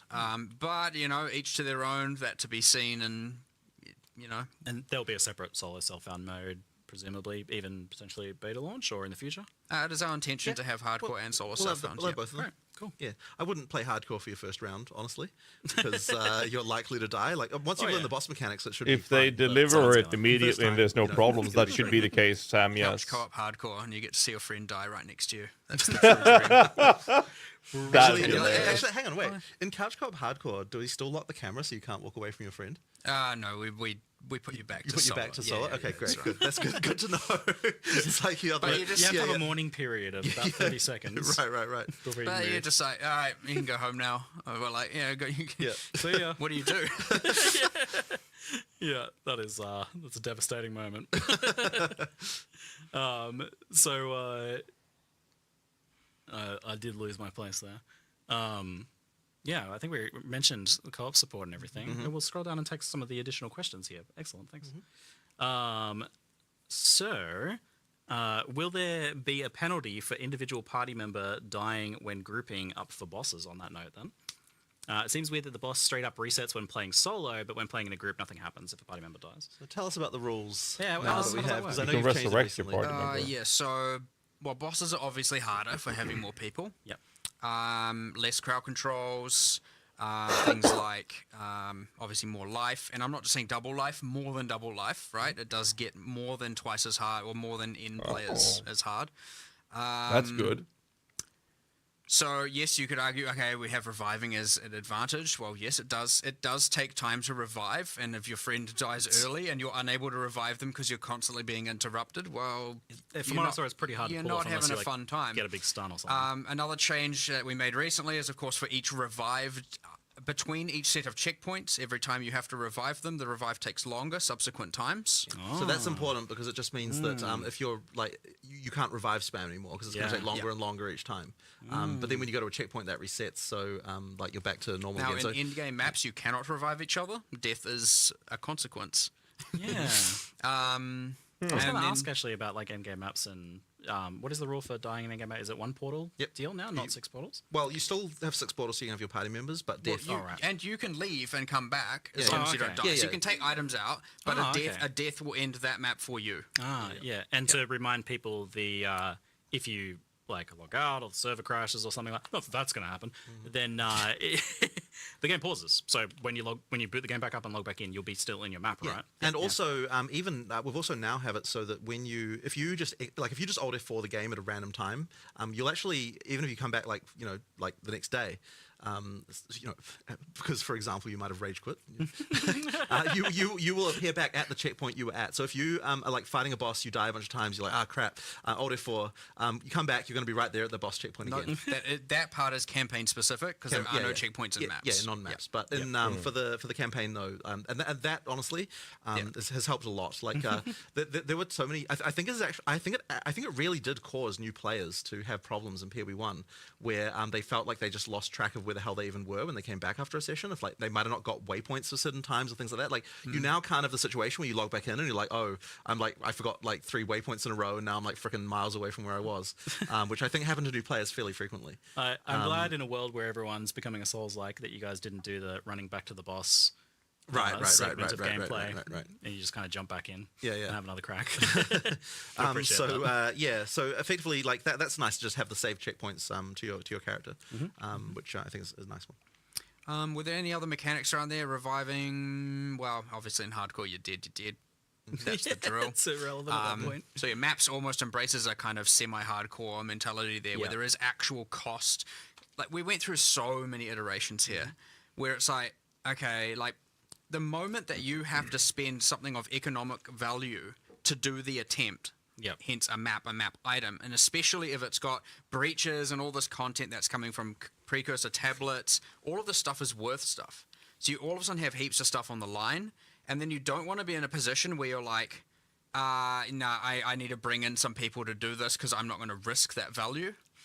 So that's why we just were like in maps, no reviving. It's just like, yeah, sure. You still can always bring in any context someone way more powerful than you to carry things, right? That's the benefit of multiplayer. but feeling like you have to do this thing because then they can just keep reviving you so you can get all the rewards. Like, we're trying to get away from all of that. Otherwise, you get this weird thing where like you're often always too scared to do the thing. Yeah. Now you're scared. I think that's good. But everyone's scared and it's fine, and you don't feel like you're like, okay, you have to go in with a sense of confidence to like, I can definitely do this thing. And so it's just a little bit less fear when it comes to all of a sudden doing that. That's much better in the context of the fact that you can pause the game if your cat's on fire, or if the server crashes or something, that you just paused and you can jump back in as well. You're failing because of your own faults. Yep.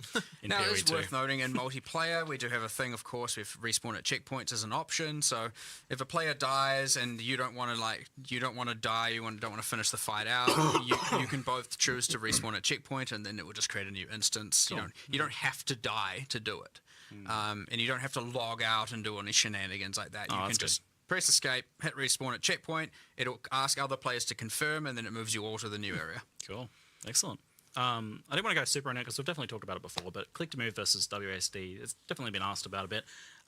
So there's been plenty of reports about WSD being amazing. Personally, I've been using it a ton and really enjoying it. I know you've said a lot of people around the office have given it a try and adapted to that, but it has raised the point for people that feel like they're still very much against that for whatever reason, or maybe that they literally only have one hand and and want to use click to move still. How does it stack up? How does click to move still stack up now? I think honestly it's fine. Like, it's not been a problem.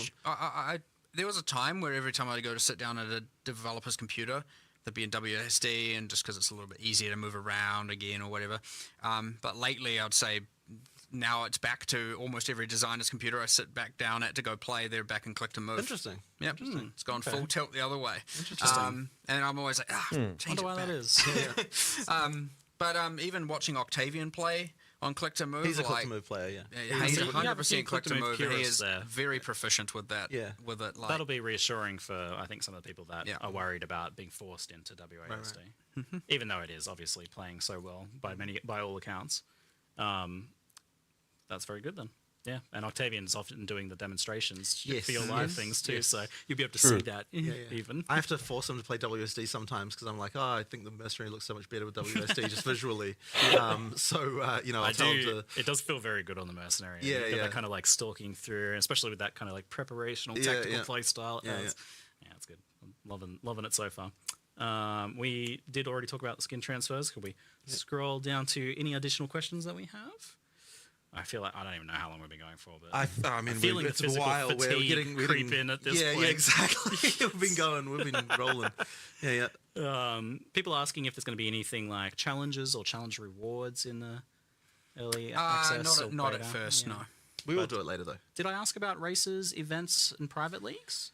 I think not initially, but we will do it later for sure. Cool. I think I'm not sure what happened. I want to do the recap. I've already forgotten half of it. Like on the PoE 1 site, and we had to do some. Should have made notes. Something like that. Didn't expect the Q&A to last 2 years. That years. long before we get to it, I can't exactly remember either, but it wouldn't be private leagues in particular wouldn't be far away. Yeah. So I mean, we'll have them, just not like right initially potentially. And I think I did miss this actually. So cluster jewels are a thing or not a thing? Are they? They've been kind of replaced by those. Yeah, radius? we replaced them with that almost like rollable timeless jewel kind of thing. Yeah, that's cool. At least for now, it's 1 a.m. there's so here much as well. passive tree there, and the jewels accomplish the kind of off-build thing anyway. You hardly need to add the extra passive trees on your passive trees. Yes, we do. Yeah, that's after launch. We made the passive tree implicitly bigger, so the cluster jewels are in the tree already. That's again, I talk about like year 3 features. That's around a like year 3 to year 5 feature as well. So yeah. We got another decade of what we had with Path of Exile 1 to look forward to for Path of Exile 2, hopefully, before we start worrying about Path of Exile 3, maybe. Jeez. You go, just start thinking. Just start thinking about that. It's a little while. We so I guess to just finish us off for today, then, do you guys have a recommendation of what is the best class to play in the beta? I mean, that's a very hard one. Honestly, There's so many choices now. There are. So let me. Okay. If we're going by the numbers, if we go by player satisfaction reports on yes, we can kill them break all. it down from the betas, I mean, this is good technical information here. Then that means the monk is very interesting because the monk is the class that dies the most often. But it's also the class that when people play it, they have the highest satisfaction That's level by a very, fascinating. very tiny margin that compares to the others. That's fascinating. Yeah, I mean, it is like glass cannon, you know, like it's very fast, but you have to, Yeah. you have to retreat and move in and out. So, I fell in love with the monk playing it. It looks like it's gotten a little better. Yeah, that's interesting.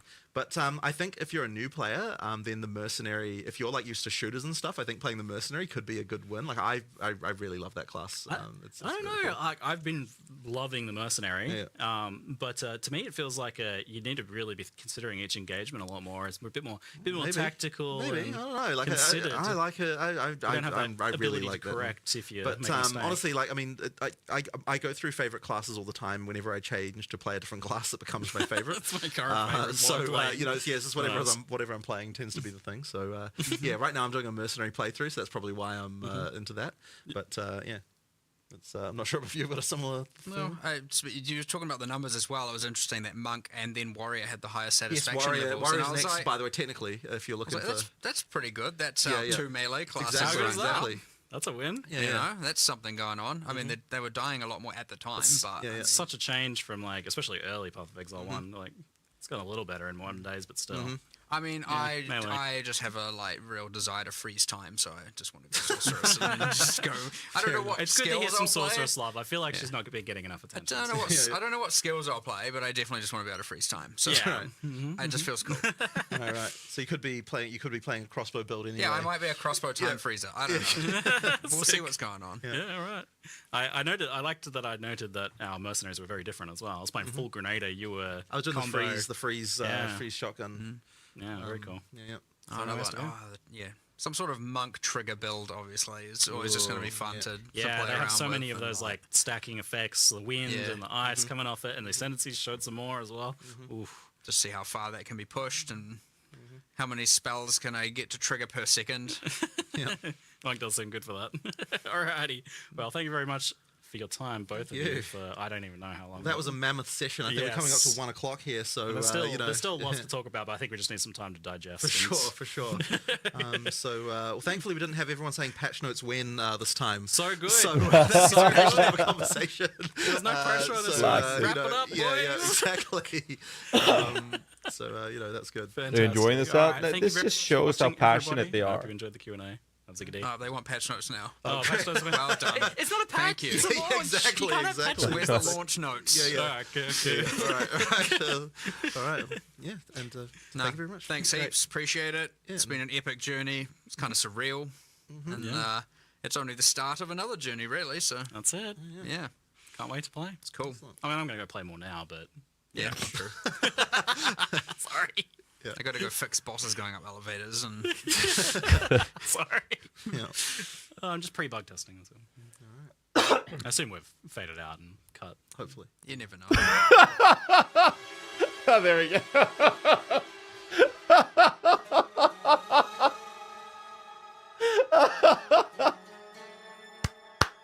Oh, I love Siggy. Holy shit. That's a good one. Nice work. Big shout out to Siggy D for the fantastic Q&A. Usually does this with the reveals that they're doing. Absolutely wonderful. Holy shit, what a Q&A session though. God damn. Woo. Alright, so I'm trying to remember the shit I just talked about. Essentially, what I'll be doing now is we're going to be doing a recap of the reveal. And obviously, I'll be making that as if it was a YouTube video, so Kickers can smack it up on YouTube later. Because I know a lot of people have gone to bed already. And then, right after that, I'm going to make another session in which I will be talking about the witch. Most importantly, where's my necromancer? But there's some good stuffs in there, which is also minion related. So first I'll do the recap. Then I'll dig out the footage where they're showing the witch. We'll check that out. And then I'll talk about the witch a bit. And I think that's going to be the plan for this stream. So I'm getting a bit of a headache. Holy shit. And I'm also taking care of my daughter tomorrow morning, which is in 6 hours. So in 6 hours from now, I'm going to wake up to take care of my daughter in the morning. And then I'm supposed to sleep between that, dropping her off in the kindergarten, sleep, and then go live again. So This was pretty fucking crazy. What a fucking reveal, though.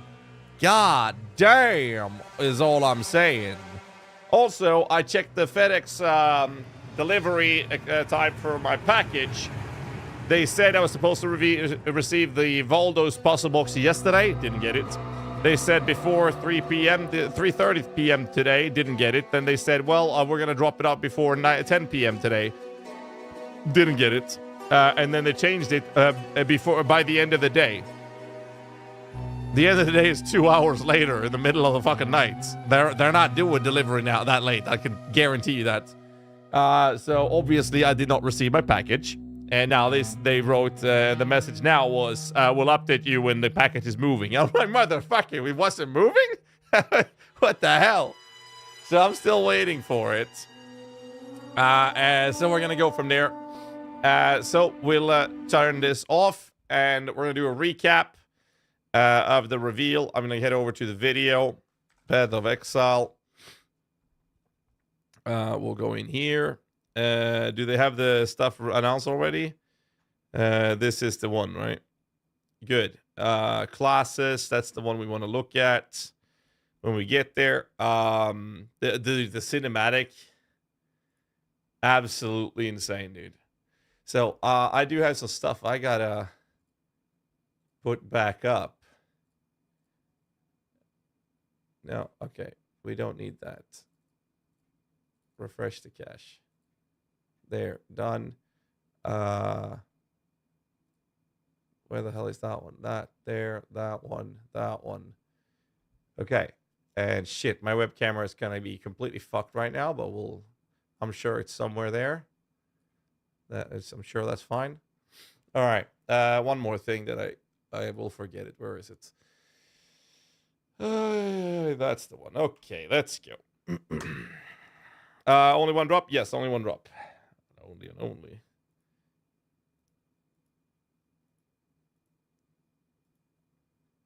Okay. Woo! Is all I'm saying. Okay. Let's see.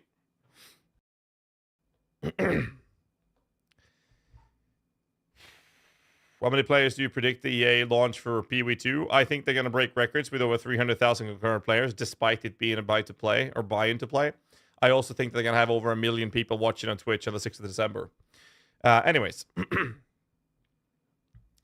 Hey guys, GHAZZY TV here with another Path of Exile 2 video, and I'm going to do a quick recap of the reveal that we just saw, Path of Exile 2 Endgame content and the early access. I will try not to waste your time by doing this as fast as I can. We just powered through a very long Q&A. Big shout out to Siggy D for that, by the way. Fantastic work. Mark and Jonathan as well. It was amazing. The intro cutscene, insane. There will be a link in the descriptions below to the entire content of this. There will be a link in the descriptions to my full reveal reaction as well. My editor kick is posted earlier. However, so let's do the recap. Essentially, what we're going to do is there's going to be the way to access the early access. We'll start with that first. There's going to be a buy-in of $30 if you want to get access. We can actually just play this without sound in the background. It says a $30 buy-in to get the early access key. However, if you have spent $480 or more throughout your lifetime playing Path of Exile 1, you will already have instant access. The new supporter core packs that they have for the game is absolutely cracked, and I'll probably be eating noodles for the next couple of months. But yeah, so there's that little detail. However, I playtested PoE 2 multiple times, both ExileCon events as well as a couple times over at LA. In which I never got to test a druid, which we'll not have access to. We'll have 6 different classes, and I will have a separate video in which I'll talk about each of those classes, starting with the necromancer, or sorry, the witch, and the absence of the necromancer ascendancy, actually. However, that's the scope of it, and they basically, when I play tested this in LA, especially when I did the couch co-op console test, it was amazing. But I brought a friend of mine who's literally not a gamer. And what he did was that he had no problems understanding and following along with how the game worked and learning it as we played. And that made me say consistently that the game is extremely new and newer player friendly. Then we saw this reveal. And don't get me wrong, I'm in love. Like, holy shit is all I'm saying. Absolutely astonishing. They said we're getting 3 acts, and then whatever content or state of the end game that they have is what we'll get. So it's like, that's what we'll have access to. That didn't sound like that was going to be a lot of content. And I was talking about it with some friends and other streamers who were like, yeah, we might only have content for like maybe December. And they've said that the expectation is that the early access will last about 6 months, give or take, right? And I was concerned that we would only have some content to power through for maybe a month and then be like, yo, what's up? What are we going to do now? So one of my hopes was that they were going to introduce more content during the early access so that we'd be in a position where we could get more content to play with, which it seems like they're planning to do based on what Jonathan said in this video, in this reveal stream. Fast forward a little bit and we get to see all the content they've actually included. So what they're going to do is they're going to have a 6-act campaign, which they're expecting players to be around, what, level 45 or whatever it was. And then there's going to be the massive endgame. However, they only have 3 acts. So what they're doing to make sure that we get natural progression from the campaign into the current state of the endgame is that they're reintroducing only for the early access this past system, 65 even, sorry, my bad. 65. So 45 was Act 3. That's it. So you get to around 45 after Act 3, and then another 20 levels for Act 4, 5, 6. But what they're doing to make sure that people get a natural progression into the current state of Endgame is that they're going to allow us to do a secondary difficulty and do Act 1, 2, 3 again during early access, because the Acts 4, 5, 6 are not done. So that's why we're going to have that during early access exclusively. Okay? So I just want to make sure that people understand that is exclusively only for the early access. Later, it's going to be Act 1 through 6, and you're ending around level 65, and that's where the end game starts. That sounded like a pretty good idea to me. I think that was a fair take, so people get a natural progression level-wise into the end game content. And then they started revealing the end game content. And I was like, what the fuck, dude? There is such an insane, and I mean insane, amount of content that they're giving us in the actual early access. It was miles beyond what I could ever had hoped for and even remotely thought they would be capable of pulling off. There is an insane amount of endgame content that we have access to in early access. It's crazy. They have a bunch of different mechanics, and I'll talk about some recaps of most of them. I don't want to sit here and talk for 20-30 minutes. So I'll try to keep myself short. Essentially, the big play is that they have an infinitely scaling atlas, if you will, where your map progression is based on like you traversing the world and restoring order to the society, if you will. It was absolutely insane to see how crazy big that is. And then they went on to go through the different crafting mechanics and methods that they have in that. And that's something that, again, kind of contradicted my first initial take with how insanely new and newer player-friendly the game is. Now, don't get me wrong. I still think that the game is extremely new player-friendly.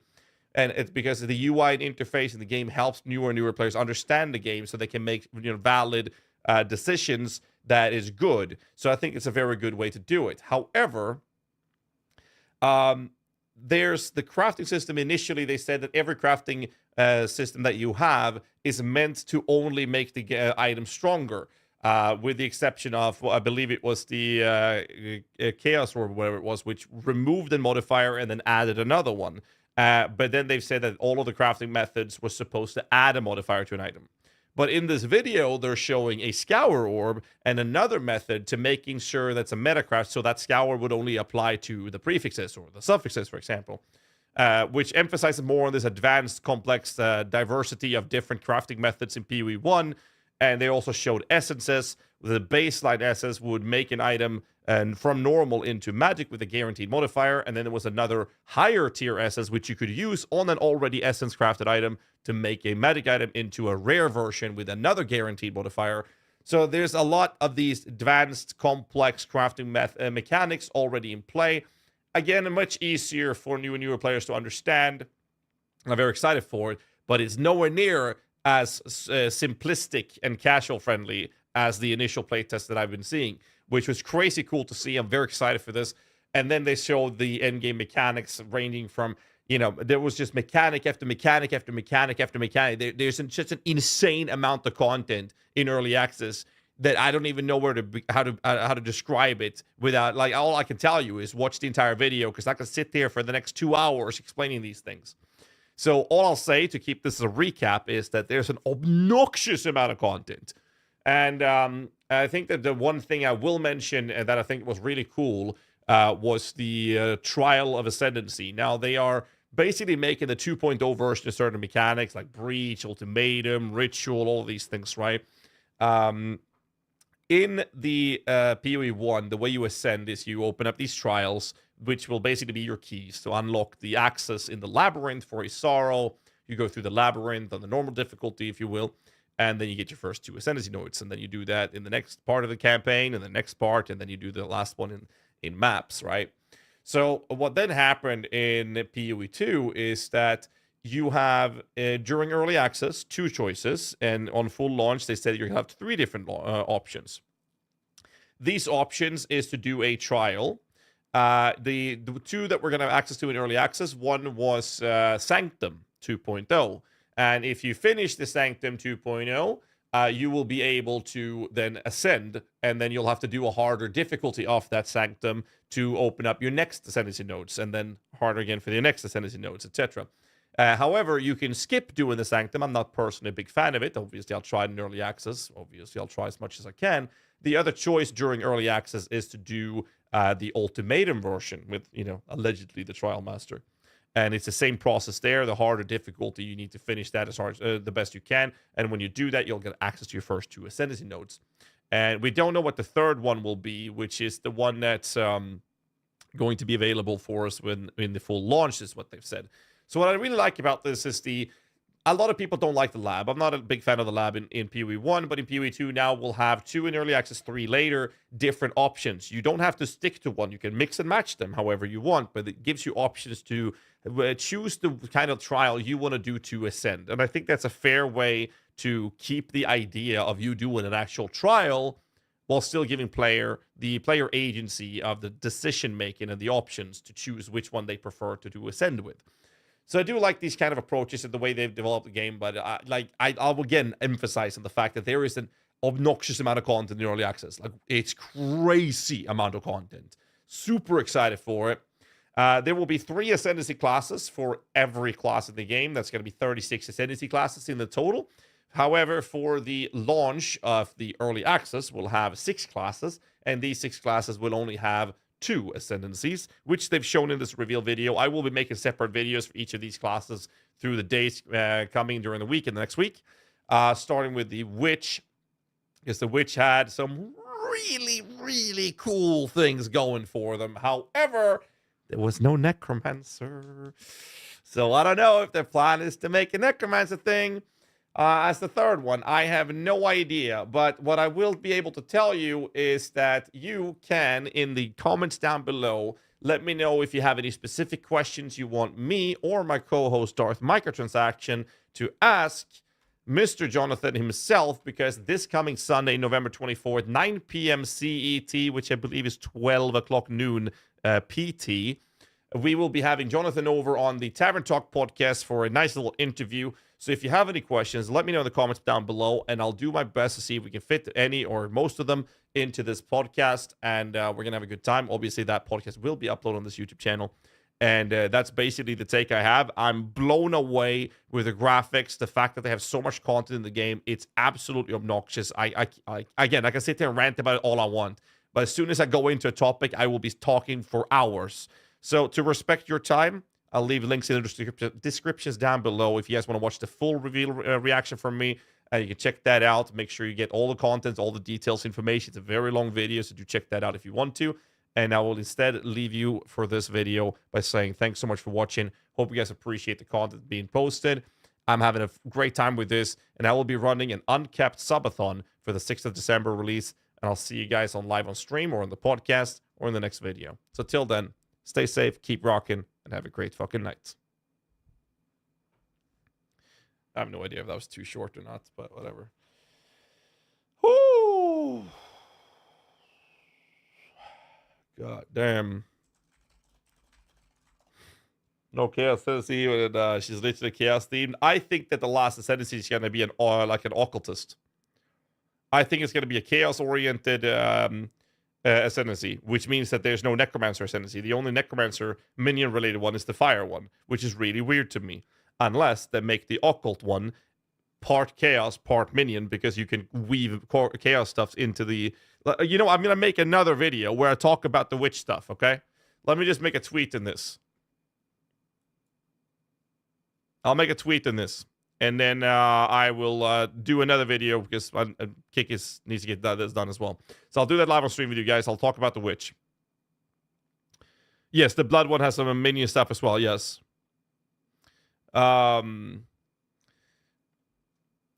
Me and bringing my lovely co-host Darth for yet another wild ride with the one and only Jonathan Rogers in our Tavern Talk podcast to talk about PoE 2. Make sure you leave any questions you might want us to bring up in the comments, and we'll see if we can fit them. There. And then I'll need to do this.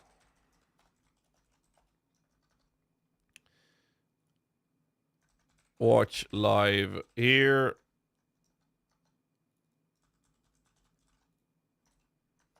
YouTube. VOD later. Post all. There we go. Good shit. So now that's out of the way.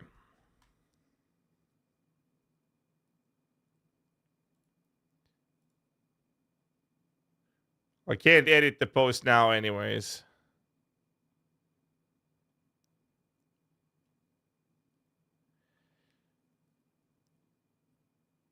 It's never me and blank, but blank and I. That's true, actually. Okay, we're good then. Here we go. So what I need to do is I need to go to this one.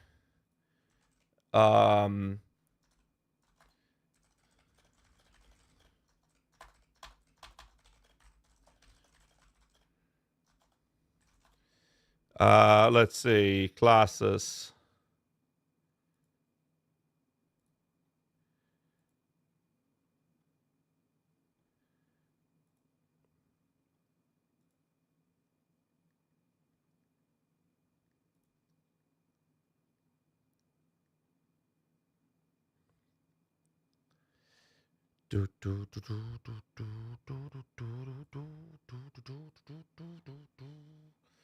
I'll do this. We're gonna watch this in the video as a reaction kind of theme, I think. Shotgun. If you're looking to take a back, we'll do this. All right, I'm gonna talk about the Witch, and then we'll talk with the streams here. Holy shit, dude! By the way, thanks to Gray now, and I'll see what I can do. It's very likely that I'll be setting up a system for the Uncapped Subathon on 6th of December. My plan is to try to weave in some key giveaways for the early access, depending on the sub goals. And I've also got confirmation from one of my sponsors. There might be more. I don't want to say too much till it's confirmed, but I know that one of my sponsors are going to be shipping off some really nice products that we're going to be able to give away as thresholds during the subathon as well. So we're going to have some PC-related giveaways, early access key giveaways, and shit that will hurt me physically and mentally in the name of making me money sub goals for the subathon. So everything you've ever asked for and could ever dream of is going to be there, clearly. So there's that. Okay.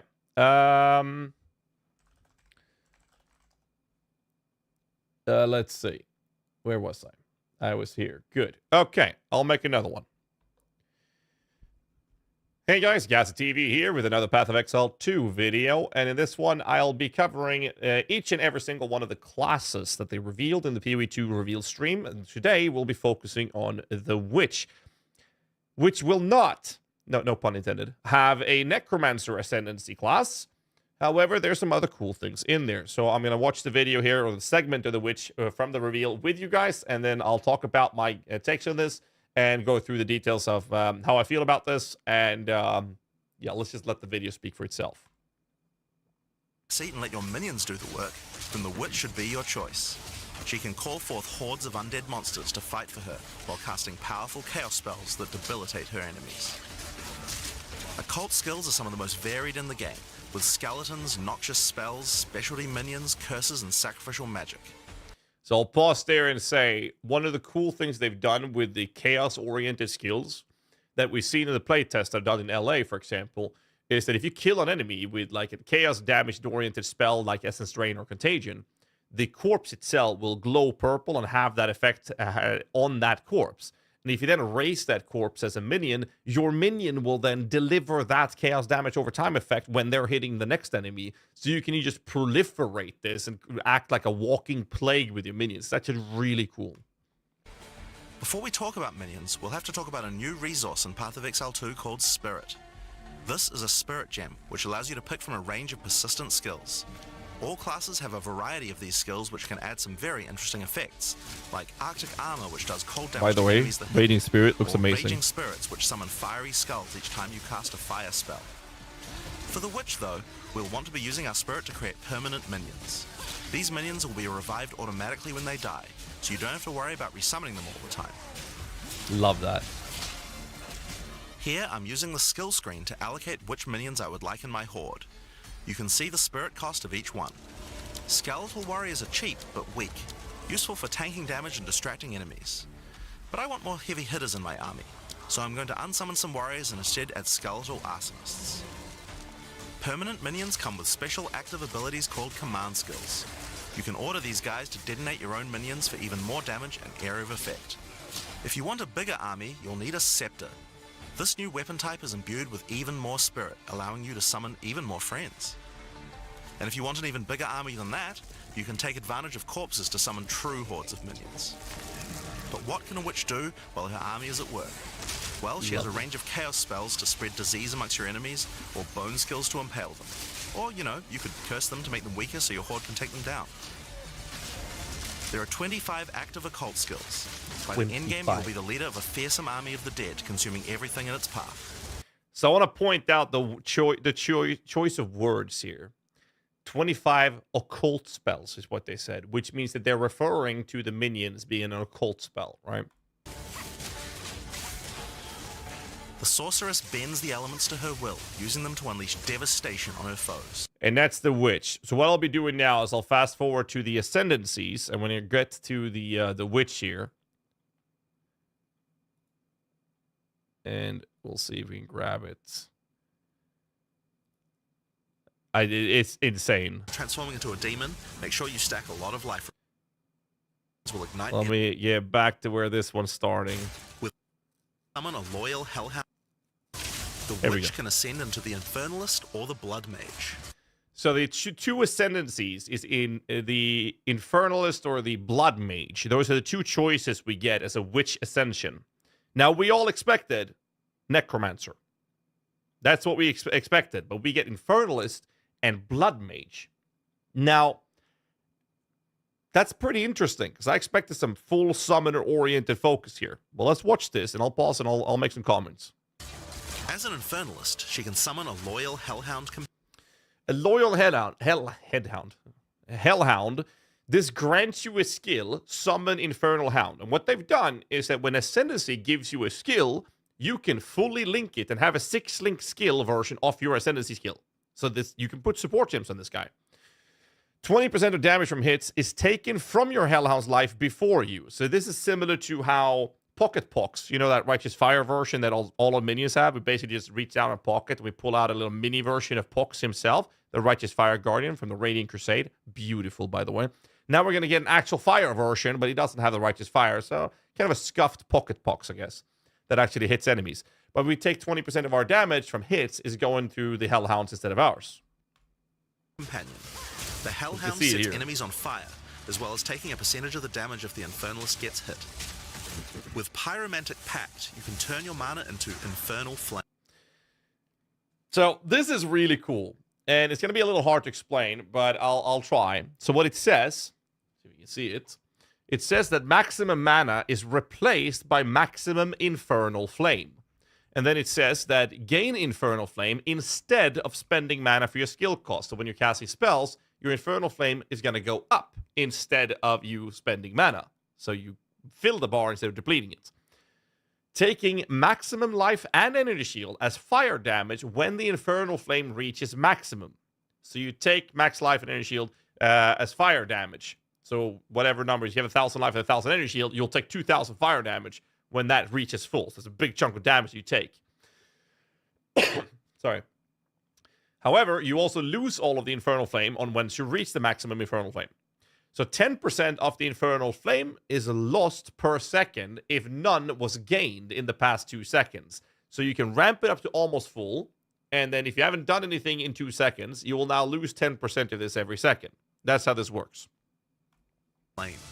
As you cast more spells, the flame builds up, and if it overflows, you'll take damage. Using Bringer of Flame, you'll want to make sure you keep the flames topped up. While your Infernal Flame is above 30%, all damage from you and your minions will ignite enemies. So what this does is Bringer of Flame is the next node. Is when you're not on low life Infernal Flame. Or sorry, low Infernal Flame. That is when you're basically above, 55 or 50%, right? All damage from you and your minions contributes to ignite chance and magnitude. That's the magnitude of how strong that ignition is. Which allows you to now have an Infernalist being... Oh, 30%, sorry. I thought they changed it to 50%, Desrin. Unless they changed it in PoE 2. It refers to low Infernal Flame. And what it does is now we're weaving in methods. Oh, you just said it. Sorry, it's late here. I apologize. 30% then. So what it then does is now incorporating the idea of making the Infernalist work in conjunction with minions themselves. It's been a long day. It has been indeed. So basically, this is the way they're making the Infernalist work with like the occult minion gameplay, but it's not a necromancer per se, right? Which we are expecting the last ascendancy to be, which I think is going to be an occult version or occultist, right? And I think that's going to be split between chaos damage stuff as well as minion related stuff in a similar fashion to what they've done here. So what this just does for you is you're creating a fire minion mancer or summoner in which you're basically expected to have this Infernal Flame approach. And as long as you're above 30% then on Infernal Flame, that all your minions and all your damage is contributing to ignition's chance or ignite chance as well as ignition damage magnitude. She can also transform into a literal demon. So this is how Lilith looks when it's really well made. Sorry, I mean demonic possession looks. So this is a grand scale demon form. And the demon form is, again, a skill from the Ascendancy, which you can 6-link and socket in support gems into. And this looks fucking insane. I love the way this looks. Like look at it. In demon form, she takes an increasing amount of damage. So you take increased damage. Increase rapidly as well. And you deal more damage. On transforming into a demon, make sure you stack a lot of life recovery. It's beautiful. She can also become a blood mage, and we don't know the other nodes on the Infernalists, but it looks fantastic. Like, insane. But it will be like some sort of hybrid minion, fire, mage kind of approach. Which to me felt a bit awkward. But I'm hoping that the other Ascendancy nodes will be something like related more towards minions, is what I'm expecting. Because the whole thematic approach of the witch base class, especially when you're looking at the playthroughs, I have videos on that on the channel as well, that's talking about the witch playthrough, because we didn't have Ascendancies. In those, the witch class skill gems, they are all about minions. And then there's like a couple of small other things you can do, but it's 95% freaking minions. So I'm assuming that they will have more minion-related stuffs. So this is the Blood Mage version, which the artwork, fantastic, insanely cool. So this is the Blood Mage, which we will have access to in early access. Master of life and energy. All blood mages must pay the price of making skills cost life as well as mana. So this grants you the skill Life Remnant, which he'll talk about here in a moment. So grant a skill. Again, we'll point it out again and emphasize. Skills granted by Ascendancies becomes a skill that you can 6-link and put support gems in. And that means that all your skills gains a base life cost equal to their mana cost. Does not replace the mana cost, but it'll now cost life as well as mana. But in exchange, every monster they kill will drop life remnants, which allow them to... And that's a perfect display right there. Let's see if I can back here a little bit. See that little blood that got sucked up by him? That healed him. That's the orb. After a killing blow, there's a chance that they drop this, which is very clearly visible. And by walking over, he'll recover life back. So you spend life to cast your spells. And you pick this up, you'll get life back.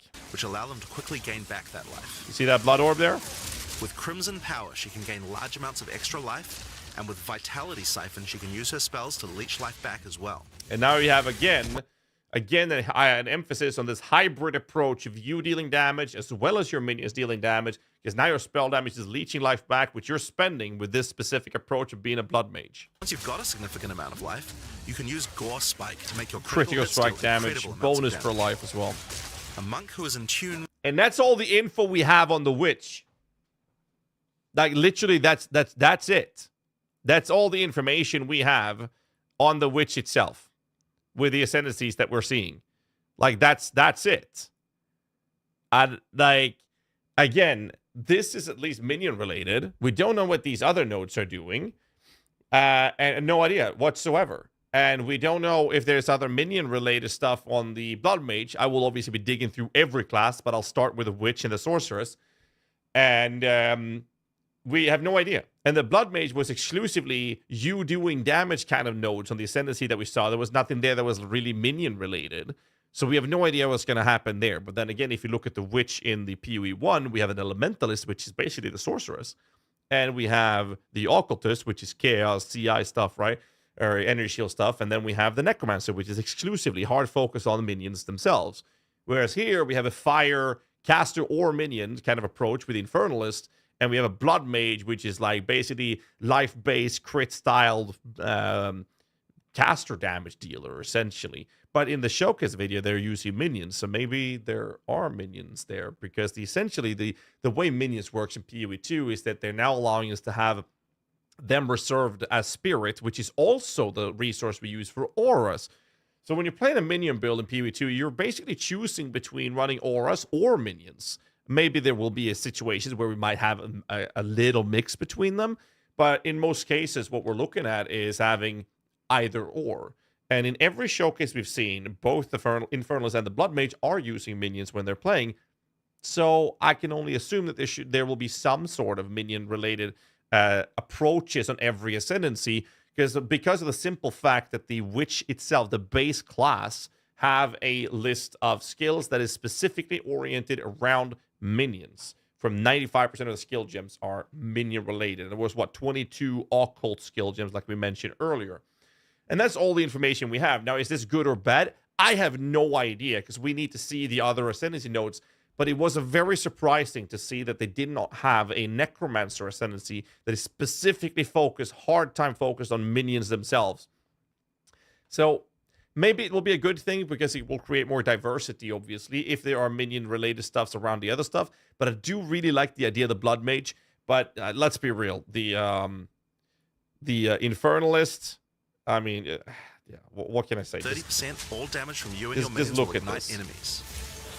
Look at this form. She can also transform into a literal demon. I mean, and look at the dodge rolls. You see that? Beautiful. Just beautiful. I don't even know how to express my hype. This is just absolutely insane. I can't stress how cool this is. So I'm very excited for PoE 2 early access coming 6th of December. We will be running an uncapped subathon for that, by the way, so make sure you tune in for that. We're going to have some our early access beta keys. We're going to be giving away a bunch of my sponsors, providing some cool items, PC-related hardware to be given away during the subathon as well, so you don't want to miss that out. But again, I don't want to take too much of your time. So if you find yourself enjoying this video, make sure you hit the like button, subscribe for more content, and I will catch you guys in the next one. Or I'll see you on the Twitch stream. I'll stream 6 days a week, so check out that in the links below, and I'll see you guys in the next one. So till then, stay safe and keep rocking. Holy shit, I'm so tired. I can't even do these one-shot videos anymore.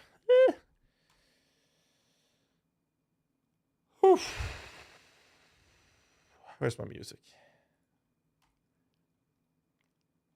All right. Let me get these things up and running again. All right.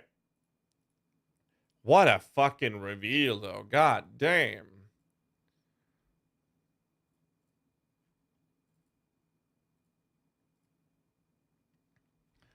There, alert should be back up running.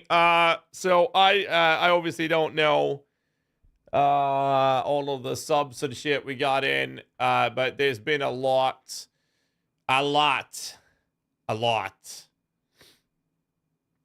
Darwell, 17 months. Volker, 76 months. Oniclaus, 32 months. Minuteman with 5 months prime. We got a Mr. Sodas with a 1 year prime sub. Jesus Christ. Vitki gifting. Tivarkaka, Borg, 77 and 16 months. Bale on 31 months. Lacrest Fallen, 95 months resub. Jesus fuck, it's been that long already. I'm getting old. Kriv with 23. Holy shit, 1 month away from 2 years. Ivia, thank you, Spanky, for the 30 months. Dumley with the 15 months. Captain Gingerbread, 22 months. SSG Fowler, 46 with a prime sub. We got a Ray from Uncle John. Thanks so much, Uncle John, and welcome in Raiders. Say on 1 with a 40 months. We got 5 games from Joke 171. Thank you so much, dude. That's big dick spending right there. Fraser Watch with 33 months and Blamed 85 months. EMP 1241 with 38 months and Zelda 1987 with 30 months. Zelda rolling 987. What's GHAZZY doing? GHAZZY is still massive dick sucker. Nice. They both alerts just cut each other off there. Nice timing, boys. Thanks so much, guys. Imp 1241 subscribed with Prime and included the message. Oh, I never revealed this shit. Here's a dad joke. I used to be addicted to soap, but I'm clean now. Oh, for fuck's sake. Okay. Woo! GHAZZY loves cock? I do, actually. I do love cock. So it looks fantastic, right? What a fucking reveal. Holy shit. Right. I just got confirmed that I am taking care of my daughter tomorrow morning. Yes, I will be doing that. I expected that to be the case, but I will be with my daughter tomorrow morning, which is in 5.5 hours. Great. That's going to work out very well. Blizzard crew is in shambles right now. I don't know about that. I don't think they care. They literally scheduled a campfire chat in the middle of the fucking PoE 2 reveal. It's like, come on. Speaking of which, I have to watch the campfire to see what I have to see, if I have to make any changes to my necro builds and the Spiritborn. Necromancer, another character, not a witch? Nope. There will not be another character that will have the Necromancer. All right, boys, spam up, yes or no. Did you like the reveal? Are you excited? Yes or no? I want to see.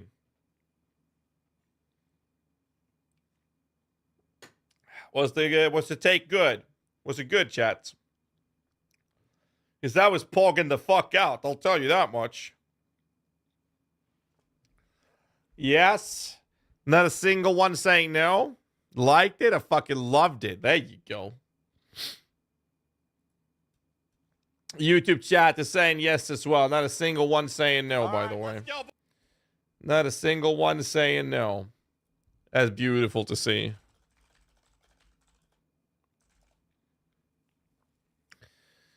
Woo! It's worse than boat intro.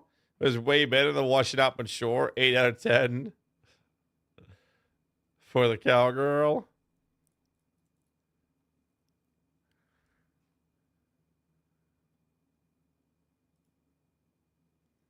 These comments, classic comments. This is a 1 hour and 20-minute video.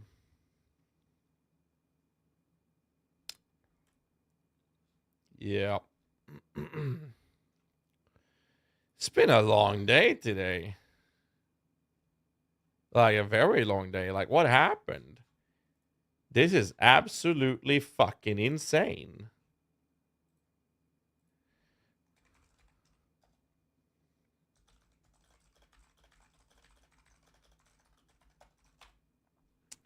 Absolutely cracked. It's been 9 hours. Yeah. 1 hour of absolute hype and bangers.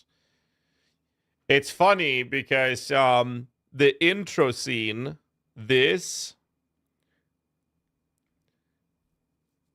So we were at ExileCon and we actually got to see a very, very, very small snippet portion of a very, very unfinished version of this at ExileCon at the one of the dinners. It was wow.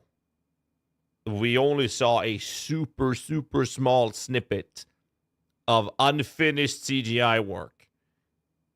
And we were all sitting there being like, I need more of that. You know, and my God, I need more of that PoE 2. Like, it was fucking insane. And that was terrible compared to what we saw now. This was crazy.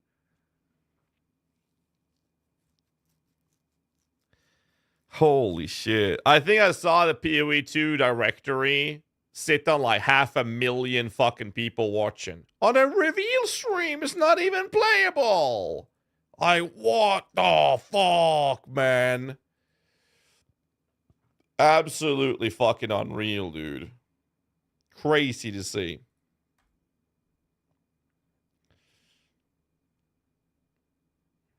So nutty. Category for game that's not even playable. I know, right? It's nutty. So I'm hoping that the Valdo puzzle box will arrive by tomorrow. And if that's the case, I'll be spending tomorrow. We're going to analyze the reveal. I'm going to talk about the other classes, of course. There's going to be a shitload of content posted on my YouTube. So if you haven't checked out the YouTube, type exclamation my YouTube, subscribe there. I'm actually this close to 100,000 subscribers. And I kind of want that play button. It would be pretty fucking cool because I've been doing this for a decade now. It's pretty cool, actually. Nowadays, I have an editor at the helm, so maybe. You know, we'll see. It's going to be fun. So I'm hoping that the box will arrive by tomorrow so I can open that on stream. I hear that the Scrub-a-dub-a-dub streamer, some guy, Towley, blew it up with a fucking hammer, smacked that to pieces to get access to it. And I've, heard about some, worse minion players than myself. What's his name? Balor Mage, right? Sorry, I'm just joking. Balor Mage is a friend of mine. He spent 7 hours opening his box, right? And I believe someone said Subtractem spent like 3 hours opening his, right? I don't want any help from chat. We'll figure it out. It's going to be fun. We're going to open the box and we'll see. Because apparently some people get to make it their own unique in the game and some get to make a div card. So we'll see. We'll see how we go. Tala did it in 30 seconds. That's a world record right there. Any percent, right? Any damages. Any percent damages on the box. So that's the plan. And we'll be analyzing the reveal stream and whatnot. Like I said before, we do have some pretty interesting sponsor stuff that's coming up during this approach. We'll be looking at what happened here. We'll be looking at having some sponsors, being able to provide us with some giveaways for the uncapped subathon. Shit's been dry this year, boys. We've had 2 launches, and previously we had 3 when we're supposed to have 4 launches every year, and that's been really frustrating. There's that. But we are going to compensate all of those lacks of hypes and lack of PoE content to feed our addiction with PoE 2 Early Access 6th of December. I've actually flown down my little sister, and she was here. You guys saw her on stream. We played some Lethal Company together not many days ago. but they delayed it. So I'm going to fly her down again for December, and she's going to help me stream when I have to sleep during that unkept subathon, and we'll be doing crazy stuff. And yes, I will reluctantly include a hot tub stream. Now, do keep in mind, when I say we're going to do a hot tub stream, it is, if people haven't noticed, it is currently December. So there will be a hot tub stream in December. So that's going to be very interesting. So there's going to be a lot of stupid shit going down. Maid outfit, well, we'll see. We'll see how the settings will be. Water better be hot. Well, I can push it to 40 degrees Celsius, so it's going to be hot. But that's the plans, all right? That's the plans. So I'll be prepping. I'll be buying a lot of stuff and doing some investments, getting everything done, so we have everything ready for the subathon, and we have a good time. I'm going to host you guys over to my lovely co-host, Darth Microtransaction, and I'm going to call it because I need to get a lot of shit done before I can go to bed, which I might not have time for because I'm going to take care of my daughter tomorrow morning. So, you guys give my lovely co-host, Darth, a big warm welcome, and I will see you guys tomorrow. Very likely going to be live in the early afternoon, most likely, because I'm going to take care of my daughter, so I do need to sleep a couple of hours at least, but I will see you guys tomorrow. So, till then, as always, hope you guys had fun. I had a blast with this reveal. Stay safe, keep rocking, and have a great fucking night.